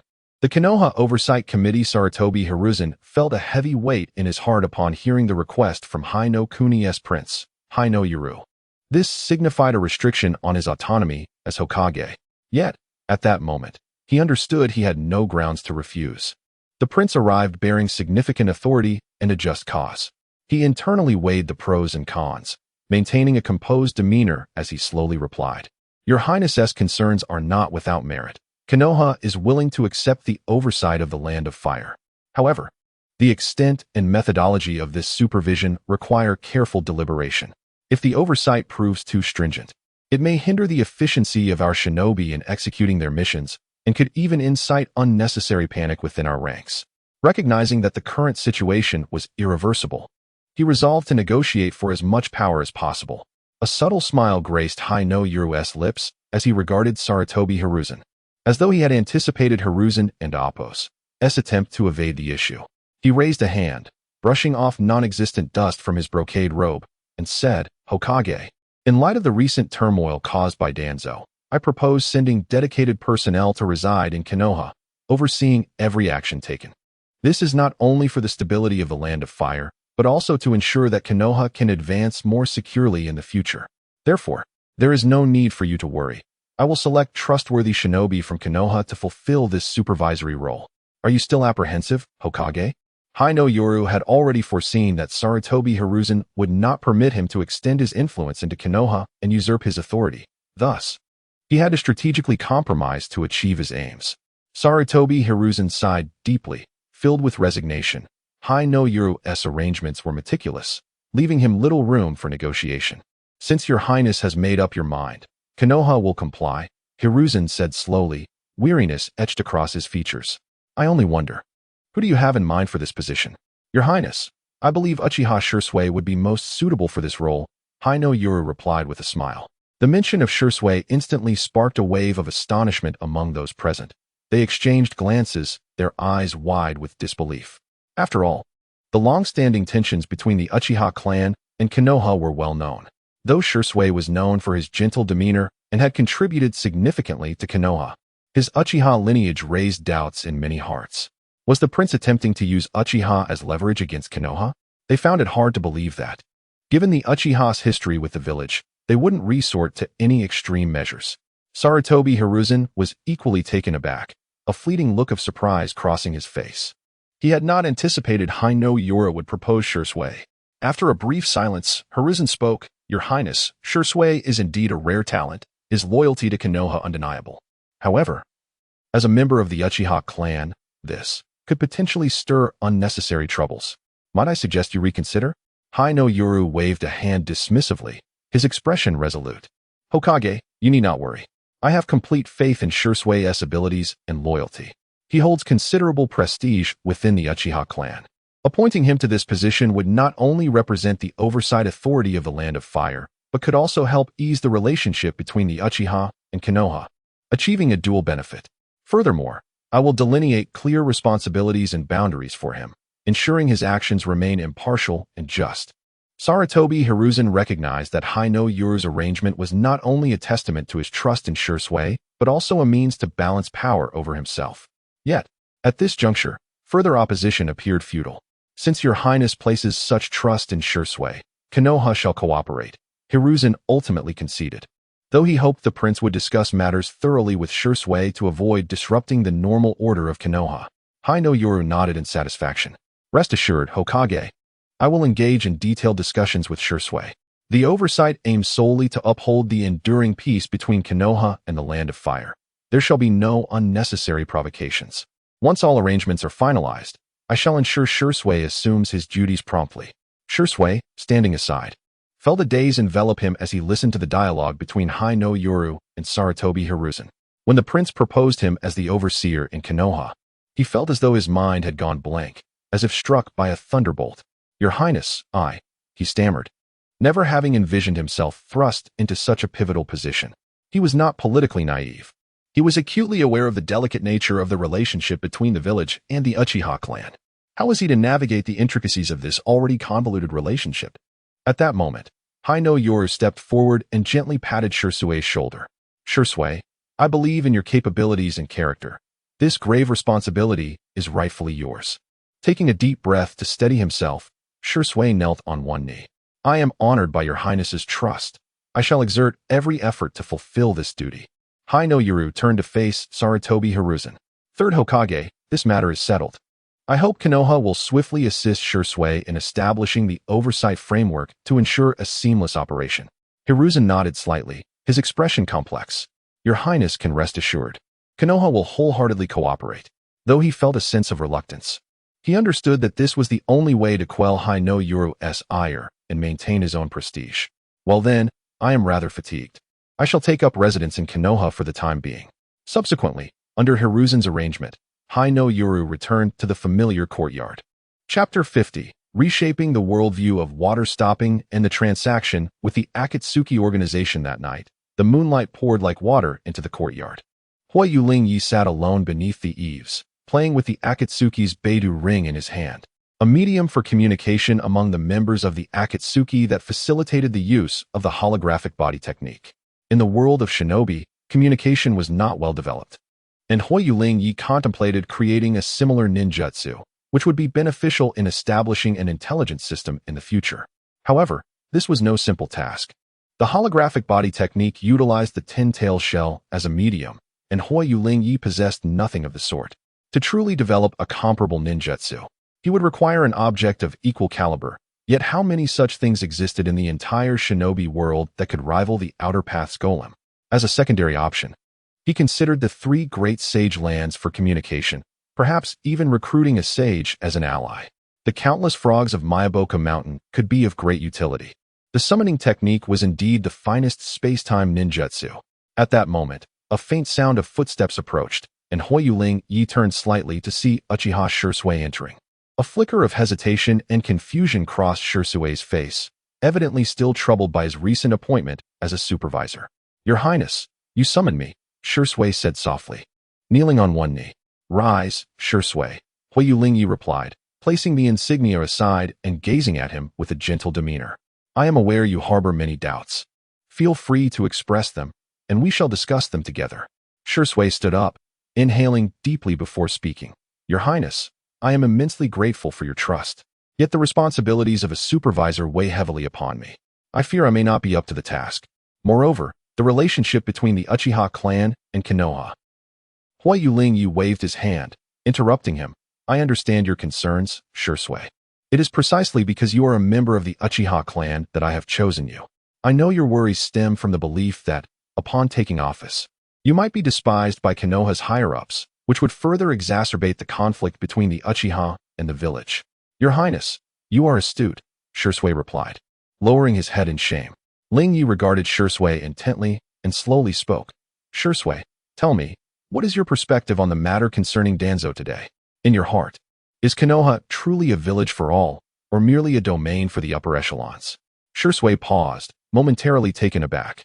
As vivid images of Danzo's deranged and obsessive countenance surged in his mind, along with the absurd rhetoric he espoused in the name of Konoha. Without hesitation, he responded, "Your Highness, Konoha is undoubtedly a village for everyone. Every ninja and citizen living on this land is part of Konoha." Lingye nodded slightly, maintaining his expression, and promptly posed the next question.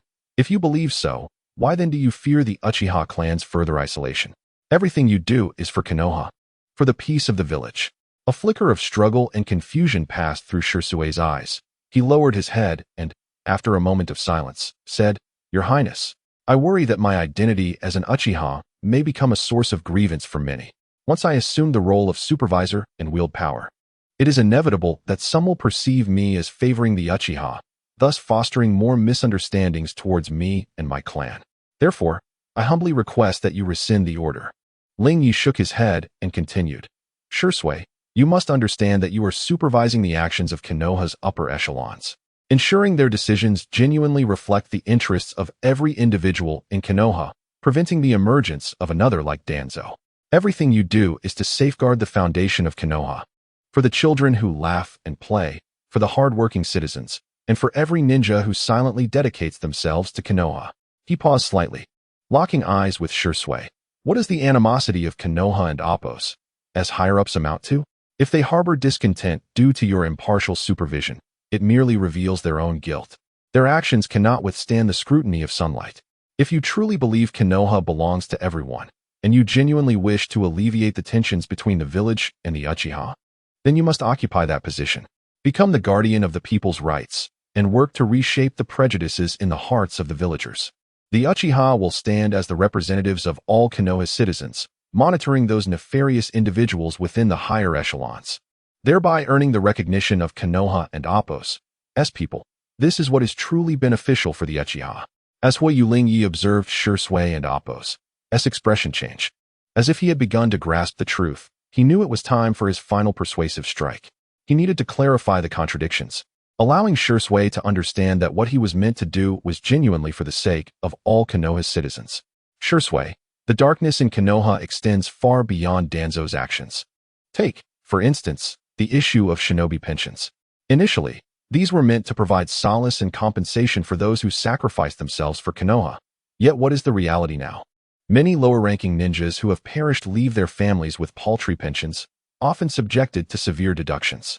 Those from prominent clans, supported by their family's influence, can still receive a modicum of care, even if their pensions are reduced. But what about the common ninjas? Their families have lost their pillars of support. Life struggles are already overwhelming, and when pensions are further siphoned away, their futures become nearly untenable. Shirsue's countenance darkened. Although he belonged to the Uchiha clan, he had heard numerous grievances regarding pensions, but had never fathomed the severity of the situation. Your Highness, does the third Hokage remain oblivious to this? Lingye let out a cold laugh. He may be aware, or he may feign ignorance. Yet behind this lies the entanglement of interests among Konoha's upper echelons. Those responsible for dispersing pensions are secretly colluding with certain clans, embezzling funds that should rightfully go to the families of the deceased, fattening their own pockets. And Shirsue, what you must do is supervise these individuals, ensuring that the money truly reaches those in need. Do you understand?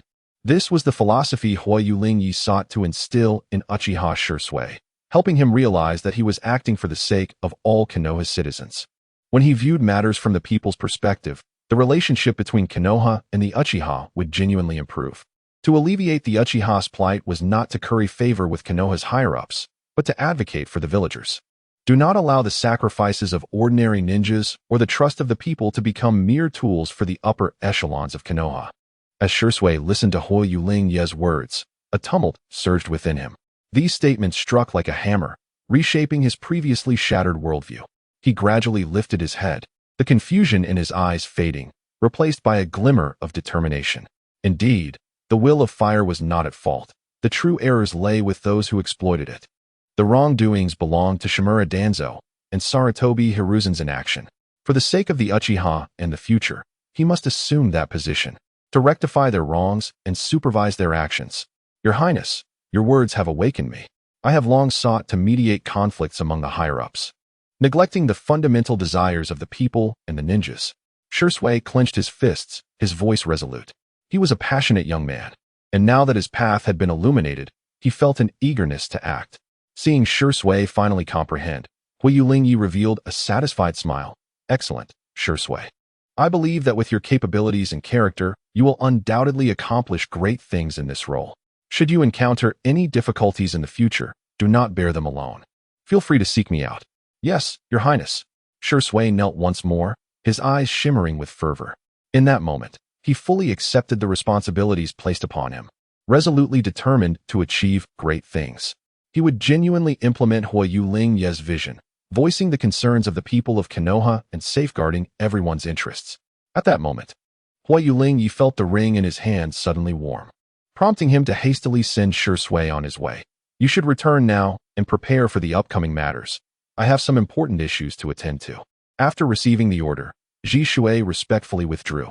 Lingye then summoned Yi and Ma Shou to ensure that no one approached outside. Before he entered the bedroom alone and drew the curtains, he adorned himself with the ring symbolizing the North Star of Dawn and applied the nail polish that Jiao had given him. Subsequently, he formed hand seals and initiated the illusory body technique. Chapter 51. The Wager with Pain. The essence of Peace. Lingye's gaze suddenly blurred, and in an instant, a peculiar force enveloped his body. Subsequently, his senses transformed into a blue-violet spiritual entity, and he found himself perched upon one of the fingers of the Outer Path Golem. He looked up to see Pain standing quietly before him. Pain appeared just as he did in the original narrative, his iconic Rinnegan flickering with an eerie luminescence in the darkness. He regarded Lingye in silence, seemingly intent on imposing an intangible pressure upon him. Lingye's spiritual form stirred slightly, the blue-violet light around him gently swaying, while his golden eyes met Pain's gaze without a hint of fear. Lingye spoke first. Pain, has Danzo been captured? Pain's expression remained impassive, yet his eyes flickered momentarily. Did you know all along that Danzo would escape? Lingye and Appo's soft laughter echoed in the subterranean space. Indeed, that old fox Danzo is always cautious. How could I not anticipate that he would have contingencies? I informed you in advance to provide you with an opportunity to avenge the past. So, how do you find my gift of a meeting? Pain slowly raised his hand, looking at his palm, seemingly recalling the kunai that pierced Yahiko. Your information has indeed been of great assistance. Speak, what is it that you desire? Pain was merely a puppet, a creation of Nagato's, triggered by Yahiko's sacrifice to protect his comrades. Nagato, having awakened the powers of the Rinnegan, controlled Yahiko and others' corpses. assuming the name of Pain as the leader of the Akatsuki organization. Danzo was one of the perpetrators responsible for Yahiko's demise. Lingye, with a smile on his face, proposed his thoughts. I find myself managing Kakuzu rather adeptly, so hand him over to me. By the way, have you given any thought to my earlier proposal? Your Rinnegan combined with my divine, I could forge an empire that rules over the ninja world, thus achieving true peace. Pain and Amp, Oppos, S gaze turned icy. Devoid of emotion, I will not become anyone's pawn. The so-called United Empire is merely a means for you to exert control. Upon hearing this, Lingye maintained his composed smile, speaking leisurely. Pain, do not speak so harshly. We are kindred spirits, both striving for peace in the ninja world. Why can we not be collaborators? Our understandings of peace are fundamentally different, Pain replied, fixing his gaze on Lingye. What you pursue is peace through absolute domination, while I seek to guide the world to comprehend the essence of peace through suffering. Lingye slightly shook his head, his smile unwavering. While our processes may differ, our end goals remain aligned. The current ninja world is rife with turmoil, with nations embroiled in conflict, and the common people suffering immensely. We possess the power to alter the fate of this world. Why not join forces to bring this chaos to a definitive end? Your power is but a means to satisfy your own ambitions, Pain retorted coldly. Collaborating with you would lead to my loss of self, reducing me to a tool for your aspirations. I aspire to become a deity of the new world, and your eyes tell me that you are akin to Danzo. Lingye scoffed. That remark is truly hurtful. How have I become one of Danzo's ilk? I have principles. Pain remained unfazed by Lingye's words. The facts are evident. Your eyes are filled with a thirst for power, which is fundamentally no different from Danzo. Lingye's smile faded, his expression sharpening. It seems neither of us can persuade the other. However, we are both aware that our powers could profoundly impact the ninja world. It would indeed be a shame to part ways like this. I will not alter my path, Pain stated with unwavering resolve. Suffering is an inevitable avenue to achieve peace. Only when all struggle through pain can they truly appreciate the value of peace. Lingye narrowed his eyes slightly, the light of his golden divine eye shimmering in the darkness. And I firmly believe that only through formidable governance and order can we eradicate war at its roots. If that is the case, why not wager? Pain furrowed his brow, a hint of confusion flickering in his eyes. A wager? What do you wish to bet? Let us wager on whose path can genuinely realize peace in the ninja world. Lingye articulated slowly, his hands forming fists before him. We will each act in accordance with our own methods. If my approach fails, I shall wholeheartedly assist you in realizing your vision of peace. If yours proves ineffective, you will join me in establishing an empire safeguarded by formidable power. Do you dare to wager? Pain fell silent for a long time, his Rinnegan fixed intently on Lingye. At last, he spoke with deliberation. Very well, I accept your wager. But remember, I will not lose. Suffering shall inevitably guide humanity toward true peace. He believed in his path, just as Lingye was convinced of his own ability to achieve his goals. They were of the same ilk, both dreaming of altering the world, each with their chosen paths, only likely to change direction upon encountering true adversity. It was precisely because he was confident in his success that he accepted this wager. Perhaps Lingye would not succeed, yet he, well-versed in the history of the ninja world, understood that Pain was destined to fail. Lingye's lips curled into a confident smile once more. Then let us await the outcome. I shall witness your downfall. As his words fell, the blue-violet light surrounding Lingye began to flicker rapidly, and his spiritual form gradually dissipated from the scene. Pain watched the spot where Lingye had vanished, his eyes flickering as he dispelled the technique of the body flicker. Within Konoha, Lingye opened his eyes, a smile gracing his lips. His plans were progressing smoothly, but he feared an impending confrontation with Obito. If he learned of Lingye's wager with Pain, he would undoubtedly seek to thwart him, for that man was a staunch supporter of the Eye of the Moon plan. Fortunately, Pain and Obito were not of the same mind. As Lingye pondered these matters, in the Hokage's office, Sarutobi Hiruzen sat alone in his chair, the dim yellow light casting a particularly lonely shadow around him. The documents on his desk were piled high, yet he found himself disinclined to peruse them, his thoughts consumed by the events of the day. Danzo, oh Danzo, how could you be so foolish? Sarutobi murmured, his voice laced with exhaustion and helplessness. Danzo's ambition did not form overnight. For years, they had diverged on many issues concerning Konoha's direction. He had never imagined that Danzo would become so reckless, placing the entirety of Konoha and the Land of Fire on the precipice of danger. Danzo's betrayal forced him to reassess his governance style.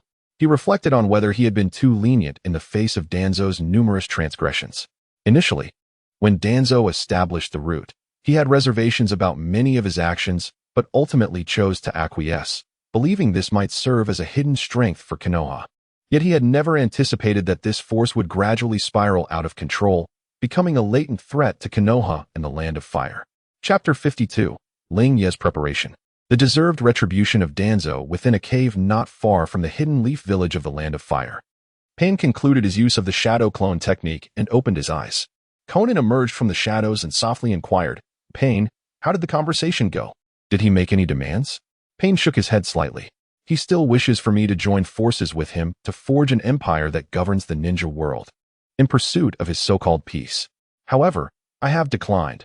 Our ideologies are fundamentally opposed, and I refuse to be his pawn." Conan sighed gently. "I knew he wouldn't give up easily. So what shall we do next?" With a resolute gaze, Pain replied, "We shall proceed as planned, allowing the world to comprehend the essence of peace through suffering. The path of Lingye is destined to fail.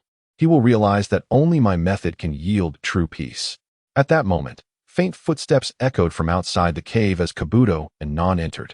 Upon seeing Pain and Conan, they offered a slight bow. Kabuto lifted his head, a smile adorning his face. "Lord Pain, Lady Conan, we have located Danzo as per your instructions. He is currently hiding in a stronghold with many subordinates." Pain nodded slightly. "Excellent. Lead the way." Upon hearing Danzo's name, Conan's expression grew cold. Yahiko's death was intricately linked to him. Danzo's persistent presence in the hidden leaf had deprived them of opportunities, and her desire to see him suffer was overwhelming. This was precisely the setup Lingye had orchestrated. Upon returning to the leaf, Lingye anticipated that Danzo, like a cunning rabbit, would have multiple escape routes. He had also thought of Kabuto and the Akatsuki, both of whom harbored grudges against Danzo and were the ideal candidates to eliminate him. Kabuto and Nan shared a bond akin to that of mother and child, and Nan, being a seasoned member of the route, was intimately familiar with its operations and hidden strongholds. Lingye arranged for Kabuto to enlist Nan's aid, utilizing her intelligence to pinpoint Danzo's hiding place. Upon learning of Danzo's heinous act against the orphans at the orphanage, Nan readily agreed to Lingye's plan. The Akatsuki merely needed to acquire Kakuzu's technique to establish communication with Pain. Initially, Pain held animosity towards Lingye, but upon hearing of the opportunity to kill Danzo, he set aside his hostility and collaborated with Lingye to enact vengeance. Lingye had meticulously laid a trap for Danzo. As long as he remained in the leaf, he was safe, but once he ventured out, his demise was certain. This maneuver served a dual purpose: to eradicate Danzo entirely and avenge past grievances through Pain, while simultaneously fostering an alliance with Nagato and Conan, thereby augmenting his influence within the ninja world and securing a valuable ally. Meanwhile, Pain and Conan executed their plan without any subterfuge, directly assaulting the root stronghold. Wherever they traversed, root members fell one after another. Countless sheets of paper transformed into deadly blades, slicing through the air and instantaneously shredding any adversaries who dared to impede their advance. The screams of the root ninjas were abruptly silenced amidst the whistling of paper blades.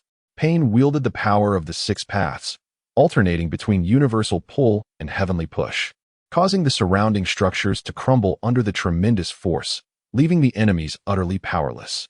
At that moment, Danzo sat in his stronghold like a cornered beast, listening to the sounds of battle drawing ever closer, his single eye filled with despair. Once invincible, he now found himself in a dire predicament. Does Sarutobi truly disregard our past friendship? He thought, mistakenly believing that Leaf's pursuers had arrived. Outside the stronghold, the root ninjas were slaughtered mercilessly, a palpable force of repulsion gathering in the palm of Pain and Appo's hand. With a low command, heavenly push, the repulsive force erupted. The once formidable door of the stronghold crumbled like fragile paper under the sheer might of this power. A deafening crash resounded as the door was obliterated. Danzo was jolted by the sudden cacophony and shockwave, looking up in anticipation of Leaf ninjas. Instead, he beheld two figures illuminated by moonlight. Clad in black cloaks emblazoned with red clouds, he recognized Pain's expressionless face, his rinnegan coldly fixed upon Danzo. Pain advanced slowly, each step imbued with an invisible pressure that made the very air tremble. The pain puppet under Nagato's control rarely displayed emotions such as anger or hatred. Beside him, Konan followed closely, her fury unmistakable as her beautiful eyes bored down on Danzo. "Rinnegan, who are you?" Danzo questioned, recognizing the two yet failing to recall their names. "It has been a long time." Danzo, Pain's voice remained indifferent. He had no intention of killing Danzo outright. He wished for Danzo to fully comprehend the gravity of his impending demise. Danzo's single eye widened in realization as memories flooded back, the tremor in his voice betraying his fear. "Why, you are members of the Akatsuki. How did you find this place? I thought you had been eradicated. You are Yahiko. But you died. How can you possess Rinnegan?" In disbelief, Danzo gazed at Yahiko's eyes, only to suddenly burst into laughter as enlightenment struck him. "I understand now. Nagato resurrected you, and you seized the Rinnegan from your companion." The laughter abruptly ceased, replaced by a manic and determined expression. "As long as I can seize your Rinnegan, I can rise again. With the power of the Rinnegan, the leaf will ultimately fall into my hands." As he spoke, Danzo tore off his sleeve, revealing his arm embedded with 5 Sharingan. These eyes seemed alive, swirling ominously within their sockets, instilling a sense of dread. "Do you see? This is my trump card," Danzo declared, forming hand seals. "Thank you for delivering the Rinnegan to me. I will wield this power well." A flicker of disdain crossed Pain's eyes as he coldly uttered, "Foolish." As the words left his lips, an overwhelming force of repulsion erupted from him, the very essence of heavenly push. The stronghold where Danzo resided was instantly reduced to rubble, everything around it torn asunder. Stones, wood, and metal fragments flew in every direction. Danzo's body was flung away by this force, contorting grotesquely, bones cracking audibly as blood erupted from his mouth and nose, rendering him akin to a shattered puppet. However, one of the Sharingan embedded in his arm suddenly closed. In an instant, Danzo reappeared at the original spot, unharmed. Panting heavily, his single eye glared venomously at Pain and Konan. "Did you think you could kill me like this?" Chapter 53. The Corpse of Danzo. The eternal shadow of blame. The battle swiftly concluded as Pain expertly brought it to an end.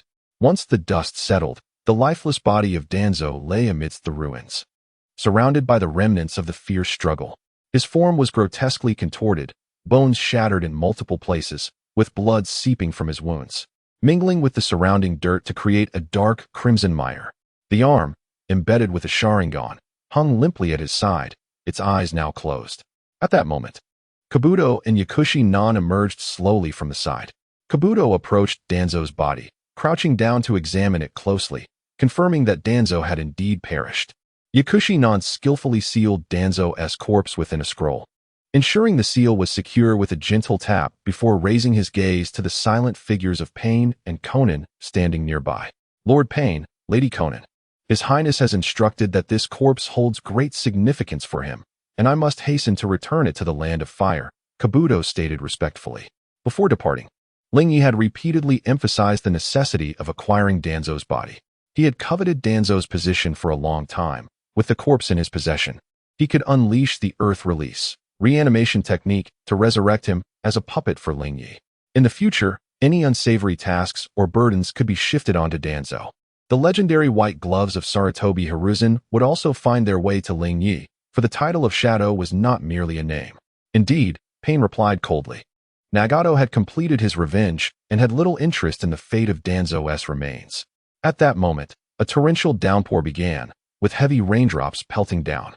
Pain stood resolutely against the rain, allowing the water to cascade down his face as he murmured, "Yahiko, I have avenged you." Memories flooded back to the dark past. It was a day much like this, stormy and drenched in blood, so similar to the present scene. The rain trickled down his impassive visage as he stood quietly in place. Once, he, Yahiko, and Konan had nurtured a beautiful vision of peace amidst the brutality of the shinobi world, yet reality had repeatedly shattered their dreams. Danzo had ultimately become the harbinger of Yahiko's demise, and from that moment, the seeds of hatred had taken root deep within him. Now, that hatred had finally borne the fruit of vengeance. Konan approached him, her hair dampened by the rain, clinging to her slightly weary yet relieved face. "Yahiko can rest now," she spoke softly. Pain nodded slightly. "Yes, it was Lingye of the Fire Nation who granted us this opportunity." Konan inquired, Are we certain we should allow Lingye to continue his ascent? In the future, he may become our adversary. Pain paused for a moment in silence. That is inconsequential. Regardless of his intentions, his goals align with ours for now. Should he become our enemy in the future, we shall eliminate him then. Nagato understood that his relationship with Lingye was one of mutual exploitation, yet it mattered little. He would forever remember the favor of avenging Yahiko. Furthermore, he could not deny the allure of the empire Lingye had described, although he recognized it as merely an illusion. Not far from them, Kabuto and Yakushi Non trudged through the relentless rain toward the Fire Nation's capital. As they navigated the muddy path, Danzo's corpse was securely contained within the sealing scroll, carried by Yakushi Non. The downpour intensified, forcing them to seek refuge in a nearby cave temporarily. Yakushi Non carefully placed the sealing scroll aside and gazed at the busy Kabuto, reflecting, "Kabuto, you've grown so much without us even noticing. And you have someone worthy to follow now." Upon hearing this, Kabuto paused in his tasks and smiled. "I owe much to your guidance and care." Yakushi Non's eyes revealed a hint of concern. "And what manner of person is this lord you serve?" She feared that Kabuto might be following the wrong leader. If he were to resemble Danzo, ruthlessly pursuing his ambitions, it would be akin to stepping into a pit of fire. Kabuto's gaze hardened, his resolve firm as he replied, "Director, ever since His Highness arrived, everything has changed. Before he came, the children were always hungry and cold, but now, every child is well-fed and clothed." Yakushi Non fell into a brief contemplation. "I hope, as you say, he is a person truly worthy of your loyalty." She harbored doubts about Kabuto's words, recognizing his youth and the potential for deception. "Many higher-ups shower affection upon you only as long as you hold value. Once that fades, they abandon you without a second thought." Kabuto nodded emphatically. "He is, indeed, a true hero in my eyes. He has given new hope to both me and the children at the orphanage. I believe that under his leadership, we shall usher in a world devoid of war and hunger." As Yakushi Non observed the glimmer of determination in Kabuto's eyes, her worries began to dissipate. She sighed softly. "Since you trust him so deeply, I too wish to believe you have not erred in your judgment." Kabuto noticed the rain beginning to lessen and wiped the droplets from his face. "Director, the rain has lightened. Let us continue our journey. Tomorrow, His Highness returns to the capital, and we must await his arrival outside of Konoha." Chapter 54. The future of the Otsutsuki remnants in the year 21 of the new era, within a hidden chamber at the site of Konoha. The atmosphere was tense and charged. Otsutsuki Urashiki, one of the last few members of the Otsutsuki clan, stood clad in white, gripping a weapon resembling a fishing rod. His white eyes were fixed intently on the depths of the treasury, where the key to altering the fate of the Otsutsuki awaited, the Otsutsuki clan's treasured plow. Before him stood the adult Uchiha Sasuke and a petite girl, poised and ready to defend the plow. The girl exuded an innate air of nobility and aloofness. Her long, lustrous black hair cascaded like a waterfall down her back, accentuating her delicate features. Her eyebrows, shaped like distant mountains, arched slightly, conveying a piercing and cold demeanor.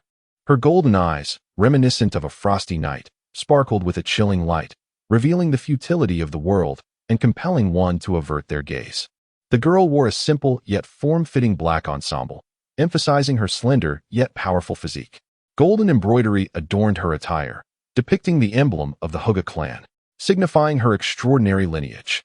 Uchiha Sasuke stood tall, his black cloak billowing in the wind, his face etched with a stern resolve, bearing the weight of time within his gaze. His left eye was the Rinnegan with 6 tomo, while the right bore the eternal Manjikyu Sharingan, both brimming with formidable power. Filled with hatred, Urashiki's white eyes glared at Sasuke. "Uchiha Sasuke, you false emperor's lackeys who have pilfered the power of the Otsutsuki. You have brought my clan to the brink of annihilation. This reckoning shall commence from the moment the false emperor was still a child."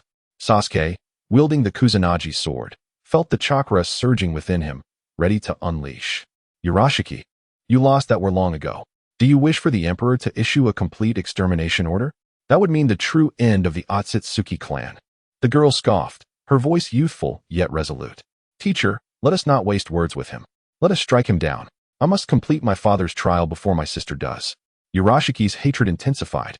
"We may have lost that war, but the false emperor has slain countless members of the Otsutsuki. Our vengeance shall not fade. He believes he can escape unscathed from this realm, but if I can return to the past when he was still weak, I shall crush him in his cradle. Everything will be restored. The Otsutsuki clan is invincible. Those who steal our power deserve death. With a feral roar, Urashiki charged recklessly towards the depths of the treasury where the plow lay hidden. Sasuke, witnessing this, summoned a torrent of chakra. Simultaneously, the girl mirrored his resolve, and they both invoked Susanoo. Sasuke's Susanoo towered with grandeur, its purple chakra armor shimmering with a cold brilliance. The girl's Susanoo radiated a dark golden hue, harmonizing with her golden eyes. Do not even think about approaching. The arms of both Susanoo slowly raised, each conjuring a massive longbow. Chakra coalesced upon the bows, the strings drawn back to a crescent moon, emitting a low hum. With a sharp sound, 2 arrows enveloped in Amaterasu's black flames shot forth like bolts of lightning. The flames illuminated the treasury, raising the temperature to an alarming degree, igniting the ground into a sea of fire. Urashiki, in a near-mad frenzy, watched as the 2 arrows approached, their Amaterasu flames swirling ominously. At that critical moment, he unleashed the full extent of the power of the Yellow Springs, opening 2 black rifts before him. The arrows were effortlessly consumed, their searing flames swallowed by the void. Humph, you think such trivial attacks can hinder me? Urashiki cackled, his body trembling with excitement for the plow and the impending revenge. Shortly thereafter, black rifts appeared behind Sasuke and the girl, from which arrows emerged, ablaze with Amaterasu and Appos as flames. Sasuke reacted swiftly, raising a blue shield from his Susanoo to absorb the impact, revealing the divine artifact Yata Mirror. A thunderous sound echoed as the arrows struck the shield, the force causing Sasuke's Susanoo to tremble slightly. Shao Qian, be careful, he warned, maintaining the shield while calling out to the girl. Shao Qian's eyes glimmered with defiance, her golden orbs shining even brighter. The Tengu armor enveloped her Susanoo, which raised its arm once more. If you wish to hide, I shall make you hide to your heart's content, she proclaimed, channeling chakra into 5 arrows at once. With a resounding bang, 5 arrows shot out in a fan-shaped formation towards the direction Urashiki had just evaded. As they soared, they tore through the air, leaving black arcs in their wake.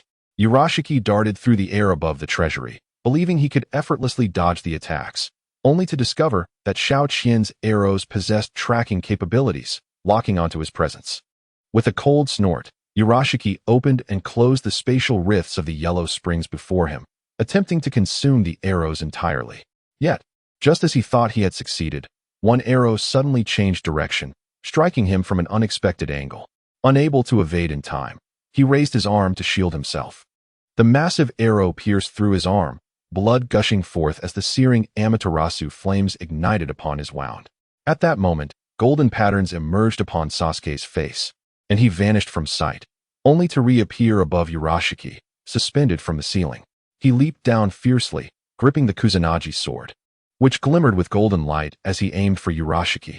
Urashiki had no time to invoke the Yellow Springs, hastily raising his fishing rod-like weapon in defense. The overwhelming force shattered his rod, sending him crashing down to the ground. Struggling to rise, Urashiki quickly reached into his robes, retrieving a peculiar orb radiating an eerie glow, the Eye of the Rinnegan. This orb pulsated as if alive in his grasp, exuding a disquieting aura. This is my final trump card, Lingye. You could never have anticipated that I possessed this, Urashiki declared, crushing the Rinnegan orb with fervor. The true power of the Otsutsuki. Divine technique, eternal freeze. As the orb shattered, a suffocating surge of power erupted, as though time itself was manipulated by an unseen hand, plunging everything into stillness. Sasuke and Shao Qian found themselves frozen, unable to move, their attempts to break free thwarted by the profound depth of the Rinnegan's influence. In this stilled moment, Urashiki swiftly darted towards the plow, his figure weaving through the treasury as everything around him faded into insignificance. His eyes focused solely on the plow, resembling a tortoise in form. At last, he stood before the plow, his hands trembling as he reached out towards it. The moment Urashiki's fingers brushed the plow, its tortoise-like back suddenly unfurled, unleashing a torrent of powerful chakra. Beneath his feet, the space began to warp, as a temporal vortex radiating an eerie luminescence slowly unfurled.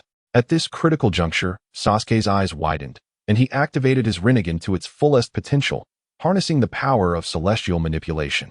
In an instant, the rules of space were rewritten, and an invisible force swiftly exchanged the positions of Sasuke, Xiao Qian, and Pu Shi, propelling them both into the depths of the temporal vortex. Chapter 55. The Weasel Cultivation Plan of the Fire Lord's Family on the day following Danzo's death. The gates of Konoha stood adorned with banners, as the army led by Lingye gathered outside. With the events concluded, he had no reason to linger any longer.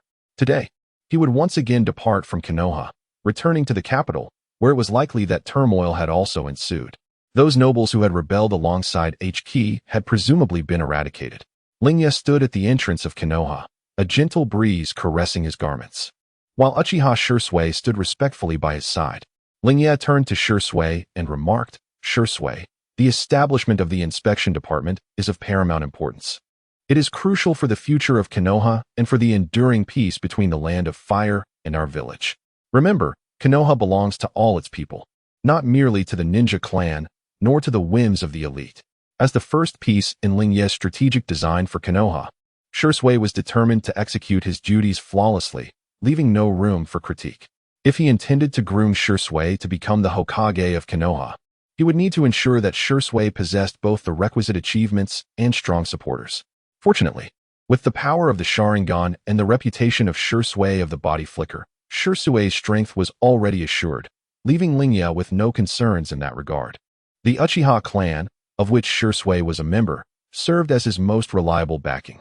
The only missing element was the necessary accomplishments to match his potential, which could be fulfilled by Sasuke's involvement in the creation of the inspection department.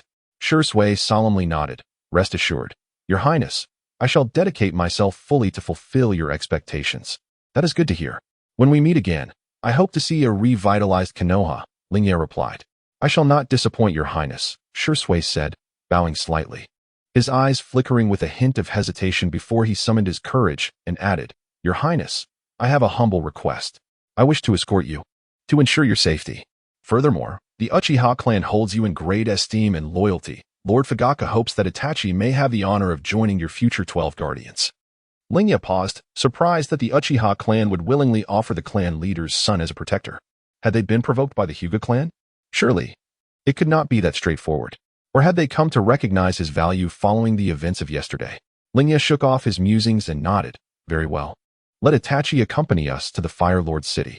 Upon hearing this, Sasuke's eyes sparkled with delight as he bowed once more. "Thank you, Your Highness. Itachi will not fail your expectations." Shortly thereafter, Uchiha Itachi was brought before Lingye. At 4 years of age, Itachi was of the same age as Lingye, yet he appeared shorter. Nevertheless, he bore a maturity akin to Lingye's. Upon seeing Lingye, he immediately knelt on one knee and performed a solemn bow. "Rise, Itachi. Starting today, you shall grow alongside me. I hope you will prove worthy of your mission," Lingye said gently.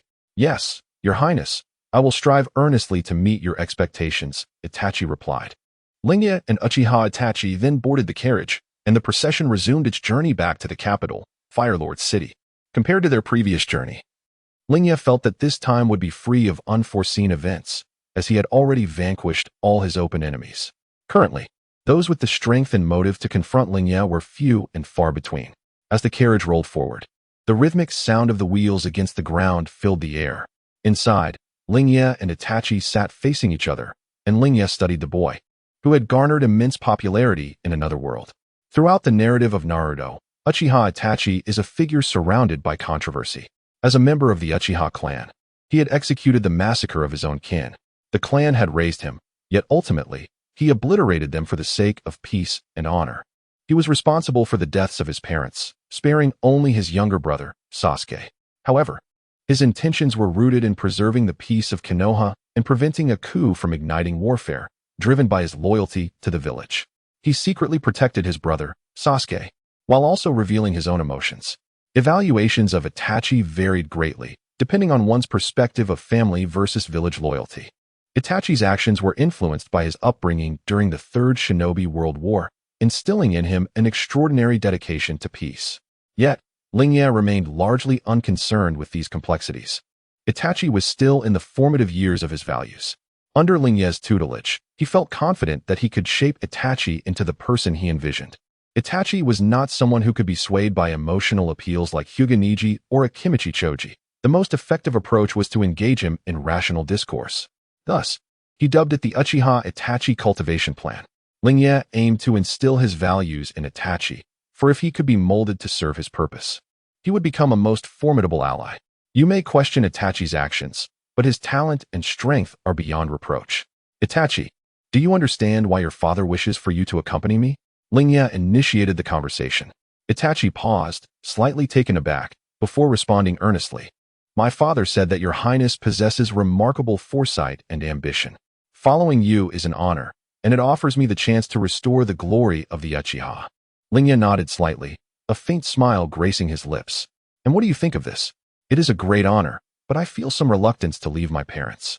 Yet, since it is my father's wish, I will wholeheartedly fulfill it and train diligently to protect you, Itachi confessed. Your resolve is commendable, Lingye remarked, leaning back against the seat, gazing out the window at the passing scenery. However, you must understand that following me entails more than simply safeguarding my safety. It also involves witnessing the dawn of a new era. He paused, then continued. The current shinobi world may appear peaceful on the surface, yet conflicts abound. Given your position in the Uchiha clan, you must have heard much about the impending war, correct? Indeed, Your Highness. Ninjas often engage in skirmishes on the borders for the sake of missions and village interests, even at the cost of their lives, Itachi replied, his eyes filled with confusion. Leaning slightly forward, he earnestly asked, Your Highness, I have been pondering this. War brings only death and suffering, yet it seems everyone is ensnared in this cycle. You speak of witnessing a new era. How can we break this endless cycle of conflict and attain genuine peace? Lingye was taken aback by the maturity of the boy's thoughts. At 4 years old in his previous life, he had been preoccupied with trivial pursuits. Yet here was Uchiha Itachi, contemplating war and peace. Observing Itachi's sincere inquiry, Lingye fell into deep contemplation, considering how best to convey his philosophy to the boy before him. Lingye squinted slightly, gazing out at the rolling mountains beyond the carriage window, and spoke softly, Itachi, your question is astute. Peace does not arise spontaneously. It requires individuals willing to alter the status quo, to dismantle existing structures. Look at this shinobi world. Each nation operates independently, embroiled in disputes over resources, territory, and interests. Every village strives for its own strength, but such strength is often predicated on the threat posed to others. What, then, should be done? Itachi's eyes sparkled with curiosity. Fixated on Lingye. Seeing that he had piqued Itachi's interest, Lingye chuckled softly and posed a counter-question. If you were tasked with establishing a world free of war, what would you consider the first step? Itachi furrowed his brow, lost in contemplation. After a moment, he remarked, perhaps. We must help everyone comprehend the brutality of war and yearn for peace. The notion is commendable, yet it is a formidable challenge. Kazuki gently shook his head. The denizens of the shinobi world have long acclimated to this cycle of conflict, and mere persuasion is unlikely to alter their entrenched views. Much like your father, who, in pursuit of the Uchiha clan's interests, harbors his own considerations within the confines of Konoha. This illustrates that each individual's stance varies, and their visions of peace diverge as well. How, then, can we unify everyone and Appo's perspectives? A deeper confusion clouded Itachi and Appo's gaze. This is something you must ponder yourself, Kazuki said, patting Itachi's shoulder. Provide me with an answer before we reach Fire City. This exemplifies Kazuki's method of instilling his philosophy. He does not directly furnish Itachi Uchiha with answers, but instead guides him to reflect. Only in this manner can Itachi truly embrace Kazuki's ideals. Chapter 56. The Daughter of the Future. The caravan continued its journey along the road. Within the carriage, Lingye was engaged in conversation with Uchiha Itachi when a sudden commotion erupted outside. Hima, what is happening? Lingye inquired, a slight frown creasing his brow. Hima hurried to the carriage, responding respectfully, Your Highness, 2 individuals claiming to be performers wish to hitch a ride. But I have detained them. Lingye furrowed his brow further. Bring them over. Although the army had been disbanded by him, a rational individual would avoid approaching anyone bearing the emblem of the Hoyu clan, leading him to suspect these 2 newcomers were not benign. Before long, Hima returned, escorting the 2 individuals to the side of the carriage. Lingye lifted the curtain, his gaze first falling upon the young man, and in an instant, his pupils constricted. The boy before him bore a striking resemblance to the adult Uchiha Sasuke from the original storyline. Before he could fully recover from this shock, His attention shifted to the girl beside the boy. The moment his gaze met hers, an inexplicable sense of familiarity and warmth surged within him. Upon closer inspection, he noticed the girl's eyes were adorned with contact lenses. A realization dawned upon Lord Lingye. These two were undoubtedly from the future. There was no need to elaborate on Uchiha Sasuke, but this girl surely held significant ties to him. As he scrutinized the pair, his conviction solidified. They were indeed time travelers. Furthermore, he speculated that they had likely utilized the Otsutsuki's artifact, the plow, as the original narrative depicted Uchiha Sasuke and Uzumaki Boruto using it to traverse time. The appearance of these two could signify that someone from the Otsutsuki clan had set their sights on him. He pondered the future version of himself, contemplating why these two would appear before him despite the protective measures he would have taken. After a moment of thought, he raised his eyes to Hima and said, "Since we share the same path, let them board."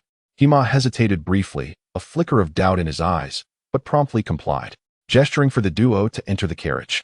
As Sasuke stepped inside, he immediately caught sight of Lord Lingye and Uchiha Itachi seated within. Memories of past interactions flooded back, reminiscent of the regal presence he had known since childhood. So confident, so incomparably noble. He was surprised to see his older brother so mature at this age. Following closely behind, Xiao Qian entered the carriage. Upon meeting Lingye's gaze, her eyes widened in astonishment. Her curiosity about her father as a child surged within her. Though he did not possess the same maturity as in her future memories, he still exuded a familiar aura. Once both had boarded, the confined space of the carriage became noticeably cramped. Uchiha Itachi eyed the unexpected guests warily, instinctively resting a hand upon his pouch of ninja tools. Lord Lingye raised a hand gently, signaling Itachi to relax. "Itachi, go fetch a bottle of sake from Oya. I shall entertain our guests." Although Uchiha Itachi was filled with questions, he respectfully acquiesced and left the carriage to retrieve the sake. Inside, Lord Lingye wore a warm smile. Yet his gaze was sharp and discerning as he addressed the two before him. "Now that we are free from outside ears, perhaps you would care to reveal your identities and intentions." His tone resembled that of an old friend, devoid of any pressure, yet impossible to refuse. Sasuke and Xiao Qian exchanged astonished glances, their eyes filled with disbelief. Sasuke spoke first, his voice laced with incredulity. "Your Highness, how did you recognize us?" "We took precautions to disguise ourselves before arriving." "You must be from the future," Lord Lingye replied with a gentle laugh, gesturing towards Sasuke.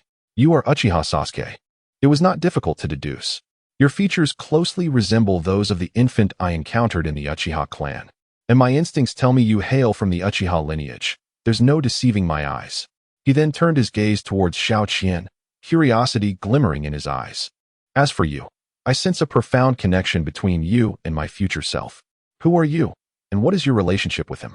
Xiao Qian's heart raced as she hesitated for a moment. Finally, she removed her contact lenses, revealing a pair of golden eyes strikingly similar to Lingye's. I am Lord Qianhua, your future daughter." The carriage fell into a stunned silence, and it was Lord Lingye's turn to be astonished. Although he had entertained such a notion in his mind, hearing her confess it aloud left him in disbelief. He had a daughter in the future. He was her father. Anyone would find it peculiar to suddenly acquire a daughter. Lord Lingye's mind buzzed. "Then who is your mother?" Xiao Qian seemed to recall something suddenly, her eyes widening as she slapped her forehead. "Right, how could I forget? My mother's name is Uchiha Hikari. Father, you must remember to seek her out." Xiao Qian rushed forward, clinging tightly to Lingye's arm. "Father, you must remember to find mother, or I want to be born." Chapter 57. The arrival of Otsutsuki Urashiki, the weakest Otsutsuki? Lord Lingye gazed at the girl before him, who claimed to be his future daughter, attempting to soothe her emotions. "Qianhua, do not rush. Speak slowly. Why can't I find your mother? What does this mean?" Qianhua explained urgently. "Father, in the future world, it is your love for mother that brought me into existence. However, not long ago, that scoundrel Otsutsuki Urashiki sought to exploit the Otsutsuki clan's treasure, the plow, in a bid to travel back in time to eliminate you and alter history. He believes that by killing you when you are weak, the Otsutsuki clan can rise again." Upon receiving this information, Sasuke-sensei and I hurried to stop him. After a fierce battle in the treasure vault, we followed him through time to this place. We must prevent Urashiki and ensure that you and mother meet, for only then can history remain unchanged. Lord Lingye rubbed his temples.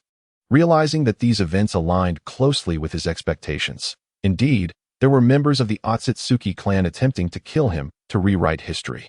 And the rescuers were none other than Uchiha Sasuke and his future daughter. I believe I understand. Sasuke, please elaborate on what else will occur in the future. Sasuke lowered his head slightly, memories flooding back.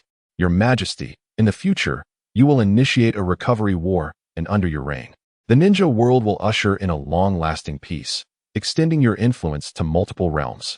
Yet, the Otsutsuki clan remains a lingering threat. Even after suffering significant defeats at your hands, remnants of their powers still scatter throughout the universe.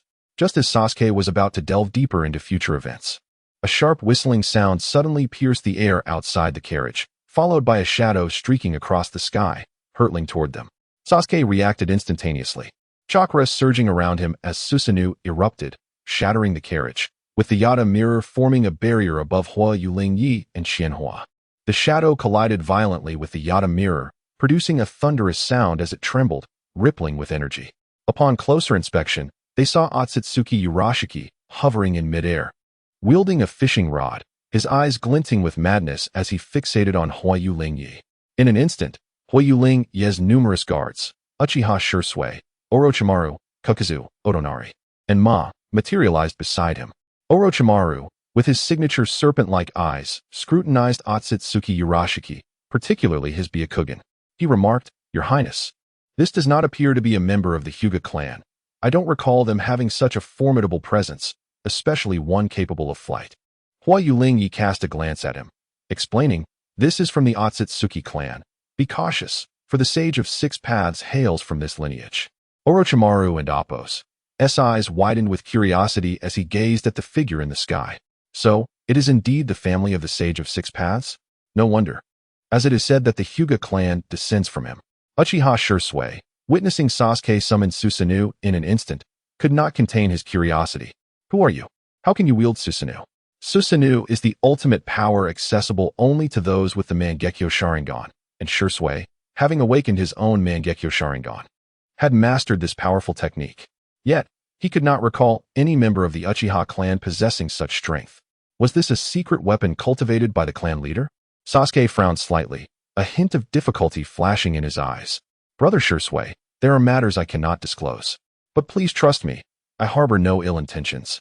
We are here to protect His Majesty." Sasuke understood that the current situation was chaotic and the timeline had already been disrupted. If he recklessly revealed the future, it could lead to unforeseen complications. He could only hope that Sasuke would temporarily set aside his doubts and join him in confronting the imminent crisis. In light of the circumstances, Sasuke suppressed his curiosity. Otsutsuki Urashiki, wielding his fishing rod and suspended in the air, glared intensely at Lord Lingye, his eyes igniting with frenzied light. "Ha ha ha!" Urashiki erupted into a maniacal laugh, filled with boundless insanity and delight. "Puppet Emperor, did you ever think you could escape my grasp?" His voice trembled with excitement, each word laced with deep-seated hatred. At this moment, Urashiki was consumed by the thrill of impending vengeance. For years, he had lurked in the shadows, enduring the humiliation of the Otsutsuki clan's decline. His hatred burned like an ignited flame, growing fervent. Before him, Lord Lingye stood as the focal point of his animosity.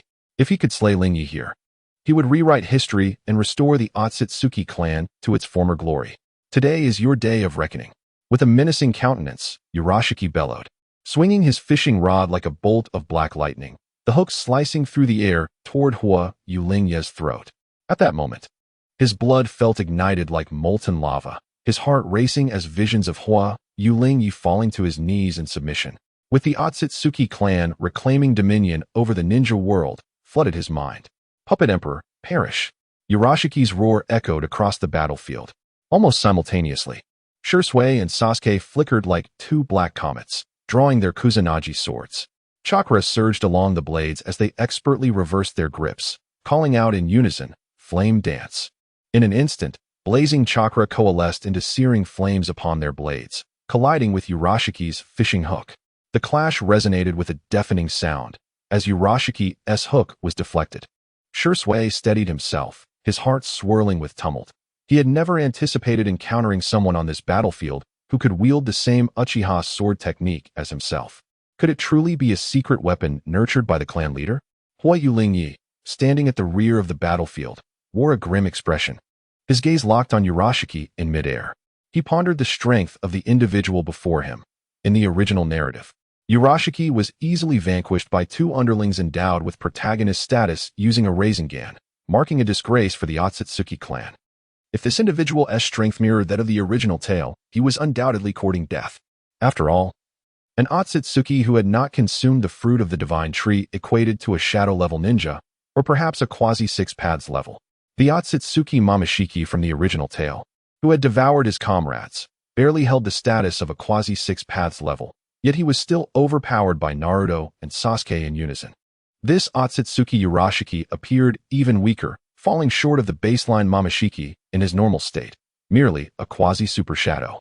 Otherwise, his future self would not have felt secure in sending him back as experimental material. With this thought, a glint of coldness flashed in Lingye's eyes as he decisively commanded, "All units, engage Urashiki with full force." Upon receiving the order, Uchiha Sasuke took the lead.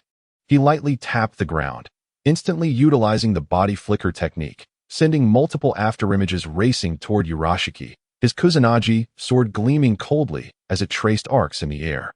Sasuke, unwilling to lag behind, summoned the power of Susanoo, raising his arm high with the long sword aimed at Urashiki.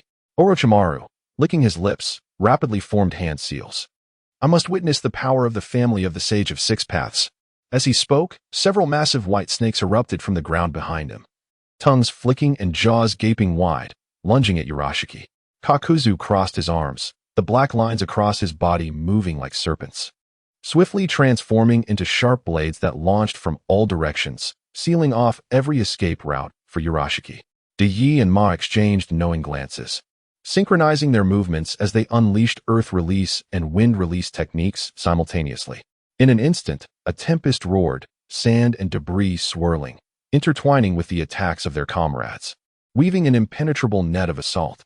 Chapter 58. The ultimate combined technique of Lingye. Uchiha Sasuke sensed the imminent lethal threat from all directions, his face contorting further with madness as his eyes transformed from white to the Rinnegan.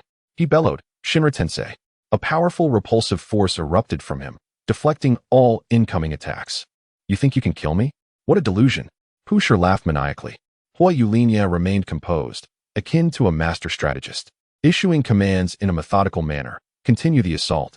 He has a 5-second cooldown on that technique. The barrage of attacks left Sasuke with no escape. He recalled that this individual possessed a particularly troublesome ability, the foresight to see a few seconds into the future. Only a saturated assault could potentially inflict harm upon him. Uchiha Sasuke, upon hearing the command, descended and launched another attack. The Kusanagi sword danced swiftly under the moonlight, creating 7 afterimages. Just as the blade was about to make contact, he pivoted his wrist and changed his technique, Uchiha style, mirror flame slash. In an instant, the 7 afterimages split into 21 fierce slashes aimed at Sasuke. However, the anticipated spray of blood did not materialize. The strikes fell upon empty air. Sasuke's body transformed into several origami cranes, scattering and reassembling a short distance away. Just as he prepared to counterattack, dozens of black threads erupted from the ground, a manifestation of Kakuzu's Earth Grudge fear. These threads, resembling resilient ropes, ensnared Sasuke, forcefully dragging him towards the ground. Caught off guard, he crashed heavily onto the earth. Even though he could foresee the future, he was utterly unable to evade the relentless onslaught. Orochimaru observed with a sinister smile, quickly forming a single-handed seal while placing his other hand on the ground. Ninjutsu, triple Rashomon. 3 colossal gates, adorned with grotesque demonic carvings, rose from the earth, completely sealing off Sasuke's 3 directions. Lingye, akin to a player in a strategy game, commanded loudly once more, "Unleash everything. Eliminate him completely." The others sprang into action. Uchiha Sasuke, Uchiha Sasuke, and Uchiha swiftly positioned themselves around the 3 Rashomon gates, their chakra surging powerfully. A tremendous release of chakra erupted as 3 half-formed Susanoo clad in black armor rose from the ground, standing sentinel around the Rashomon gates. Each of the 3 summoned their weapons, Sasuke and Appo's spiral sword, Sasuke and Appo's long blade, and Shinhwa and Appo's sword, simultaneously descending to pierce Sasuke. Orochimaru stood by, swiftly forming hand seals, ninjutsu, serpent's wrath formation. In an instant, countless white snakes emerged from the ground beside Pu Shi, bearing their fangs and injecting poison into him. Kakuzu shed his cloak, 5 masks bursting forth from his back, each conjuring a powerful ninjutsu. 5 different elemental attacks surged towards Pu Shi, intertwining with the assaults from the 3 Susanoo, creating a terrifying force that relentlessly assaulted the ensnared Pu Shi. Ono and Hama were not idle either, swiftly entering their Shikigami states, bolstered by natural energy. Ono pressed his hands to the ground, shouting, "Earth release, earth rock rolling." The ground around the Rashomon gates surged upward, enveloping them and further sealing the space, consolidating the collective attacks into a single point. Hama flapped his wings, spinning rapidly in midair. Hands forming seals, wind release, vacuum, great sphere. A massive wind sphere, laden with terrifying cutting power, bore down upon Pu Shi's upper body. Pu Shi's face turned ashen. He could scarcely believe he had fallen into such a dire predicament. Why are there so many powerful beings surrounding this pretender? This was entirely illogical. Faced with an onslaught of attacks, Pu Shi frantically channeled his chakra, his Rinnegan glowing intensely as he attempted to activate Shinra Tensei once more to defend himself. However, this time, under such a dense barrage, even Shinra Tensei proved powerless to withstand the assault. After a brief impediment, the attack struck Pu Shi. In an instant, radiant light erupted, and the sound of explosions reverberated. The triple Rashomon could no longer endure the overwhelming force and exploded violently. As the dust settled, the battlefield lay in ruins. The figure of Otsutsuki Pu Shi flickered amidst the billowing smoke, his fate uncertain. Orochimaru furrowed his brow. Concern etched in his eyes. He cannot perish so easily. A member of the Sage of Six Paths clan, such a rare specimen.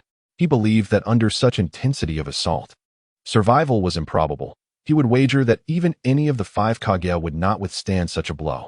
Uchiha Sasuke glanced sideways at Orochimaru and remarked, "He is not so easily killed." Meanwhile, Hokage Lingye looked curiously at the two, pondering the nature of their relationship in the future. Just as the others were engulfed in doubt, a figure slowly emerged from the haze of smoke. It was Otsutsuki Pu Shi. At that moment, he appeared utterly disheveled. His robe was tattered and stained with blood, his hair disarrayed, and wisps of black smoke rose from him. Impossible. Pu Shi's voice was hoarse and trembling, filled with disbelief and despair. How could I be defeated by a group of mere insects? How could I lose to you? His eyes no longer held the previous madness, replaced instead by incredulity. Hokage Lingye smirked slightly, reflecting on how an Otsutsuki who had not consumed the fruit of the divine tree could still fail to grasp reality. A mere quasi-super Kage dared to threaten him. If he were to attain the power of the Sage of Six Paths, the consequences would be unimaginable. As expected, Otsutsuki Pu Shi let out a frantic roar, his voice echoing like a demon from the depths of hell, imbued with boundless madness and resentment. He suddenly thrust his hands into his eye sockets and forcibly extracted his Rinnegan. "If conventional power cannot vanquish you, then taste the might of my forbidden strength." Pu Shi howled, shoving the Rinnegan into his mouth and chewing voraciously. Goodness, how revolting, Hokage Lingye thought, offering the most candid appraisal of his actions.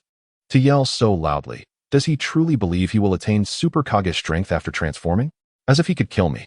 Chapter 59. The Six Paths Power Experience Card. Upon consuming the Rinnegan, Otsutsuki Urashiki underwent a profound transformation. A golden Rinnegan slowly emerged upon his forehead, while 2 additional golden Rinnegan manifested within his eyes. His visage appeared as though smeared with black paint, adorned with jagged black stripes that meandered from his forehead to his chin, exuding an indescribable ferocity. Abruptly, a pair of enormous white horns resembling bird wings sprouted from his head. Die! With his transformation, Urashiki descended into madness, roaring as his hands morphed into white wings and his feet into black claws, his form becoming a streak of white lightning aimed at Hokage Lingye. Shursui and Kakuzu instinctively positioned themselves before Lingye, but in the next moment, Urashiki's claws slashed toward Shursui's chest. Shursui's pupils constricted, without a moment's thought. He instinctively conjured a Susanoo's skeletal frame for protection. The clash resonated with a thunderous sound, the immense force propelling Shursui backward. Skidding several meters across the ground before he barely regained his footing, a trickle of blood escaping from the corner of his mouth. Almost simultaneously, Urashiki pivoted and charged toward Kakuzu. As Kakuzu's black-threaded spear lunged toward him, Urashiki's black claws shot forth with astonishing speed and strength, severing the threads effortlessly. One of his claws then viciously pierced Kakuzu's chest. Caught off guard, Kakuzu felt a sharp pain in his chest, accompanied by a tearing sensation as his heart was instantaneously impaled. He let out a muffled groan, his complexion paling as his body uncontrollably flew backward. He never anticipated that this Otsutsuki Urashiki, after transforming, would wield such terrifying power, effortlessly breaching the combined defenses of him and Shursui, resulting in the loss of his heart in an instant. Lingye's gaze sharpened. He realized he had underestimated Urashiki. This speed had undoubtedly brushed against the boundaries of the six paths. Everyone shall perish. Heavenly Susanoo Meteor Strike, Soul of the Guardian. Confronted by the two, Urashiki howled, as violet brilliance surged from his palms like a raging tide. In an instant, countless purple blades of light, each distinct in shape, rained down upon them like a tempest of pear blossoms. Wherever the light passed, the air was rent asunder with a piercing howl, and the ground was carved with deep ravines. Sasuke reacted with remarkable swiftness. The power of his Susanoo erupted once more, and a layer of blue chakra shield materialized on his Tengu armor, standing resolutely before the group. Hokage Chika, undeterred, wielded her dark golden Susanoo sword, its brilliance illuminating the air as she deftly danced, tracing arcs of gold that deflected the incoming purple light. Each clash of blade against blade ignited a dazzling display of sparks. Realizing they must exert their full strength, Hokage Lingye's eyes shone with a brilliant golden light, emanating a formidable aura as natural energy surged into his being, propelling him into a divine state once more. In a blink, his form visibly expanded, transforming from that of a child into the towering stature of an adult. His muscular physique was sharply defined, with golden patterns shimmering upon his skin, radiating a mysterious and potent energy. Simultaneously, Lingye sensed a share of the Shikigami mark upon Sasuke, realizing that by linking to Sasuke's Shikigami mark, he could harness the abilities of Uchiha Sasuke. No wonder that individual was so confident. He had preemptively inscribed the divine mark upon Uchiha Sasuke. For Hokage Lingye, it was akin to acquiring a Six Paths experience card. Chapter 60. The death of Otsutsuki. Lingye extended his hand towards the heavens, and in an instant, the sky was shrouded in dark clouds, accompanied by flashes of lightning and the rumble of thunder. Lightning release. Kirin. As Lingye's words echoed, he forcefully pressed his palm downward. In that fleeting moment, the thick clouds above seemed to be torn apart by an invisible hand, and a colossal purple lightning bolt, akin to an enraged Kirin, descended from the heavens with apocalyptic force. This bolt was several dozen meters in width, surrounded by wild, crackling electricity. The speed of the lightning was astonishing. Before Lingye could even complete his gesture, it had already struck down upon Otsutsuki.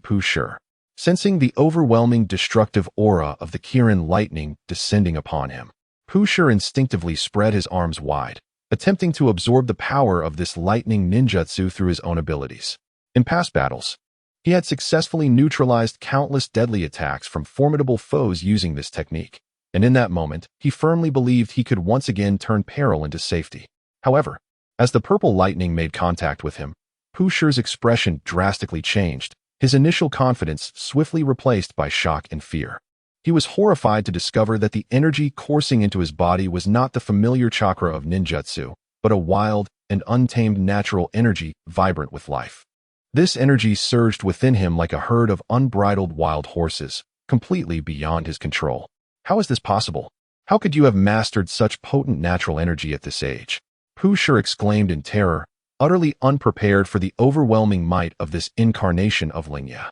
Lingye lightly touched the ground, propelling himself towards Pusher like an arrow released from its bow. In his god mode, his speed reached its pinnacle, the surrounding scenery blurring into indistinct shadows.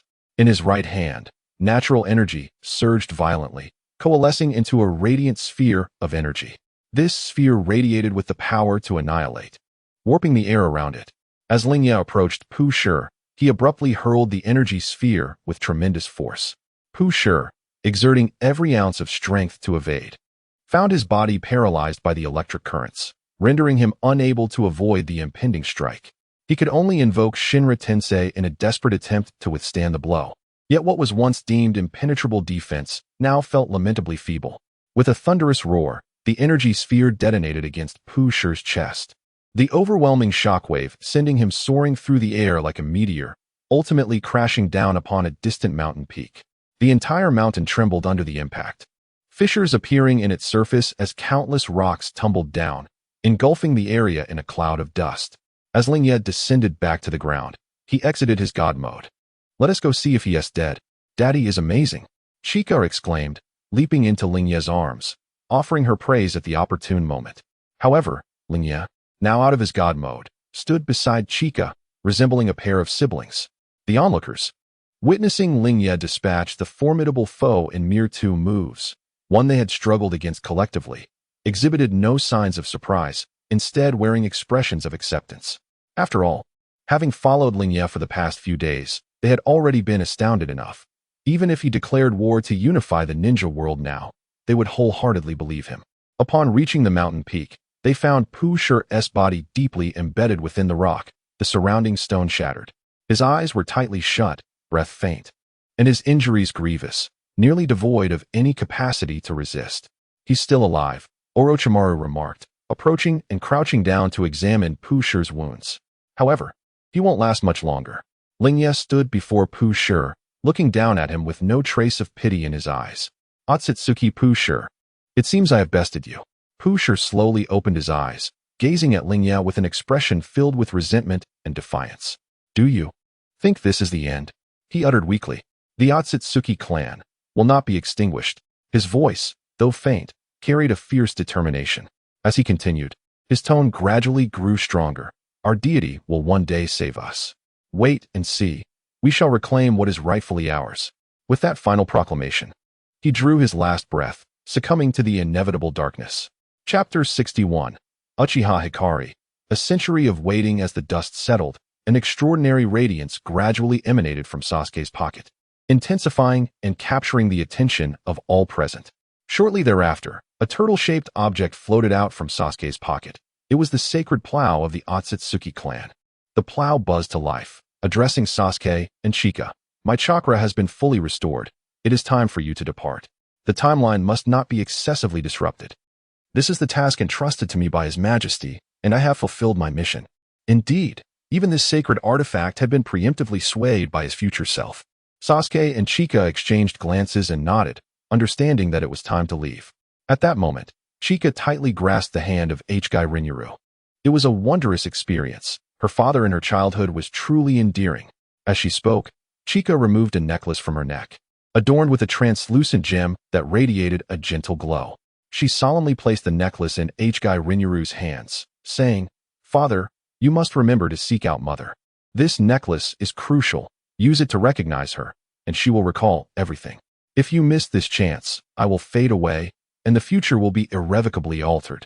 Hokage Rinuru accepted the necklace, contemplating that this might be a fragment of the future, or perhaps a timeline already altered by history.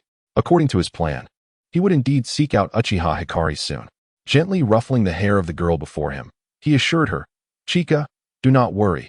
I will find your mother. Upon your return, take care of yourself." Stepping forward, Sasuke bowed slightly to Hokage Rinuru and remarked, "Your Majesty, as we part ways, I am uncertain when we shall meet again. The future of the ninja world still requires your guidance. I wish you all the best." "Indeed, the same to you," Hokage Rinuru replied with a nod. "Upon your return, convey my regards to everyone in the future and express my gratitude for the gifts I have received." As the radiance of the plow intensified, a vast vortex of time and space slowly opened before them. The vortex shimmered with strange lights, seemingly connecting different dimensions of time. Sasuke and Chika exchanged one last deep gaze with Hokage Rinuru before stepping into the swirling vortex. At the moment the vortex closed, Chika's voice echoed back, "Goodbye, father from my childhood." Witnessing this scene, those nearby were filled with speculation, increasingly aware of the depth of this young man's capabilities. Orochimaru propped his chin on one hand, intently observing the plow suspended in midair. The power to traverse time and space. What could be the underlying principle? Is this an Otsutsuki technique? I am eager to study it. Your Highness, what shall we do next? Uchiha Sasuke inquired respectfully, stepping forward. Hgai Rinuru took a deep breath, gazing into the distance. Return to Hgai Castle. Shursui, please investigate a girl named Uchiha Hikari from the Warring States period. She possesses a Mangeki Sharingan and was cultivated as a weapon of war. Upon hearing this command, Shursui's expression turned grave. He knelt on one knee and responded earnestly, Your Highness, rest assured, I shall complete this task. Hgai Rinuru patted his shoulder and addressed those around him. I do not wish for anyone to learn of today's events. Let us proceed to Hgai Castle. Orochimaru, take this body with you. It will serve as our new research material. Understood. The convoy resumed its slow journey, wheels rolling rhythmically upon the ground. Meanwhile, in another dimension, Hgai Chika and Sasuke emerged from the vortex, returning to their familiar empire. Upon their arrival, they were immediately surrounded by a throng of guards. Your Highness, Lord Sasuke, you have finally returned, exclaimed the chief guard, his face etched with concern. His Majesty has been awaiting your return. Seated upon the throne of the Imperial Palace, Hgai Rinuru sensed their arrival and smiled with satisfaction. The other me, I thank you for my gifts. I trust you will excel even further. This is the boon I have bestowed upon you. In another corner of this world, within the dimly lit confines of a sealed space, a profound silence reigned, enveloped in darkness akin to thick ink, consuming all. Even time appeared to be frozen in place. As Uchiha Hikari remained ensnared within. Uchiha Hikari was imprisoned in this abyss, her body bound by an invisible force, rendering her immobile. Her eyes were tightly shut, brows furrowed, her expression marred by fatigue and suffering, yet the corners of her lips curled upward, as if reminiscing about something beautiful. Visions of a boy danced in her mind. It was Rinuru. A century ago, he had rescued her from the confines of the Uchiha, liberating her from the fate of a weapon, and teaching her the essence of true love. He later returned to his own timeline, and they had agreed to reunite after 100 years. Rinuru. Rinuru. Uchiha Hikari repeated his name, the sound reverberating in the enclosed space. To await Rinuru's arrival, she resolutely chose to seal herself away. Throughout the long passage of 100 years, she bore the anguish and solitude of her confinement, never once regretting her decision. Within the confines of the seal, time seemed to lose its significance. Uchiha Hikari was unaware of the monumental changes that had transpired in the outside world. She only knew that she must endure and await the fulfillment of their promise. She believed that he would come as agreed, rescuing her from the clutches of darkness, just as he had done once before. Chapter 61. The Ascendance of the Yellow Robe. The procession of Lord Lingye set forth once more, and fortuitously. The ambush that awaited him did not come to pass. Instead, they encountered the returning figures of Yakushi Kabuto and Yakushi no Nai. Within the carriage, Lord Lingye received them. Yakushi Kabuto respectfully presented a scroll containing the remains of Danzo, stating, Your Highness, the body of Danzo has been retrieved. And all went smoothly. Lingye accepted the scroll, nodding slightly with a gentle expression. You have worked hard. The journey was fraught with challenges. He then turned to Yakushi no Nai, smiling as he said, Director Yakushi, I am grateful for your assistance. Without your help, capturing Danzo would not have been so effortless. Speak. What reward do you desire? Yakushi no Nai bowed slightly and replied, Your Highness, you flatter me. It is our honor to serve you. We seek no reward. How can there be no reward? I am a firm believer in the clear distinction between reward and punishment. Lingye's gaze shifted to a nearby guard, instructing, You are to escort Yakushi no Nai to the Konoha orphanage and bring the children here to the capital. Inform the people of Konoha that this is my command. Should they obstruct, let them know I will take full responsibility.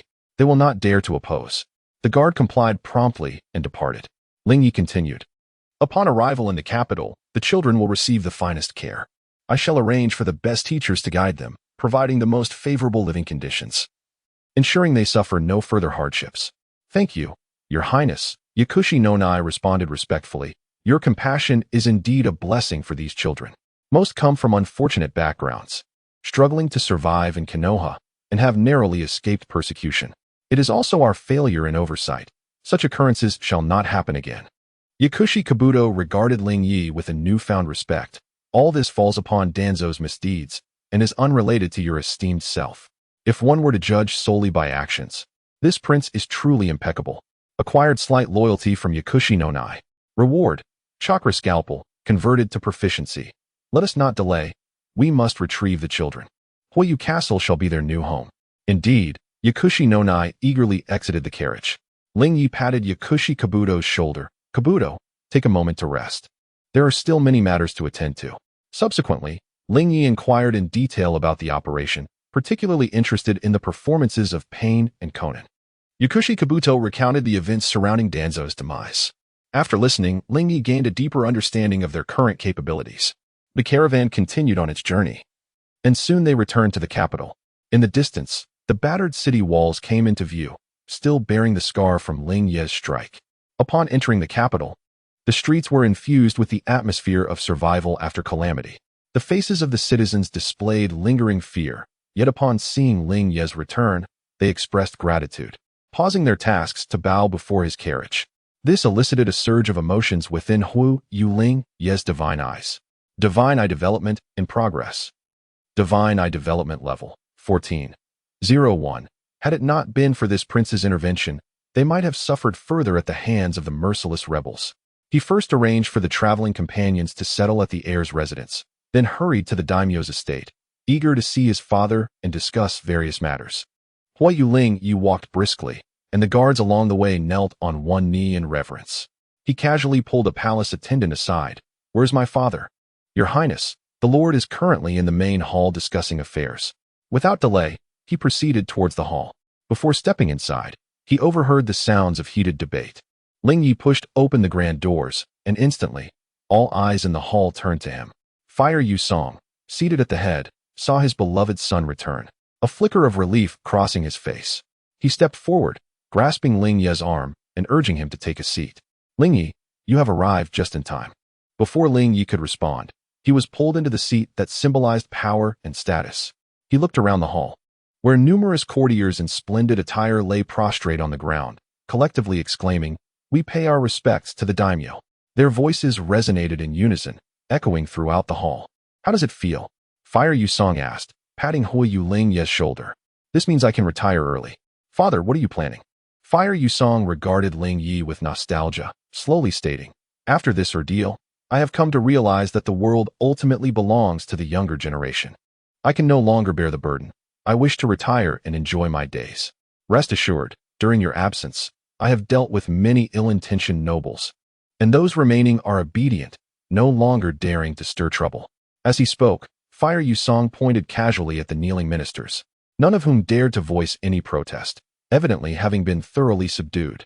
Hu Lingye activated his divine eyes, perceiving the fear and trepidation radiating from these individuals. He chose to disregard the noble ministers and firmly declined. "Father, I cannot accept this position yet. There are numerous matters I must attend to, and I do not wish to be confined to the role of daimyo so soon." Hu Lingye rose, pushing Fire Yusong back into his seat. "You should remain in this position. I still have much to accomplish, and you must hold this seat for a few more years."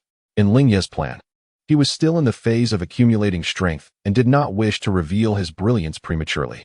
Moreover, assuming the position of daimyo would hinder his mobility across the ninja world, with constant scrutiny upon him every moment. "Do not, my son. Your father has but a few days left to live. Do you wish to see me perish in this seat? Fear not. I have procured the finest physicians to ensure you remain vigorous and lively for many more years." "What? You wish for me to serve another 20 years? Hu Lingye pondered this matter seriously. "At the very least, 5 more years, you must strive to endure, father." Fire Yusong looked at his son, sighing in resignation, his eyes filled with helplessness. He had hoped to enjoy an early retirement, yet his son was not in agreement. "Very well.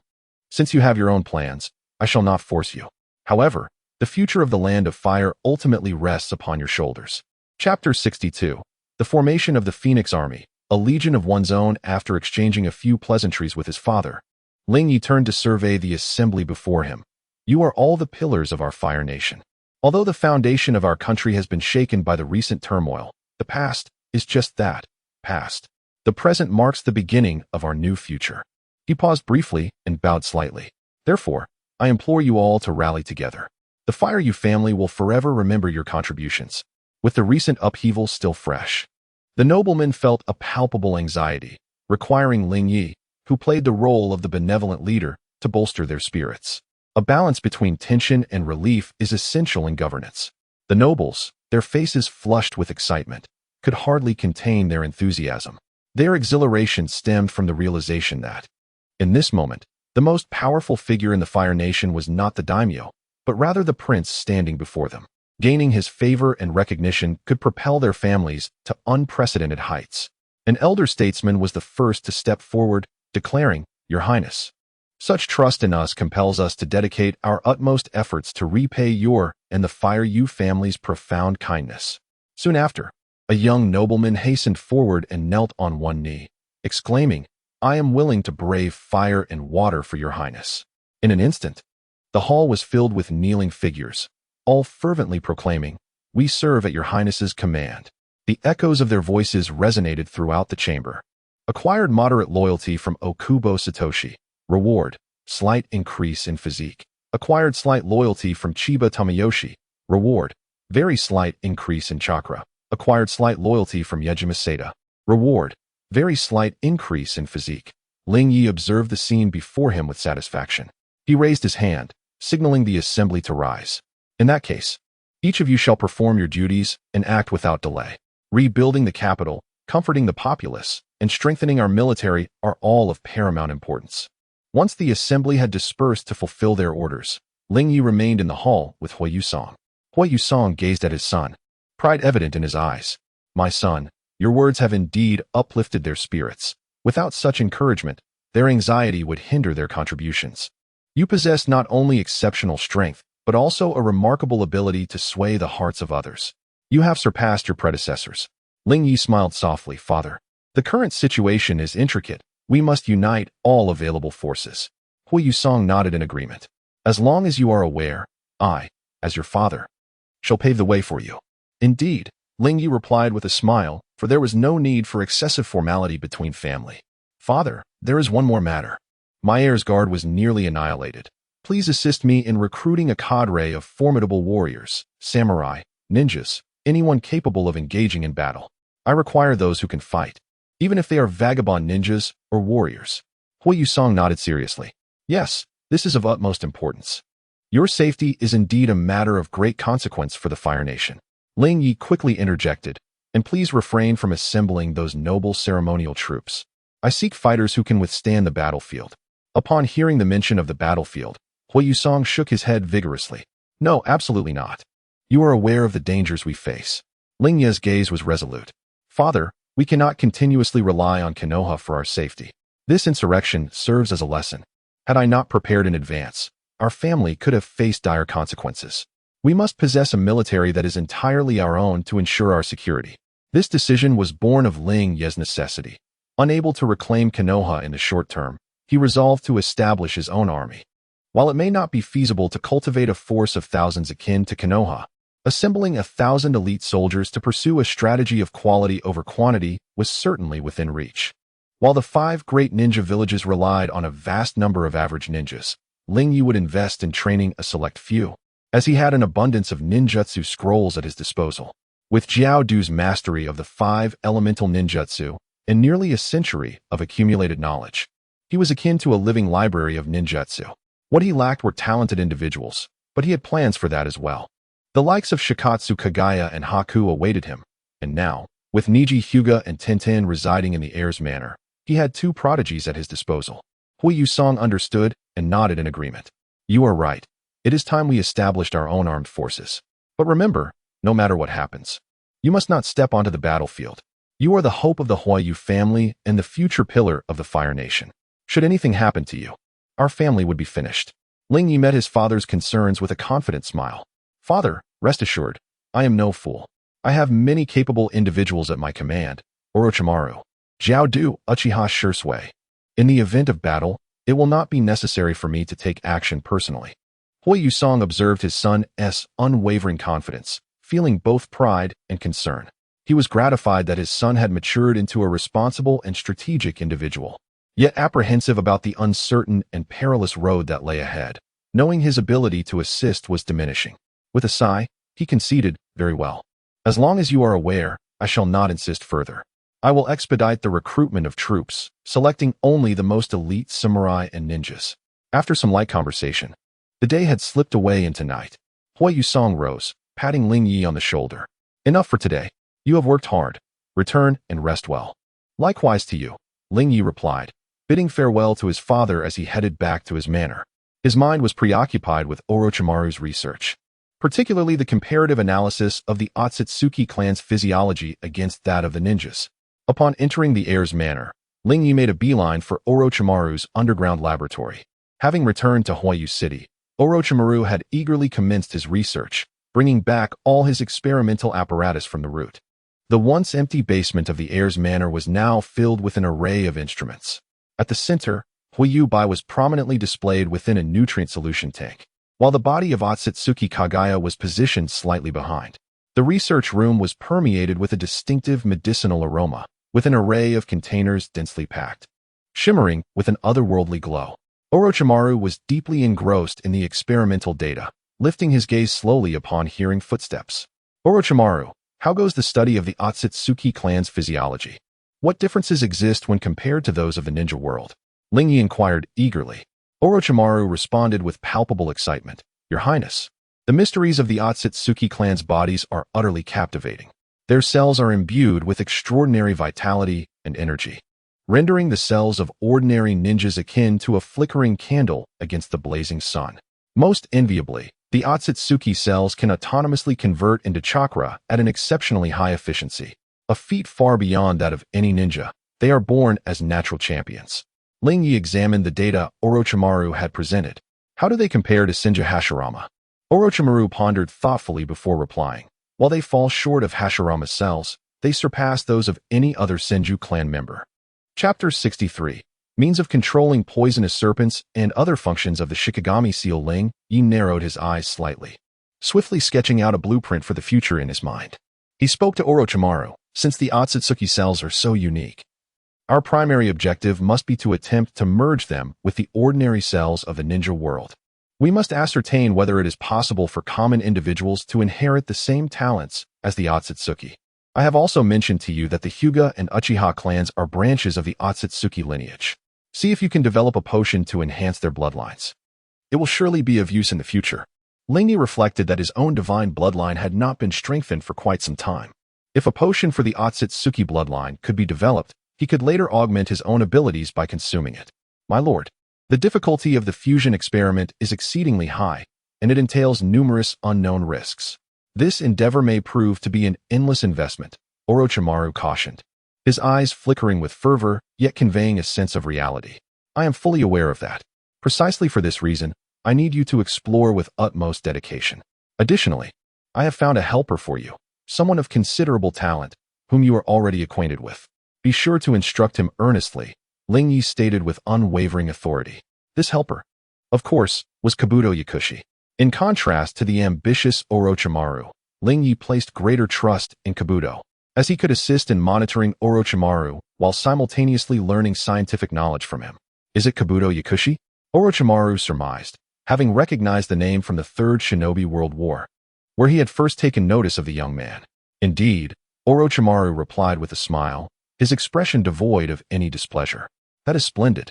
I believe we shall get along splendidly. With his involvement, our research will progress more rapidly, Lingye remarked, though his gaze lingered on Orochimaru's serpentine visage, filled with unease. Very well. I hope you will not betray my trust, Orochimaru noted, seemingly perceiving Lingye's apprehension. You need not be so wary of me. The conditions for such research are scarce in the ninja world. You can rest assured. Lingye, however, could not shake his unease regarding Orochimaru's snake-like demeanor, and his vigilance intensified as he replied candidly, I still feel it is insufficient. Orochimaru was the sort who would not act without personal gain. Lingye feared that once the research bore fruit, Orochimaru might abscond. In such a scenario, he would have no time to lament his loss. It was evident that Lingye required Orochimaru's strength, yet now that he was stabilized, he intended to take measures against him. To tame a venomous serpent, one must possess methods to control it. Orochimaru paused, his smile faltering. What must I do to put your mind at ease, my lord? Lingye's expression hardened as he fixed his gaze upon Orochimaru's eyes, speaking deliberately. In that case, I bestow upon you an honor, to become my Shikigami. This way, I need not worry about your betrayal. Should you dare to betray me, no matter where you flee, I shall locate you. Of course, if you are unwilling, I shall not force you. However, Lingye subtly elongated his final word, his formidable aura seemingly lowering the temperature of the entire research room. He harbored no qualms about erasing Orochimaru entirely. The latter was far too dangerous and was privy to many of Lingye's secrets. It was better to eliminate a talented individual than to allow him to fall into the hands of others. Orochimaru's heart trembled at these words, yet he maintained his composure. Are you referring to the state of individuals such as Ono and Hama? To become a Shikigami means relinquishing a portion of one's freedom. Yet if I refuse, who can guarantee that this astute lord won't resort to other means against me? Countless thoughts raced through his mind as he weighed the pros and cons. Before him lay two paths, one leading to a desperate escape from this underground chamber, forsaking everything he held. Enough deliberation, Orochimaru resolved, opting for the second course of action, conceding to Lingye. This choice would allow him to continue his research and afford him the opportunity to experience the power of Lingye's divine eyes, aiding his studies on divine bloodlines. After a brief silence, Orochimaru slowly knelt, humility etched across his face, and declared, "It is an honor bestowed upon me by your grace to become your Shikigami." Lingye regarded the kneeling Orochimaru with satisfaction and nodded. "Very well, rise. With your assistance, my plans shall surely come to fruition more swiftly." Lingye understood that although Orochimaru appeared compliant, he was ambitious and would not be easily tamed. However, by making him a Shikigami, he could at least exert some control over Orochimaru's actions, affording him greater time to strategize. Then, Lingye entered a divine state once more, inscribing the Shikigami seal upon Orochimaru. The process was similar to when he inscribed the seal upon Ono and Hama. Natural energy coalesced around Orochimaru, ultimately forming a white serpent tattoo upon his hand, symbolizing his transformation into a Shikigami, a serpent upon a serpent. Thus, Lingye now possessed three Shikigami, a serpent, an ox, and an eagle. In a few days, once he had tasted the benefits of managing the finances of the Land of Fire alongside Kakuzu, he could summon yet another Shikigami for himself. Orochimaru knelt on one knee, surrounded by natural energy, as the power gradually seeped into his being, forging a mysterious connection with Lingye. At the moment the Shikigami seal crystallized into the white serpent tattoo upon his hand, he felt an unprecedented surge of strength coursing within him. This energy was not merely chakra, it was a special force interwoven with the essence of nature, flowing through his chakra pathways as if alive. This is the power of the divine. Slowly rising to his feet, he moved his arms, relishing the transformations this power invoked. Previously, when executing jutsu, he relied solely on his chakra accumulation and refinement, an adept process yet limited in scope. Now, however, he sensed the resonance of the surrounding natural energy, as if his connection to the world had deepened significantly.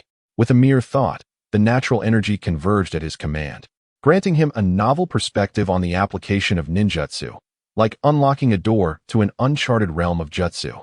Under the research room's illumination, Orochimaru instinctively glanced at Lingye, unwittingly betraying a hint of reverence in his gaze. The Shikigami seal was subtly altering Orochimaru's mindset, instilling within him a growing respect for Lingye. This was precisely the effect Lingye sought. The Shikigami seal was quietly reshaping Orochimaru's thoughts. Chapter 64. The First Generation of Grass Shadow. Shimura Danzo. After Lingye instructed Orochimaru to diligently mentor Kabuto, he turned and exited the laboratory. He entered an empty room adjacent to the basement, retrieving a sealing scroll containing Danzo's corpse from his bosom. Unfurling the scroll with care, he swiftly formed hand seals and pressed his hands upon it. With a muffled thud, Danzo's lifeless body materialized in the center of the room, releasing a potent stench of decay that instantly filled the air. Lingye instinctively waved a hand before his nose, grimacing at the foul odor. Before him lay Danzo.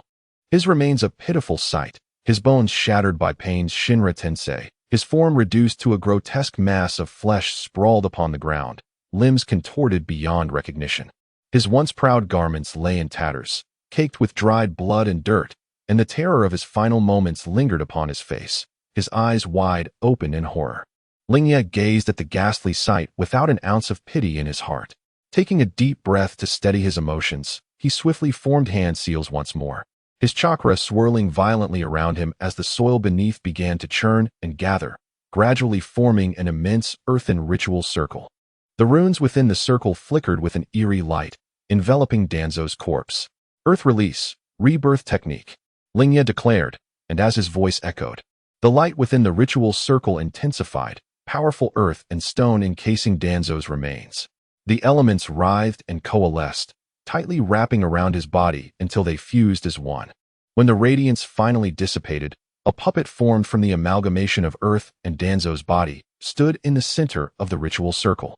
Danzo gradually awakened, clarity seeping into his consciousness within this peculiar body. As he opened his eyes for the first time, meeting Lingye's gaze, a deep-seated hatred ignited within him, a hatred that pierced to his very core. "You scoundrel, perish!" In an instant, Danzo reacted, raising his hands to perform hand seals and unleash ninjutsu to eliminate Lingye. However, Lingye executed a hand seal, halting Danzo's movements mid-action. Danzo's eyes widened in disbelief and fury, yet he found himself utterly immobilized. "Danzo, it has been quite some time. Why, upon our reunion, do you wish to kill your old friend? I have painstakingly pulled you from the Pure Land into the realm of shinobi. You ought to be grateful." Lingye and Appo's voice was devoid of warmth, cold as ice, as he approached and looked down upon his former adversary. In this moment, Danzo, ensnared by Lingye's jutsu, was conscious yet as helpless as a trapped beast. He trembled with rage, the bandages on his face quivering with each labored breath, his eyes filled with venomous resentment.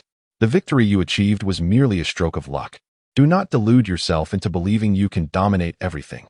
The shinobi world will not tolerate your indiscretions. They will eventually see through your facade and tear you to pieces. Mark my words, under your management, the Land of Fire will undoubtedly march toward ruin. Lingye maintained his relaxed demeanor, a smile playing at the corners of his mouth as he replied, "Danzo, do you still fail to grasp the situation? Do you truly believe my triumph was a mere matter of fortune?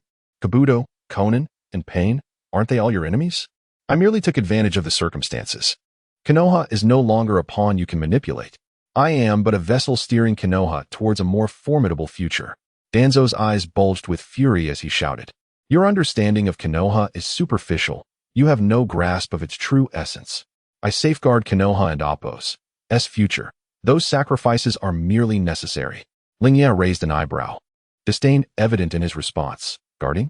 Your so-called protection is nothing but scheming in the shadows, resorting to any means for your power. My vision of protection is to unify the shinobi world under the banner of the Land of Fire. The methods are inconsequential, the results are what matter." Danzo struggled against his restraints, but remained unable to break free, collapsing to the ground. Even in his defeated state, he tilted his head back to curse. "Even if you control the present, you cannot govern the future. Someone will rise to make you pay for your actions today." Lingye approached slowly, bending down to lock eyes with Danzo, articulating each word, "Then I shall await that moment. However, it would be a pity for such a valuable piece to perish. I shall make you my pawn. You are quite familiar with these matters. After all, were you not once a piece in Sarutobi Hiruzen's game?" Upon hearing this, Danzo reacted like a wounded beast, gritting his teeth. "I shall never become your pawn. Your schemes will not succeed. I am no one's chess piece." Lingye straightened, crossing his arms with a confident smile. "That is not for you to decide, Lord Danzo. Observe, Konoha's bounty. Missing mean Danzo. How does that title sound? You have not yet perished in the outside world. You live on in the memories of others. I need only your name. You will assist me with some unsavory tasks." What a splendid arrangement. I believe you will become a crucial element in the realization of my ambitions. As Lingye conversed with Danzo, the door to the basement creaked open, and Koma entered the room. He knelt on one knee, bowing his head in respect to Lingye, his voice low and reverent. "Your Highness, what are your orders?" Lingye slightly turned, shifting his gaze from Danzo's contorted face to Koma.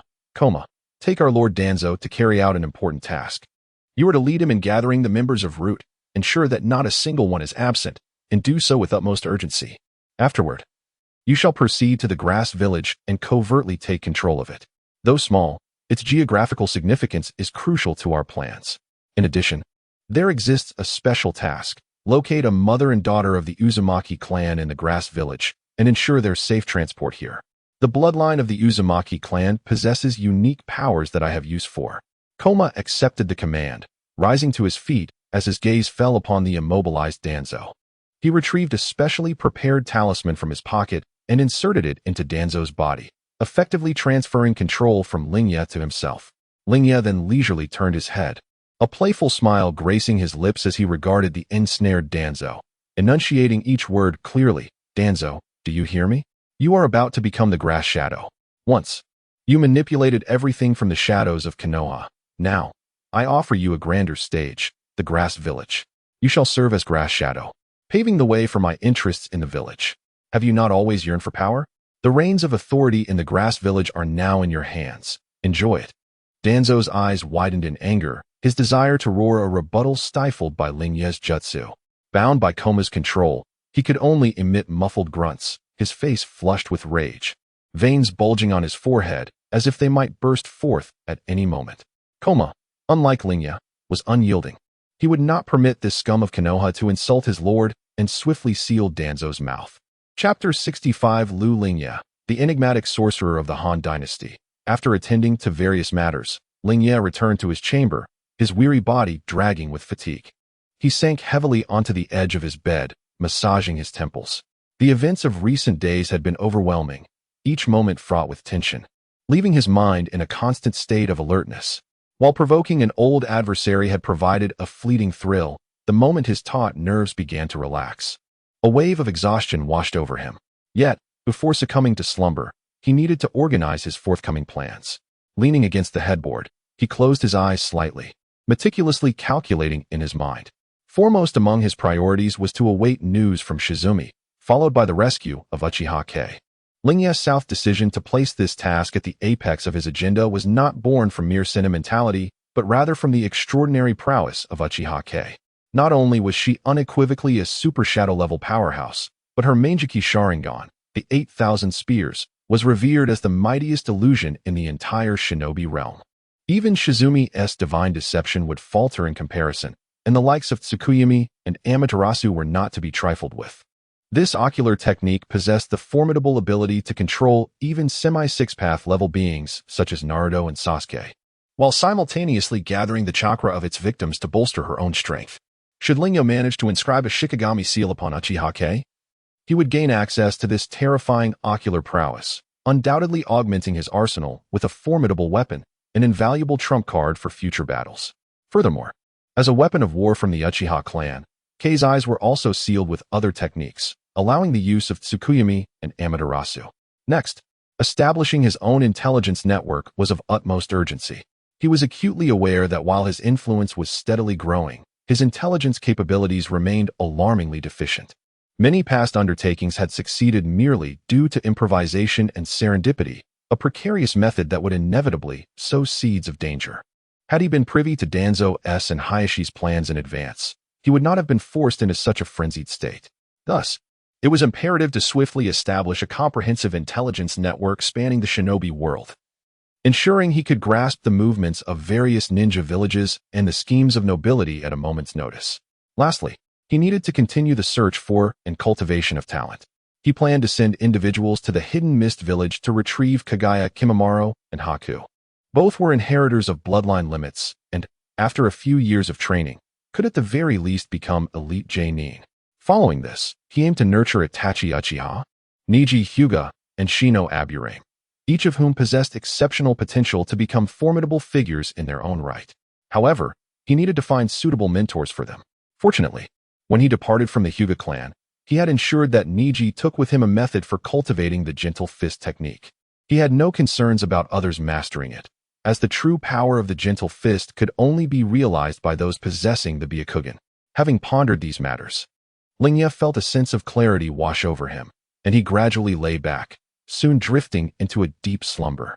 He awoke the following afternoon, sunlight streaming through the window, gently rousing him from his dreams. After completing his morning routine, a servant arrived with news that Yakushi no Nai had arrived in Hai no Kuni, accompanied by orphans from Konohagakure. Lingye adjusted his attire and made his way to the hall, where he found Yakushi no Nai standing amidst a group of curious yet timid orphans. Upon seeing Lingye, no Nai slightly bowed in greeting. "Your Highness, we have arrived." It was then that Lingye took a moment to regard this woman, who bore a maternal resemblance to Yakushi Kabuto.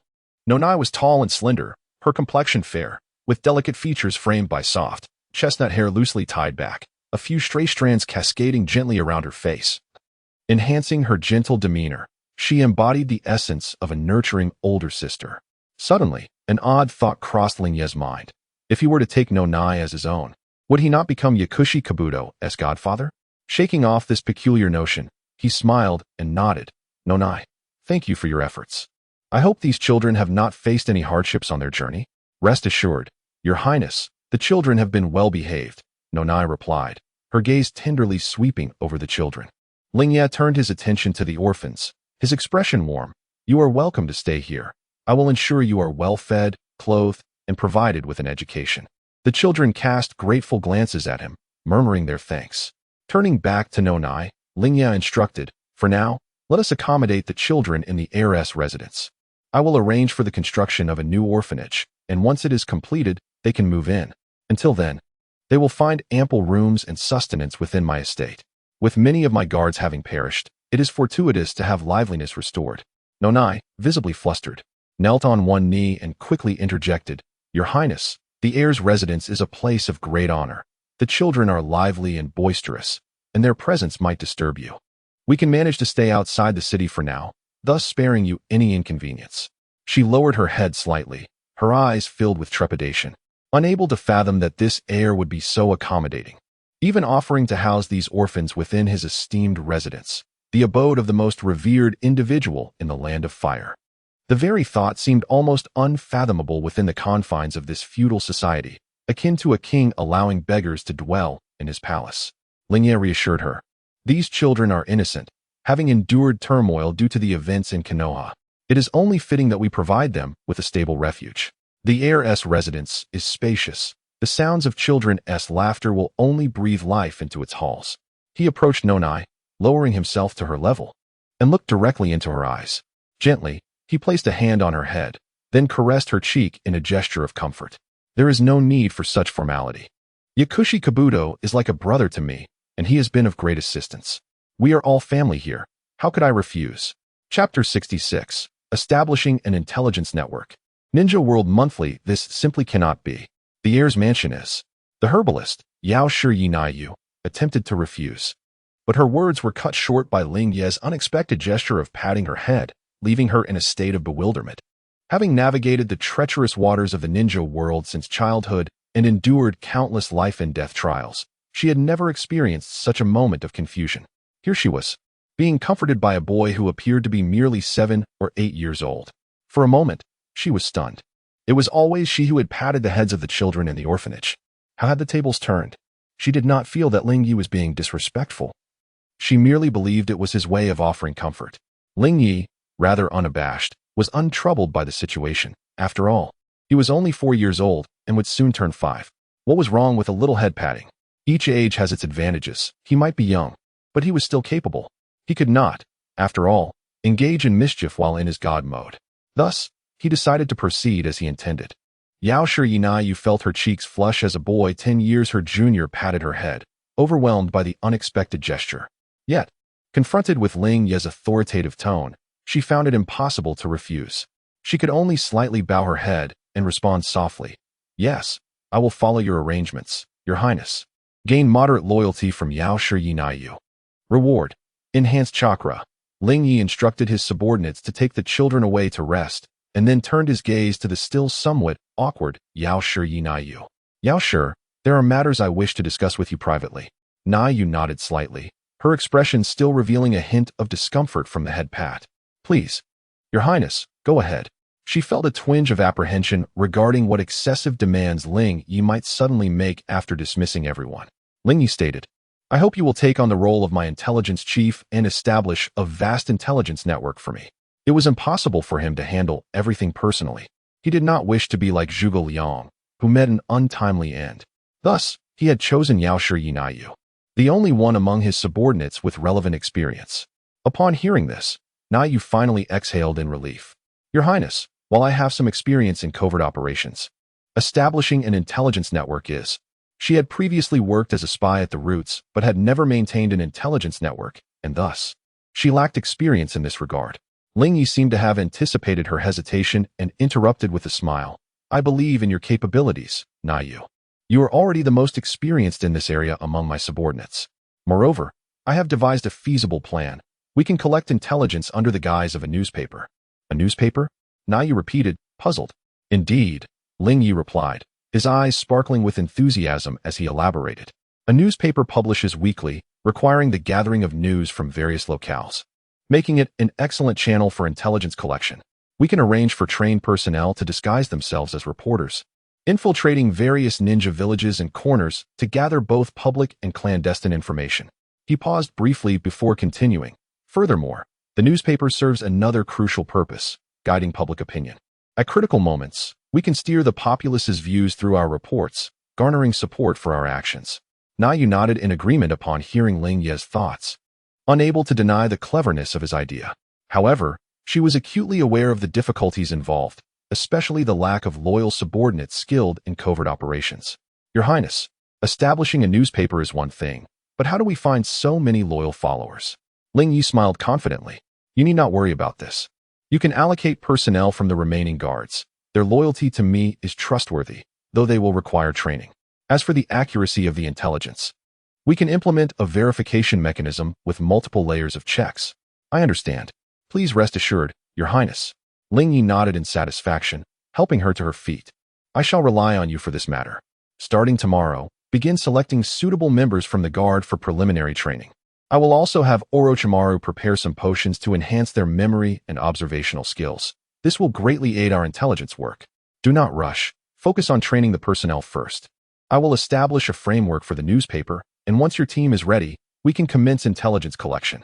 After bidding farewell to Yao Shiyi Nayu, Lingye summoned the learned scholars and literati within the Fire Kingdom to discuss the structure, layout, and content direction of the newspaper. His ninja subordinates were not adept in this area. Gentlemen, our newspaper must not only disseminate news, but also serve as the ears and voice of the Fire Nation and the entire ninja world. Every report must be truthful and objective, while also skillfully guiding public thought, allowing them to see what we wish them to see. An elderly scholar furrowed his brow, expressing concern. Your Highness, guiding public opinion is a significant matter. A slight misstep could incite public outrage. I urge you to think carefully. Lingye smiled gently, patiently explaining. Rest assured, we do not intend to distort the truth. We aim to present a positive aspect based on facts, igniting the people's spirit and cohesion. For instance, when reporting on the achievements of the Fire Nation, we can emphasize the efforts and contributions of the populace, instilling a sense of pride in their nation. When faced with provocations from other ninja villages, we will analyze rationally, guiding the public to appreciate the value of peace while not fearing war. A young scholar raised his hand, inquiring, Your Highness, since the newspaper will be distributed throughout the ninja world, what shall it be named? It shall be called Ninja World Monthly. The term Ninja World clarifies that our focus encompasses the entire ninja realm, ensuring all factions understand that this publication concerns the dynamics of the entire ninja world. Monthly indicates the frequency of publication, regularly conveying the latest news to the populace, allowing them to grasp the global situation. Recognizing the lack of better means to convey information at present, utilizing Ninja Eagles was the only option, thus setting the publication interval to once a month. Lingye continued to articulate his vision. The current events section must occupy a prominent position, promptly reporting significant events and policy changes across ninja villages. The People's Livelihood section should focus on the lives of ordinary citizens, showcasing the diverse cultures and customs, allowing everyone to feel the richness of the ninja world. The Ninja Dynamics section will analyze the comparative strengths of various nations and oppos, ninjas, and combat intelligence, catering to the interests of both ninjas and high-ranking officials. The Culture and Arts section will feature poetry, painting, and traditional crafts, preserving and promoting the culture of the ninja world. Chapter 67. The Cloud Village Army, the Beginning of War? In the ensuing days, the various plans of Fire Lord Lingye advanced steadily, and the Land of Fire appeared to function like a meticulously tuned machine under his control. Uchiha Itachi, Hyuga and Oil Girl Kirin were assigned to the side of Kakuzu for instruction. Kakuzu, while somewhat reluctant to expend additional effort on these exceptionally gifted youths, dared not defy the orders of Fire Lord Lingye.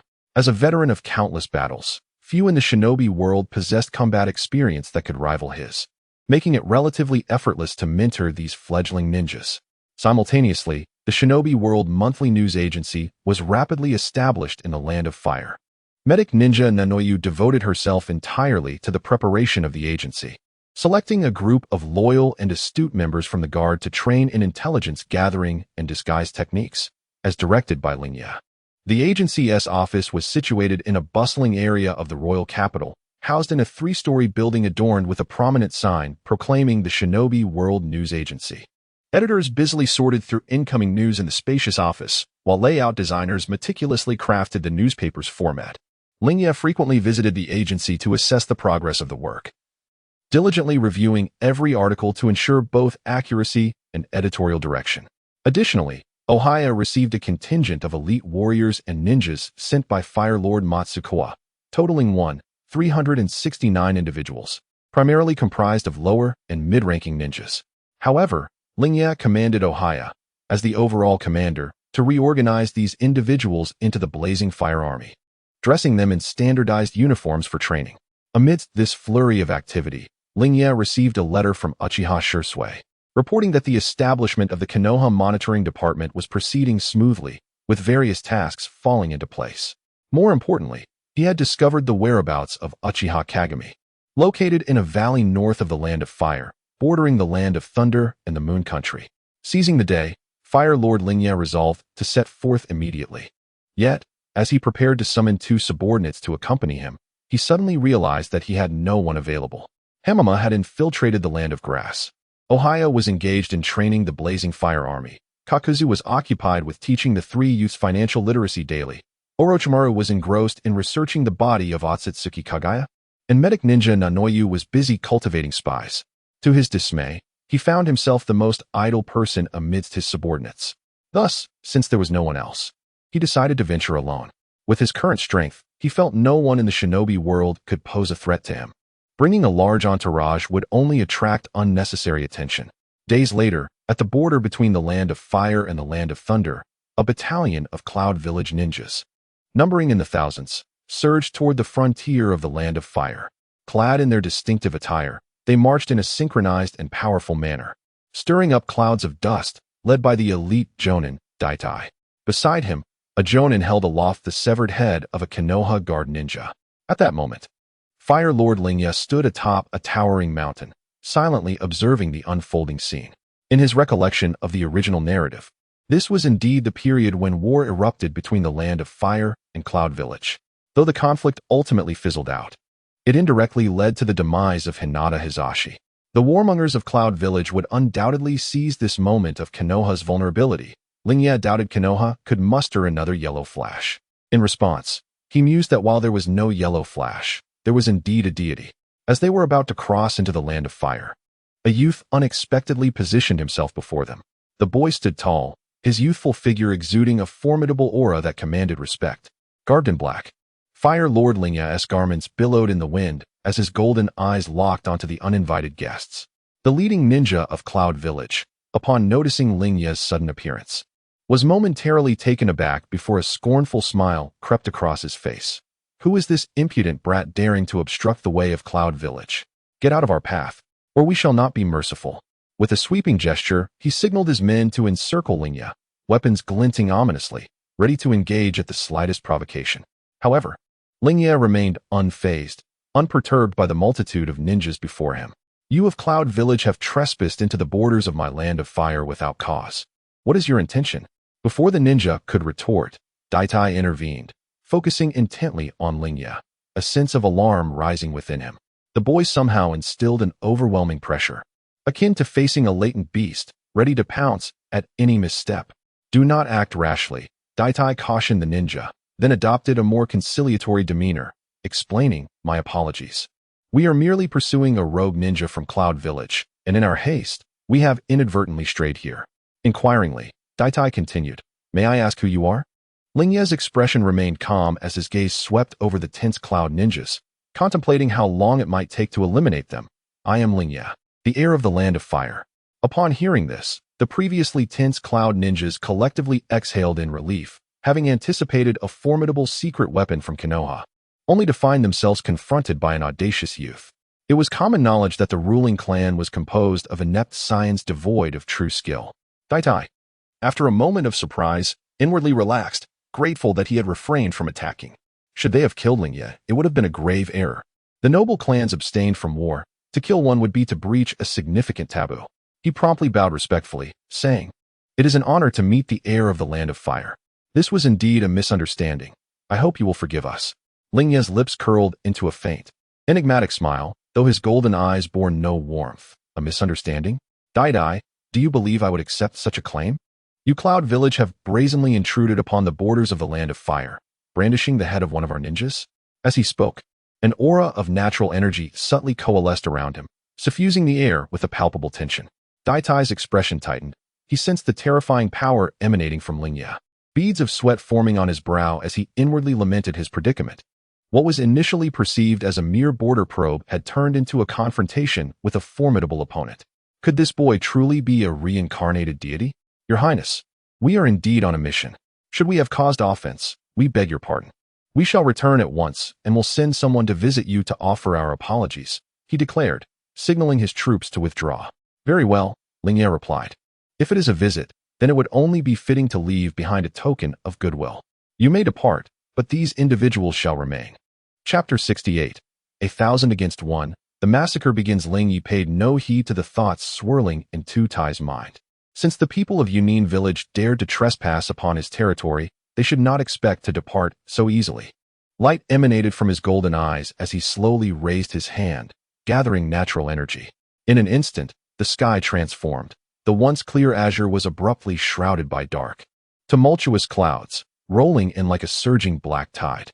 His mastery over natural energy and the divine eye had grown increasingly proficient, allowing him to harness nature's force even without entering the god manipulation state. Tai sensed the impending danger and his complexion shifted dramatically. He shouted, "This is bad. Scatter quickly." The Yunin ninjas reacted instinctively, fleeing in all directions like startled birds. However, Lingye and Appo's attack was swifter still. A colossal purple bolt of lightning, imbued with cataclysmic power, thundered down from the clouds, striking directly into the ranks of Yunin village. Wherever the lightning struck, brilliant arcs of electricity erupted, accompanied by a cacophony of cracking sounds. The air became ionized, filled with a pungent, charred scent. A few Yunin ninjas, caught off guard, were unable to evade the strike and were instantaneously pierced by the overwhelming current. Their pupils widened in terror, faces etched with fear before they collapsed. Their life force extinguished in an instant. What is the meaning of this? Tai, both alarmed and furious, drew his weapon and pointed it at Lingye. We have explained ourselves clearly. Why do you still choose to attack? Lingye regarded him coldly, a chilling glint in his golden eyes. Explain? You of Yunin village worship power, let us speak with strength. If that is insufficient, we shall converse with blades. Tai felt a deep pang of despair. He truly dared not engage Lingye. The latter was the heir of the Land of Fire, a figure of high stature. Should anything happen to him, not only would the mission fail, but he himself would be unable to return to Yunin village, which would then suffer the consequences. Lingye summoned lightning once more. The purple thunder resembling a furious dragon, rampaging through the Yunin ninjas. More fell beneath the might of the storm. The acrid scent of charred flesh mingling with screams of terror, enveloping the border that was swiftly becoming a battlefield. Among the ranks, a young Yunin ninja could no longer contain his rage. His eyes burned crimson with fury, wielding a kunai. He employed his exceptional body flicker technique to appear before Lingye in an instant. The kunai glimmered with a chilling light, aimed directly at Lingye's throat. Yet, he had underestimated Lingye's strength. Just as the kunai was about to graze Lingye's skin, a golden aura enveloped him, forming the skeletal frame of Susanoo in an instant. With a single strike, he crushed the young ninja into a gruesome pulp. Then, with a mere thought, the nameless divine sword residing in his eye materialized in Susanoo's hand. This sword radiated an ancient and mysterious aura, its blade inscribed with enigmatic runes. As though recounting ancient legends, Susanoo swung the sword gently, and a brilliant beam of sword light flashed through the air. The foremost Yunin ninjas, including the one with the kunai, were instantly bisected.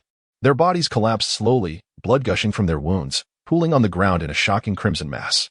Seeing his subordinates fall in succession, Tai's anger and bitterness ignited completely. He understood that if he did not exert every ounce of strength today, not only would this 1,000-strong force be annihilated, but he too would struggle to survive and return to Yunin village.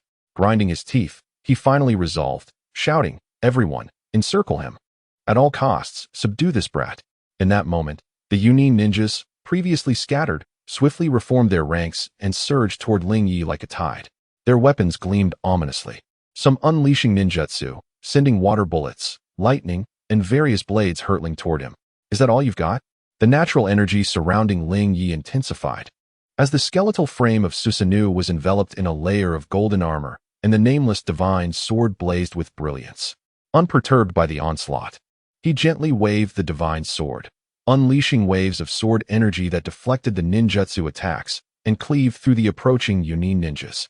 In the chaos, Tai's gaze locked onto Lingye's eyes, which radiated an eerie light. A chill ran down his spine as he recalled the numerous mysterious legends circulating in the ninja world, tales of the 5 great nations being descendants of ancient deities.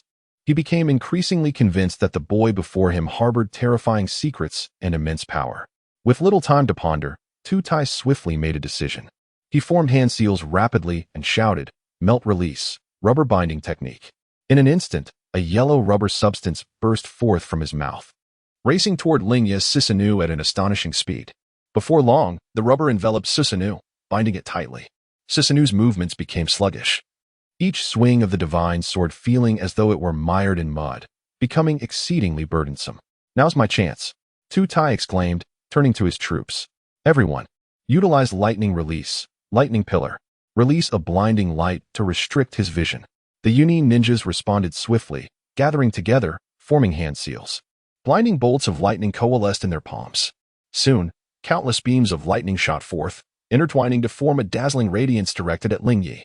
The intense brightness swiftly engulfed him, disrupting his vision and seemingly causing Susanoo to momentarily falter.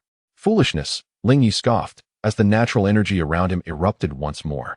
Golden light surged like a tidal wave, instantly breaking the bonds of rubber. Once freed, Susanoo's power surged, and the nameless divine sword in his hand blazed with a brilliance akin to the sun's descent. With a thought, Lingye commanded Susanoo to unleash a horizontal strike against the Yunin ninja army. A sword energy, dozens of meters long, screamed through the air, tearing the atmosphere apart with an ear-piercing shriek. The frontline Yunin ninjas, caught unawares, had no time to react as the horrifying sword energy cleaved them in half. Their bodies, akin to kites with severed strings, flew off to the sides, blood painting the air in a stunning crimson veil.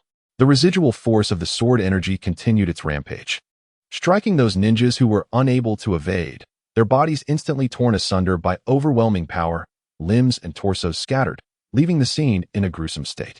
Tai beheld this spectacle, his heart filled with dread, yet he knew there was no retreat. He steeled himself to continue commanding the battle. "Everyone, do not panic. Form a defensive formation," he shouted hoarsely. Yet amidst the chaos, the ninjas of Yunin village stood immobile, despair gripping their hearts. The recent battle had extinguished any notion of resistance within them. What manner of monster is this? The power of a deity. This is undoubtedly the power of a deity. They cried out, their morale teetering on the brink of collapse. Chapter 69. The necessary offerings to meet the deity. Panel summary. Amidst the desperate cries, the morale of the Yunin village ninja forces collapsed utterly. The soldiers and oppos, eyes were vacant, their weapons fell from their grasp, and some even collapsed to the ground, weeping uncontrollably. Tuchai watched this scene, overwhelmed by a sense of helplessness. He shouted hoarsely, attempting to rekindle the fighting spirit of his troops. Yet his voice appeared so feeble amidst the chaos and fear, going unheard. Gazing at the scattered limbs, a metallic taste of rust filled his throat, and he could even hear the frantic beating of his own heart. Lingye stepped forward through the pools of blood, the golden armor of Susanoo shimmering with liquid lightning.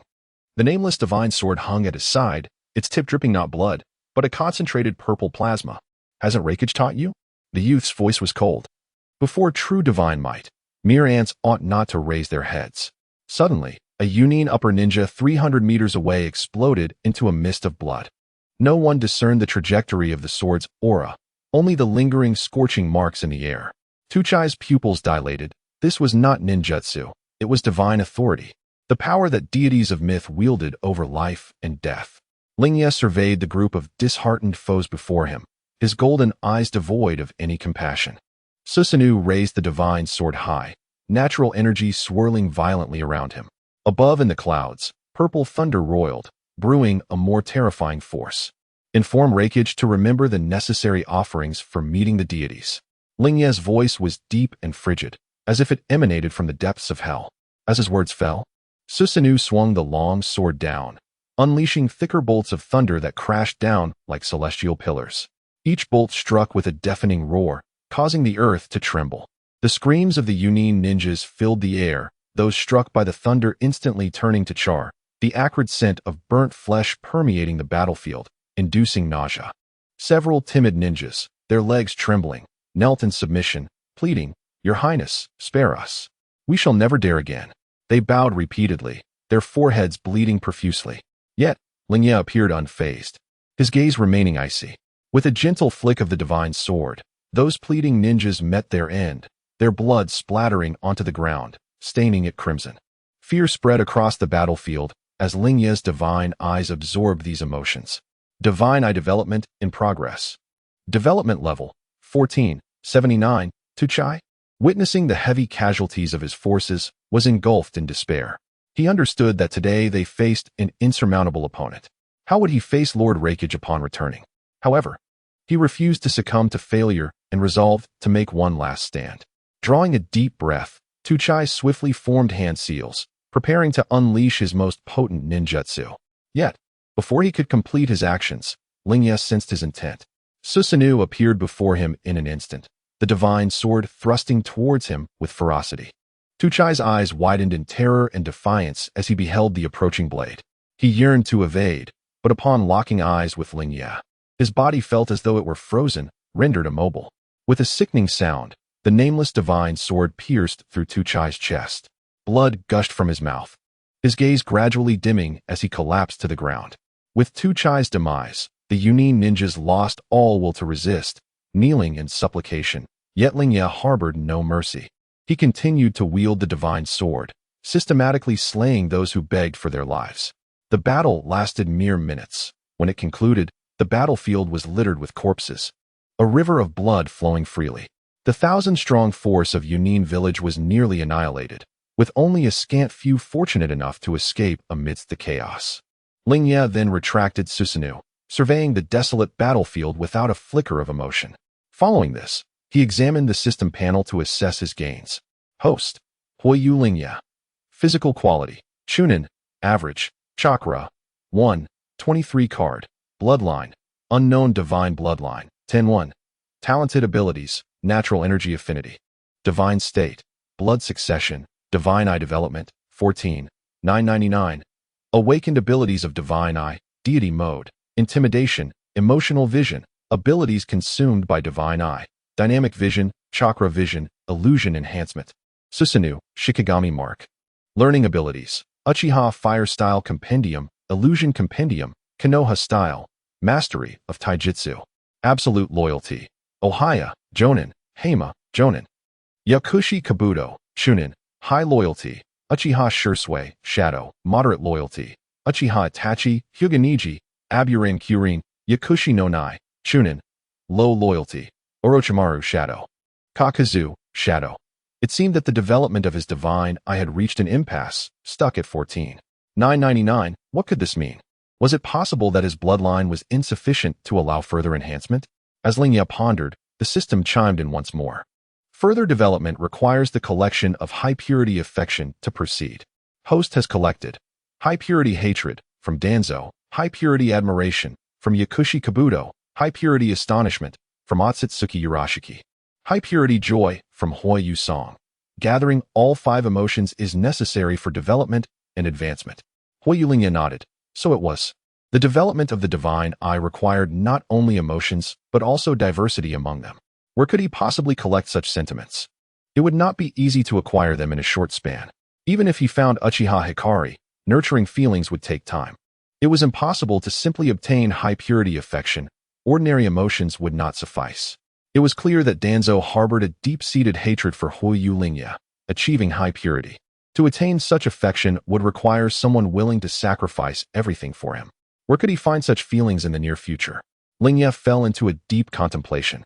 With a soft sigh, he lamented, perhaps I should first focus on my tasks. If all else fails, I could rescue Uchiha Hikari and cultivate our bond gradually. Qianhua mentioned she might be my future wife, so it should be manageable. Yet another dilemma arose. According to the original storyline, Uchiha Hikari was currently sealed and harbored immense hatred towards this world. How could he possibly persuade her? Would he have to drag her into world destruction? Never mind. He decided to abandon these thoughts for now and take things one step at a time. Lingye felt a measure of confidence in his oratory skills and ability to persuade others. Having spent 5 years in this world, he had not mastered many skills, but his eloquence had reached an exquisite level. Uchiha Sasuke and Heimo were convinced when he had nothing to offer. In contrast, Orochimaru and Kakuzu had been coerced through both threats and inducements, as evidenced by their loyalty levels. Besides, he still possessed the necklace gifted by Qianhua. That item might prove useful, perhaps capable of soothing her emotions.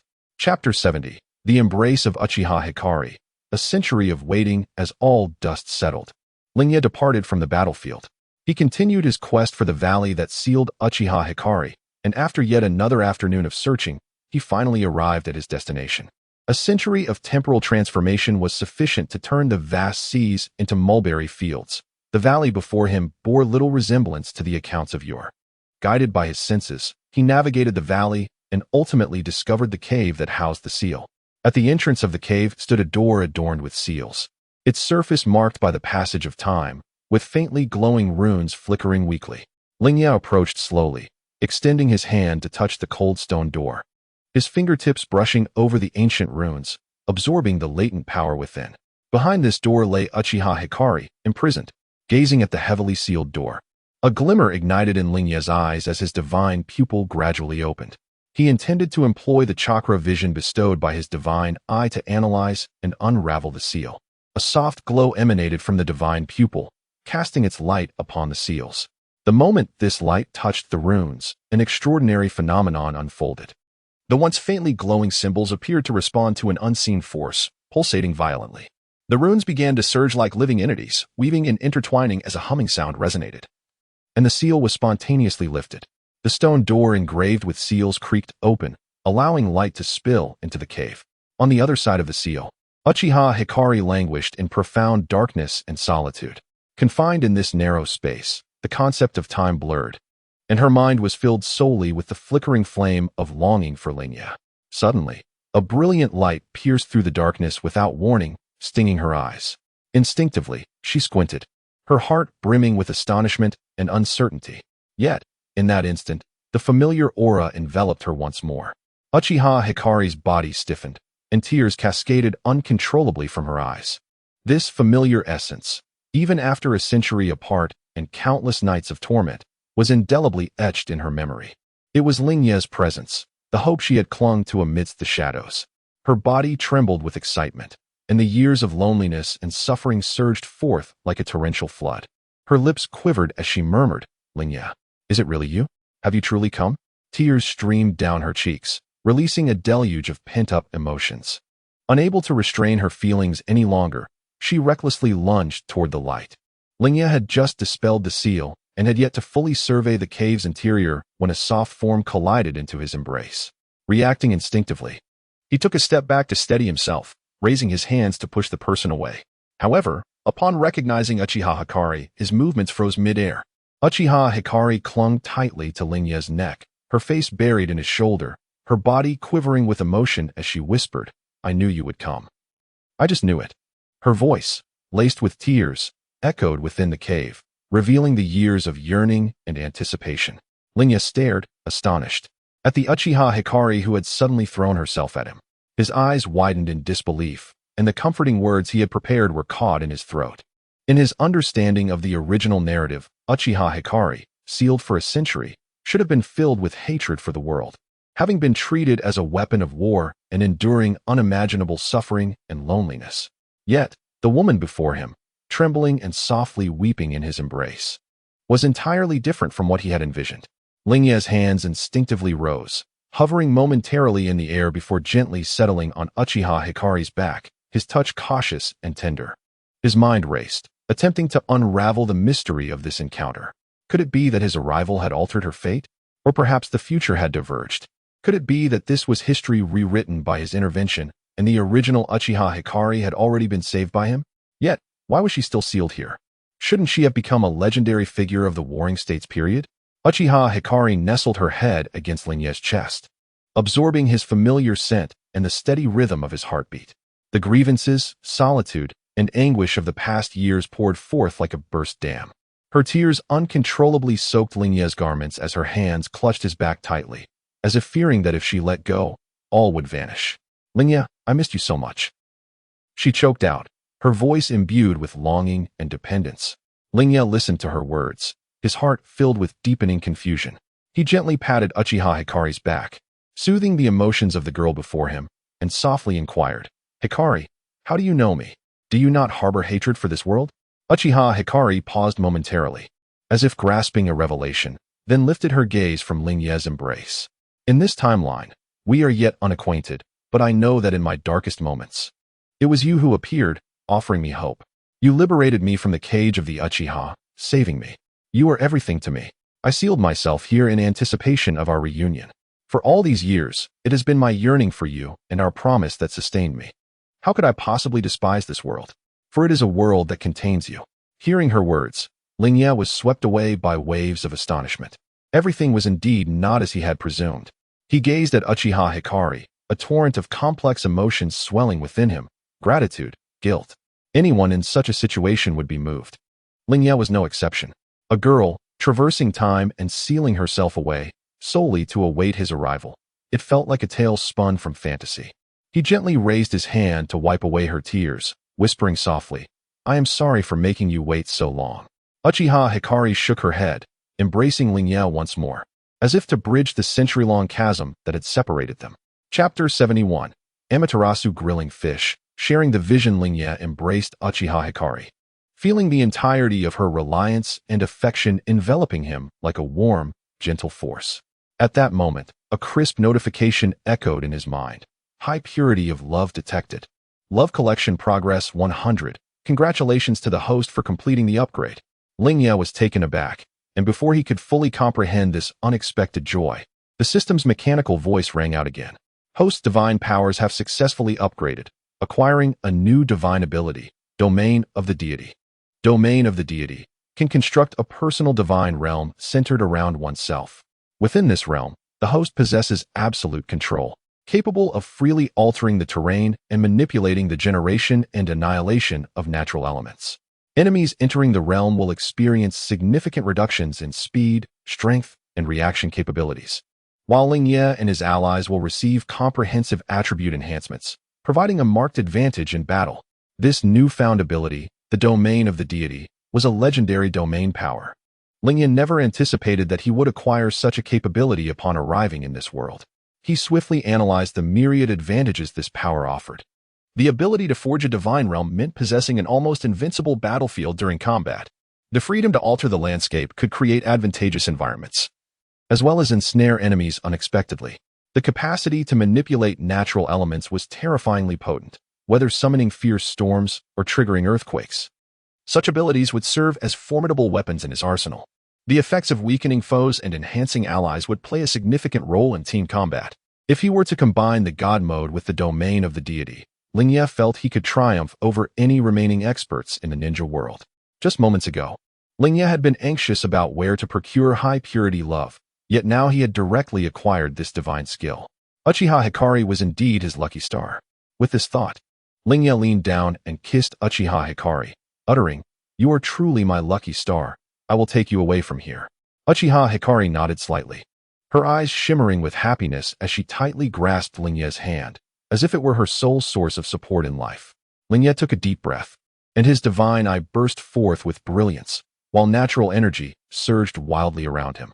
The power of the Domain of the Deity erupted instantaneously. Centered upon himself, he constructed that mysterious and powerful divine realm. The once dim cave was illuminated, an intangible force spreading outward. With a mere thought, the earth above began to shift, as if drawn by a potent force. The heavy rocks and hard soil were manipulated effortlessly, as if by an invisible hand. Enormous stones were easily lifted, and the earth flowed like water, parting to the sides. In an instant, the ground trembled, and the entire valley quaked under this overwhelming force. As the soil was continuously displaced, a beam of moonlight pierced from above, illuminating the cave and casting light upon Uchiha Hikari's face. She squinted slightly, reveling in the long-awaited moonlight, her heart brimming with joy. Lingye's hand slowly rose, palm facing upward, as if he were cradling the entire world. As he moved, the surrounding earth seemed to receive an invisible command, becoming animated. The soil beneath his feet gradually softened, as if imbued with life, pressing and rubbing against each other, producing a deep sound. Eventually, it merged into the rising earth, forming a solid and stable platform. The platform beneath their feet continued to ascend, accompanied by a thunderous rumble, gradually lifting them away from the dark abyss below. Finally, the earthen platform settled firmly upon the ground. Lingye felt his legs weaken, gasping for breath, exhaustion evident on his face. Indeed, using such power so recklessly was premature. Lingye murmured softly, the hint of weakness unmistakable in his voice. It was still too arduous for him to separate a mountainous soil and stone. This exertion had pushed his natural energy to its limits, and at that very moment, another notification from the system sounded. Congratulations on obtaining Uchiha Hikari's absolute loyalty. Reward: Kaleidoscope Sharingan, High Purity Uchiha Bloodline, Eye Technique, Amaterasu, Physical Enhancement, Divine Eye Absorbing and Evolving. Divine Eye Development, 17, 13, Bloodline Absorbing and Evolving. Unknown Divine Bloodline, 11, 39. Lingye knelt on one knee, panting heavily, his face marked with fatigue. Uchiha Hikari, seeing this, felt a pang of concern and hurriedly knelt beside him, gently supporting his shoulder, her eyes filled with worry. Lingye, how are you? Are you too tired? It's all my fault for putting you through this. Lingye looked up at Uchiha Hikari's anxious expression, forcing a smile. I'm fine, just not accustomed to using my abilities so intensely for a prolonged period.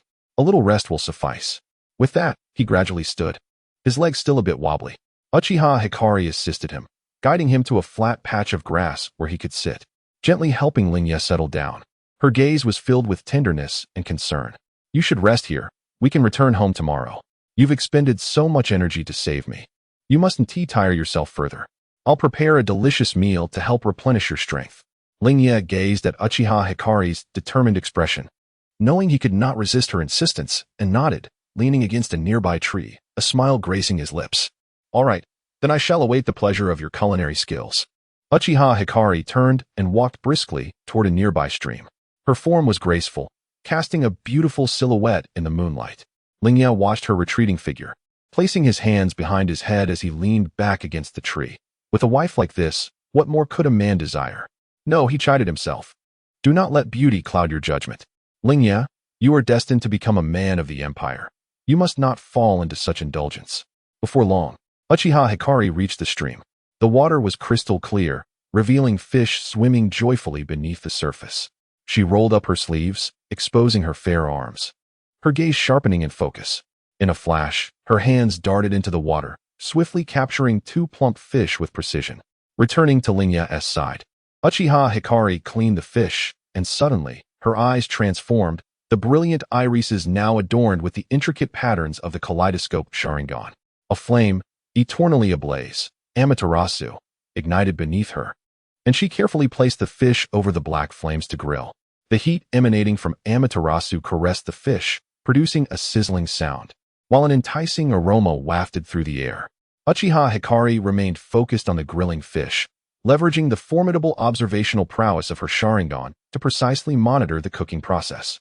She slightly adjusted her gaze, the Sharingan enabling her to discern the fish's transformation from a delicate golden exterior to the gradual cooking within, all captured within her sight. Lingye's eyes widened in disbelief. He could not have imagined such an operation, grilling fish with the unquenchable Amaterasu, using the Sharingan to assess its doneness. How extravagant! The Sharingan's Amaterasu grilling fish. How many within the ninja realm could relish such a privilege? Besides Lingye, perhaps only Uchiha Sasuke would have the fortune to experience this.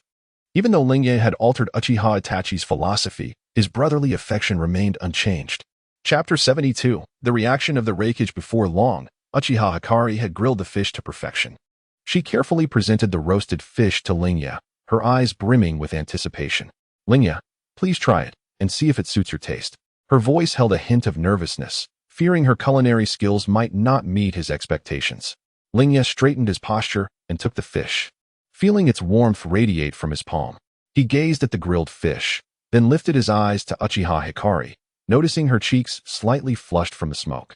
Her hair a bit tousled, yet her beauty remained undiminished. A warm current surged within him, and his lips involuntarily curled into a gentle smile. Who wouldn't revel in the feeling of being cherished? He delicately tore off a piece of the fish and placed it in his mouth. The tender flesh melted instantly, the unique flavor blossoming on his palate. Lingye and Appo's eyes brightened, genuinely exclaiming, "This is exquisite. I never imagined your culinary skills were this remarkable." The mastery of the Sharingan had perfectly controlled the cooking, achieving an exquisite balance of tenderness without any hint of rawness.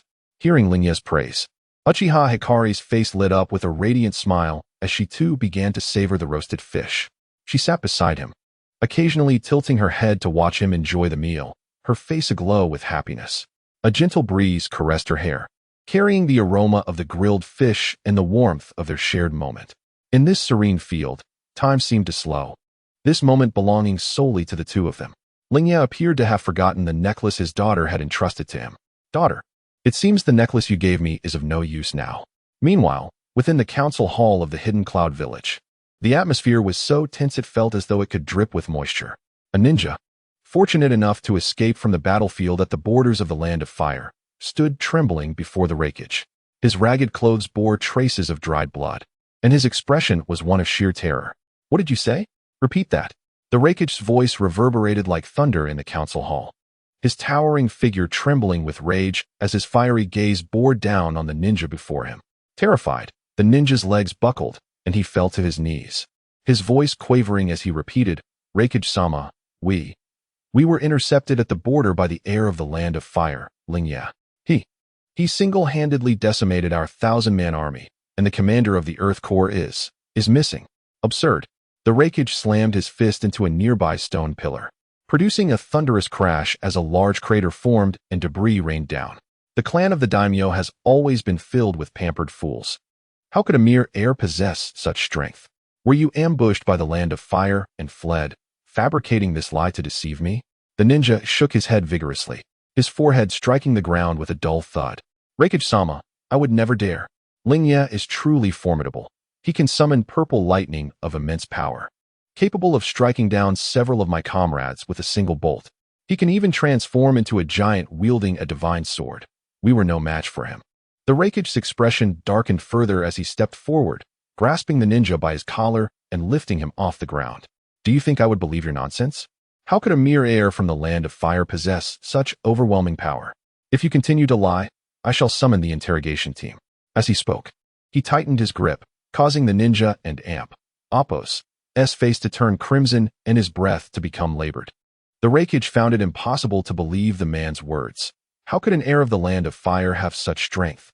"Raikage-sama, my words are all true. If there is even a hint of falsehood, I am willing to face punishment." His eyes, they radiated an eerie golden light, and even the Earth Corps commander could not contain him with Earth Release. The ninja struggled to articulate his fear and desperation, insisting on the truth of his account. Yet he felt utterly powerless against the reality of the situation. At that moment, Raikage Secretary, Mabu, stepped forward respectfully. "Raikage-sama, perhaps there is some merit to his claims. In ancient legends of the ninja world, the lords of the 5 great nations are said to be descendants of deities, possessing mysterious powers. Though time may have diminished these abilities in most lords, it is possible that they have awakened in Lingye in a formidable form." Upon hearing this, the wreckage furrowed his brow even deeper, slowly releasing his grip on the ninja's collar. The ninja collapsed to the ground, gasping for air. The wreckage paced back and forth, contemplating his secretary's words. Even if Lingye possessed some degree of power, could he truly stand against an entire army of the hidden cloud? Such a notion was preposterous. Despite his initial skepticism, the wreckage, known for his brashness yet shrewdness, began to reconsider. Mabu continued to analyze. "My lord, let us approach this from another angle. If he were merely an ordinary heir, would he dare to stand alone before our grand army? His audacity suggests he has confidence in his abilities. Moreover, the ninja mentioned he can summon purple lightning and transform into a giant wielding a divine sword. These traits bear a striking resemblance to the divine powers recorded in ancient texts." The wreckage halted, his gaze sharp as he turned to Mabu. "Are you suggesting we have genuinely stumbled upon a formidable adversary?" Mabu nodded slightly. "It is highly probable. The Land of Fire has always held a position of supremacy among the 5 nations, with deep-rooted heritage. The Hano clan may be concealing secrets unknown to us. The Rakige's expression fluctuated between uncertainty and frustration, secretly lamenting his underestimation. He had believed that after the recent war, the Hidden Leaf would be in disarray and that the Land of Fire would be preoccupied with its own troubles, presenting an opportune moment for the Hidden Cloud to expand its influence. Yet, he never anticipated such a significant setback at the borders of the Land of Fire. Understood. Here is the refined version of the text you provided. Chapter 73. The Rakige arrives. The AB duo disseminate the directive. All units stationed near the Land of Fire's frontier are to refrain from precipitate action. Konoha is likely prepared. Recklessness is inadvisable. After protracted deliberation, the Rakige articulated his decision with measured gravity. He was no simpleton, given the Land of Fire's evident preparedness. A large-scale offensive would be tantamount to self-immolation. Nevertheless, he was compelled to ascertain the truth of the matter. The inexplicable disappearance of his 1,000-strong contingent could not be countenanced. He would personally investigate, offering closure to all concerned. I shall confront Hai-no-Miya, and I shall avenge my subordinates, even if I cannot slay him. He shall pay a price. Killer B, who had been observing in silence, interjected with his characteristic cadence. Yo, brother, let's show him the bond of brotherhood. Be he scion or deity, he'll be turned into a dumpling. The Rakige, A, regarded his sibling, weighing his options before assenting with a subtle nod.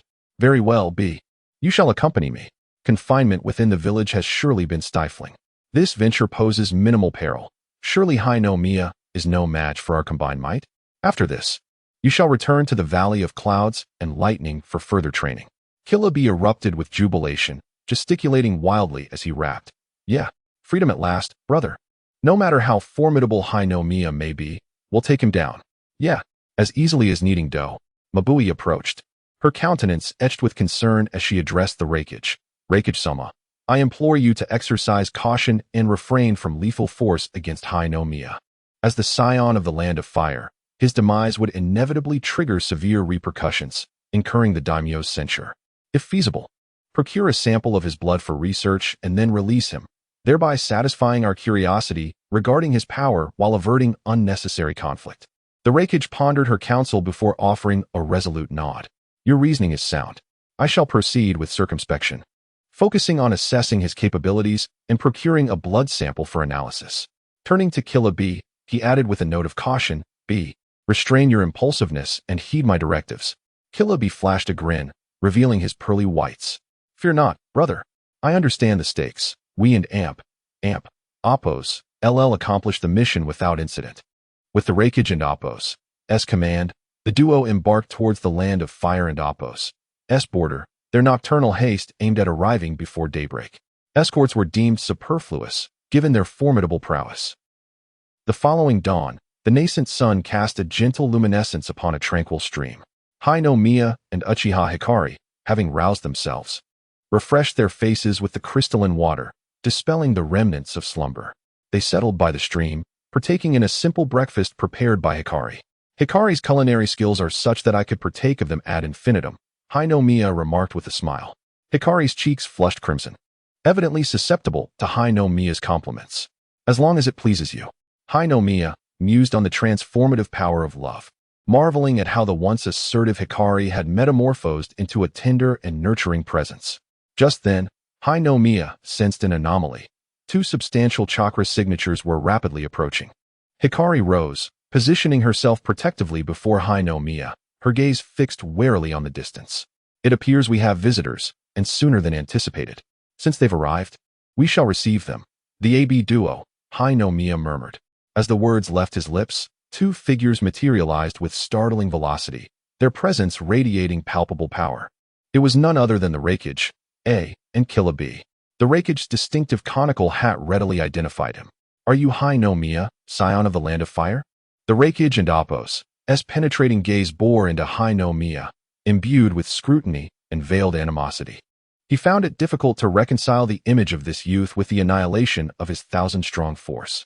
Hai-no-Miya, maintaining his composure, responded with a subtle nod. Indeed. May I inquire as to the purpose of the Rakige's visit? Killer B, meanwhile, sized up Hai-no-Miya and Hikari, rapping under his breath. Yo, this the legendary scion? Doesn't seem all that special. The Rakige silenced Killer B with a glare before continuing. Scion, A contingent of my village was ambushed near your border, resulting in near-total annihilation. Survivors claim you were responsible. Care to elucidate? Hi-no-Miya replied, Reikage-dano, your troops trespassed upon our territory bearing the heads of our shinobi. As scion, I am duty-bound to defend our land and people. The Reikage was inwardly impressed by the young man's fortitude. Even if my forces strayed across the border, surely such a drastic response was unwarranted? Hi-no-Miya offered a faint smile, his patience wearing thin. War is inherently brutal. Your forces should have anticipated the consequences upon entering our domain. Furthermore, Reikage-dano, your failure to observe proper decorum upon our meeting is noted. I have previously stated that those who seek audience with the divine must come bearing suitable offerings. The Reikage's visage contorted with rage, his chakra surging uncontrollably, the air crackling with electricity. Offerings? Such insolence. You slaughter my forces and then demand tribute? Do you presume our village lacks the resolve to wage war? Chapter 74. The Sacrifice for Meeting the Divine in the Realm Governed by the Fire Sovereign. Lingye chuckled softly. Is that so? Since you insist, I shall proclaim on behalf of the Fire Nation as its heir, declaring war on Yunin Village. In accordance with the will of my ancestors, I shall unleash divine retribution upon you, disloyal subjects. To Reikage AI's astonishment, Lingye showed no fear in the face of his threats, boldly affirming his intent to declare war as the heir of the Fire Nation. A surge of natural energy enveloped Lingye, his golden eyes radiating brilliance. A formidable aura crashing towards Reikage AI and Killer Bee like a tidal wave. The air itself seemed to solidify under this overwhelming power, and the surrounding flora trembled in its wake. Uchiha Hikari stood beside Lingye, quietly inquiring, My Lord Lingye, may I intervene? Her gaze was filled with a fierce intent as she regarded the two men before her, her once clear eyes now clouded with an intense rage. In her heart, she could not forgive these two for disturbing her lord's peace. Her chakra began to swirl rapidly, the kaleidoscope Sharingan slowly manifesting in her eyes. Lingye realized that Uchiha Hikari was indeed still the same, but her gentleness was reserved solely for him. Anyone else daring to disturb Lingye would become her enemy. Lingye's focus remained fixed on Reikage AI and Killer Bee. Very well, I entrust the loudmouth Jinchuriki to you. Upon seeing Uchiha Hikari's expression, Killer Bee felt an inexplicable tension, his previously jovial demeanor turning grave. He instinctively stepped back, his hands clenching into fists, adopting a defensive posture. Yo, this little girl looks tough, brother. You'd better keep a low profile. Reikage AI first cautioned Killer Bee before unleashing a thunderous shout, instantly activating his lightning release chakra mode. His body became enveloped in a layer of blue-white lightning, muscles bulging, his aura surging exponentially. Since the air is so determined, let me witness what powers you possess that embolden such arrogance. Killer Bee, not to be outdone, released the chakra of the 8 tails, which surged forth like a raging tide, manifesting a crimson cloak of tailed beast chakra around him, 6 red tails appearing behind him. Hikari, be careful. Lingye advised Uchiha Hikari as his body was instantly shrouded in natural energy, entering a godly state. His form transformed into that of a youthful man, muscles sculpted and adorned with golden runes. Reikage AI gazed at the godly Lingye in astonishment. The doubts that lingered in his mind grew increasingly clear and resolute. The unknown energy swirling around this youth was beyond the control of an ordinary ninja, and the golden runes on his body emanated an ancient and mysterious aura. Was this not the power that only a descendant of the divine could possess, as mentioned by Mabui? Reikage AI's heart brimmed with murderous intent. He resolved that such a powerful and youthful figure, if left unchecked, would undoubtedly become a significant threat to Yunin Village. He could become the next Minato Namikaze. No. Even more terrifying, Lingye was destined to be the lord of the Fire Nation. His ambition soared, and his talents were unparalleled. If he were to ascend to that position, the future of Yunin Village would be dire. Such an enemy's rise would spell disaster for Yunin Village. No matter what, he must not be allowed to leave alive today. Reikage AI whispered to Killer Bee. With Reikage AI's words, the battle was set to commence. Killer Bee initiated the attack, stomping the ground with force, causing it to crack instantly. Using the recoil, he launched himself towards Uchiha Hikari like a cannonball. His 6 robust tails elongated in the air, leaving trails of afterimages as they descended upon her with a roaring wind. Uchiha Hikari remained unperturbed, her kaleidoscope Sharingan fixed on Killer Bee's every movement. Just as the tails were about to strike her, she flickered away, effortlessly evading all attacks. Amaterasu, she called out, and black flames ignited upon Killer Bee, crackling ominously as they consumed him. Killer Bee was forced to disperse the chakra cloak enveloping him to narrowly escape the onslaught. The eight tails inside him warned, "Be cautious. That is the power of the kaleidoscope Sharingan." Gritting his teeth, Killer Bee looked at the still-burning black flames on the ground. "I almost turned into a roasted octopus." Meanwhile, Raikage AI charged at Lingye with blinding speed, leaving behind trails of afterimages in the air. His right fist, infused with immense lightning release power, hurled towards Lingye. Remaining calm, Lingye did not flinch or evade. As Raikage's fist was about to connect, a Susanu's skeletal frame manifested around him. With a thunderous boom, Raikage AI's punch struck the Susanu's framework, the residual force sending dust and debris flying. Raikage AI's expression shifted to one of astonishment. His fist felt as though it had struck a mountain, the chakra skeleton showing no signs of fracture whatsoever. "Is that all you've got?" Lingye sneered contemptuously. He then exerted his strength, and the Susanu conjured a massive arm that swung towards Raikage AI, sending him crashing away. Two sharp stone pillars poised to impale him upon his descent. Raikage AI swiftly adjusted his position mid-air, landing firmly, his feet carving deep grooves in the ground, narrowly avoiding the lethal stone spikes. "Damn it, I underestimated you." Raikage AI gritted his teeth, gathering chakra once more, preparing for another assault. Just then, Lingye snapped his fingers, and the surrounding natural energy coalesced into a tempest. Dominion of the Divine. In an instant, a divine realm unfurled around Lingye, sealing off the surrounding space. Within this domain, Raikage AI and Killer Bee found their bodies weighed down, their speed, strength, and reflexes drastically diminished, as if the entire world conspired against them. Every step they took felt like trudging through a quagmire, fraught with difficulty. Conversely, Lingye and Uchiha Hikari felt an overwhelming surge of power, their movements becoming swifter and their strength exponentially amplified. What is this power? Raikage AI gazed in terror at his surroundings. He had never encountered such an eerie ability, feeling as if he were ensnared in a world controlled by a deity, rendered utterly powerless. "I warned you, meeting the divine requires a sacrifice. Since none is present, I shall claim your lives." Chapter 75. The life and death struggle of the tailed beast orb, the rift of the divine realm in this domain. Lingye stood as an absolute deity. His eyes shimmered with a golden radiance, and with a mere gesture, the entire divine realm responded to his command as if it were an extension of his will. He waved his hands gently, causing the ground beneath him to tremble violently, as colossal rocks erupted from the depths of the earth, transforming into massive hands that were raised high before crashing down towards Raikage AI. Raikage AI felt an overwhelming pressure descend upon him, the already diminished strength and speed making evasion exceedingly arduous. He exerted every ounce of his power, pushing his lightning release chakra mode to its limits, narrowly dodging the monstrous boulders time and again. However, before he could catch his breath, Lingye shifted his focus to the flowing stream. In an instant, the once gentle waters surged to life, morphing into ferocious water dragons that lunged menacingly at Raikage AI and Killer Bee. The turbulent torrents engulfed them, and as they struggled to escape, they found that the movements which once came easily were now sluggish, the water's resistance seemingly boundless. Killer Bee's inner eight tails urged him, "Bee, quickly utilize full-tailed beast transformation." At this critical juncture, a tremendous chakra erupted from within him, and the complete form of the eight tails, Jiwai Ki, materialized with a thunderous roar. Its immense body loomed like a mountain, and it vigorously swung its eight powerful tails, dispersing the surrounding water and lifting Raikage from the depths. In this bizarre realm, both Raikage AI and Killer Bee felt their powers severely constrained. Trees sprouted from the ground, resembling frenzied tentacles that ensnared the eight tails. Despite its efforts to shake them off, for every batch it broke free from, new tendrils would ensnare it, the resilient branches digging deep into its flesh, blood flowing freely. "This cannot continue.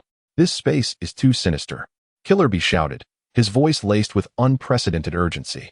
Raikage AI's expression grew grave. He understood the dire circumstances they faced. If they did not unleash their full power, they might perish here today. "Bee, use the tailed beast orb. This is our only chance to shatter this space." Killer Bee inhaled deeply as the red-black chakra surged around him like a raging tsunami, converging into the mouth of the eight tails. The eyes of Ki glimmered with a blood-red hue as it opened its cavernous maw, a massive black-tailed beast orb beginning to coalesce. Upon witnessing this, Lingye's gaze sharpened. He recognized the formidable power of the tailed beast orb. If it were to be unleashed towards him, he would not come out unscathed, and thus he knew he had to intervene. With that thought, he immediately intensified his dominion over the divine realm. Dark clouds gathered ominously in the sky, and purple lightning crackled through the stormy atmosphere. With a mere thought, countless bolts of lightning surged towards the Eight Tails and Raikage, attempting to disrupt the formation of the tailed beast orb. Uchiha Itachi also sensed the looming threat, pushing her Mangeki Sharingan to its utmost limits, igniting the black flames of Amaterasu that relentlessly scorched the Eight Tails form. Lightning continued to rain down upon Ki, yet the fourth Raikage leaped into action, blocking each strike with his hand. However, the unrelenting burn of Amaterasu was unavoidable. The Eight Tails and Killer Bee could only endure the excruciating agony while continuing to gather the tailed beast orb. At last, the tailed beast orb was fully formed, and with a mighty expulsion, the Eight Tails released it. The colossal black sphere shot forth like a meteor, imbued with cataclysmic power, hurtling towards Lingye and Uchiha Itachi. As the tailed beast orb passed, it seemed to tear the very fabric of space, carving a profound chasm into the earth. Lingye dared not be complacent. He harmonized the natural energy surrounding him with the might of Susanoo, which transformed into its complete form, wielding an unnamed divine sword that shimmered with golden runes. With a resounding command, he unleashed a brilliant sword wave that met the tailed beast orb head-on. A thunderous explosion erupted, as if the entire world had fractured. A blinding light illuminating the divine realm, with immense energy shockwaves radiating from the point of impact. Both the Eight Tails and Raikage felt the repercussions. The recent onslaught had depleted their strength significantly, and under the oppressive force of the divine realm's dominion, they could barely maintain their footing. The violent energy shockwaves caused the entire divine realm to tremble precariously. Once the blinding light faded, the surrounding space resembled a shattered mirror, cracks spreading like wildfire. And at that moment, the divine realm was at its most vulnerable. After all, Lingye had only just begun to master the divine realm, and his control was not yet proficient. The tremendous force unleashed by the clash of the tailed beast orb and the divine sword resulted in visible damage to the domain. Raikage and Killer Bee were rocked by the force, their vitality surging tumultuously. The Eight Tails bore numerous wounds, blood pouring from its injuries, staining the ground crimson. "B, now's our chance," Raikage shouted, enduring the searing pain coursing through him as he maximized his lightning release chakra mode. Surrounding his body, a tempest of electricity formed, counteracting the oppressive force of the divine realm. Killer Bee understood intuitively. The Eight Tails surged with strength, its eight tails whipping powerfully, propelling Raikage towards the spot where the rift was largest. Like a bolt of lightning, Raikage dashed towards the fissure, his fists clenched tightly, unleashing all of his lightning release power in a devastating punch directed at the crack. With a resounding crack, the fissure widened, revealing a breach in the barrier between the divine realm and the outside world. At that moment, Killer Bee also reverted from his full-tailed beast transformation, using the Eight Tails' power to escape the flames of Amaterasu, and he too raced towards the rift. Although his movements had slowed within the divine realm, the instinct for survival propelled him forward with surprising speed. Lingye and Uchiha Itachi, witnessing this, immediately pursued. Lingye commanded the natural energy within the divine realm to coalesce into sharp wind blades that surged towards Raikage and Killer Bee. Meanwhile, the sky unleashed relentless bolts of lightning as divine punishment rained down upon the two. As they evaded the onslaught, Raikage and Killer Bee continued their desperate approach towards the rift. Chapter 76. The catalyst for the evolution of the Lingye bloodline. Just as Lingye's attack was about to strike them, Raikage and Killer Bee finally rushed into the rift, escaping the divine realm, and the oppressive force exerted upon them dissipated. Raikage immediately hoisted the barely conscious Killer Bee, scorched by Amaterasu, onto his back and exerted every ounce of strength to activate the lightning release chakra mode, sprinting towards the hidden cloud village. They had to leave swiftly, otherwise, if Fire Lord Lingye pursued them, their chances of survival would be non-existent. "Be hanging there. I will get you back for treatment." His voice resonated with urgency in the desolate wilderness. He could not afford to lose his last remaining kin. Killer Bee lay limply on Raikage's back, his consciousness fading. The wounds seared by Amaterasu continuing to emit tendrils of black smoke, saturating the air with a nauseating burnt odor. In a faint whisper, he said, "Big brother. Don't worry, I can still hold on." A pang of pain pierced Raikage AI's heart, prompting him to quicken his pace. With Killer Bee on his back, he dashed forward, the wind howling past his ears, his mind consumed by endless remorse and fear. He recalled the recent ordeal in that eerie divine realm, where he and Killer Bee struggled like trapped beasts, toyed with by Fire Lord Lingye. The terrifying power and absolute control over the world replayed in his mind like a nightmare. He regretted his earlier arrogance in confronting an unknown foe alone. Had he brought the wooden man with him, today's predicament would not have been so dire. Why had he not heeded Mabui's repeated warnings and insisted on seeking vengeance impulsively? Regret filled his heart. Just as they were about to enter the vicinity of the hidden Cloud Village, Raikage AI spotted a rescue team of Cloud Ninjas approaching. He shouted, "Quickly, summon the medical ninjas." His voice was laden with fatigue and urgency. The Cloud Ninjas were taken aback by the sight of Raikage and Killer Bee in such a dire state. "Lord Raikage, how could Lord Killer Bee have suddenly ended up like this? Who in the ninja world could inflict such damage on them?" Even the golden flash from years past never left them in such a condition. But they quickly regained their composure and hurried to inform the medical ninjas. Before long, the medical ninjas arrived with their equipment, carefully placing Killer Bee on a stretcher and immediately commencing emergency treatment. Raikage AI stood by, watching the medical ninjas' frantic movements. His heart brimming with rage. "Fire Lord Lingye, I will settle this score." Meanwhile, Fire Lord Lingye and Uchiha Hikaru stood in the divine realm, observing the direction in which Raikage AI and Killer Bee had fled. Uchiha Hikaru spoke regretfully, "Lord Lingye, we allowed them to escape." Lingye shook his head slightly. "It matters not. They have suffered a great loss and will likely refrain from provoking us again for the foreseeable future. With the divine realm shattered, we could not have contained them." Raikage AI's lightning release chakra mode was renowned for its speed. Fire Lord Lingye could not catch up to him as he desperately sought to flee. Unless Fire Lord Lingye awakened space-time ninjutsu. With that, Lingye slowly closed his eyes. Beginning to sense the power of the divine realm within him, contemplating the issue at hand, why had a flaw emerged after the divine realm sealed the space? It could only be attributed to his still nascent growth. Even with immense power, he could not wield it flawlessly. Taking a deep breath, he calmed the chaotic natural energy within him due to the fierce battle and gradually opened his eyes, the golden glow within them receding. He turned to Uchiha Hikaru beside him and gently brushed aside her wind-tousled hair. "Hikaru, let us depart." Uchiha Hikaru nodded slightly, her eyes filled with trust and compliance. Taking Lingye and Appo's hand in hers. Together, Lingye and Uchiha Hikaru returned to Fire Lord and Appo's castle. As they stepped into the air and Appo's residence, Lingye felt an immense weight lift from his heart. He arranged accommodations for Uchiha Hikaru, ensuring her comfort. Just after settling Hikaru, Lingye had no time to rest before Orochimaru hurried in. "Your Highness, you have returned. I have significant research findings to report." Lingye nodded slightly and gestured for him to continue. Orochimaru, brimming with excitement, said, "Your Highness, after extensive research on the body of Otsutsuki Kaguya, I have finally uncovered astonishing secrets about the Otsutsuki clan. The cells of the Otsutsuki clan contain exceptionally potent life, force, and energy. Fundamentally different from the chakra used by our ninjas, yet intricately connected. Through countless experiments and analyses, I have discovered that it is possible to utilize special techniques to extract certain abilities from the Otsutsuki cells and integrate them into the bodies of ordinary ninjas, thereby enhancing their strength." A glimmer of surprise flashed in Lingye's eyes. "Oh, please elaborate on the extent of the enhancement." This was the outcome he desired. To achieve evolution in his bloodline, he needed to absorb more superior bloodlines. Simply injecting Otsutsuki blood would be counterproductive. Thus, he required Orochimaru to research a method for him to obtain Otsutsuki blood suitable for Fire Lord Lingye to consume. Orochimaru and Appo's eyes sparkled with fervor.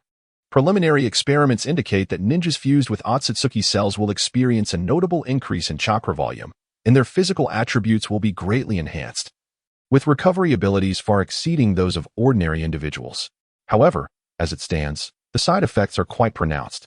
Most test subjects cannot withstand the overwhelming power of the Otsutsuki cells, resulting in rejection and ultimately, death. Even among those who successfully fuse, many succumb to the residual consciousness within the Otsutsuki cells, becoming mindless puppets driven solely by the urge to kill. Compared to the fusion with Senju Hashirama's would-release cells, this research proves to be more aggressive, though the cellular vitality is not as potent, allowing a few fortunate individuals to complete the fusion, albeit still ending up as lunatics. Lingye pondered for a moment. Despite the risks, this was undoubtedly a shortcut to enhancing their strength. Orochimaru, continue your research and be sure to find a way to mitigate the side effects. As you command, Your Highness, Orochimaru replied, bowing respectfully. Tentatively, he inquired, based on your insights, the bloodlines of the Otsutsuki clan have branched into several families within the ninja world. I believe we could explore this angle, as they share a high degree of compatibility with the Otsutsuki bloodline. Lingye's gaze sharpened, locking onto Orochimaru with an undeniable authority in his tone. I warn you, do not lay a hand on Uchiha Itachi or Hyuga. Should you do so, you will meet your demise before they do. Orochimaru's face displayed a hint of awkwardness as he hastily clarified, Your Highness, you misunderstand my intentions. I merely wish to acquire a small sample of their blood for research purposes, not to cause them harm. I assure you, I will not jeopardize their lives. I only seek a minimal amount of blood that will not impact their normal lives and growth. Only then did Lord Lingye nod. Very well. Then take them for a health examination. I will personally check their conditions upon their return. No underhanded tricks. Orochimaru nodded repeatedly. Understood. I would like to request a few days off. As per your theory, there exists a branch of the Otsutsuki bloodline known as the Kaguya clan's bone bloodline. Thus, I wish to visit the Hidden Mist village to retrieve a few children from the Kaguya clan. Chapter 77. The Truth of the World Lingye. Upon hearing that Orochimaru intended to journey to the Hidden Mist village, felt a stirring within his heart. This presented an opportune moment to delegate several matters to him. He promptly instructed, during this expedition, focus on locating a child named Kaguya Kimimaro and ensure his return. Furthermore, do not overlook any traces of other bloodline clans. Bring back any suitable children you may find. As for the ice release user, he was not particularly invested, having observed a lack of remarkable talent in the anime, thus deeming it unnecessary to emphasize. It was imperative to prioritize the tasks at hand. Additionally, Lingye continued, take the newly trained intelligence operatives with you and establish a press office in the Hidden Mist village. Lingye elaborated, the land of water is isolated, making it a challenge to extend our intelligence network there. However, with you at the helm, it will undoubtedly be more manageable. The isolation of the land of water, coupled with the current closed-off policy of the Mizukage, rendered Lingye's ambitions to infiltrate the area quite complex. With Orochimaru leading the charge, however, the task would be considerably simplified. While one could question Orochimaru's loyalty, his capabilities were beyond reproach. Among Lingye's subordinates, he was uncertain who was the most loyal, but there was no doubt that Orochimaru stood as the most formidable. Orochimaru nodded slightly, responding with respect, as you command, my lord, I will not fail in my duties. For Orochimaru, this was not merely a task, but also a splendid opportunity to delve deeper into the mysteries of the bloodline limits.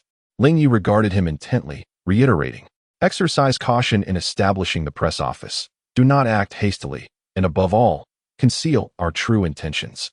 In Lingye's mind, this press office was not merely a conduit for information, but a crucial pawn in their strategy to infiltrate the land of water. Given that territory was also a stronghold of the Uchiha, revealing their presence prematurely would be unwise. Masquerading as a press office was the most prudent approach. Orochimaru's lips curled into a confident smile as he assured, rest assured, my lord. Lingye leaned back in his seat, gazing down at Orochimaru with an expression that was both calm and filled with undeniable authority, slowly stating, there is one more matter, before you depart.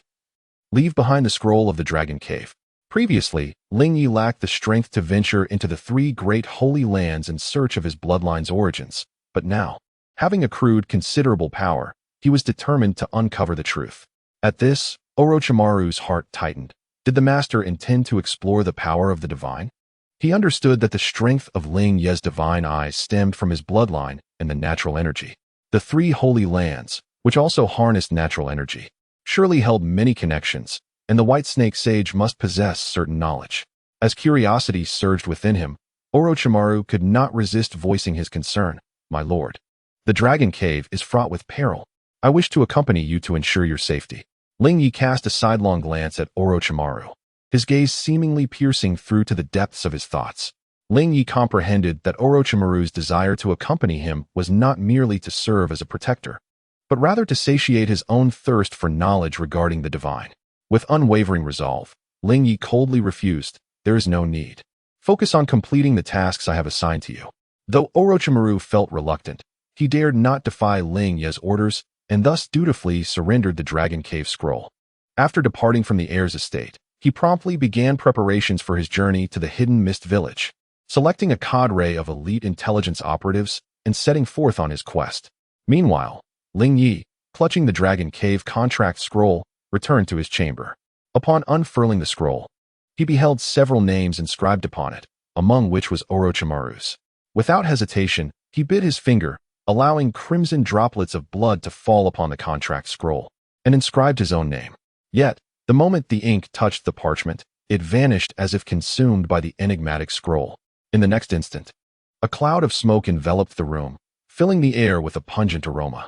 As the haze began to dissipate, an elderly woman with a hunched figure appeared before Lingye, clad in a flowing white robe and adorned with a jeweled crown. Her wrinkled visage revealed her identity as the White Snake Sage, the most powerful entity of the Dragon Cave. As soon as she manifested, she glared with fury, her voice rising in a sharp reprimand. Who dares to act recklessly before me? To impersonate the divine? Speak quickly. However, upon meeting Lingye's divine gaze, her entire demeanor shifted. The fury evaporated, replaced by profound fear and reverence.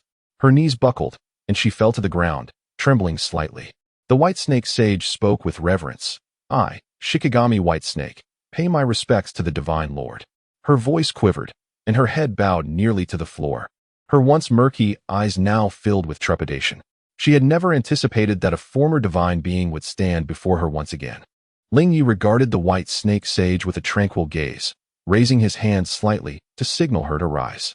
He gently inquired, White Snake Sage, since you are aware of my identity, enlighten me. What do you truly know about my bloodline and divine eyes? I wish to acquire all the information you possess.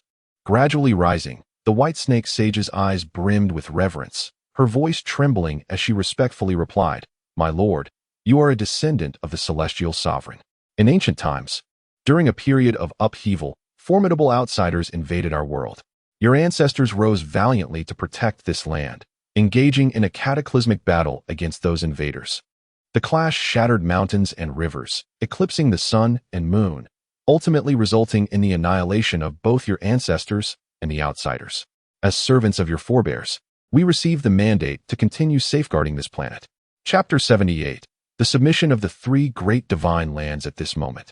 The words of the White Snake Sage resonated with Lingye's thoughts. Reflecting on the events of his past life, he finally sketched a complete history of the ninja world. Hundreds of years ago, his divine ancestor, the sovereign of the vast cosmos, had perished in a fierce battle against Otsutsuki Kaguya, with both sides meeting their end. Thus began the known history of the ninja world, and the origins of the three great divine lands trace back to the Shikigami of the sovereign of the vast cosmos. This relationship was akin to that of the Great Wild and the bonds shared between Ma and Huayu Lingye. With a furrowed brow, Lingye pressed further. What do you mean by we? The White Snake Sage promptly clarified, My lord, we refers to my clan, the White Snake of the Dragon Cave, the Great Slug of the Wetbone Forest, and the Toad Maru of Mt. Mayaboku. Long ago, before the Great Battle, your ancestors left us, the weakest among them, and established a covenant among the three of us. Should they ever face misfortune, we three clans vowed to protect this land through generations, awaiting the return of their descendants. For all these years, we have never forgotten this mission and have steadfastly upheld it. A flicker of contemplation crossed Lingye's eyes as he inquired, What connection do these three clans have with my bloodline and divine eye? The White Snake Sage hesitated for a moment before responding, My lord, these three divine lands are all places where natural energy converges. The power of your divine eye stems from your bloodline, which is fundamentally intertwined with natural energy. Each of our clans has been bestowed with unique methods to manipulate this energy by our revered deity. The Serpent Clan of the Dragon Cave has been taught powerful sage arts. The Great Slug of the Wetbone Forest can heal all with natural energy. and the toads of MT Mayaboku can harness this energy to enhance their strength and speed. We await your arrival to impart these techniques to you, allowing you to reclaim the divine power of your ancestors. Upon hearing the White Snake Sage's explanation, Lingye's confusion only deepened. He fixed his gaze upon the White Snake Sage and slowly spoke. You claim that the three clans have always upheld their mission, awaiting the arrival of the true heir. Yet, there are already rumors in the ninja world that the daimyos of the 5 great nations are descendants of the divine. Why do you turn a blind eye to this? Do you intend to go back on your word? The rumors about the daimyos being divine descendants raised questions about their true intentions. Were they perhaps pretending to comply while secretly seeking to monopolize the inheritance? The White Snake Sage trembled at these words, her already stooped form appearing even smaller. She knelt once more, pressing her forehead to the ground, her voice quaking. Divine Lord, please do not be angry. We 3 clans have never harbored thoughts of betrayal. There are deeper reasons behind this. With arms crossed and a stern expression, Lingye silently awaited the White Snake Sage's explanation. Taking a deep breath to quell her fear and panic, the White Snake Sage continued, hundreds of years ago, we faced an invasion from external enemies. Despite our mastery of natural energy, we were still too weak to resist them. To protect this planet, we were forced to sow discord among the invaders, which allowed us to repel them. Since then, we have understood our limitations and realized that relying solely on our 3 clans would not suffice to safeguard this land for long. Over the centuries, we have tirelessly sought individuals with potential to impart our sage arts, hoping they would gain the strength to protect this world. She must have been referring to the tales of Otsutsuki Kaguya and Otsutsuki Yui, and the story of Otsutsuki Himura. The toad Maru manipulated the emotions of the two, leading to a mother-son conflict, ultimately sealing Otsutsuki Kaguya and preventing. The White Snake Sage raised her head, sincerity shining in her eyes as she looked at Lingye and said, as for the daimyos being called divine descendants, we are not oblivious to this. However, most of those who claim to be and oppose, divine descendants and oppose, possess such weak bloodline power that it is nearly negligible, utterly incapable of awakening the covenant between our 3 clans and your ancestors. We have been waiting for the true heir with potent bloodline power to appear, someone like you. Lingye remained skeptical of her explanation and probed further. If that is the case, then summon the 3 divine lands for me. I wish to re-establish you as my Shikigami, allowing you to return to the divine realm. By inscribing the Shikigami seal, they would once again be bound as Shikigami. If they had ulterior motives, they would surely reveal their true colors. He scrutinized the White Snake Sage, trying to detect even the slightest hint of hesitation in her expression. Upon hearing his request, the White Snake Sage was filled with excitement. Immediately agreeing with fervor, I am willing. I wish to return to the divine realm. Her eagerness resembled that of someone grasping at a final lifeline. Lingye raised an eyebrow, curiosity flickering in his eyes. You are so eager? The White Snake Sage's expression dimmed as she sighed deeply and confessed. Since the passing of our revered deity, our strength has waned, and we now barely survive. Our lives are slipping away. If we do not return to the divine realm, we will inevitably perish. With that, her eyes brimmed with hope, looking to Lingye, wishing to borrow the power of Huayu Lingye to extend their lives. Lingye raised an eyebrow, understanding her urgency now stemmed from the brink of death. Go, gather Toad Maru of MT Mayaboku and the slug of the wet-boned forest swiftly. I will await you here. After receiving her command, the White Snake Sage vanished in a puff of smoke. Before long, a cloud of smoke erupted in Lingye's chamber, and from within it, an elderly, haggard toad slowly materialized, adorned with an oily insignia, the Toad Maru.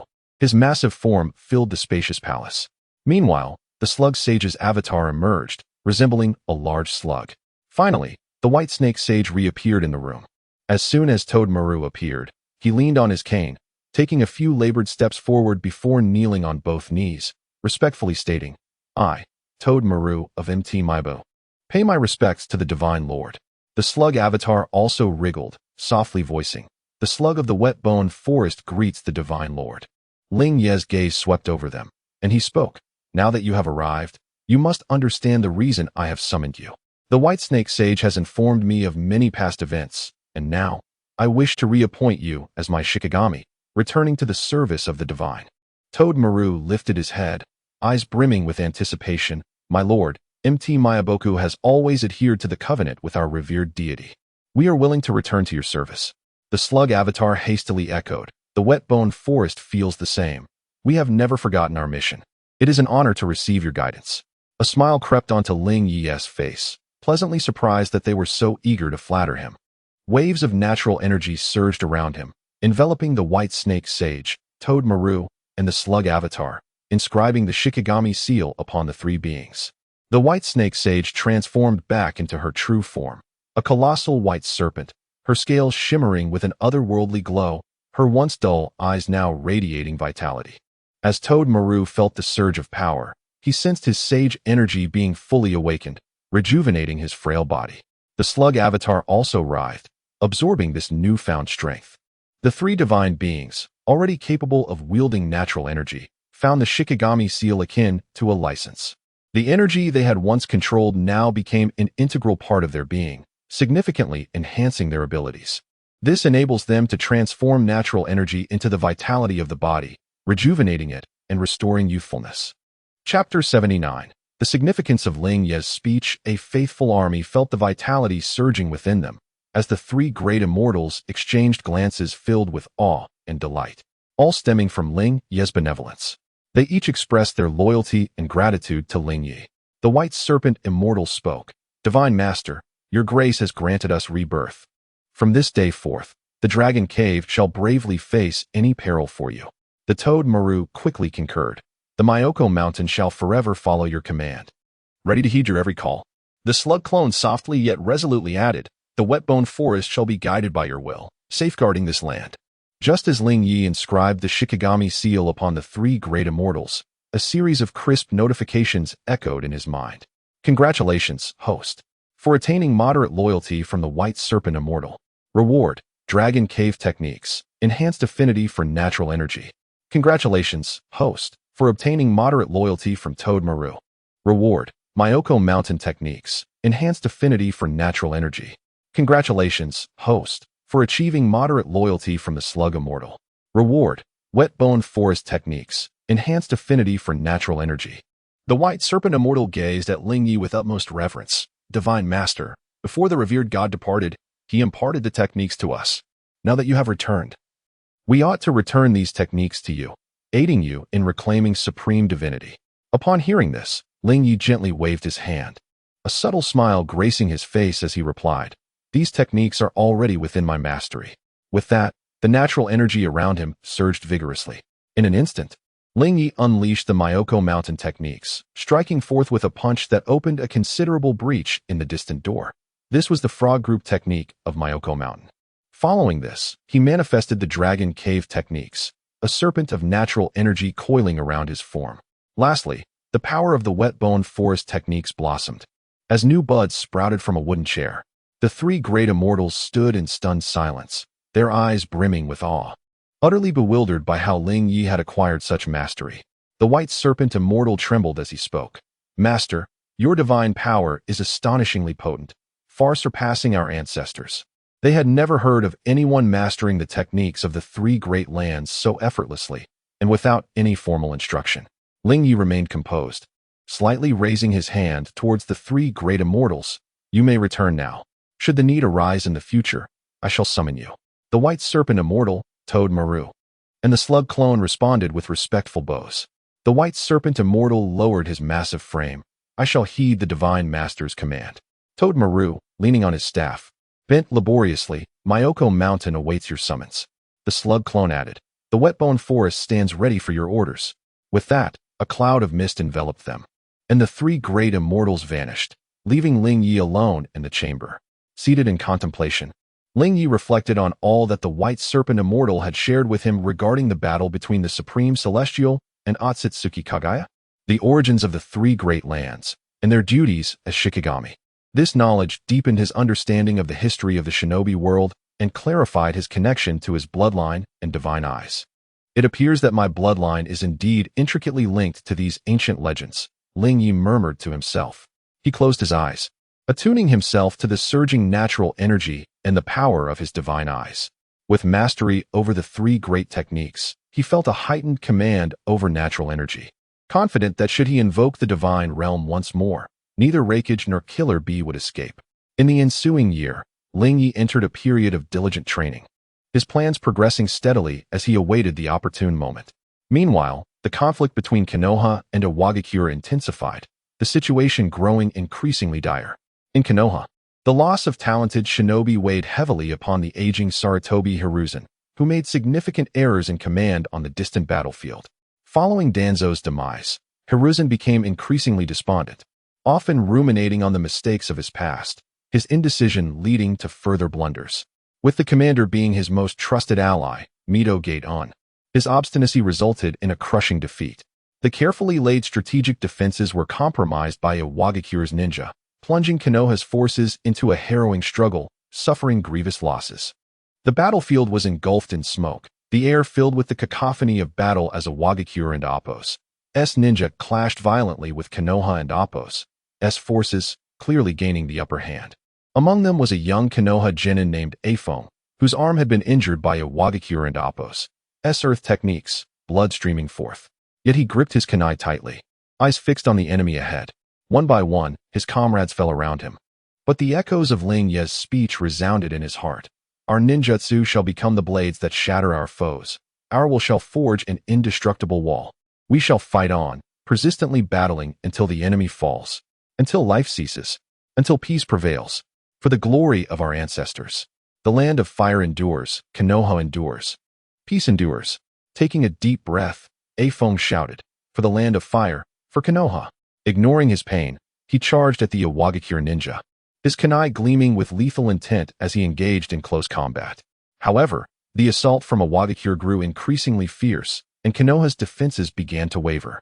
The battlefield was a blur of ninja figures, blades flashing and techniques illuminating the fray. A Konoha chunin was struck by an enemy technique, gravely injured. He collapsed, watching as his comrades fought valiantly, filled with a sense of injustice. Enduring the pain, he pulled out an explosive tag, clutching it tightly.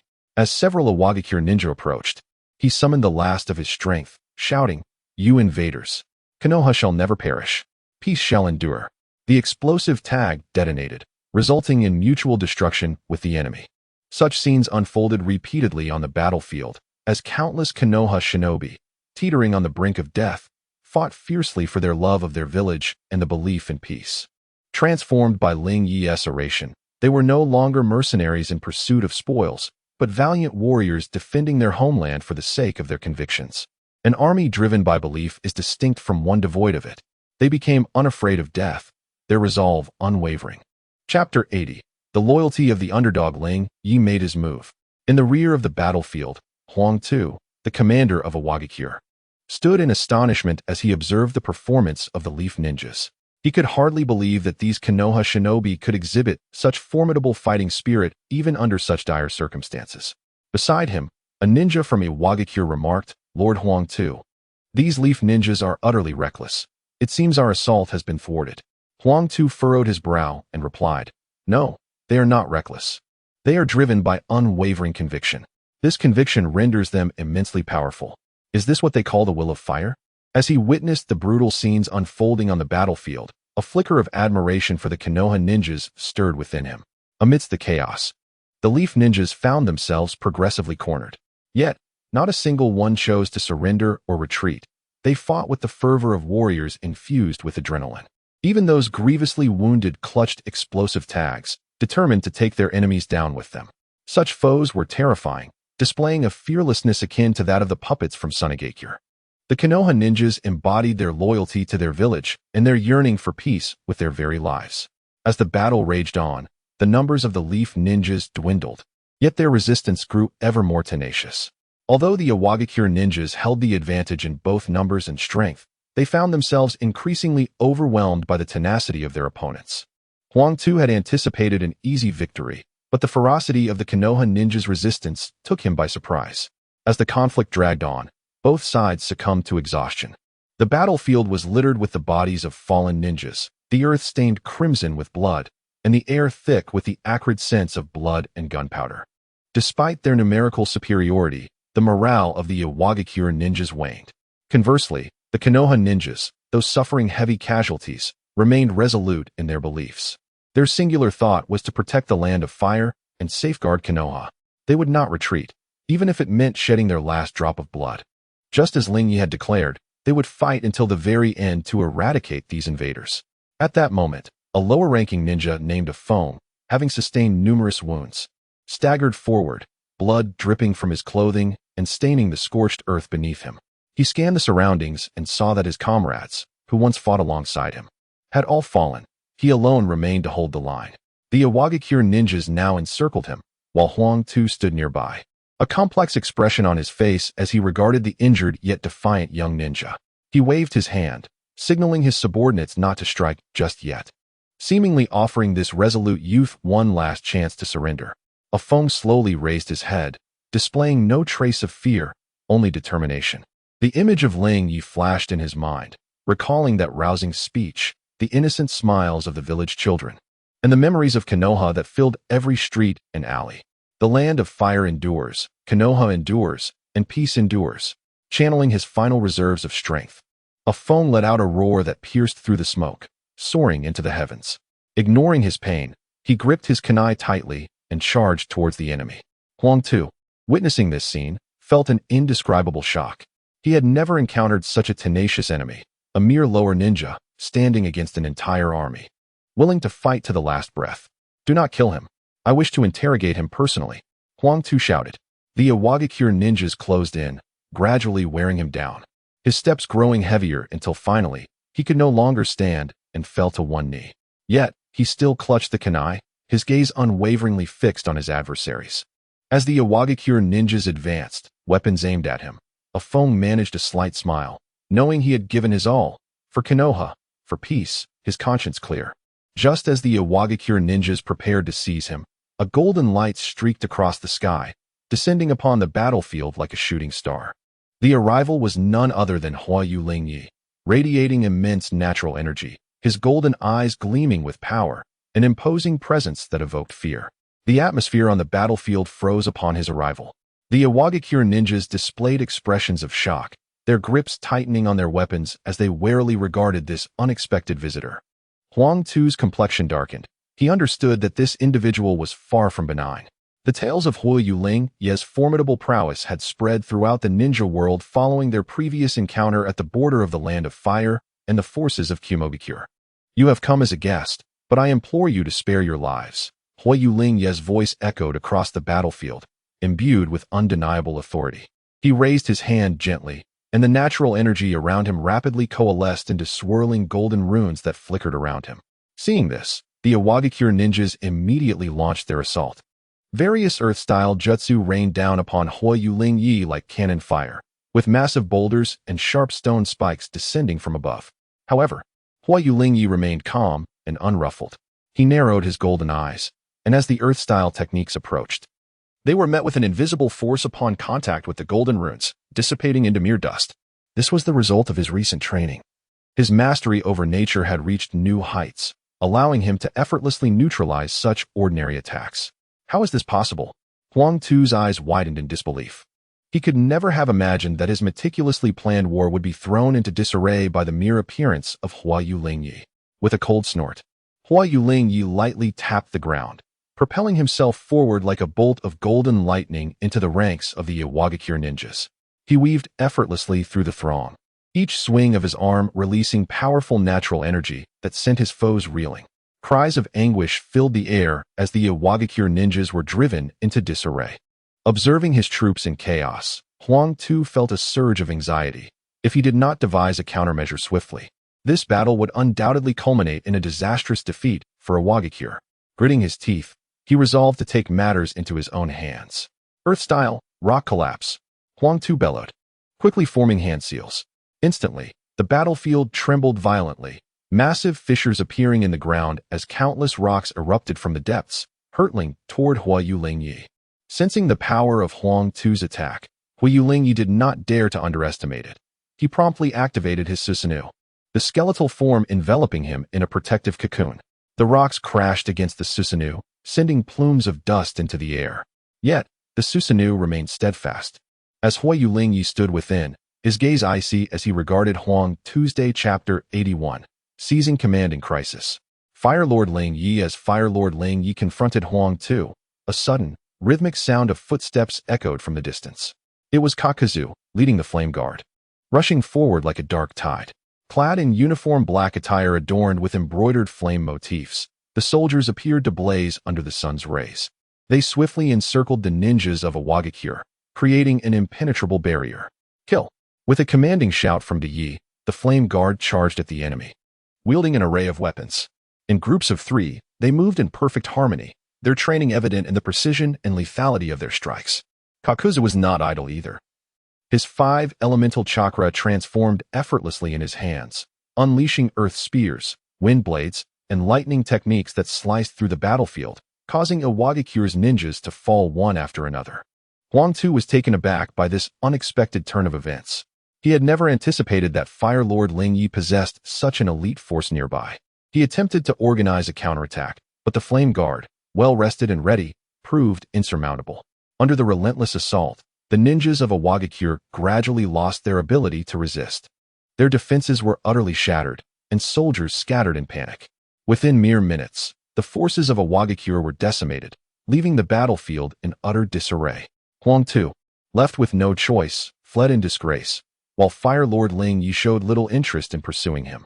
Having dealt with the foes of Awagakure, Fire Lord Lingye, accompanied by Kakuzu, Yi, and the Flame Guard, arrived at the frontline command post of Konoha. Within the headquarters, the atmosphere was tense and oppressive. Mito Minyan sat at the head table, his expression weary. He had not foreseen such a disastrous defeat from his arrangements. Had it not been for Fire Lord Lingye's timely support, the outcome would have been dire. Flanking him were the stalwarts of Konoha, the head of the Yamanaka clan, Yamanaka Shimi, and the leaders of the Inazuka and Nara clans. Under normal circumstances, with Nara Shikaka present, such a defeat would have been unfathomable. However, Mito Minyan's obstinacy had led to this unfortunate result. As Fire Lord Lingye strode into the headquarters, his footsteps resonated loudly in the hushed tent. Drawing the gaze of all present, Commander Mito Minyan, he declared, "Your poor leadership has left the Konoha forces in a vulnerable state, suffering heavy casualties. Henceforth, I shall take command of the front line." Mito Minyan leaped to his feet, his face flushed with indignation. "This is a matter of military command. When did it become your place to intervene, you mere heir?" Fire Lord Lingye remained composed, his gaze radiating authority. "The situation on the battlefield speaks for itself. Should you persist in your stubbornness, it will only lead to more Konoha ninjas losing their lives needlessly." Mito Minyan's face reddened further, veins bulging in his neck. Fists clenched as he shouted, "This is only a temporary setback. The nature of war is filled with uncertainties. How can one loss determine the validity of my command? You are but a naive child. What do you know of the complexities of battle?"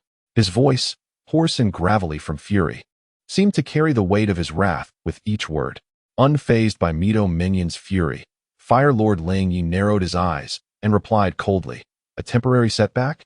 The lives of countless Konoha ninjas cannot be dismissed with a mere temporary setback. They have fought valiantly to protect the land of fire, while your poor command has led them into despair." His gaze, sharp as a blade, swept over Mito Minyan. "From now on, I shall command the front line, for the sake of the land of fire and those still fighting." Mito Minyan's eyes widened in fury as he stepped forward, his chest heaving, ready to protest vociferously. But Fire Lord Lingye interrupted him with a simple, yet decisive gesture. Lingye turned to Yi and nodded slightly, instructing him to escort Mito Minyan out and return him to Konoha. Yi, upon receiving the command, stepped forward with purpose.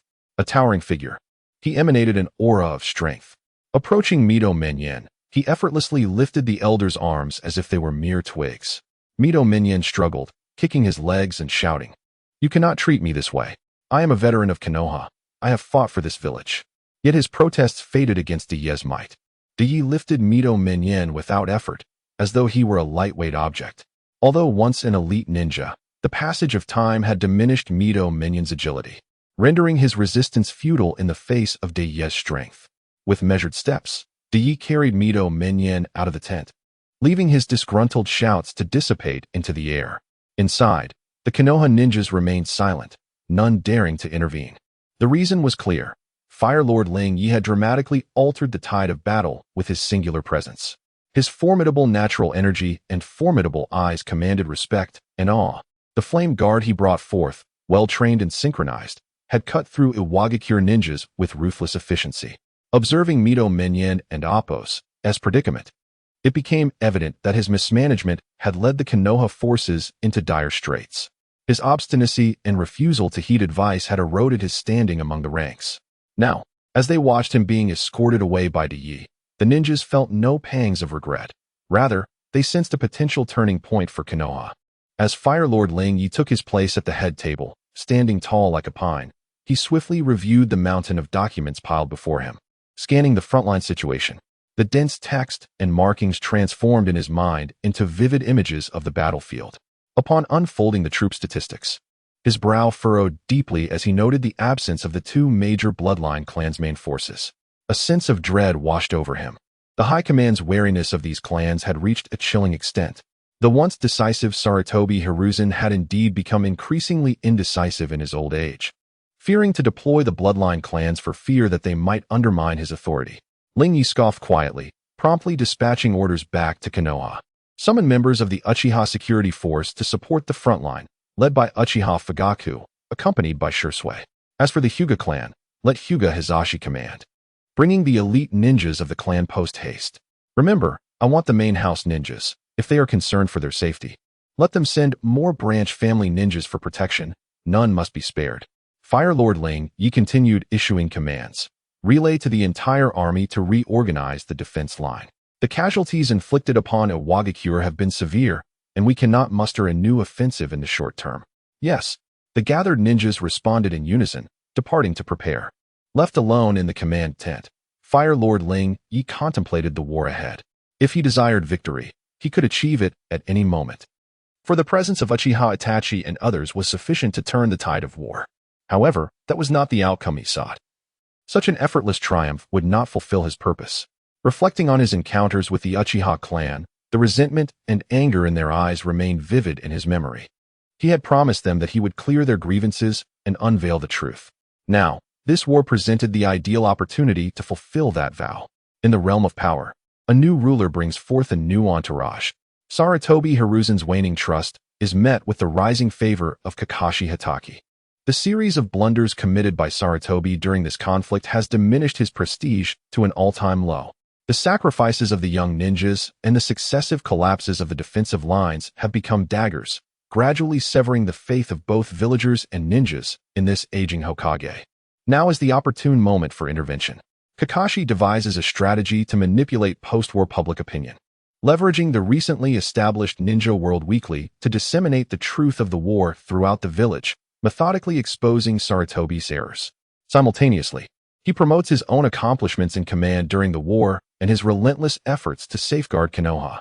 He intends to make it abundantly clear to the villagers who is truly capable of leading Konoha to victory.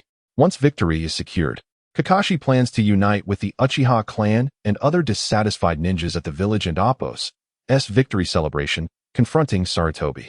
They will use the failures of the war as leverage, demanding accountability for his decisions. Under the weight of collective pressure, they will force him to abdicate.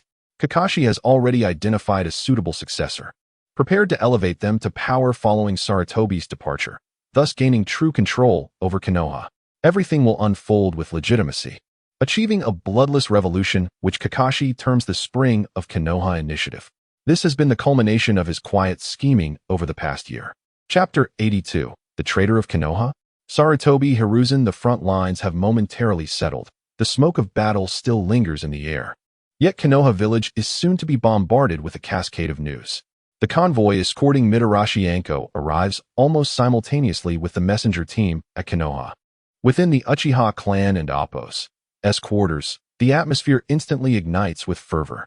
Upon learning that Hokage Higurashi has summoned members of the Uchiha Guard for frontline support, led by Uchiha Fugaku and accompanied by Shursui, the clan members are exhilarated. In Shursui's eyes, sparkles of excitement ignite as he clenches his fists, proclaiming to his kin, His Highness has indeed kept his promise. Our Uchiha clan finally has the opportunity to prove our worth on the battlefield and to clear our names from baseless accusations. The clan members nod in agreement, the suppressed resentment within them finally finding an avenue for release. Indeed, His Highness is the beacon of hope for our Uchiha clan. The long-awaited promise is on the verge of realization. If we seize this opportunity, we can reclaim the glory of the Uchiha. The honor of the Uchiha shall not be desecrated. Eager young ninjas hastily prepare their gear, their eyes brimming with determination, anticipating the chance to showcase their prowess on the battlefield. They yearn for all of Konoha to witness the strength of the Uchiha clan, to absolve the family of its disgrace. In this fervent moment, Uchiha Fugaku raises his arm high to bolster morale, declaring, "His Highness has bestowed upon us this chance. Let the blood of our enemies inscribe the glory of the Uchiha." In stark contrast, the Hyuga clan faces a somber reality. Upon receiving the order from Hokage Higurashi, demanding Hyuga Hayashi to lead the elite ninjas of the Hyuga clan to the battlefield, and explicitly instructing the main family ninjas to comply, the clan members were expressions of resignation. The elders of the Hyuga clan gather solemnly, their faces etched with concern. Hyuga Hayashi sighs deeply. "What shall we do? We were already apprehensive about the dangers facing our main family ninjas on the front line, and now they have been explicitly summoned." An elder furrows his brow, saying, "If we do not obey the command, trouble may ensue. Yet, if we dispatch all our main family ninjas, what of our bloodline?" Ultimately, faced with Hokage Higurashi's orders, they can only reluctantly acquiesce, beginning to organize their personnel in preparation for the battlefield. Meanwhile, Sarutobi Hiruzen is taken aback upon learning that Mitarashi Anko has been dismissed from his post by Hokage Higurashi and sent back to Konoha. He hastily calls Anko into the Hokage's office. Anko storms in, fury radiating from him as he exclaims, "Sarutobi, you must support me. That Higurashi is utterly arrogant. He unilaterally revoked my position and sent me back to Konoha. Is this not a blatant challenge to the authority of Konoha?"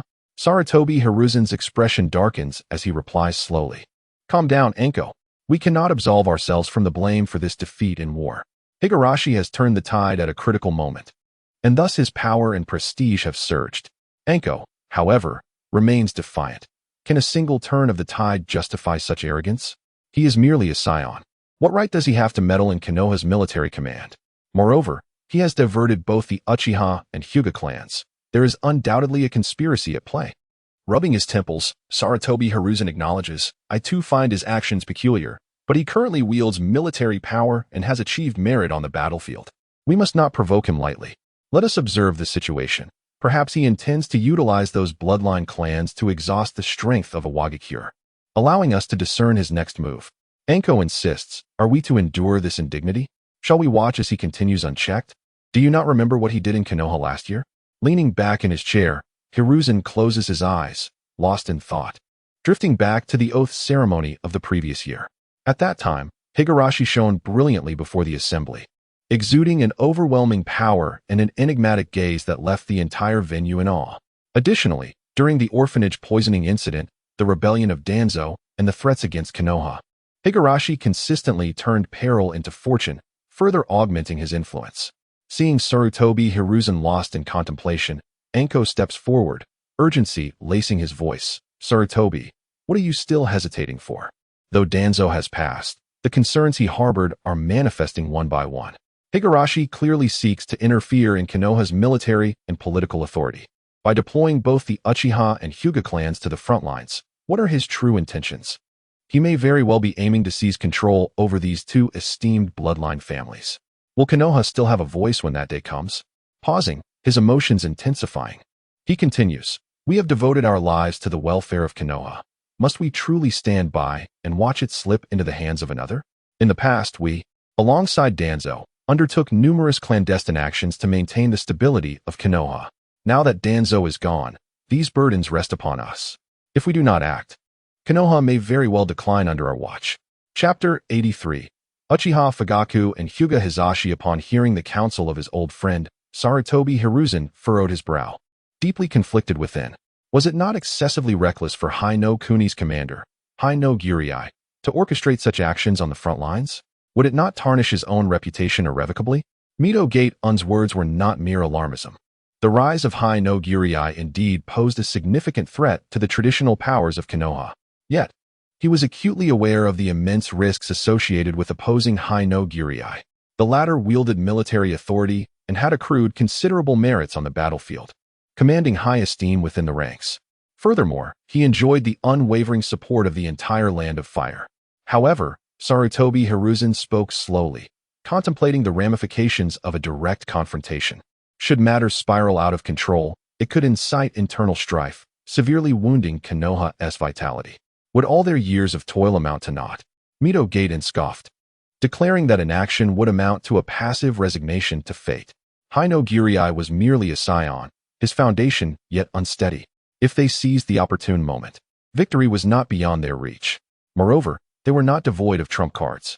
Sarutobi Hiruzen fell into deeper contemplation, weighing the potential threat posed by Hino Giriai against the risk of civil discord. He recalled his years of dedication to Konoha, the solemn charges by previous Hokages, and the burgeoning feelings of resentment and jealousy began to eclipse his rationality. He could not abide the notion of his cherished Konoha being easily transformed by a mere youth. At last, Sarutobi Hiruzen opened his eyes, a flicker of determination igniting within. Very well, we shall proceed as you suggest. However, we must act with utmost caution and leave no trace of our intentions. A triumphant smile graced Mito Gaetun's face. Rest assured, I have already devised a plan. If we can deliver the intelligence most crucial to a Wagakure, we can orchestrate complications for Hino Giriai on the battlefield. Should he falter in combat, his prestige will wane, granting us the opportunity to regain the initiative. The two men leaned in closer, whispering the specifics of their operational strategy, shrouded in dim light, as if heralding an impending storm. Days later, outside the frontline encampment, dust swirled, and the sounds of galloping hooves resonated. The support forces led by Uchiha Fugaku and Hyuga Hizashi arrived simultaneously. Hino Giriai strode out of the tent, a composed smile adorning his face as he welcomed these pivotal reinforcements. Dressed in the distinctive garb of the Uchiha clan, Uchiha Fugaku stepped forward, his gaze resolute and grateful. He knelt on one knee, while the Uchiha ninjas behind him saluted in unison. Your Highness, the Uchiha clan has come to report for duty. His voice was resonant and commanding, echoing across the expansive encampment. Hyuga Hizashi inclined his head slightly, though less ostentatious than Uchiha Fugaku, his demeanor equally respectful. As the Hyuga clan ninjas stood attentively behind him, Your Highness, the Hyuga clan awaits your command. Hino Giriai raised a hand, signaling them to rise. You have all worked diligently. This support is of great significance. The safety of Konoha rests upon your shoulders. With that, he led them into the tent to commence the briefing. Uchiha Fugaku and Hyuga Hizashi meticulously reported on their respective forces, detailing troop deployment, shinobi specialties, and equipment. Once the report concluded, Uchiha Fugaku approached Hino Giriai once more, sincerity gleaming in his eyes. Your Highness, since our last conversation, the Uchiha clan's trust in you has been unwavering. It is our honor to fight for Konoha and serve you. He paused, his voice growing firmer. The Uchiha clan stands ready to face any peril for you, without hesitation. Acquired Uchiha Fugaku and Appo's profound loyalty, reward. 3 Tomo Sharingan, Divine Eye absorption in progress. Current Divine Eye development, 16. 11.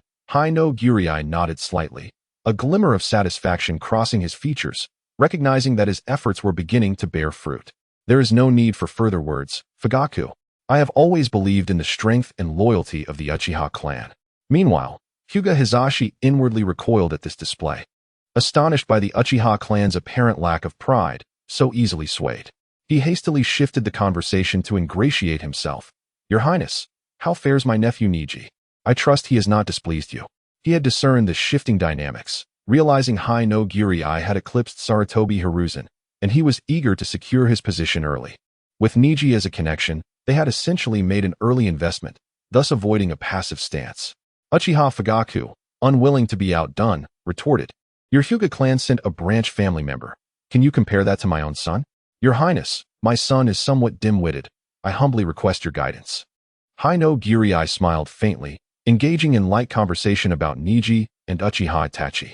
Once the gathering dispersed, he returned to his tent, settling down when Yao Shirnanao hurried in, her expression grave, clutching a document tightly. Your Highness, I have just received critical intelligence.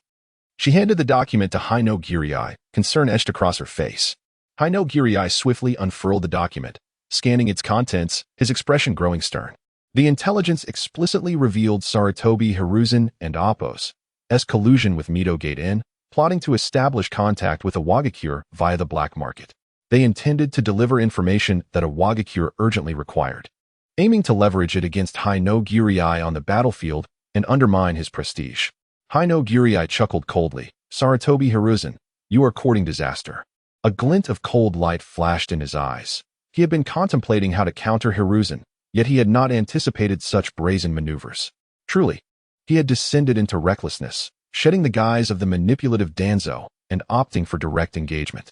However, Danzo's machinations had indeed proven useful, as remnants of the root had wholly fallen under Haino Giriai's command. Moreover, the Uzumaki mother and daughter had been comfortably settled within the heir's estate. Returning to the matter at hand, Sarutobi Hiruzen's actions unwittingly provided Haino Giriai with a further opportunity to advance his plans. If he were to deliberately ensnare himself in Hiruzen's trap, once the war concluded, it would serve as irrefutable evidence and propaganda. At that juncture, presenting evidence of Sarutobi Hiruzen's treason would negate any attempts at denial, inevitably leading to his abdication.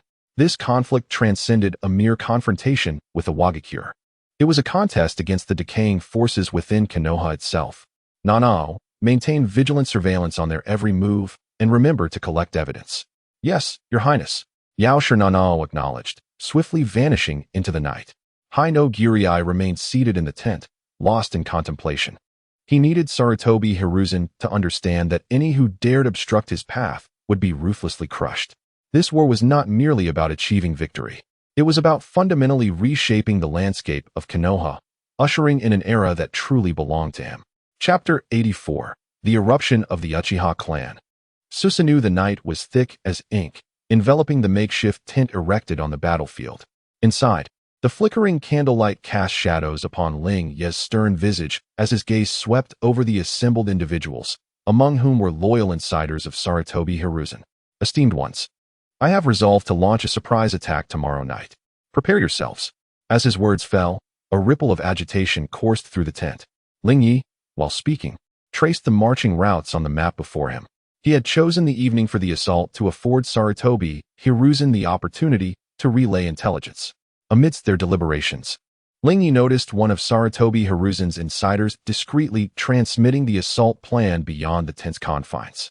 He observed this scene with satisfaction, for it was the outcome he had anticipated. As expected, the news swiftly reached the hands of Konoha's Hokage, Sarutobi Hiruzen, via the Swift Eagle.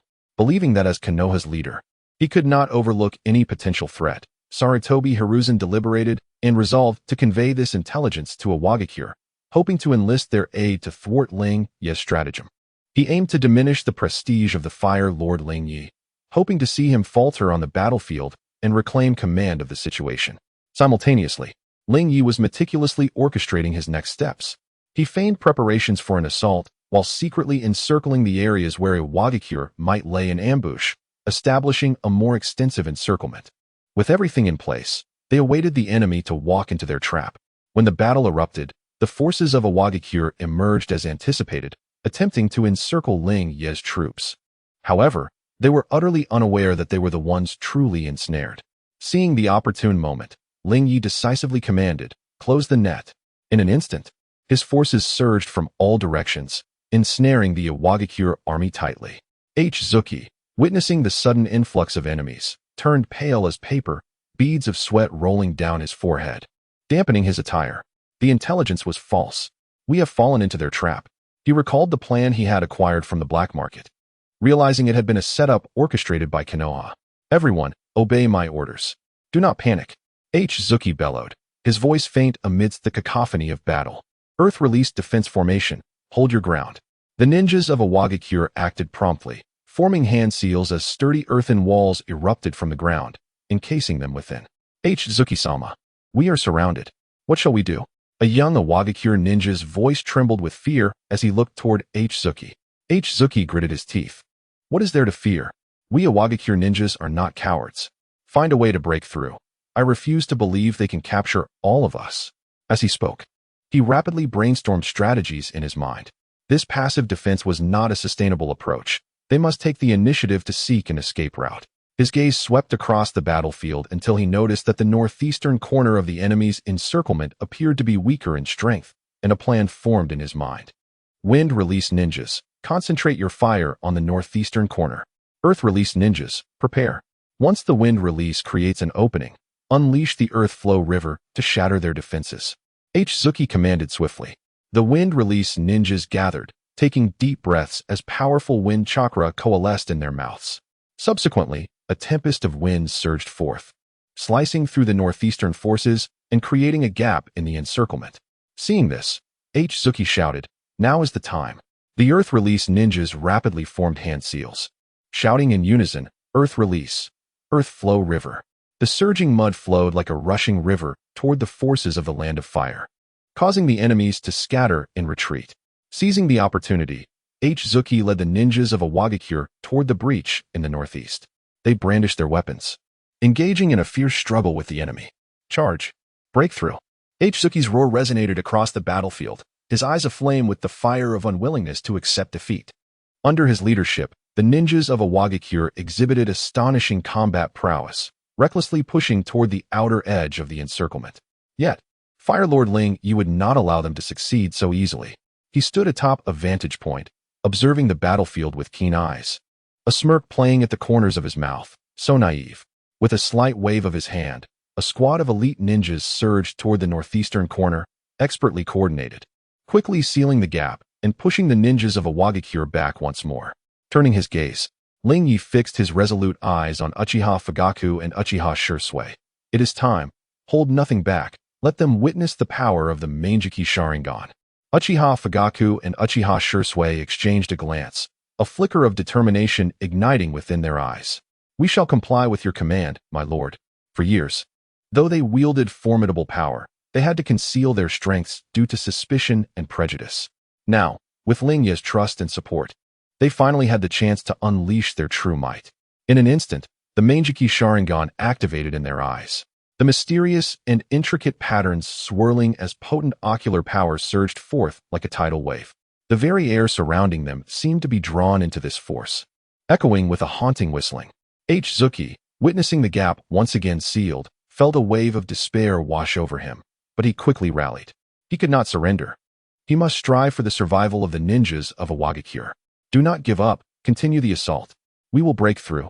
Inspired by his words, the ninjas of Awagakure summoned their courage once more, clashing fiercely with the enemy. However, what they faced next was true despair. Two towering Susanoo stood upon the battlefield, their overwhelming presence engulfing the scene. With massive forms clad in gleaming armor, each swing of their arms claimed the lives of countless Iwagakure ninjas. Uchiha Sasuke and Appo's Susanoo wielded a gigantic spiral sword, its blade glinting coldly. Each strike resulted in torrents of Iwagakure blood. Uchiha Fugaku and Appo's Susanoo, armed with a bow, unleashed arrows infused with tremendous energy that felled enemies with ease, leaving them powerless to retaliate. Under the intimidation of these two formidable Susanoo, the morale of the Iwagakure forces crumbled instantaneously. As they gazed upon these godlike entities, fear surged within them like a tidal wave, and they began to scatter, losing all semblance of organization and resistance. Meanwhile, Fire Lord Lingye's divine eyes slowly absorbed the fear radiating from the battlefield, continuing their evolution. The tumult of emotions birthed within this grand conflict, despair, exhilaration, and a multitude of intertwining sentiments, flowed ceaselessly. Chapter 85. A victory without suspense. Immediately, the fire guards surged towards the enemy like a black torrent. Their coordination was impeccable, and the weapons in their hands glimmered with a cold light. Each strike was both precise and lethal. The ninjas of the Hidden Leaf Village were also inspired, shouting as they followed closely behind the fire guards, launching a final charge against their foes. The battlefield was a cacophony of battle cries and anguished screams, as the forces of the Hidden Stone Village were relentlessly pushed back. Huangtu surveyed the chaotic scene before him, his heart heavy with despair. He could not fathom how his meticulously devised encirclement strategy had been so easily unraveled by Hui Yulingye, leaving him in a dire predicament. "Retreat! Quickly retreat!" Huangtu shouted, attempting to organize the remnants of his forces to withdraw. However, it was far too late. Under the fierce onslaught of Hui Yulingye and the Leaf Army, the army of the Hidden Stone Village faced near annihilation. With only a handful of ninjas managing to break through under Huangtu's desperate leadership, fleeing the battlefield in disarray. Huangtu, accompanied by the remnants of his team, fled like a hound that had lost its master. He was filled with resentment. That stubborn resolve within him refused to accept defeat so easily. How could the Leaf Village possess such hidden strength? Was this what the old man spoke of, the Susanoo? Why had the Leaf Village concealed such power? Why had it not been revealed sooner? His mind was a tempest of questions, the loss in this war utterly confounding. How could the Leaf Village, seemingly faltering, reveal two shadow-level powerhouses? If they had such trump cards, why not deploy them earlier?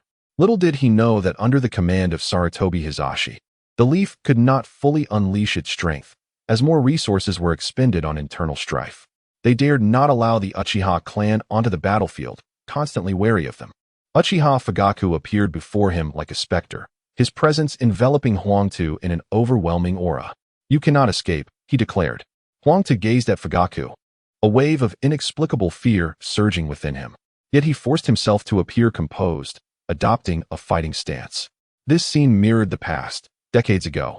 During the early days of the Leaf's establishment, the second Uchiha had allied with the Leaf, only to be scrutinized by Uchiha Madara in a similar fashion. Now, the resemblance was striking, with Huangtu replacing Inoki in this grim tableau. "Uchiha Fugaku, do not think I will surrender without a fight." Fugaku remained silent, merely observing him, his Sharingan swirling slowly. In an instant, Huangtu felt himself ensnared in an endless void of darkness, the cries of his fallen comrades echoing around him, their spectral forms demanding retribution. Externally, Huangtu collapsed, unconscious. Fugaku effortlessly ensnared Huangtu with an illusion and brought him back to camp. On the battlefield, the armies of the Leaf and the Fire Country erupted in jubilant cheers, celebrating their arduous victory and their bravery. Hui Yulingye stood aloft, surveying the scene, his silhouette striking against the crimson hues of the setting sun. The soldiers' cheers surged like a tide, their cries of "Your Highness, Your Highness," resonating, his prestige reaching an unprecedented pinnacle.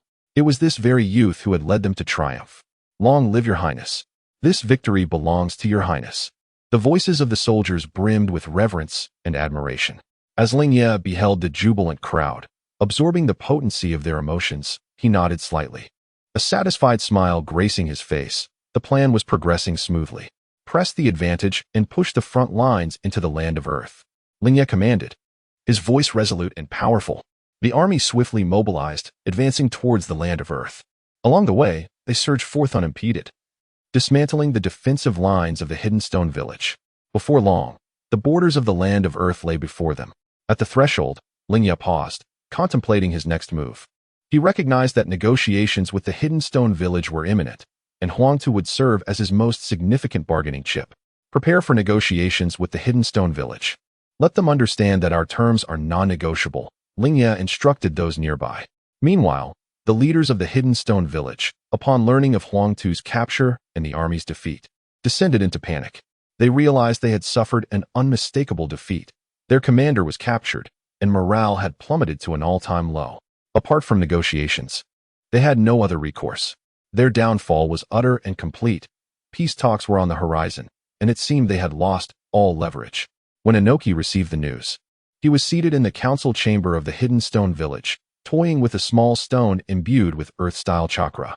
As a trusted ninja presented the report of the front line's catastrophic defeat and Huangtu's capture, his hand froze, the small stone clattering to the ground and shattering into pieces. How could this be? Inoki's voice was low, tinged with incredulous anger. He rose unsteadily. Despite his diminutive stature, an intimidating aura emanated from him. A year prior, news of Lingye's victory over the Raikage had reverberated through the ninja world like thunder. Though he had remained cautious, he had not anticipated that a year later, Lingye would disrupt his meticulously orchestrated war. Inoki glared at the report, demanding once more, "What of those two Sharingan ninjas? How did they suddenly appear?" The council chamber fell silent, members exchanging glances, none able to provide a definitive answer. A young ninja spoke cautiously, "Lord Uchiha. It is said that these two Sharingan ninjas hail from the Uchiha clan.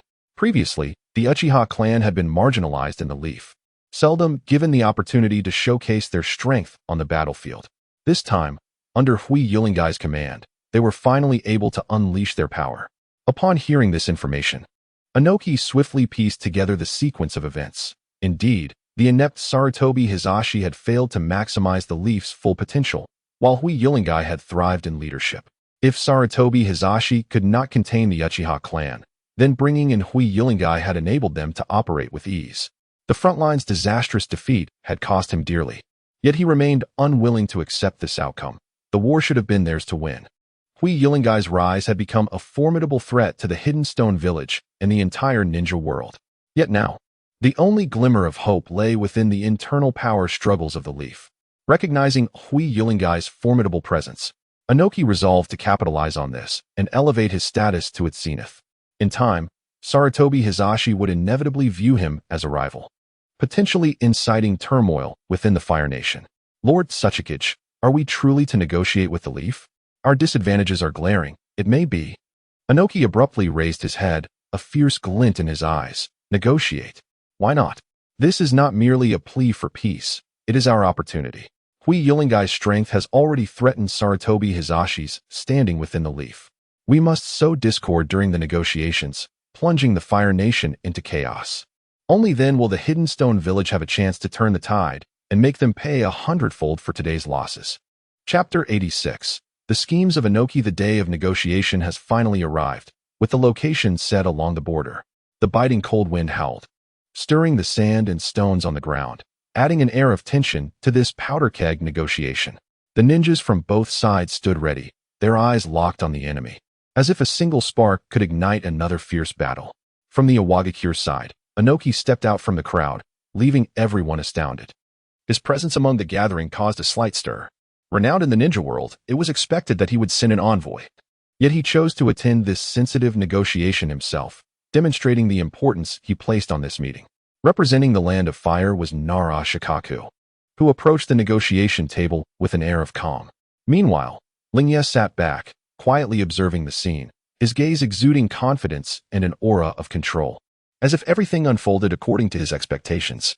Beside him stood his loyal confidants, Oyama, Kakuzu, Uchiha Fugaku, and Uchiha Sasuke. Inoki, noticing that the negotiator was Nara Shikaku, understood that his scheme was about to commence. He intended to sow discord between Lingye and Sarutobi Hizashi by belittling the latter and elevating the former. In doing so, Hizashi's reputation would be tarnished, leading to a complete rift between him and Lingye. This insight into his longtime rival was Inoki's strategy, yet ultimately, it would serve as a mere garment for Lingye, whose conflict with Hizashi had long since become irreconcilable. Inoki did not take a seat, but instead addressed Nara Shikaku directly. Whom do you represent? Sarutobi Hizashi? Calmly, Shikaku replied, No, I do not represent Lord Hokage. I am honored by His Highness's trust to represent the Land of Fire and the fallen warriors of this war. I bear the responsibility for their deaths. If that is the case, then you are not worthy. Inoki pressed his palms on the negotiation table, shattering it with a resounding crash. The Konoha ninjas, witnessing this act from afar, assumed the negotiations had collapsed and swiftly readied themselves for battle. Inoki then shouted towards Konoha's side, I demand to see His Highness Lingye. I did not lose to Sarutobi Hizashi. I lost to His Highness Lingye. Only his presence will compel me to acknowledge my defeat. His words resonated powerfully across the barren border, echoing his recognition of Lingye. Shikaku's face turned pale. He sensed Inoki's intention to instigate a rift between Lingye and Hizashi. If these two truly fell apart, it would spell disaster for the Land of Fire. Nevertheless, he maintained his composure, attempting to stabilize the situation. Lord Inoki, His Highness Lingye has his own arrangements. As the representative of the Land of Fire, I come with utmost sincerity, hoping we can reach a peaceful resolution to this conflict. However, Inoki's actions rendered their identities moot, placing him at a considerable disadvantage. With a cold snort, he fixed his piercing gaze on Shikaku. You might represent that useless Sarutobi Hizashi, but you are not fit to stand in his stead. The outcome of this war hinges on His Highness Lingye. His displayed strength and strategy have earned my respect. If he does not attend, I see no purpose in continuing these negotiations. His tone was unyielding, revealing his stance. Shikaku internally lamented, fully aware of Inoki's nefarious intentions. If Lingye truly appeared, Inoki would undoubtedly exploit the opportunity to exacerbate the already delicate tensions between Lingye and Hizashi. A fine sheen of sweat formed on his brow as he involuntarily glanced towards Lingye, his eyes filled with a silent plea for Lingye to see through Inoki's machinations. Should their relationship deteriorate further, it would herald turmoil within the Land of Fire. Lingye, having discerned Inoki's scheme, decided to bolster his own standing and approach the negotiation table. Inoki watched as Lingye strode confidently towards him, a flicker of satisfaction passing through his eyes. Youthful naivety, he thought. The fish had finally taken the bait. Lingye walked steadily towards Inoki, and the very air around him seemed to solidify under his imposing presence. Upon reaching Inoki, he slightly tilted his head, looking down at the diminutive yet formidable Otsutsuki, a hint of sardonic amusement curling at the corner of his lips. Lord Otsutsuki, what do you mean by this? Is the negotiation table insufficiently sturdy, or do you feel my representative lacks weight? Inoki and Appo's expression darkened momentarily but quickly regained composure. Struggling to maintain a smile, he said, Your Highness Lingye, I genuinely admire your strength and strategy. It is your wisdom and power that have led a Wagakure to defeat. I naturally wish to speak face-to-face with the true victor to demonstrate my sincerity. To further his scheme, he aimed to inflate the young man's ego. Lingye scoffed. Sincerity? Is your so-called sincerity embodied in overturning the negotiation table? Lord Otsutsuki, let us not forget that your Wagakure is the defeated party. Inoki recognized Lingye and Appo's intent to intimidate him ahead of the negotiations. Yet, he was not one to be easily cowed. He swiftly formed a hand seal, and in an instant, a new stone table rose from the remnants of the shattered one, standing firmly between the two. Your Highness Lingye, this stone table is sufficiently sturdy. Shall we proceed to discuss matters properly? With that, Lingye and Inoki finally took their seats, marking the official commencement of negotiations. Lord Otsutsuki, since you admit defeat at my hands, you must embody the demeanor of a loser. My conditions are straightforward. First, the Wagakure must cede 3 strategic territories bordering the Land of Fire. Second, you must compensate the Land of Fire for all losses incurred during this war as a penalty for instigating it. Chapter 87. Victory belongs to the Land of Fire. Upon hearing the demand for territorial concessions, Naki's expression darkened, despite having anticipated such a request. His hands instinctively clenched, knuckles whitening from the strain. This marked the most humiliating moment of his tenure. The terms of defeat, reparations, land cessions, and a plea for peace. Each word struck him with profound disgrace. Breathing deeply to quell his inner fury, he addressed Prince Lingye with measured calm. Your Highness, these 3 parcels of land are vital to a Wagakure, integral to our defenses and resource reserves. Such a concession is exceedingly difficult to accept. Lingye remained composed, his gaze unwavering as he replied, Lord Otsutsuki, war demands a price. You have recklessly ignited flames of conflict, resulting in countless deaths among both shinobi and civilians. These lands are merely the most basic form of compensation. Should you find this unacceptable, we may continue the war. I am eager to see just how much more a Wagakure can endure.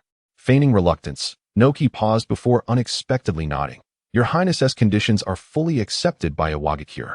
However, I have but one request. I hope you will agree to return all a Wagakure's captives. At this, Lingye raised an eyebrow, a flicker of surprise crossing his features. Yet he quickly regained his composure and nodded in acquiescence. Inoki was indeed willing to invest in this exchange. Would he not fear losing these strategically significant territories? The negotiation, which had initially appeared arduous, concluded with surprising ease. After the talks, the senior officials of a Wagakure swiftly gathered around Inoki. Their faces turned ashen upon hearing the outcome, eyes brimming with anger and indignation. Lord Inoki, why acquiesce to such harsh terms? How can we endure such humiliation in ceding land and reparations? One elder questioned loudly. This is an utter disgrace. We must not accept it. We should continue fighting the Land of Fire, even if it leads to mutual destruction. We cannot allow ourselves to be humiliated by territorial concessions. The other officials joined in, their agitation palpable. Inoki surveyed the crowd, a cold smile gracing his lips. Do you truly believe I am content to concede land and seek peace? You are sorely mistaken. His words rendered them silent, confusion etched on their faces. Currently, Fire Lord Lingye is at the height of his power. Facing him head-on offers little chance of victory, Inoki continued. However, my conflict with Sarutobi Hiruzen runs deep. And therein lies our opportunity. I deliberately elevated Lingye and diminished Sarutobi during negotiations to exacerbate their discord. When chaos arises within the Land of Fire, that shall be the moment for a Wagakure to strike back. A ruthless glint flickered in Naki's eyes. The lands relinquished and reparations paid would one day be reclaimed 100-fold. Meanwhile, Lingye returned to his ranks, met by the eager gaze of his shinobi. The forces of the Land of Fire stood in orderly formation. their eyes filled with reverence and anticipation. Lingye stood firm, clearing his throat before proclaiming in a resonant voice, "Warriors, we have triumphed. The war has concluded." Instantly, the entire battalion erupted in thunderous cheers, their excitement palpable as they brandished their weapons, leaping and embracing one another in uncontainable joy. As the cheers subsided, Lingye continued, "Our negotiations with the Wagakure have concluded. They have acknowledged their defeat, ceded the 3 strategically significant territories bordering us, and compensated us for all losses incurred during this war. This is the product of our collective efforts, born from the blood and sweat of every soldier who fought valiantly." The crowd erupted once more into enthusiastic applause and cheers, pride illuminating every face. Lingye's gaze swept over each soldier, his demeanor solemn and grave. "In this brutal war, we endured trials, brushing against death countless times. Many of our comrades have fallen, yet their spirits stand eternal, having defended the dignity and honor of the land of fire. They are our everlasting heroes. Today, we stand here, basking in the joy of victory. But let us not forget the sacrifices made for the sake of the land of fire, for peace. Their contributions shall forever be etched in our memories. Glory belongs to each of us. Victory ultimately belongs to the land of fire." Lingye raised his arm high, his voice reverberating through the skies. "Acquired high loyalty from passerby A. Acquired low loyalty from Uchiha passerby B." In an instant, system notifications flooded the screen, many showcasing the Sharingan of the Uchiha clan. His panel experienced a comprehensive enhancement at that moment, and the final ocular technique of the Manjiki Sharingan quietly activated. "Glory belongs to us. Victory belongs to the land of fire." The soldiers echoed his rallying cry, their voices converging into a powerful force that resonated in the heavens. Amidst the fervent shouts, the army set forth, embarking on the journey back to Konoha. In stark contrast, the Iwagakure forces awaited the return of their captured comrades in somber silence, their spirits crushed. At that moment, Lingye stood high, watching as the main battalion departed. He summoned Yakushi no Nai, his expression stern yet betraying an underlying calculation. "It is time. The Shinobi World News must play its part. We shall publish extensive coverage of our victory, highlighting the valiant efforts of the HK and Uchiha clans, as well as my strategic command on the battlefield. However, the crux lies in releasing information suggesting that there are traitors within Konoha's intelligence network, attributing our early losses to intelligence leaks. We will hint that we have uncovered clues regarding the traitors, but let us not name names just yet. Allow some suspense for speculation." Yakushi no Nai nodded in understanding. "Rest assured, Your Highness, I will ensure this news spreads throughout the shinobi world." Within days, the shinobi world news disseminated like snowflakes across the lands. Within Konoha, citizens eagerly circulated the news, engaging in discussions about the glorious victory in the war. Lingye's name was lauded by many, while the Uchiha clan, due to their outstanding battlefield performance, shook off the shadows of the past and regained the respect of the populace. Simultaneously, the rumors of a traitor within Konoha's ranks detonated like a bomb, creating a stir throughout the shinobi world as speculation ran rampant regarding the identity of the betrayer, leaving many in a state of anxiety. Meanwhile, Lingye intentionally slowed the pace of the returning forces. He ordered celebratory feasts in the towns along their route, rewarding his troops. At each stop, the townsfolk welcomed them with open arms, presenting fine wines and delicacies. The soldiers reveled in the joy of victory, savoring this rare moment of celebration. Lingye participated wholeheartedly, raising a cup alongside his soldiers, his face aglow with a warm smile, further elevating his esteem among the people and troops alike. Chapter 88. The prelude before everything begins. Tsurugi Hiruzen sat in the Hokage's office, tightly clutching the Ninja World Weekly, his knuckles whitening from the pressure. The newspaper rustled in his trembling hands. His gaze was fixed on the segment regarding the traitor within Konoha, his expression shifting from shock to a palpable fear. How could this be possible? Did Lingye truly discover the truth? Hiruzen murmured softly, beads of sweat forming on his forehead, while his back was drenched in cold perspiration. No, the ones executing the orders are my trusted confidants. He must be deceiving me. He never expected Lingye to so swiftly manipulate the momentum from the war victory to steer public opinion into such a predicament. If the clues pointing to the intelligence leak were to lead back to him, the reputation he had painstakingly built over decades in Konoha would crumble in an instant, leaving him to face the scorn of the entire village. No, I cannot simply sit back and await my fate. Hiruzen abruptly rose, pacing back and forth within the confines of his office. A glint of madness flickered in his eyes. There must be a way. If only I could find evidence to exonerate myself. Just then, a sudden knock at the door made him freeze. A wave of terror washing over him as he feared it was Lingye. "Come in," he commanded, striving to infuse his voice with an air of calm. Mito Minyan rushed in with an anxious demeanor, clutching a copy of the Ninja World Weekly. "Hiruzen, what should we do? Lingye is clearly targeting us. This intelligence trader affair must be a trap he orchestrated." Taking a deep breath to steady himself, Hiruzen responded, "Let us not be hasty. We must think of a solution. He hasn't named anyone specifically yet. There may still be a chance." Mito, however, was agitated, pacing in frustration. "What chance is there? He is systematically cornering us. Don't forget, the Uchiha and Hyuga clans are currently aligned with him. If he truly intends to strike against us, it would be effortlessly easy." Hiruzen furrowed his brow, acutely aware that Mito spoke the truth, yet he refused to succumb to defeat at Lingye's hands. His gaze fell upon the Hokage hat on his desk, a symbol of his power and glory. He could not lose it so easily. "We must find a scapegoat." Hiruzen's voice was low and icy. "We need someone inconsequential to bear the blame, stabilizing the situation first." Mito's eyes brightened. Yes, a scapegoat will do, as long as we can temporarily silence the public." Meanwhile, Lingye sat within his tent, studying the information in his hands, a slight smile gracing his lips. The public sentiment was fermenting as he had anticipated. The next step was to await the opportune moment to dethrone Hiruzen entirely. Rising slowly, he gazed toward Konoha's direction. "Hiruzen, your time is drawing to a close, while my era is only just beginning." Hokage Lingye commands the entire army to return to Konoha. Outside, the celebrating ninja troops swiftly assembled, adhering to Lingye's orders without hesitation. After days of camaraderie, Lingye's prestige had reached an unparalleled height, serving as his leverage to force Hiruzen's abdication. As the army approached Konoha, Lingye summoned Hinata Hizashi and Uchiha Fugaku to his tent. Upon entering, both knelt on one knee. "We pay our respects, Your Highness." "Please rise," Lingye replied calmly, then whispered to a nearby attendant, "Go, bring Uchiha Itachi and Hinata Niji here." Upon hearing this, Fugaku's face lit up with joy.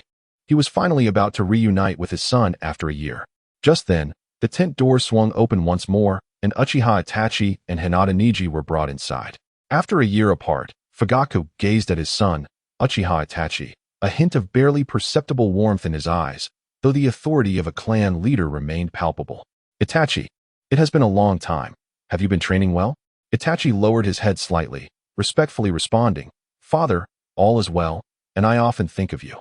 On the other side, Hizashi addressed his nephew, Niji, with a stern demeanor. "Niji, have you been attentive to the prince's words while outside?" Niji stood tall, replying, "In response to my uncle, all is well. I constantly remember the teachings of our clan." Both men, heads of their respective clans, expressed familial affection in their own ways. After a brief reunion, Lingye nodded slightly. "Send them back to their respective camps. Let them enjoy a family gathering upon returning to Konoha." Once they departed, Lingye's expression grew serious. He turned to Hizashi and Fugaku, slowly articulating, "I have summoned you both for a critical matter. You have surely heard the news about the traitor within Konoha from the Ninja World Weekly. I can now confirm that this traitor is Tsuruhi Hiruzen." Upon hearing this, both Hizashi and Fugaku displayed extreme shock. How could this be possible? Hizashi was the first to speak, disbelief evident in his tone. "Hiruzen has been Hokage for many years. How could he commit such an act of treason?"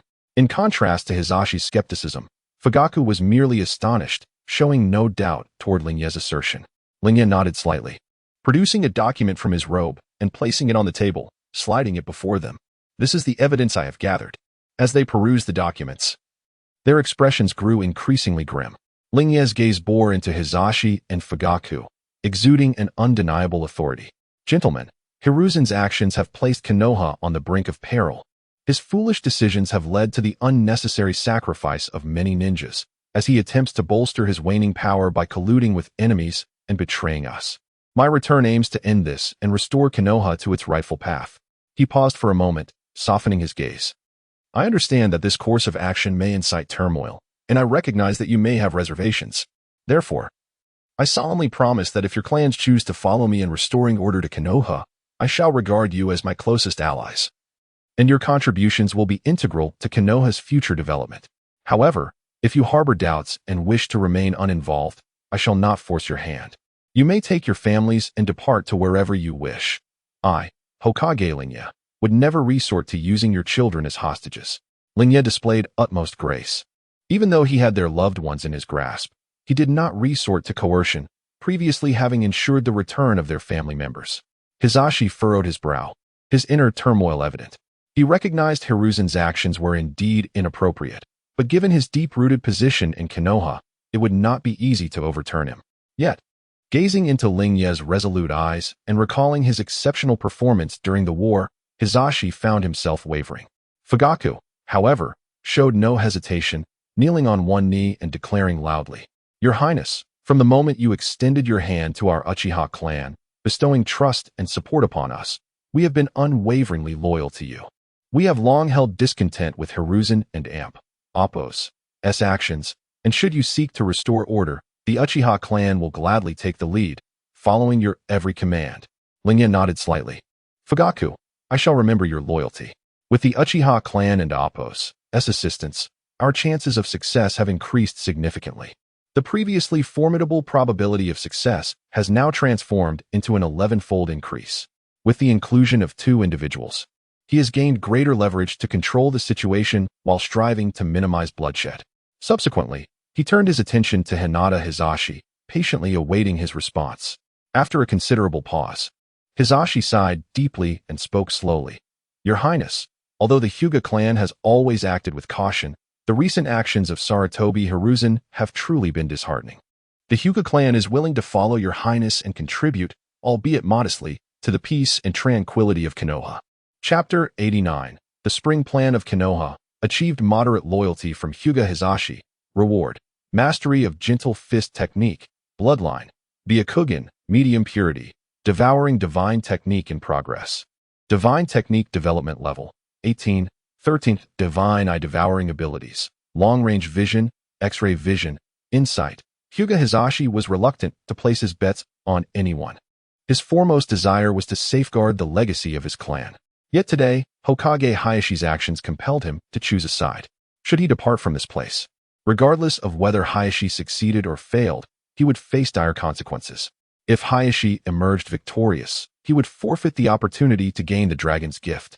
And although the Hyuga clan would not suffer retribution, they would lose the trust of others, forever thwarting their chances of ascension. Conversely, if Hayashi failed, Sarutobi Hiruzen would harbor suspicions toward the Hyuga clan for having been once allied with Hayashi. Thus, a choice had to be made: to betray the Hokage of Konoha or to align with the rising heir. The answer was evident. Should Hayashi succeed, they would ascend as newly minted nobility of the Land of Fire, reaping immense benefits. Upon hearing the declarations of loyalty from both parties and the system's notifications, Hayashi's face broke into a satisfied smile. "Excellent. With the support of the Hyuga and Uchiha clans, I am confident of our success." Leaning forward, Hayashi laid out his plan. "Gentlemen, my strategy is to unveil this evidence to the public before our return to Konoha tomorrow." He slowly raised his hand, his fingertips gently tapping the document resting in the center of the table, which revealed Sarutobi Hiruzen's treasonous actions, his gaze unwaveringly resolute. "At that moment, Konoha will undoubtedly be thrown into chaos. Your responsibilities are paramount."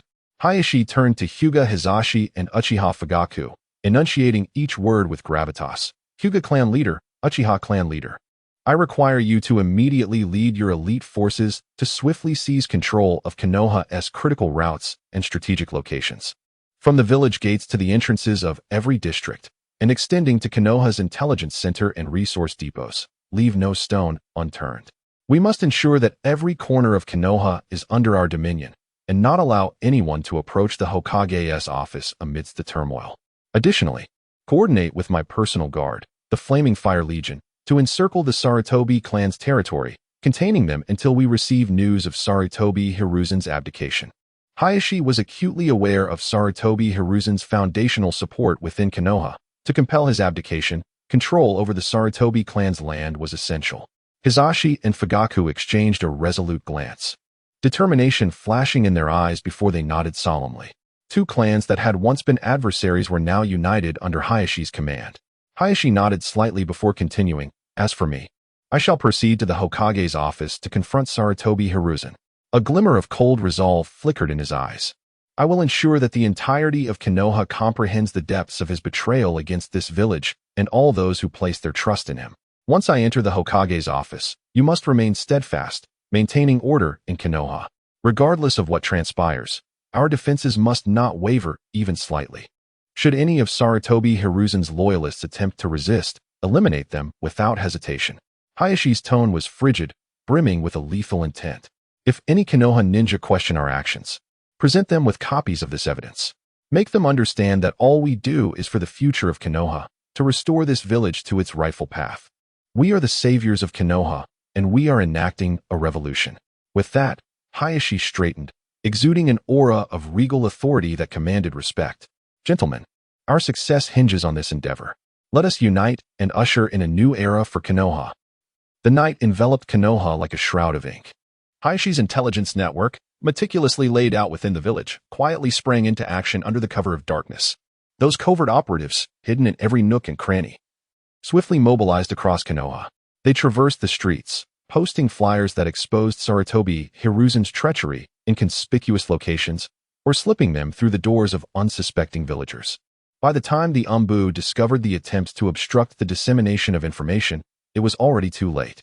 In no time, the news of Sarutobi Hiruzen's collusion with external enemies and the betrayal of vital intelligence, resulting in repeated military failures, surged through every corner of Konoha like a relentless tide. Every villager who laid eyes on the flyers was left aghast, their expressions a mixture of shock and disbelief. They gathered in hushed clusters, murmuring among themselves. "How could this be? Lord Sarutobi is our Hokage," they exclaimed. "The details here are so precise, and there is evidence. It must be true." The ninjas of Konoha, too, were left reeling by this sudden revelation. Those who had been unwaveringly loyal to Sarutobi Hiruzen were now engulfed in confusion and rage. They could scarcely fathom that the leader they had devoted themselves to could commit such acts of treason. In a single night, Konoha was plunged into an unprecedented state of panic. When the first rays of dawn illuminated the village, Hayashi, accompanied by a grand army, approached Konoha with formidable presence. Standing at the forefront, Hayashi surveyed the assembly before him. He commanded that the evidence of Sarutobi Hiruzen's crimes be disseminated among the troops, and, in their presence, he meticulously laid bare the Hokage's transgressions. "People," Hayashi's voice resonated through the air, "as Hokage, Sarutobi Hiruzen has betrayed us by colluding with foreign enemies, leaking vital information that has led to our dire straits in the early stages of war, resulting in the bloodshed of countless valiant ninjas. His actions constitute a betrayal of Konoha and of each of us." Beside him, the leaders of the Inazuka, Nara, and Akimichi clans, along with Aburame Shibi, wore expressions of disbelief. Nara Shikaku's eyes reflected a whirlwind of complex emotions. It seemed he had come to a sudden realization. It was clear that Hayashi had orchestrated this all along. The divisive tactics of Anoki were mere stepping stones in Hayashi's grand design. As the troops processed the gravity of Sarutobi Hiruzen's betrayal, silence enveloped them, as if their minds had momentarily ceased to function under the weight of this shocking information. Soon after, a cacophony of voices erupted among the ranks, swelling like a tidal wave, mingled with anguished cries and furious curses. A young genin, his eyes brimming with tears, trembled with rage. "My comrade, so talented and dedicated, perished at the hands of the Iwagakure ninjas while defending our line. I had believed the enemy too powerful, but now I learn it was our own Hokage who betrayed us. His death was a tragedy." A scarred Nin, recalling the comrades he had fought alongside for years, whose lives were lost in a brutal battle, felt his fury erupt like a volcano. His eyes widened, burning with righteous anger as he glared toward the Hokage's office, bellowing, "We fought tooth and nail on the battlefield, risking our lives, only to be betrayed by one of our own. Does Sarutobi Hiruzen even honor the spirits of the fallen?" Chapter 90. Breaching Konoha. A dual shift in mindset under Lingye's fervent encouragement. The collective emotions of the crowd surged with fervor. The soldiers raised their weapons high and roared in unison, "Punish the traitors! Avenge our comrades!"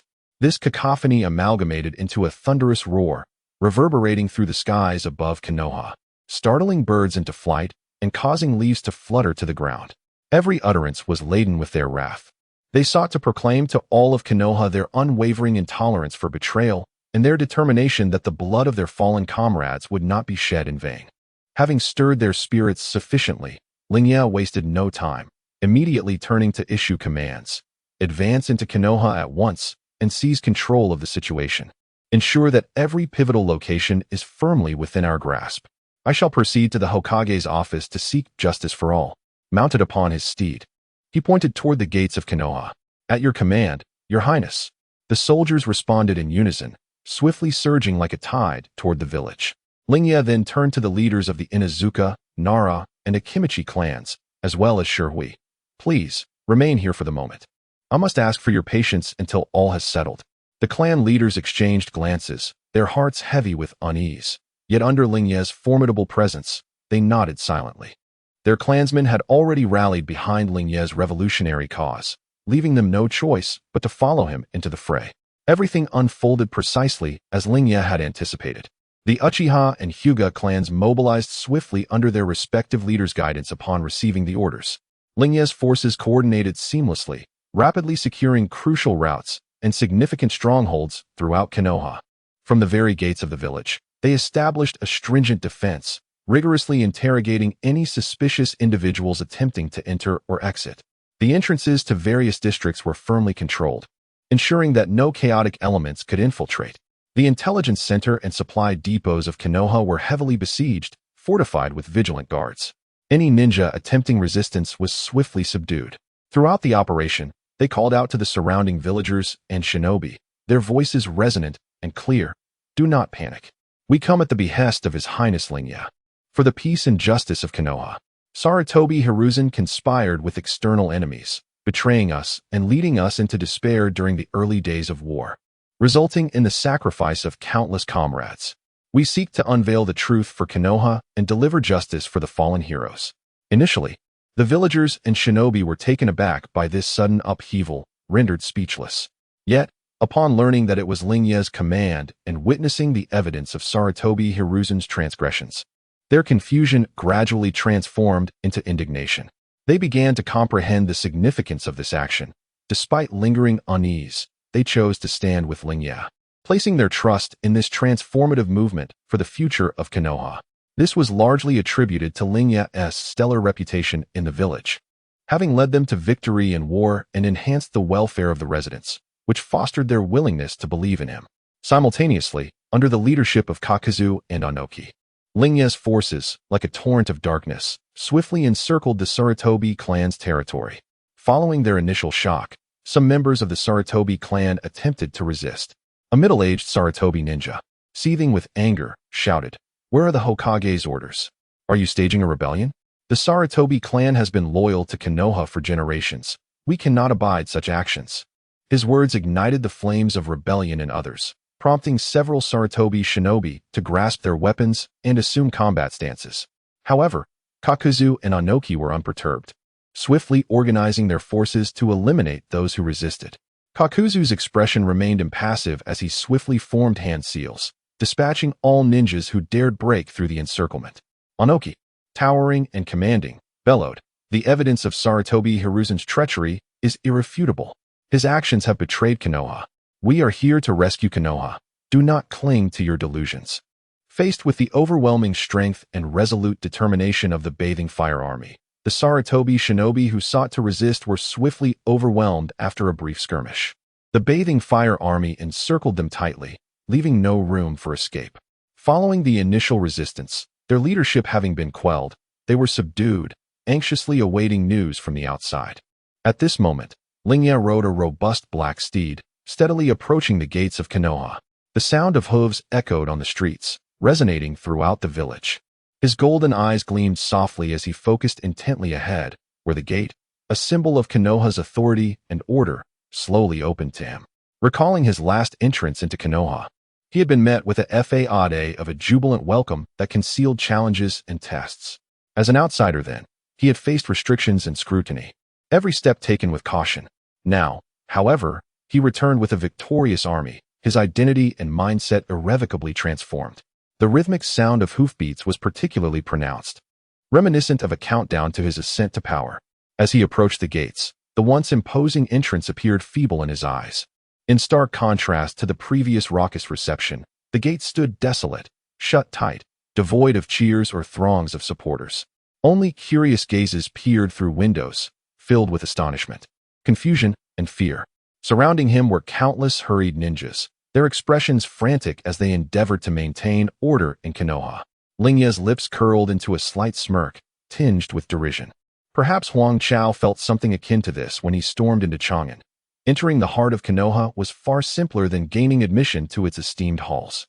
He straightened his posture, firmly seated upon his steed, relishing the cool breeze against his face.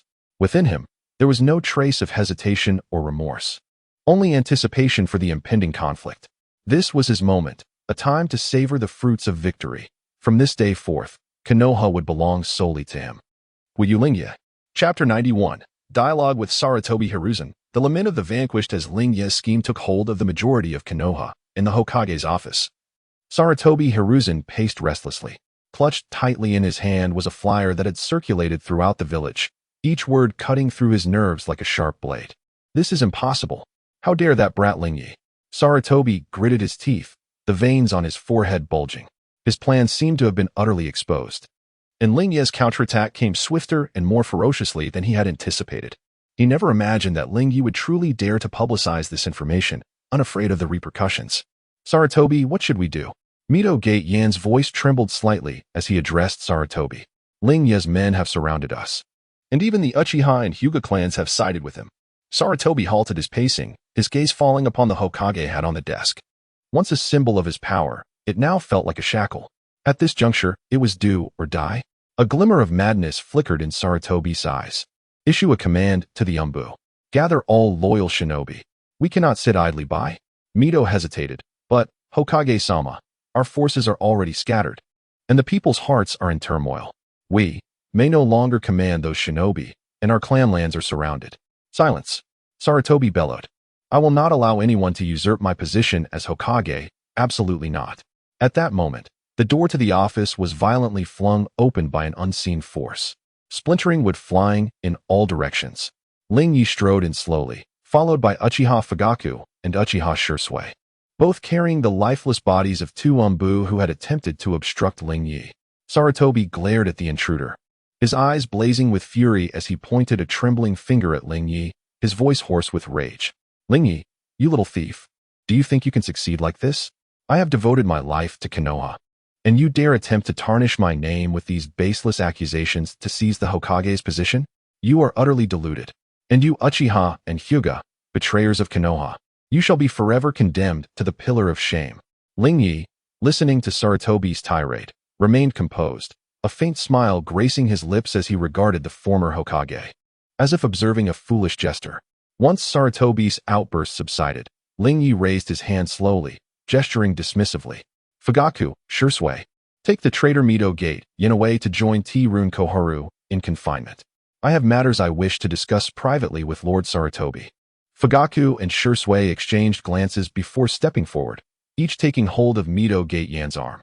Despite his struggles and protests, Mito was swiftly dragged from the office, leaving only Sarutobi and Lingye behind. Inside the office, the air felt stagnant, a profound silence enveloping the room. Sarutobi fixed his gaze upon Lingye, his eyes filled with resentment and unwillingness, his chest heaving as he remained ensnared in his recent fury. Lingye strolled leisurely to a nearby chair, sitting gracefully with his legs crossed, hands resting casually on the armrests, as if he were the master of this domain, rather than Sarutobi's esteemed office. He tilted his head back slightly, calm eyes locking onto Sarutobi, the smile still lingering on his lips, much to Sarutobi's chagrin. The third Hokage, oh no, perhaps not for long, Lingye began, but I must speak with you one last time. After our long struggle, you shall understand your fate more clearly. Lingye did not wish to kill Sarutobi. After all, despite his shortcomings, he was still the third Hokage. Without grave misdeeds, Lingye could not bring himself to end his life. Yet the situation had changed. Treason had provided Lingye with justification to eliminate him, and he was willing to escort him to his final destination. You claim to have devoted your life to Konoha, yet look at your actions. Consorting with enemies, betraying information, plunging countless Konoha shinobi and civilians into turmoil. This is your notion of contribution? His words dripped with mockery as he scrutinized Sarutobi. Sarutobi's fists clenched, knuckles whitening from the strain. You know nothing. Everything I have done is for the greater good of Konoha. You are merely a headstrong youth, seeking personal gain while attempting to upend the entire order of Konoha. In that moment, Sarutobi resembled a gambler on the verge of losing everything, roaring in frustration. His usual poise completely shattered, exposing his disgraceful self before Lingye. Lingye chuckled lightly, a hint of disdain in his eyes. The greater good? You mean consolidating your power, suppressing dissent, even at the cost of Konoha's interests and the lives of its warriors?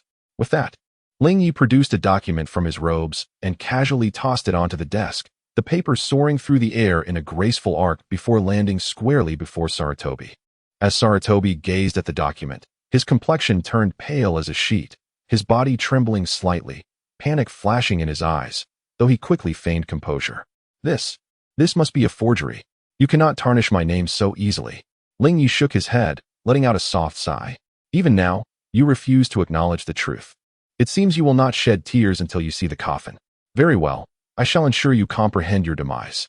With a gentle clap of his hands, the office door swung open once more, and a young shinobi was ushered inside, visibly anxious, beads of sweat dotting his forehead. Upon seeing Sarutobi, he instinctively lowered his head, unable to bear the weight of direct gaze. Third Hokage, do you remember him? Lingye's voice dripped with derision. He is your confidant, one of the intermediaries in your dealings with the Wagakure. He has confessed everything, including how you orchestrated this entire affair, leading Konoha to the brink of destruction. Sarutobi gaped at the young shinobi in disbelief, fury igniting within him. You, traitor! I trusted you so deeply, and yet you have betrayed me. The shinobi trembled in fear, collapsing to his knees. Hokage-sama, I was forced. They threatened my family, saying if I did not comply, they would. Upon hearing these words, Sarutobi understood he was beyond redemption. He slumped helplessly into his chair, fully aware that his sins had been laid bare, leaving him with no room for denial. Chapter 92. Lingye's words. Sarutobi Hiruzen's suicide. Observing Sarutobi Hiruzen in his current state, Lingye shook his head in disappointment, feeling no thrill in vanquishing such an adversary. You have truly let me down, he remarked coldly. As a former Hokage of Konoha, even an aging lion should possess a measure of pride, yet you now resemble nothing more than a stray dog. His voice echoed through the Hokage and Appo's office. A true man accepts death when it comes. Our circumstances today are merely a matter of victors and vanquished. Should I truly fall to your treacherous schemes, I would concede my defeat. Alas, my strength surpasses yours. You have lost utterly. He paused, his gaze slicing through Hiruzen's countenance like a blade. Your present disgrace mirrors that of Danzo. Time is a merciless blade. It has stripped you of your vigor and caused you to lose sight of your original aspirations. The once admired third Hokage, revered as a hero, has vanished without a trace. Before me stands only a pitiful creature, blinded by power. How utterly uninteresting. Lingye's words pierced Hiruzen's soul like daggers. Slumped in his chair, Hiruzen's face was ashen, his lips quivering, yet he could utter not a single word. His eyes, hollow and bewildered, seemed to have lost their focus. The former authority and confidence he once commanded had dissipated entirely. If you still consider yourself Sarutobi Hiruzen of Konoha and wish to avoid the disgrace of becoming a traitor, then take matters into your own hands. Lingye rose, chillingly casting this statement before turning to exit, never glancing back. Sunlight streamed through the window, illuminating Lingye's tall figure, casting a golden glow upon him. Meanwhile, Hiruzen was shrouded in shadows, appearing increasingly insignificant and pitiable. Lingye's silhouette gradually faded at the doorway, leaving Hiruzen alone. He sat motionless, staring vacantly at the ceiling. Lingye's words embedding themselves deeply within his spirit, reminiscing about his former self, spirited and filled with the fervor to protect Konoha. Fighting valiantly on the battlefield, he recalled the pride he once held and the unwavering resolve he possessed to safeguard his village.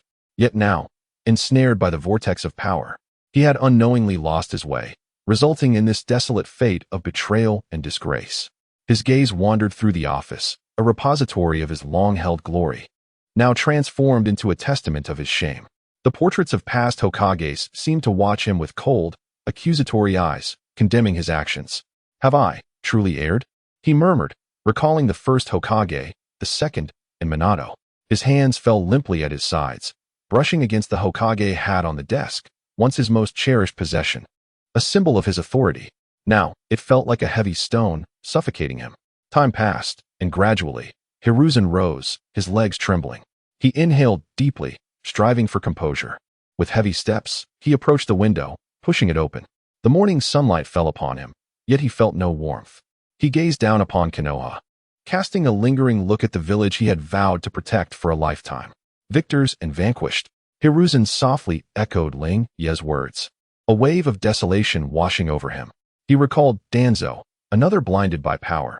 They had once resorted to any means necessary to maintain Konoha's dominion. A notion that now seemed laughable. Perhaps he was right.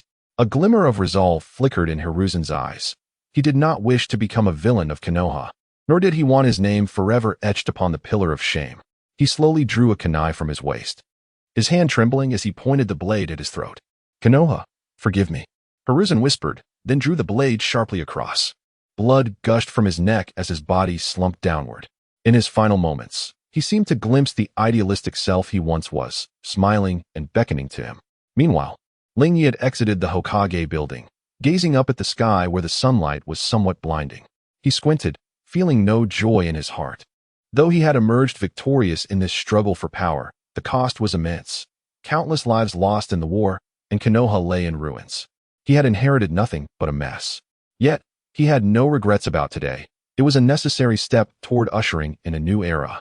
Lingye cast one last glance at the fading presence within the Hokage's office before descending the staircase. Upon reaching the ground floor, Uchiha Fugaku and Uchiha Sasuke approached. Kneeling before him, their eyes filled with loyalty. "Your Highness, everything has proceeded according to your plan. We have firmly established control over Konoha, and the Sarutobi clan is besieged and immobile," Fugaku reported solemnly. Lingye nodded slightly, surveying the surroundings. He noticed that Konoha's shinobi and citizens were gradually recovering from their initial shock and confusion. They huddled in small groups, whispering to one another, their expressions filled with bewilderment and anxiety. "Dispatch orders to calm the civilians, informing them that the traitor is dead and that Konoha shall now embrace a new order." As Lingye's commands were disseminated, Konoha began to stabilize from chaos and fear. He then instructed Fugaku and Sasuke, "Notify all Jonin and clan heads to convene in the Hokage conference room in half an hour." The two obeyed and disappeared swiftly. Half an hour later, the elite of Konoha gathered in the Hokage conference room. Their expressions varied. Some appeared anxious, others curious, while a few displayed defiance. Lingye entered the room, scanning each individual, including familiar faces such as Kakashi, Might Guy, and Yuhi Kurenai, renowned ninjas from the original narrative. Their expressions were diverse, yet Lingye paid them no mind. A Jonin could do little against him, and any dissent would be met with death. The only one he needed to be cautious of was Might Guy, who, upon unlocking the 8 gates, possessed strength on par with that of the Sage of Six Paths, thus requiring special consideration at the very least. He needed to comprehend the righteousness of this operation. However, Asuma Sarutobi was absent, imprisoned by the Uchiha clan for his resistance, awaiting Lingye and Appo's judgment. The once noisy conference room fell silent as all eyes turned to Lingye. "Ladies and gentlemen, the traitor Sarutobi Hiruzen has taken his own life out of guilt. Today marks a new chapter for Konoha." Upon hearing Lingye's words, a ninja from the Sarutobi clan immediately stood to confront him. "Your Highness, this act is fundamentally unlawful. Using baseless accusations to invade Konoha, encircle our clan, and ultimately drive the third Hokage to his demise. Do you not fear losing the people's hearts? Who will protect the land of fire then?" He pointed an accusatory finger at Lingye, spitting with contempt. The third Hokage dedicated his life to the land of fire. Yet he meets such an end. How can the heavens turn a blind eye to this? Chapter 93. The greatest parasite of Konoha. As soon as the ninja from the Sarutobi clan uttered his words, the meeting room erupted into chaos. Eyes darted back and forth between the furious ninja and Lingye. Some appeared visibly alarmed, clearly intimidated by such audacious accusations, while others furrowed their brows, seemingly in support of his claims. Before Uchiha Fugaku and others could reprimand him, Lingye unexpectedly broke into applause. "Well said. It's a pity that Sarutobi Hisashi did not hear your words. Had he done so, perhaps he would not have chosen to take his own life out of guilt." Lingye smiled and called out, "Sasuke, Please bring forth the materials I requested you to collect. Yes, replied Shui, who promptly stood up. A nearby attendant began distributing the documents to everyone present. The assembled crowd examined the materials, which included a ledger detailing the funds allocated by the Land of Fire to Konoha over the past few years, alongside the staggering sums that ultimately reached the Sarutobi clan. Each entry was shocking. In Konoha's 45th year, the Land of Fire allocated 30 billion ryo, of which Sarutobi Hizashi pocketed 5.6 billion ryo, accounting for more than one-sixth of the total. Moreover, every transaction was meticulously documented, revealing how these funds were funneled and subsequently squandered by the Sarutobi clan. This was one of Lingye's preparations. Shui, overseeing Konoha's construction management department, could not possibly remain idle. Following Lingye's instructions, he diligently traced the flow of Konoha's finances, and with the records of the Land of Fire's allocations over the years provided by Lingye, he easily uncovered these discrepancies.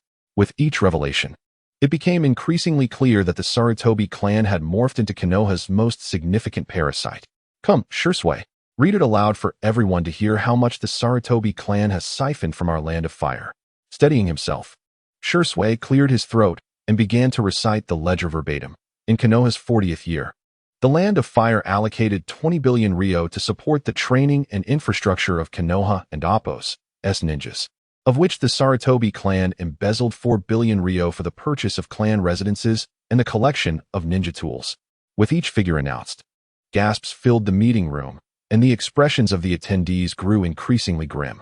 The previously fierce Sarutobi clan ninja, who had accused Lingye, now appeared struck by lightning. His face alternating between pallor and flush, mouth agape, rendered speechless and trembling slightly. As a senior member of the Sarutobi clan, he was well aware of these occurrences. Yet, how had they been discovered by the Fire Lord Lingye? In Konoha and Appo's 43rd year, the Land of Fire allocated 25 billion ryo to prepare supplies for the war, from which the Sarutobi clan intercepted 1 billion ryo to fund the training of their own descendants. An elderly ninja clutched the documents tightly, veins bulging on the back of his hands, his voice quivering as he exclaimed, "How is this possible? We have always believed that Konoha's financial strain was due to the war's pressures, never suspecting it was them." Lingye raised his hand slightly, signaling Shui to continue. In Konoha's 47th year, during the early stages of the war, the Land of Fire urgently allocated 15 billion ryo for frontline military supplies. Yet the Sarutobi clan audaciously embezzled 3.5 billion ryo, resulting in a shortage of weapons at the front, leading to many ninjas facing dire circumstances on the battlefield and ultimately perishing. As Shui reached this point, his voice carried an unmistakable edge of indignation. The entire meeting room fell into a profound silence.